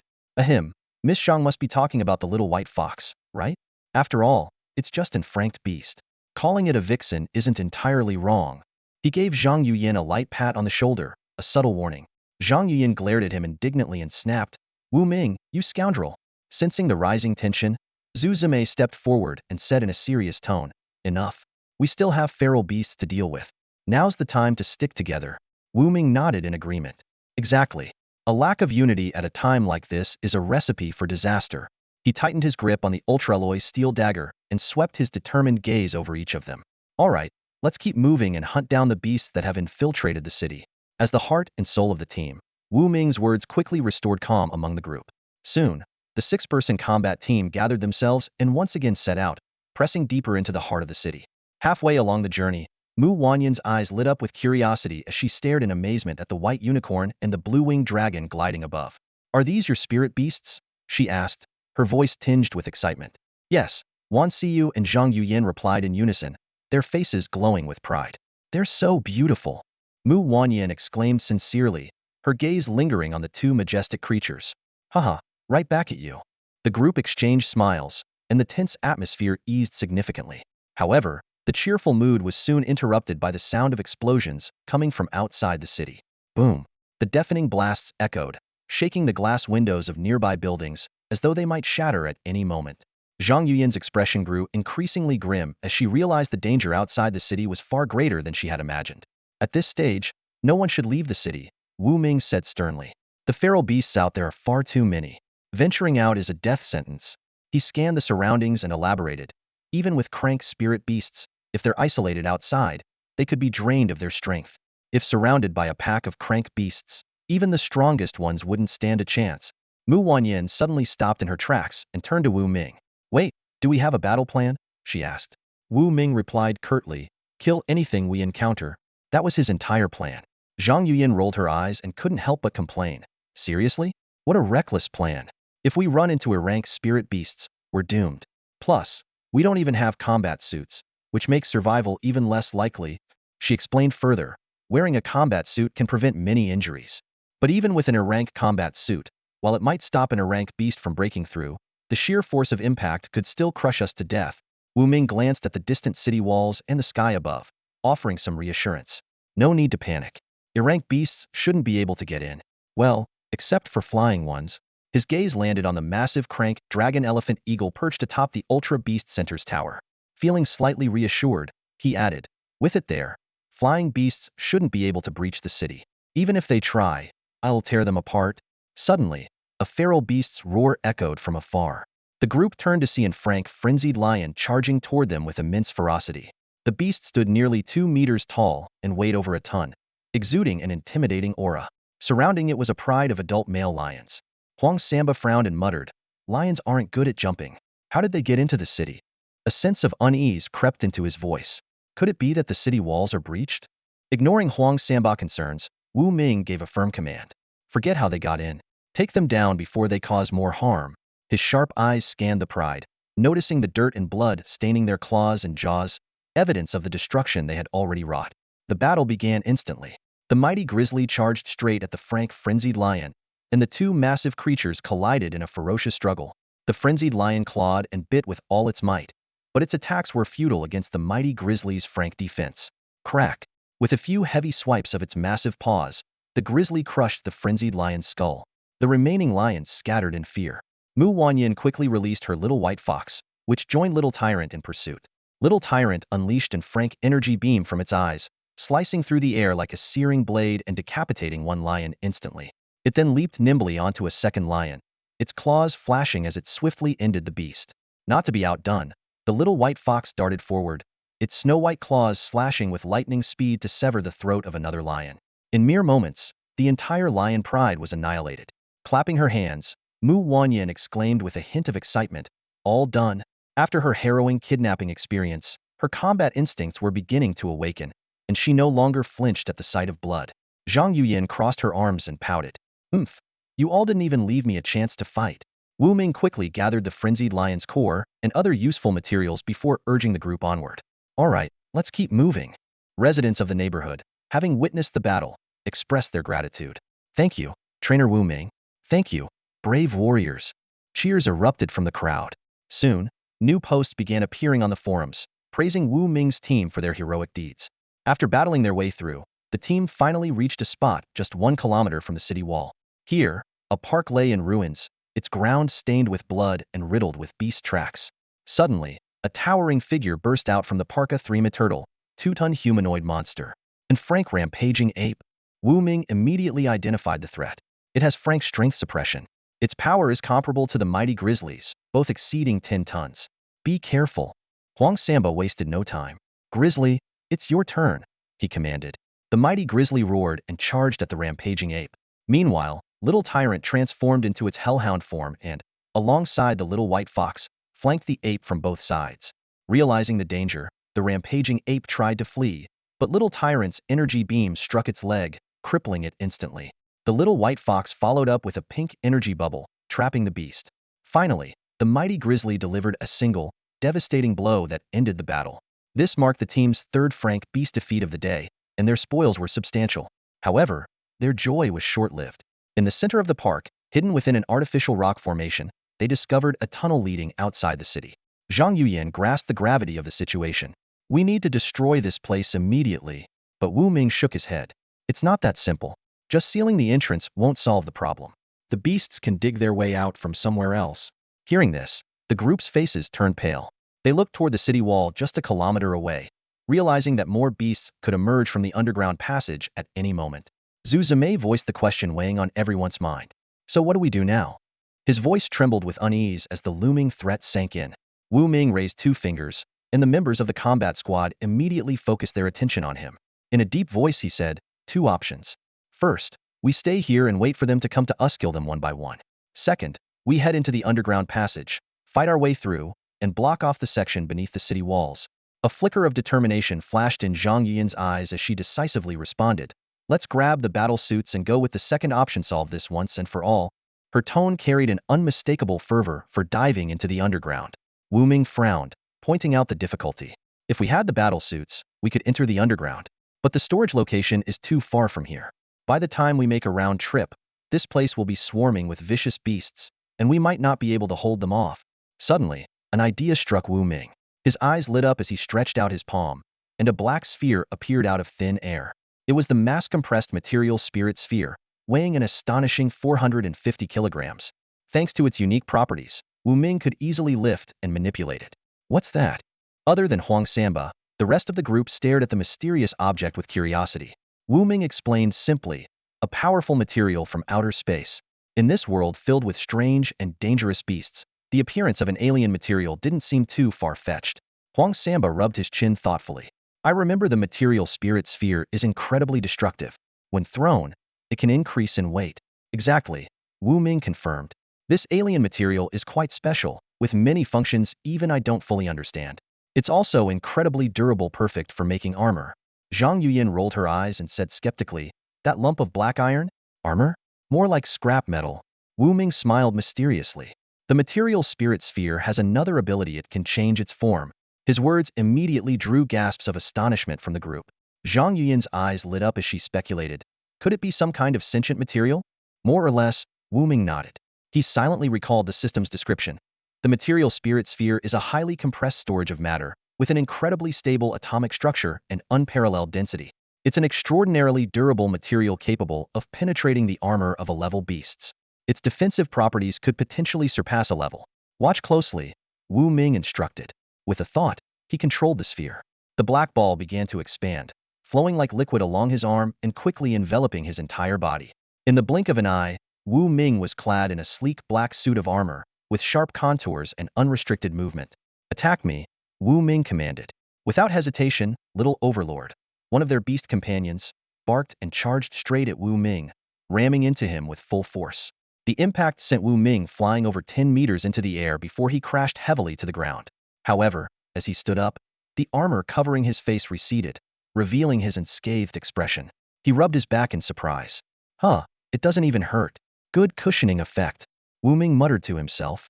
He had used his mind to manipulate the material spirit sphere, transforming the part that contacted the ground into a sponge-like structure to absorb most of the impact. Falling from such a height without a scratch was impressive, though he noted the cushioning had its limits and all-out strike from an A-level beast could still prove fatal. However, it was more than enough to handle most level beasts. Are you okay, Wu Ge? The others rushed over to help him up, checking him for injuries. Wu Ming laughed heartily. I'm fine. This material is incredible. Now, let's get you all suited up. With a thought, he divided the 450-kilogram material spirit sphere into 5 equal parts of 90 kilograms each. Like liquid metal, the material enveloped him, Mu Wanyin, Huang Samba, Zhu Zime, and Wan Siyu.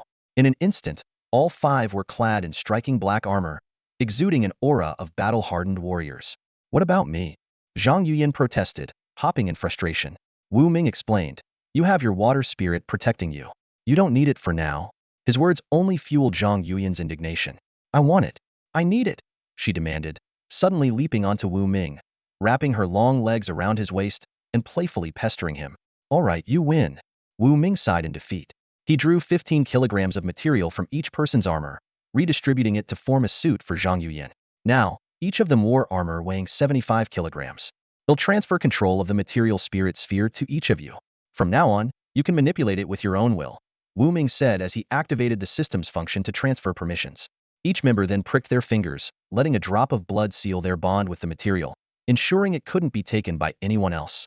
Let's gear up and finish this, Wu Ming declared, his voice filled with resolve. At this moment, Wu Ming stood alongside his teammates, clad in a sleek, black armor that was even more flexible than liquid metal. Taking the lead, he demonstrated the incredible capabilities of the suit. Extending his arm, the black material rippled like flowing water and instantly transformed into a razor-sharp blade. Not only was the weapon intimidating in appearance, but its strength was also several times greater than that of superalloy steel. As Wu Ming watched his arm morph, he couldn't help but feel a strange sensation. With a wry smile, he thought to himself that he had become a low-budget version of Iron Man 1 with a nanotech suit, but without the ability to fly. Even so, the extraordinary properties of the armor left him in awe. Meanwhile, Wan Siyu began experimenting with the mysterious material. With a mere thought, black substance emerged in her palm, shifting into various shapes, sometimes a lifelike rabbit, other times an intricately detailed airplane. Despite being entirely black, the endlessly transformative nature of the material kept her thoroughly entertained. Huang Samba, not wanting to be outdone, stretched out his hand and formed the black substance into an indescribably awkward, ridged short rod. This immediately caused Zhu Zimei to blush with embarrassment, while Zhang Yuyan scolded him in disapproval. Stop fooling around. Seeing this, Wu Ming quickly stepped in to remind everyone. All right, let's get familiar with it first, and then we'll head into the underground passage and fight our way through. With that, he also began practicing with the materialized orbs of the armor. When it came to distributing the materialized orbs, Wu Ming was extremely generous, giving the majority to his teammates. He felt no regret in doing so, as the system supporting him allowed him to convert any creature with evolution points into materialized orbs at any time. This made him the sole producer of these orbs, capable of generating as many as he needed. This realization led Wu Ming to envision the future possibilities. If he could accumulate tens, or even hundreds of tons of these materialized orbs and merge them with his battle pets, the combat power he could unleash would be terrifying. Taking it a step further, if he equipped the orbs onto a powerful strength-based battle pet and utilized their ability to alter mass at will, the pet's combat strength could increase exponentially. A single punch might unleash power several times or even dozens of times beyond the pet's natural limits. With this thought, Wu Ming resolved to prepare more materialized orbs for his pets, such as Little Overlord and the Nethercat, as soon as possible. While he was deep in thought, a sudden beastly roar erupted from the underground passage in the park. Another ferocious creature had emerged, bringing with it an overwhelming and suffocating aura of bloodlust. Everyone, the real battle begins now. Wu Ming, clad in his battle armor, stood resolutely beside Little Overlord. Their gazes were fixed on the eerie figures that had suddenly appeared dozens of meters away. Wu Ming's facial armor featured a dense mesh structure that allowed airflow and visibility, though it slightly hindered visual clarity. As he mentally considered ways to improve the design, others nodded in agreement with his thoughts. In the distance, 3 ferocious beasts charged forward. One was a ghostly wolf emitting a chilling aura, another a tiger spewing flames, and the last, a beast covered in menacing barbs. Wu Ming quickly activated his inside eye and warned his team in a low voice, "Be alert. They're Frost Phantom Wolf, Blazing Tiger, and Venom Spike. All are class beasts with abilities like Frost, Flame Devour, and Venomous Spikes. Stay cautious." The team immediately assumed formation. Huang Samba, clad in heavy black armor, had fists that seemed to grow denser and heavier, resembling 2 massive iron hammers. Zhang Yuyan, having merged with Water Spirit, saw her combat strength soar. Wan Siyu and Zhu Zimei, as rookies, positioned themselves in the center. Mu Wanyan gripped her ultralloy steel dagger, while her vigilant white fox stayed protectively by her side. The battle erupted in an instant. Venom Spike struck first, leaping to the treetops and launching sharp spikes. The white fox swiftly deflected 2 of them, but the last one hurtled straight toward Wu Ming. Reacting quickly, Wu Ming caught the spike midair, effortlessly snapped it in half, and flung it into a tree trunk. He reassured the others, "Don't worry, their spikes can't breach our defenses." At Wu Ming's command, their companion beasts charged toward their respective foes. The white fox engaged Venom Spike in a high-speed chase among the trees, neither gaining the upper hand. Little Overlord confronted the blazing tiger, severing its tail with a single-class super energy beam. Roaring in fury, the tiger unleashed a torrent of scorching flames, but Little Overlord, undeterred, transformed into its hellhound form and charged through the inferno, pinning the tiger's head to the ground. Its 6 eyes simultaneously fired super energy beams, piercing the tiger's skull in an instant. On another front, the mighty bear withstood the Frost Phantom Wolf's icy assault. Seizing its tail, the bear swung it with tremendous force, slamming its head against a boulder. As the wolf lay dazed, the bear delivered a fatal blow, ending its life. Meanwhile, the battle in the treetops reached its climax. The white fox shattered the tree trunk with a powerful strike, causing Venom Spike to lose its footing and plunge into midair. Wan Siyu's Skywing Dragon swooped in just in time, its piercing shriek disorienting Venom Spike. The white fox seized the moment, slashing its throat with razor-sharp claws. With the fight concluded, Wu Ming quickly retrieved 3 inner cores, discreetly absorbing the evolution points and some materials from the beast's remains to enhance his black armor. As the group prepared to move toward the underground passage, a chilling screech echoed from the sky. A massive black eagle with a wingspan exceeding 100 meters descended from the clouds, its oppressive presence suffocating. Wu Ming's pupils contracted sharply. A class beast thousand-year eagle. Panic swept through the city of Jialan. However, the guardian of the Ultra Beast Center's Toira class beast, known as the Dragon Elephant Hawk, had already taken flight. The two colossal creatures collided violently in the sky, their razor-sharp talons and steel-like beaks clashing with ferocity. The intense battle generated shockwaves that rippled through the air, even producing supersonic attacks. The breathtaking battle left everyone in awe. Wan Xiyu and Zhu Zimei trembled with fear, while Zhang Yuyan's rapid breathing betrayed her anxiety. Wu Ming's expression grew grim as he realized the destructive power of a clash between class beasts could obliterate the entire city. The two behemoths soon disappeared into the clouds, continuing their earth-shattering fight. Wu Ming made a swift decision.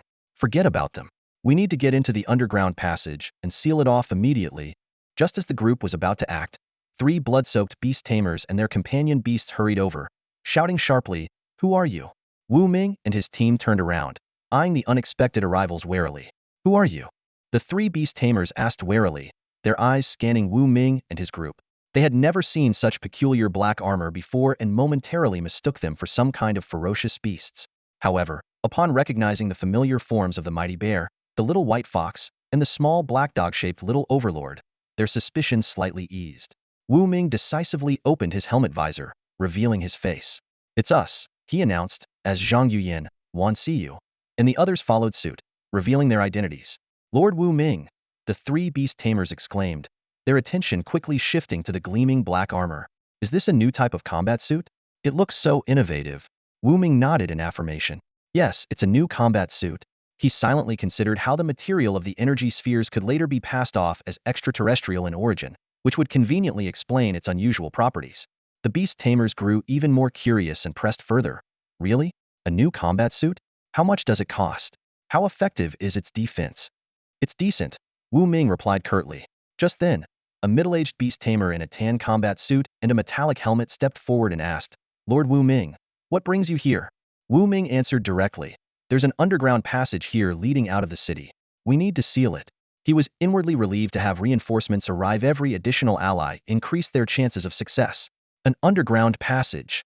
The 3 beast tamers' expressions turned grim. The one in the tan suit immediately pulled out his phone. "I need to call for backup." Moments later, Wu Ming took the phone and explained the situation to the chief secretary of the city lord's office. In less than 3 minutes, the city lord himself sent a voice message. "Lord Wu Ming, do not take any unnecessary risks by entering the underground passage. I've dispatched a combat team. Please hold the line until they arrive." "No problem," Wu Ming replied, handing back the phone.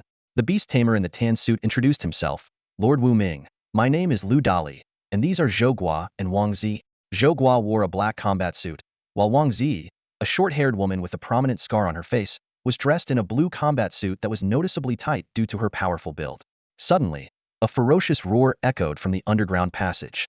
The 3 beast tamers quickly donned their helmets and masks, gripping their alloy steel daggers as they prepared for battle.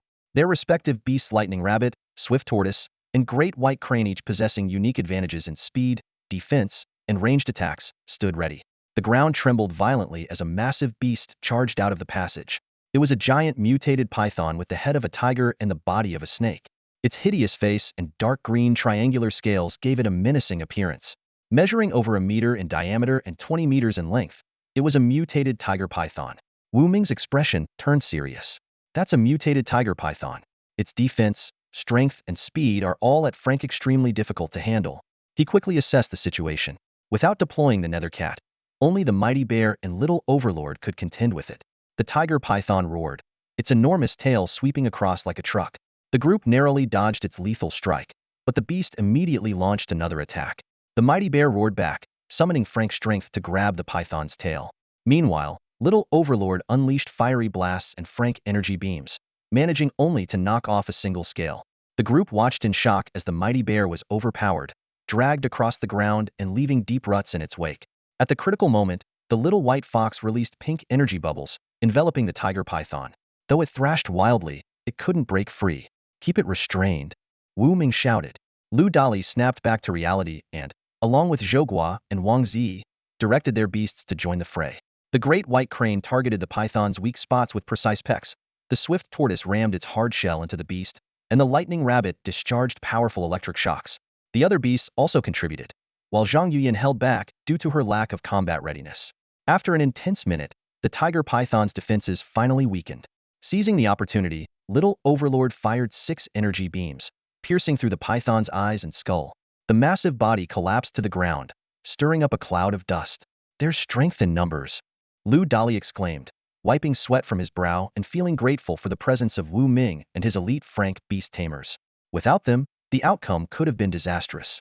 Wu Ming quickly retrieved the precious inner core of the python, secretly converting it into evolution points. He also transformed parts of the python's body into energy spheres, incorporating them into his armor. To his surprise, the armor's weight had now reached a ton. Although the energy spheres could reduce the weight to 1/10th of its original mass, the increase was still noticeable. "Lord Wu Ming, let's continue waiting for reinforcements," Lu Dali suggested, his gaze fixed warily on the underground passage. "Agreed. We'll wait," Wu Ming said. Before long, more beasts emerged from the passage. However, Wu Ming's group remained unfazed. With a lineup of 9 beasts, even the less powerful Little Dragon and Little Horse could contribute to the battle. They stood firm, ready to face the next wave of challenges. 10 minutes later, 2 more ferocious beasts lay dead on the ground. The credit largely went to Little Overlord and the mighty giant bear, whose efforts had been instrumental. As a result, the 2 beast cores ended up in Wu Ming's possession. At the same time, his evolution point saw a significant increase, and the maximum mass of his black armor reached 1.5 tons. Wu Ming thought to himself that if he channeled part of this power into Little Overlord, its strength would undoubtedly become astonishing. Another 20 minutes passed, and 3 more beast corpses were added to the scene. At that moment, the roar of an armored truck echoed as it pulled up near the park. 5 Special Forces Beast Tamers, clad in blue combat uniforms, jumped out of the vehicle, each accompanied by a massive class wolf dog. The team leader saluted Wu Ming. "Mr. Wu Ming, we are the Blue Helmet Special Operations Unit from the City Lord's office, sent here to provide support." Wu Ming suddenly recalled seeing this man at the City Lord's office before. Back then, he had been dressed in a black trench coat, seated in the hall, seemingly waiting for someone but actually guarding in secret. Wu Ming exclaimed in surprise, "Your companion beasts are quintuplet wolf dogs." He carefully observed the enormous creatures, each standing 1.5 meters tall and weighing roughly 300 pounds. Their sharp eyes, razor-like claws, and agile movements indicated their prowess in group combat. Together, the 5 could easily tear apart the tiger python from earlier and even hold their own against a weaker E-class beast. The team leader smiled. "That's right. Our companion beasts are quintuplets. Though the team members aren't blood-related, we're as close as brothers." He then asked, "Mr. Wu Ming, where is the underground passage?" Wu Ming pointed toward the center of the park. The leader immediately began planning. "Well, take the lead, carrying explosives and expansion materials to seal off the passage." "Expansion materials?" Wu Ming asked, puzzled. "Once Siyu explained, this material expands rapidly when heated and solidifies to become harder than rock. It's ideal for construction or sealing purposes." Wu Ming nodded in realization. "Then let's move out immediately." The group of 14, along with their explosives and several large barrels, headed toward the underground passage. Suddenly, a swarm of black iron-toothed rats, each the size of a piglet, screeched as they charged toward them. With a sharp command from Wu Ming, Little Overlord unleashed a wave of scorching flames, instantly incinerating the steel-eating beasts into charred remains. The team pressed on into the dark but dry underground passage. Strange excavation marks lined the walls, as if created by some kind of beast. Huang Samba speculated that it might be man-made, but the team leader argued that it looked more like the work of burrowing earthworms, and judging by the age of the markings, it had been there for years. This theory sent chills down everyone's spine. Could it be that the beasts had been plotting an attack on Jialan City all along? Wu Ming sighed. Just as humans adapt to mutations, beasts are evolving too. Many things are beyond our control. The group, with their 14 companion beasts leading the charge, pushed forward relentlessly. Half an hour later, they reached the area beneath the city wall. The team leader explained, "We'll use the explosives to detonate the expansion materials. The high temperature will cause them to harden quickly and seal off the passage." 3 minutes later, a muffled explosion was followed by the rapid expansion of the material, filling the passage. Wu Ming suggested, "We should also destroy the passages within the city limits." The team leader agreed, installing explosives at intervals of 100 meters.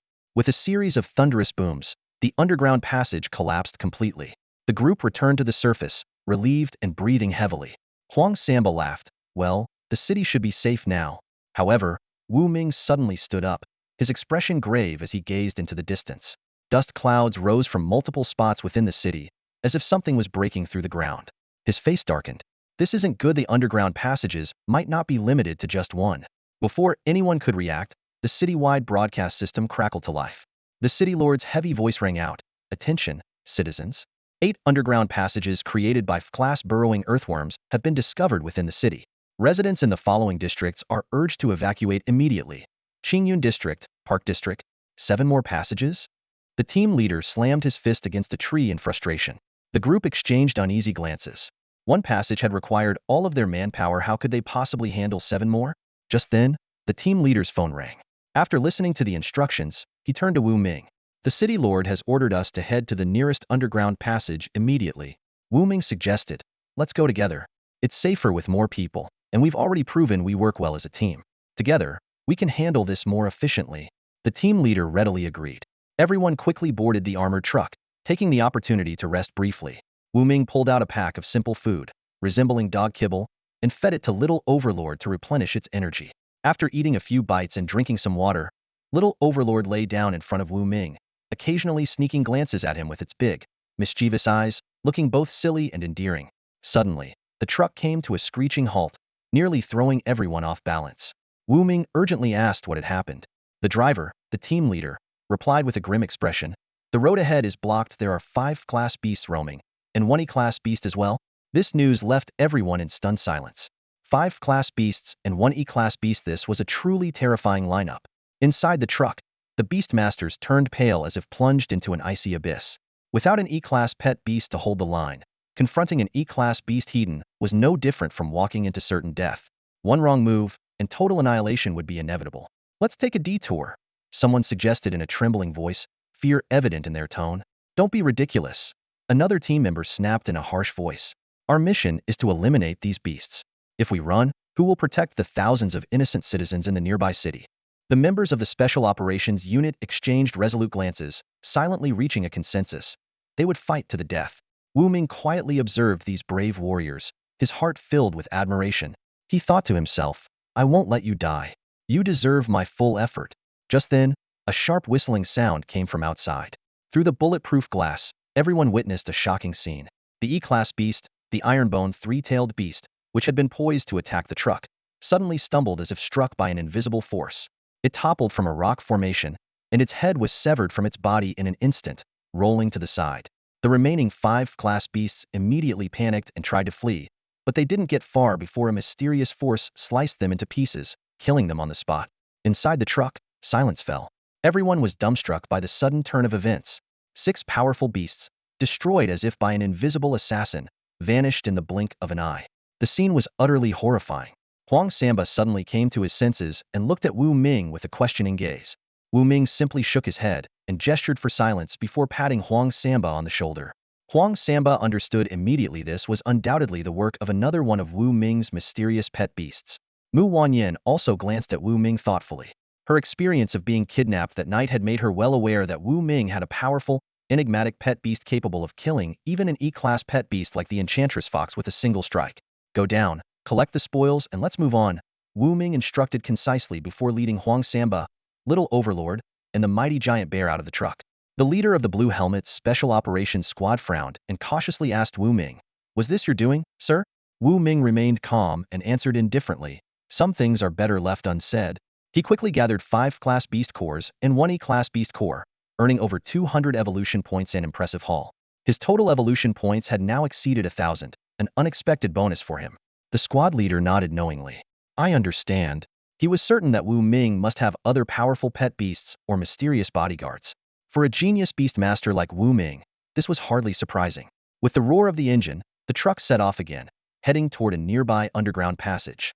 Meanwhile, high in the sky, an intense battle raged on between the class beast Thousand-Year Eagle and the class pet beast Dragon Elephant Wild Eagle. The Dragon Elephant Wild Eagle had activated its class berserk ability, its entire body radiating heat like molten lava as its combat power surged. Its 4 fiery golden claws slashed ferociously at the Thousand-Year Eagle. The Thousand-Year Eagle's feathers, as strong as superalloy steel, were shredded like paper under the Dragon Elephant Wild Eagle's relentless assault. Large sections of feathers fell like blades, piercing rooftops below.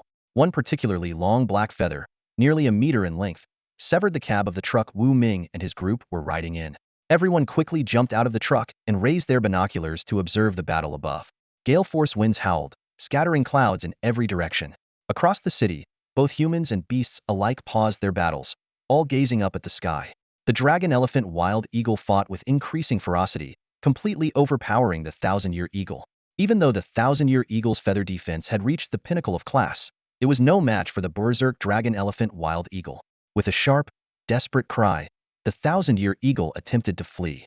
The dragon elephant wild eagle roared in fury, unleashing a class super energy beam that struck the fleeing eagle. Though the attack didn't inflict serious damage, it significantly slowed the thousand-year eagle's escape. The dragon elephant wild eagle accelerated to supersonic speed, its 4 flaming claws piercing through the thousand-year eagle's body in an instant. With a thunderous tearing sound, the thousand-year eagle's body was ripped apart, plummeting from the sky. The dragon elephant wild eagle followed closely, delivering another devastating blow to the dying thousand-year eagle and slamming it into a mountain outside the city. The impact sent a cloud of debris into the air. The wild eagle let out a triumphant roar, unleashing a barrage of super energy beams that lit up the sky like a thunderstorm, shaking the earth. The thousand-year eagle twitched a few times before finally taking its last breath. The battle, which had raged for hours, ended with a decisive victory for the dragon elephant wild eagle, the guardian of Jialan City. Victory! The citizens erupted into cheers, their excitement palpable. Outside the city, the beast horde howled in despair and began to retreat in disarray. Fire the cannons! Wipe them out! The soldiers on the city walls quickly reloaded and launched a barrage of artillery at the fleeing beasts, taking advantage of the moment to annihilate a significant portion of the horde. The dragon elephant wild eagle let out a deafening roar, mocking the fleeing beasts. However, it did not pursue them. Instead, it clung to the thousand-year eagle's corpse and soared back to the super beast center skyscraper. Under everyone's watchful gaze, it began feasting on the thousand-year eagle. Blood rained down like a storm, staining the super beast center crimson. It's over, Wu Ming said with a deep breath, his gaze fixed on the dragon elephant wild eagle atop the skyscraper. In battles between beasts, the outcome often hinged on the top-tier fighters. With the dragon elephant wild eagle's victory, Jialan City was safe for now. Whether the city would face another beast siege in the future depended on whether the beast horde could produce a challenger strong enough to rival the dragon elephant wild eagle. Do we still need to repair the underground passage? Huang Samba asked, snapping out of his thoughts. The beasts have retreated. We'll take over the task of sealing the passage from here, the Blue Helmet squad leader said with a smile. Thank you for your hard work, Wu Ming replied with a grin. It's time for us to leave. I have to say, today was incredibly dangerous. It was an honor to fight alongside you, Wu Ming, Lu Dali, and the other 2 beast masters said with relief as they prepared to depart. Take care, everyone. Wu Ming waved goodbye before leading Huang Samba and the others away. The Blue Helmets continued their work on the underground passage. Elsewhere, life gradually returned to normal. However, the loss of citizens and beast masters in this battle left a lingering sense of sorrow. As night fell, the pet beast shop on Nanwen Street was brightly lit. Wu Ming and his group gathered inside, their expressions focused as they surrounded a table filled with intricate equipment. Zhang Yuyin pointed at a mask on the table, her tone carrying a hint of pride. This is our company's latest development, a breathing mask. Not only can it filter most toxic gases, but in critical moments, it can activate a built-in high-pressure oxygen tank, providing up to 24 hours of breathable air.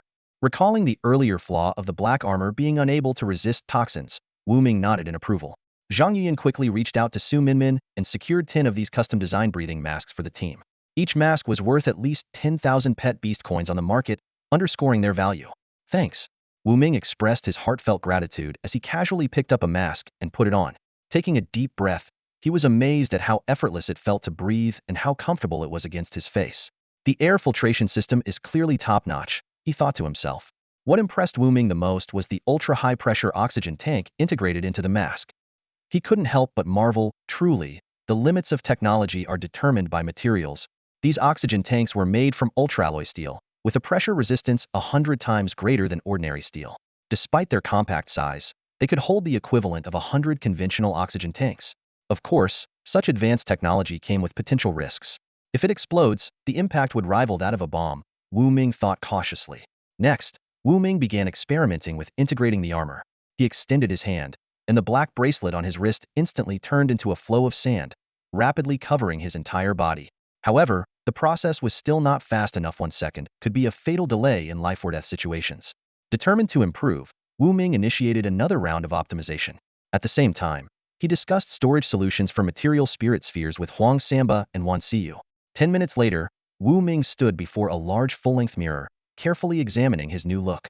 He wore black-framed glasses, a bold black pendant around his neck, black bracelets on both wrists, a sleek, mechanical-style hollow belt at his waist, and pitch-black, light-absorbing shoes.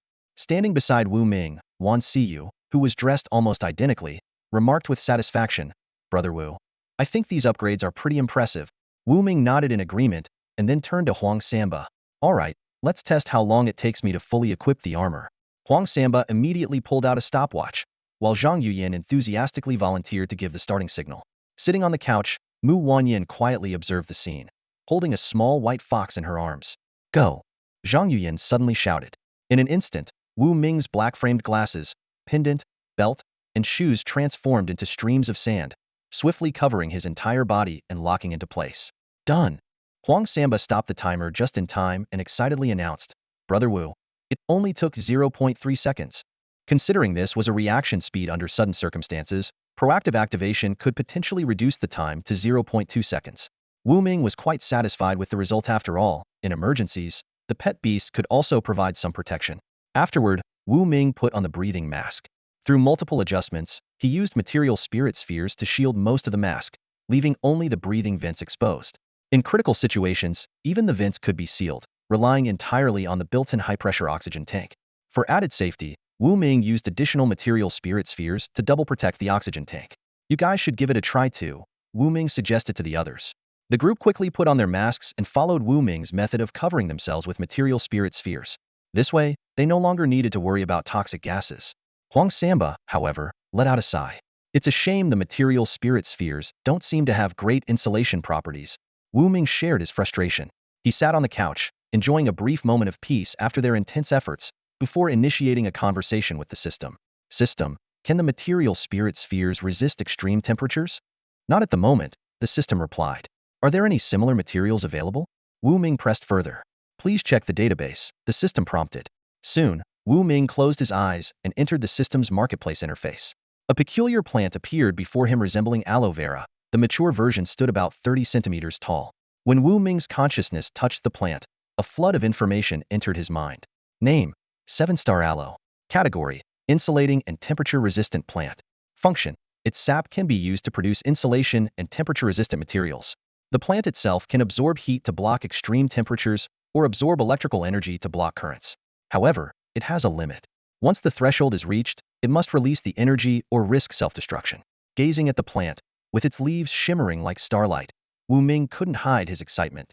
With the 7-star aloe, the armor's insulation and temperature resistance issues could finally be resolved. However, his excitement dimmed slightly when he saw the price. A single seed of the 7-star aloe cost 188 evolution points, a hefty price.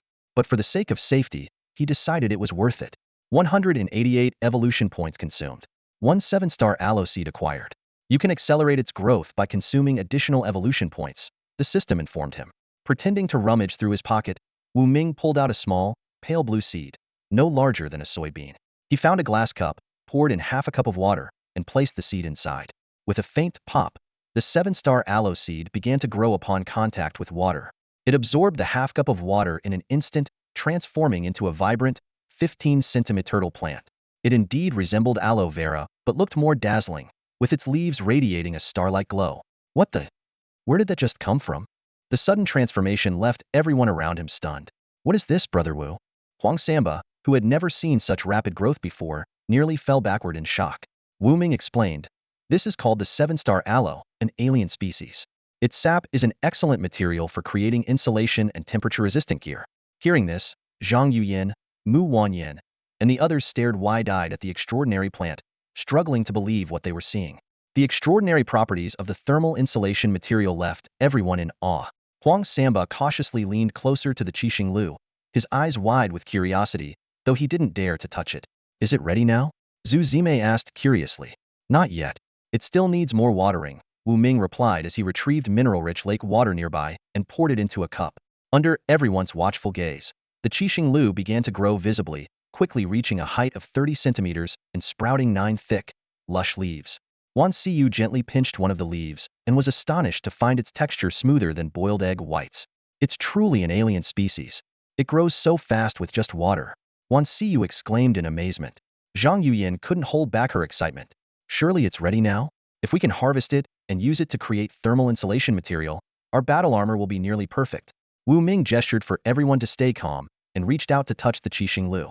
Typically, after growing, the Qixing Lu needs another 3 months to mature fully and produce high-quality insulation material. However, we can speed up the process using evolution points. With that, he decisively deducted 5 evolution points. Although the Qixing Lu didn't show any obvious changes on the surface, Wu Ming knew it was ready for harvesting. He fetched a clean glass cup and an ultra-alloy steel dagger, carefully slicing through one of the leaves. Blue gold liquid immediately began dripping into the cup. After 10 minutes of collection, he had half a cup of the liquid thermal insulation material. The Qixing Lu temporarily wilted but soon absorbed water and regained its fullness. Wu Ming explained, under normal circumstances, it would take another 3 months before it can be harvested again. Huang Samba stared at the blue gold liquid in the glass cup, his face filled with wonder, almost pressing his eyes against the glass. So this is the material produced by an alien species? It looks incredible, but how do we use it? Zhang Yuyin tapped the glass cup, her eyes brimming with curiosity. Wu Ming demonstrated. He removed his material spirit orb from his body, forming it into a solid lump of metal, and placed it into the glass cup. The blue gold liquid was quickly absorbed by the orb, transforming it into a dark gold hue, exuding an air of luxury and sophistication. Wu Ming picked up the material spirit orb and reformed it into armor covering his entire body. The armor now gleamed with a dark gold sheen. To test its effectiveness, he lit a lighter and held the flame against his index finger, but he felt no heat at all. Xiaobo Wang, try using your flames, Wu Ming suggested boldly. Mu Wanyan, concerned, said, Wu Gu, Xiaobo Wang's flames are strong enough to kill class beasts. Isn't this too risky? It'll be fine. This material can handle it, Wu Ming replied confidently. Xiaobo Wang unleashed a stream of scorching flames, causing the temperature in the pet store to spike as if they were standing next to a steel furnace. Wu Ming placed his hand in the fire, yet still felt no burning sensation, his face lighting up with satisfaction.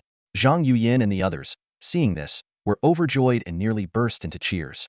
Zhu Zime asked curiously, Wu Ge, do you really not feel anything at all? For now, no wait, look. Something's happening. Wu Ming pointed to his hand, which was being scorched by the flames. Everyone noticed his hand turning red as intense energy coursed through the patterns on his arm, gradually spreading across his entire body. When the armor turned completely red, Wu Ming finally felt a hint of warmth, though it was only mildly hot. That's enough. Stop the flames. Wu Ming signaled Xiaobo Wang to stop, then walked to the open street. Stay back, everyone. I need to release the energy stored in the armor. The group quickly retreated into the pet store, eagerly watching Wu Ming's next move. Suddenly, Wu Ming leapt into the air, flames erupting from beneath his feet and propelling him over 10 meters high. As he landed, his feet struck the ground with force, and a wave of searing heat spread out, creating a sea of fire that dissipated after a few seconds. Amazing! Everyone marveled. So this is how the energy is released. Wu Ge, if you use this in a swarm of beasts, you could take out a lot of ordinary ones. The group gathered around Wu Ming, examining the dark gold armor that had returned to its original color. The armor exuded a sense of antiquity, majesty, and elegance. All right, let me upgrade your armor too, Wu Ming said, leading them back to the pet store. He spent 25 evolution points in total, producing 5 cups of blue gold Qixing Lu liquid to upgrade everyone's armor. However, the upgraded armors varied in appearance. While Wu Ming's armor maintained its dark gold color, the others' armors retained a bluish tint, making them easily distinguishable from his. Zhang Yuyin, a bit dissatisfied, asked, why is your armor a different color from ours? Wu Ming laughed it off. Haha, maybe it's just luck. In truth, the difference was due to the large number of material spirit orbs on him, with a total mass exceeding a ton, resulting in the deeper color. To ensure everyone's safety, Wu Ming transferred 100 kilograms of material spirit orbs to each of them, making their armor's color closer to dark gold. Wan Siyu suggested, Wu Gu, since our armor has been upgraded, it's basically the 2nd generation now. Should we give it a name? Sure. Wu Ming nodded in agreement. Zhang Yuyin proposed, our armor is all dark-colored. How about calling it Abyss Armor? Wu Ming rolled his eyes. Why not just call it Deep Blue Armor? Zhang Yuyin crossed her arms stubbornly. My armor is called Abyss Armor, and that's final. Wan Siyu pointed to the dark gold hue of the armor and suggested, I think we should call it Dark Gold Armor. Mu Wanyan agreed. I like Dark Gold Armor too. Zhu Zime and Huang Samba nodded in approval. Yeah, dark gold sounds good. However, Zhang Yuyin remained adamant, pouting as she said, I don't care. My armor is Abyss Armor. All right, from now on, we'll call it Dark Gold Armor. Wu Ming declared decisively, his gaze sweeping across everyone present. As for Miss Zhang's armor, she can name it whatever she likes. The upgraded second-generation armor was officially designated as dark gold. Of course, someone still insisted on calling it abyss. As night fell, the crowd at the pet beast shop gradually dispersed.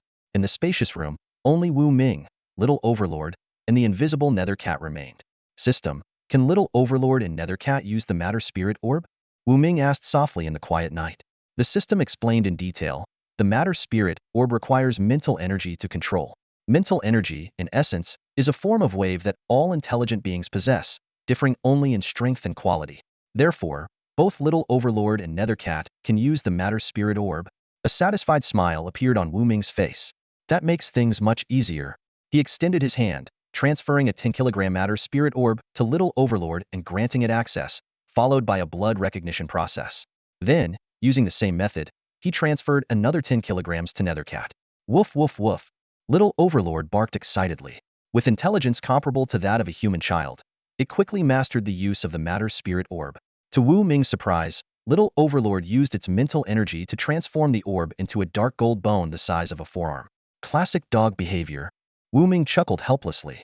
On the sofa, Nether Cat remained invisible. Its stealth ability was extraordinarily powerful, even capable of rendering its dark gold armor invisible. What was even more impressive was that despite wearing the armor, Nether Cat retained its agility and moved with ease. Late into the night, Wu Ming found himself unable to sleep. Rubbing his temples, he opened the Pet Beast Network and delved into research on shock-absorbing and sound-absorbing materials, studying their structures in detail. The Matter Spirit Orb, a miraculous material, could be shaped into any form desired by its owner, limited only by their imagination and knowledge. Before long, Wu Ming donned the dark gold armor once again. Closing his eyes, he focused his mental energy. While the armor's exterior appeared unchanged, its internal structure subtly transformed, forming a porous design that enhanced its ability to absorb sound and vibrations. Blades, spears, swords, halberds. Wu Ming called out, extending his palm. The Matter Spirit Orb within his hand flowed and swiftly transformed into various cold weapons. A saber, a spear, a sword, and a halberd. I feel like I'm turning into a real armored warrior. Wu Ming murmured, admiring the weapons materialized by the dark gold armor. He couldn't help but think about how, with the armor's original mass of 1 ton, his combat capabilities had reached a level where he could easily handle numerous low-tier ferocious beasts without relying on his pet beasts. Wu Ming continued to explore the potential of the dark gold armor. Before parting ways with Zhang Yuyan, Wan Siyu, and the others, he had specifically reminded them to thoroughly study the armor and maximize its capabilities. The next day arrived in the blink of an eye. Sipping his coffee, Wu Ming turned on the TV to catch the morning news. After a night of research, experts have confirmed that the ferocious beast involved in yesterday's battle with the class pet beast, Dragon Elephant Frenzy Hawk, was a class ferocious beast known as the Millennium Hawk, a 1,000-year-old eagle. Reportedly, the Millennium Hawk is the aerial king of this region, and its attack on Jialan City was an attempt to devour other pet beasts to strengthen itself, the news anchor reported solemnly. This battle caused significant damage to Jialan City, with several districts severely affected. However, the spoils of the battle were immense, including a large quantity of beast materials and inner cores, which will support the city's development for a long time. Now, we honor Frank Trainer Wu Ming. The anchor's tone became more upbeat, who led a 6-person combat team in assisting the Blue Helmet Special Forces to successfully seal off an underground passage yesterday. Hearing his name mentioned on the news, Wu Ming shrugged, thinking to himself that he was starting to gain a bit of fame. Suddenly, his phone on the coffee table rang. Glancing at the screen, he saw it was Su Qianqian calling. Her mature and alluring figure immediately came to mind. After a brief hesitation, Wu Ming answered the call. Mr. Wu Ming, you're on the news again. Su Qianqian's voice carried a hint of nervousness. Wu Ming chuckled lightly. What's the matter? Were you attacked yesterday? Not exactly, Su Qianqian replied. You know, I live in a villa community with a well-equipped air raid shelter. When danger struck, we simply moved in there. The signal was poor at the time, so I couldn't call you. So, you're calling now to let me know you're safe? Wu Ming asked with a smile. Something like that, Su Qianqian admitted. The two chatted for a while longer before ending the call. Su Qianqian, eager to strengthen her flame sparrow, had spent a fortune gathering materials and was on her way to the pet beast shop. Her goal was clear. She wanted Wu Ming to prepare Frank evolution feeds for defense, healing, and speed to accelerate her pet's growth. Thinking of the mature woman with whom he had shared several intimate moments, Wu Ming couldn't help but smile faintly. Half an hour later, a roaring sports car pulled up in front of the pet beast shop. After the intense battle yesterday, Wu Ming had decided to take the day off. Wan Siyu, Huang Samba, and Zhu Zime were also absent from work. The early morning on Nanwen Avenue was shrouded in silence. Suddenly, the stillness was shattered by the sound of hurried footsteps. Su Qianqian, wearing oversized sunglasses that concealed half her face, stepped out of the car with a fiery crimson flame sparrow perched on her shoulder. Without hesitation, she rushed straight into Wu Ming's arms. Wu Ming felt the soft warmth of her body in his embrace, and his heartbeat quickened involuntarily. Before he could say a word, Su Qianqian tilted her head up, her voice filled with longing. Wu Ming, I missed you so much. Before the words fully left her lips, her mouth was already on his. The two fell onto the couch, locked in a passionate kiss. Time seemed to stand still, with only the sound of their heavy breathing echoing through the room. Half an hour later, Su Qianqian's gaze was drawn to a black pendant hanging around Wu Ming's neck. She blinked curiously and asked, Wu Ming, what's this? It looks so intricate. Could it be black gold? Wu Ming replied softly, it's a material from another world. Since Su Qianqian was already one of his trusted allies, he saw no harm in sharing some information. Su Qianqian's eyes lit up. A material from another world? What's so special about it? As a shrewd businesswoman, she immediately began contemplating its potential commercial value. Wu Ming explained, it's a highly durable material capable of shape-shifting. He removed a spherical object, about a kilogram in weight, from the pendant. This one hasn't absorbed 7-star rejuice yet, so it doesn't have insulating or temperature-resistant properties. But even in its current state, it would cause a sensation if it were to hit the market. That amazing? Su Qianqian exclaimed, covering her mouth in astonishment. Wu Ming didn't elaborate further but chose to demonstrate instead. Effortlessly, he transformed the material sphere. In an instant, it became a sharp blade, then morphed into a delicate pocket watch, and finally turned into a crystal-clear glass cup. The rapid transformations left Su Qianqian utterly stunned. Her entrepreneurial mind raced as she exclaimed, Wu Ming, is there more of this material? Its commercial value could surpass that of many evolutionary food sources. This would be the perfect material to craft battle gear for beast tamers. Wu Ming smiled faintly. I've already developed it into battle gear. As he spoke, he stood up and began his demonstration. A dark golden substance seeped from the surface of his skin, gradually covering his entire body until it formed a complete set of dark gold armor. This astonishing display made Su Qianqian sit up abruptly, only to realize her upper body was bare. She quickly grabbed her dress to cover herself, a blush spreading across her face. Yet, her eyes still sparkled with awe and desire for the extraordinary material. Su Qianqian examined the dagger in her hand with astonishment. It was crafted by Wu Ming using the magical material known as the Spirit Sphere.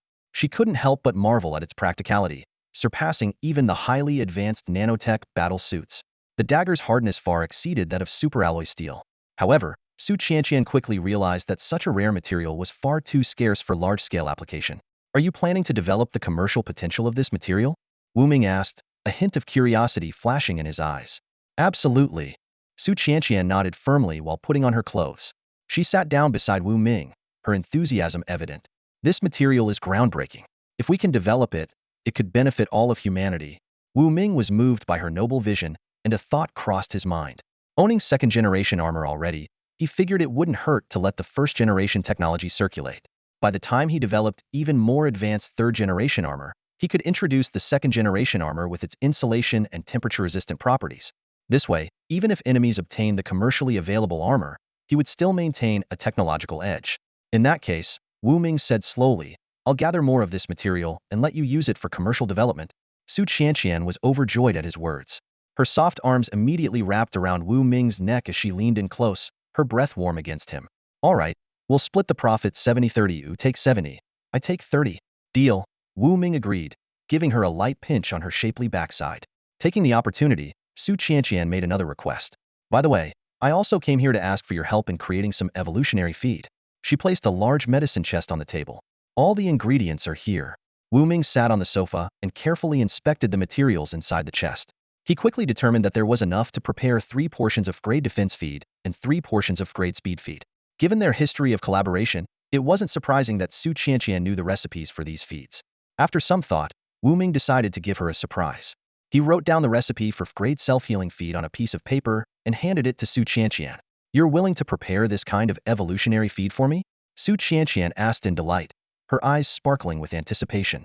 Wu Ming explained, given the current circumstances, it's crucial to enhance the strength of pet beasts.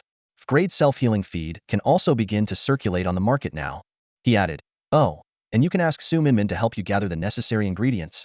Su Qianqian immediately pulled out her phone to contact Su Minmin. Half an hour later, Su Minmin arrived at the pet beast shop in a pink sports car, bringing the required materials. In the meantime, Wu Ming had already prepared one portion of grade defense feed and one portion of grade speed feed. He placed the two feeds in separate wooden boxes and handed them to Su Qianqian. Feed these to the blazing skylark. Su Qianqian gratefully accepted the feeds and placed the blazing skylark, perched on her shoulder, onto the table. Xiaohong, go ahead and eat. The skylark, enticed by the aroma, began devouring the feed voraciously. As the evolutionary feed took effect, the blazing skylark's body rapidly grew stronger. Its wingspan extended to a full meter, and its form became even more elegant, resembling a priceless work of art. It soared gracefully around the shop, showcasing its newfound speed and agility. Amazing! Su Minmin exclaimed, her gaze fixed on the blazing skylark as it landed back on the table. While organizing the newly arrived ingredients, Wu Ming explained, the blazing skylark is now a seasoned grade pet beast. Though it lacks combat experience, with grade defense, it's nearly unkillable unless faced with a beast of a grade or higher. 15 minutes later, Wu Ming finished preparing a portion of grade self-healing feed and fed it to the blazing skylark. This time, its physical appearance showed no significant changes, but its eyes became noticeably sharper. When it prepared to unleash flames, its abdomen glowed red and emanated heat, indicating that its grade talent, flame burn, had grown stronger. Alright, the 3 types of grade evolutionary feed you requested are all done, Wu Ming said as he picked up a spirit sphere that hadn't yet absorbed the 7-star dew juice. Under Su Minmin's astonished gaze, he transformed it into a sleek, precision-crafted combat helmet. Take this helmet back for research and promotion. Is this memory material? Su Minmin asked curiously. Memory material? No, this is a high-end material, Wu Ming explained.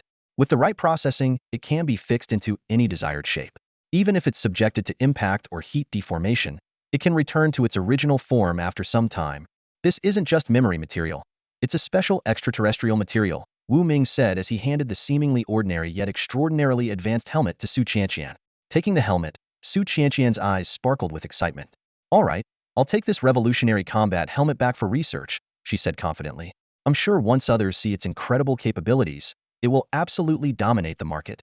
Unexpectedly, as she took the helmet, Su Qianqian suddenly leaned forward. Under the astonished gaze of Su Minmin, her lips lightly brushed against Wu Ming's cheek before she turned and left the pet beast shop. Su Minmin's eyes widened, and a bold thought flashed through her mind. Did Sister Su just kiss Lord Wu Ming? Could it be that they have that kind of relationship? However, before she could sort out her thoughts, Su Qianqian grabbed her and pulled her out of the store. Watching the two women leave, Wu Ming yawned and casually tossed the leftover materials on the table into his system space. He then opened the system marketplace, searching for suitable pet beast eggs and methods to further enhance the dark gold armor's performance. The scene shifted to the underground research lab of the Ultra Value Mall.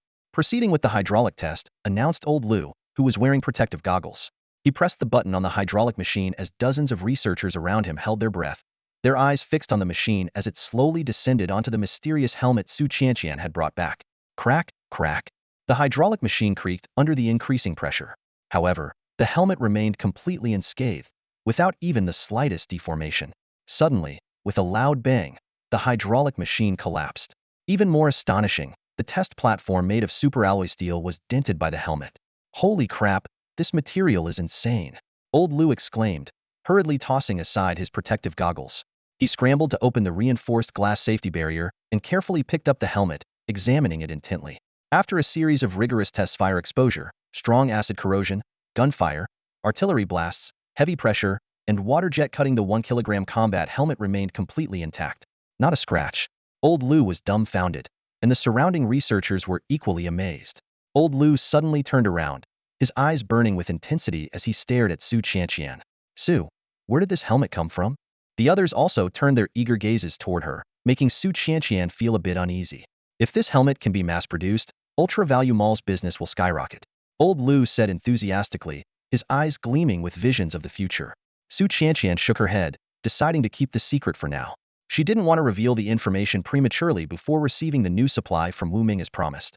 Old Lu, with a serious expression, said, Xiao Su, if this can be mass-produced, it will be a blessing for all beast tamers. This is a matter that could benefit humanity as a whole.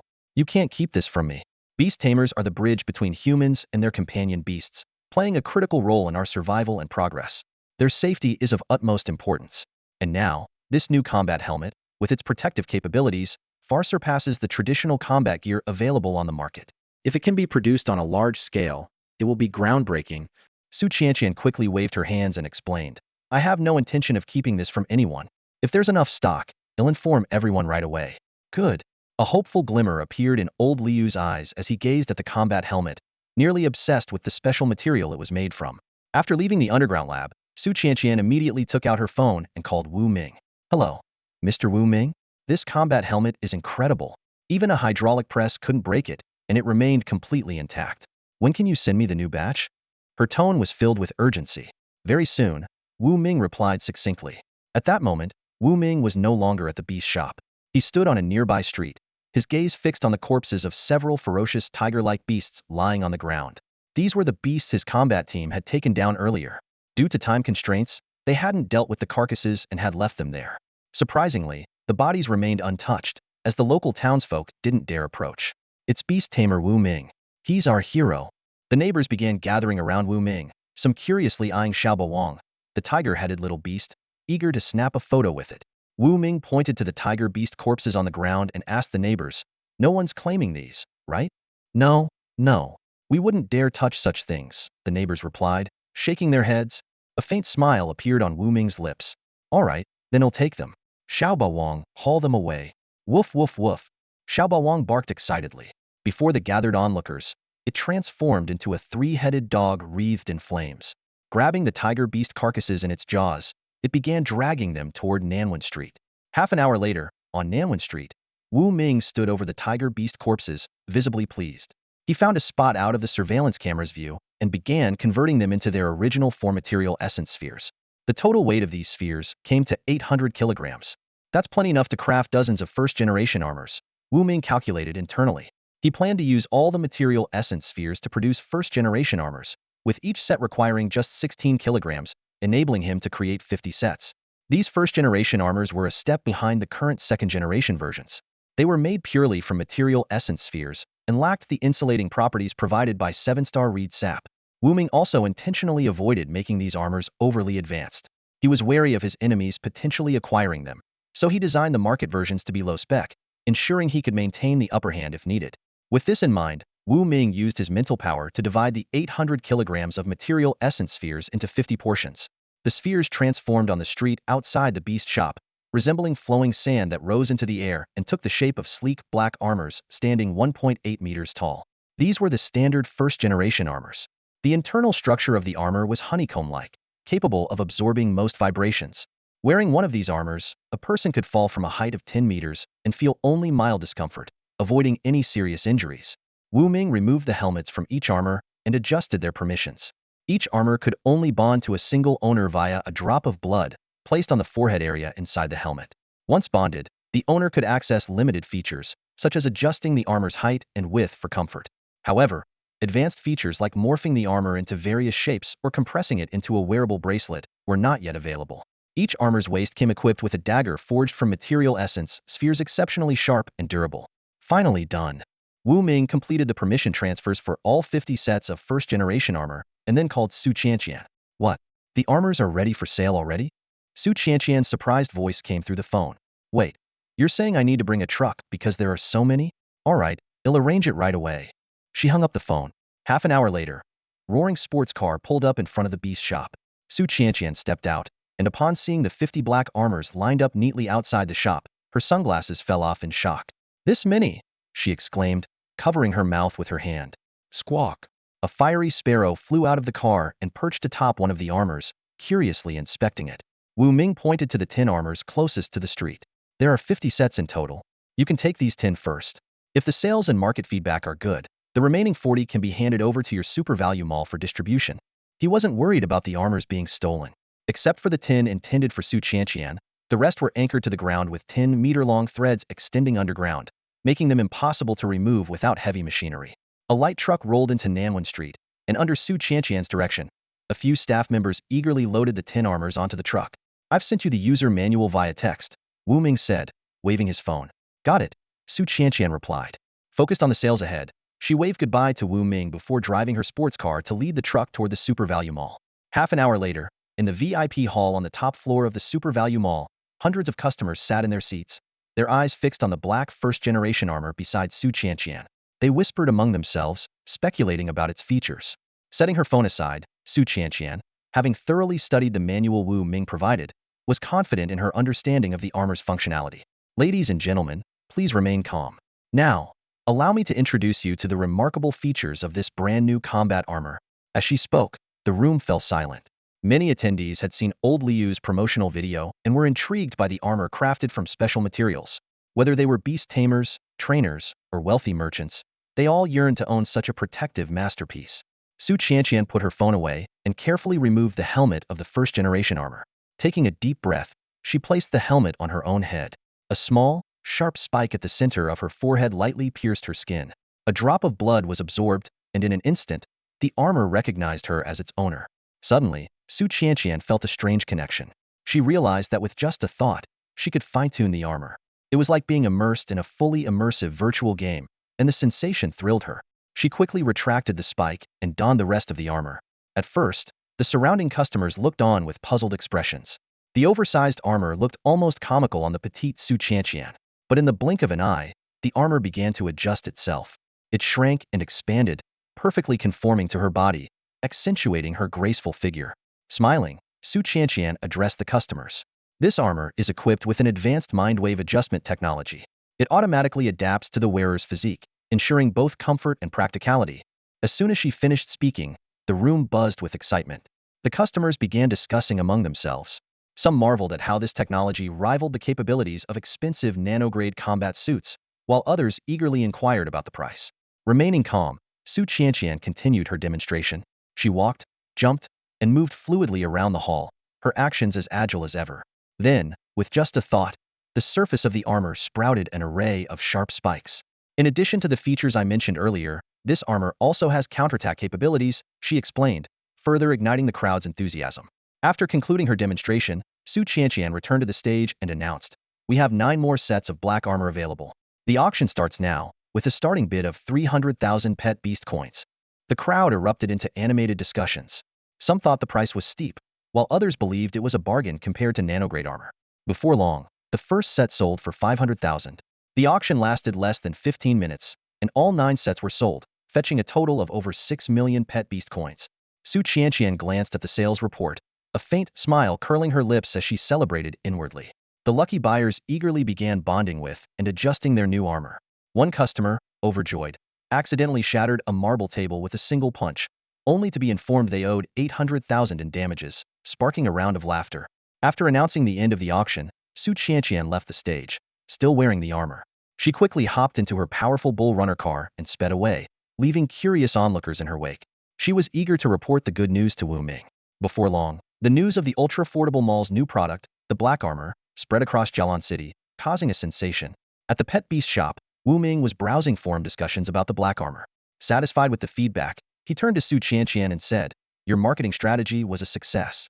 I'll leave the remaining 40 sets of black armor in your hands to sell." Hearing this, Su Qianqian excitedly threw herself into Wu Ming's arms. Wu Ming held her close, his gaze lingering on the sleek armor she was wearing. With a meaningful smile, he said, "Actually, the black armor's true potential goes far beyond this." Su Qianqian's bright eyes sparkled with curiosity. "Really?" she asked eagerly. "That's all for today. Thank you so much for watching. I hope you guys enjoyed. If you wish to have another part of this recap, please give us at least 1,000 likes. Please don't forget to comment and subscribe to our channel for more content like this. Until next time.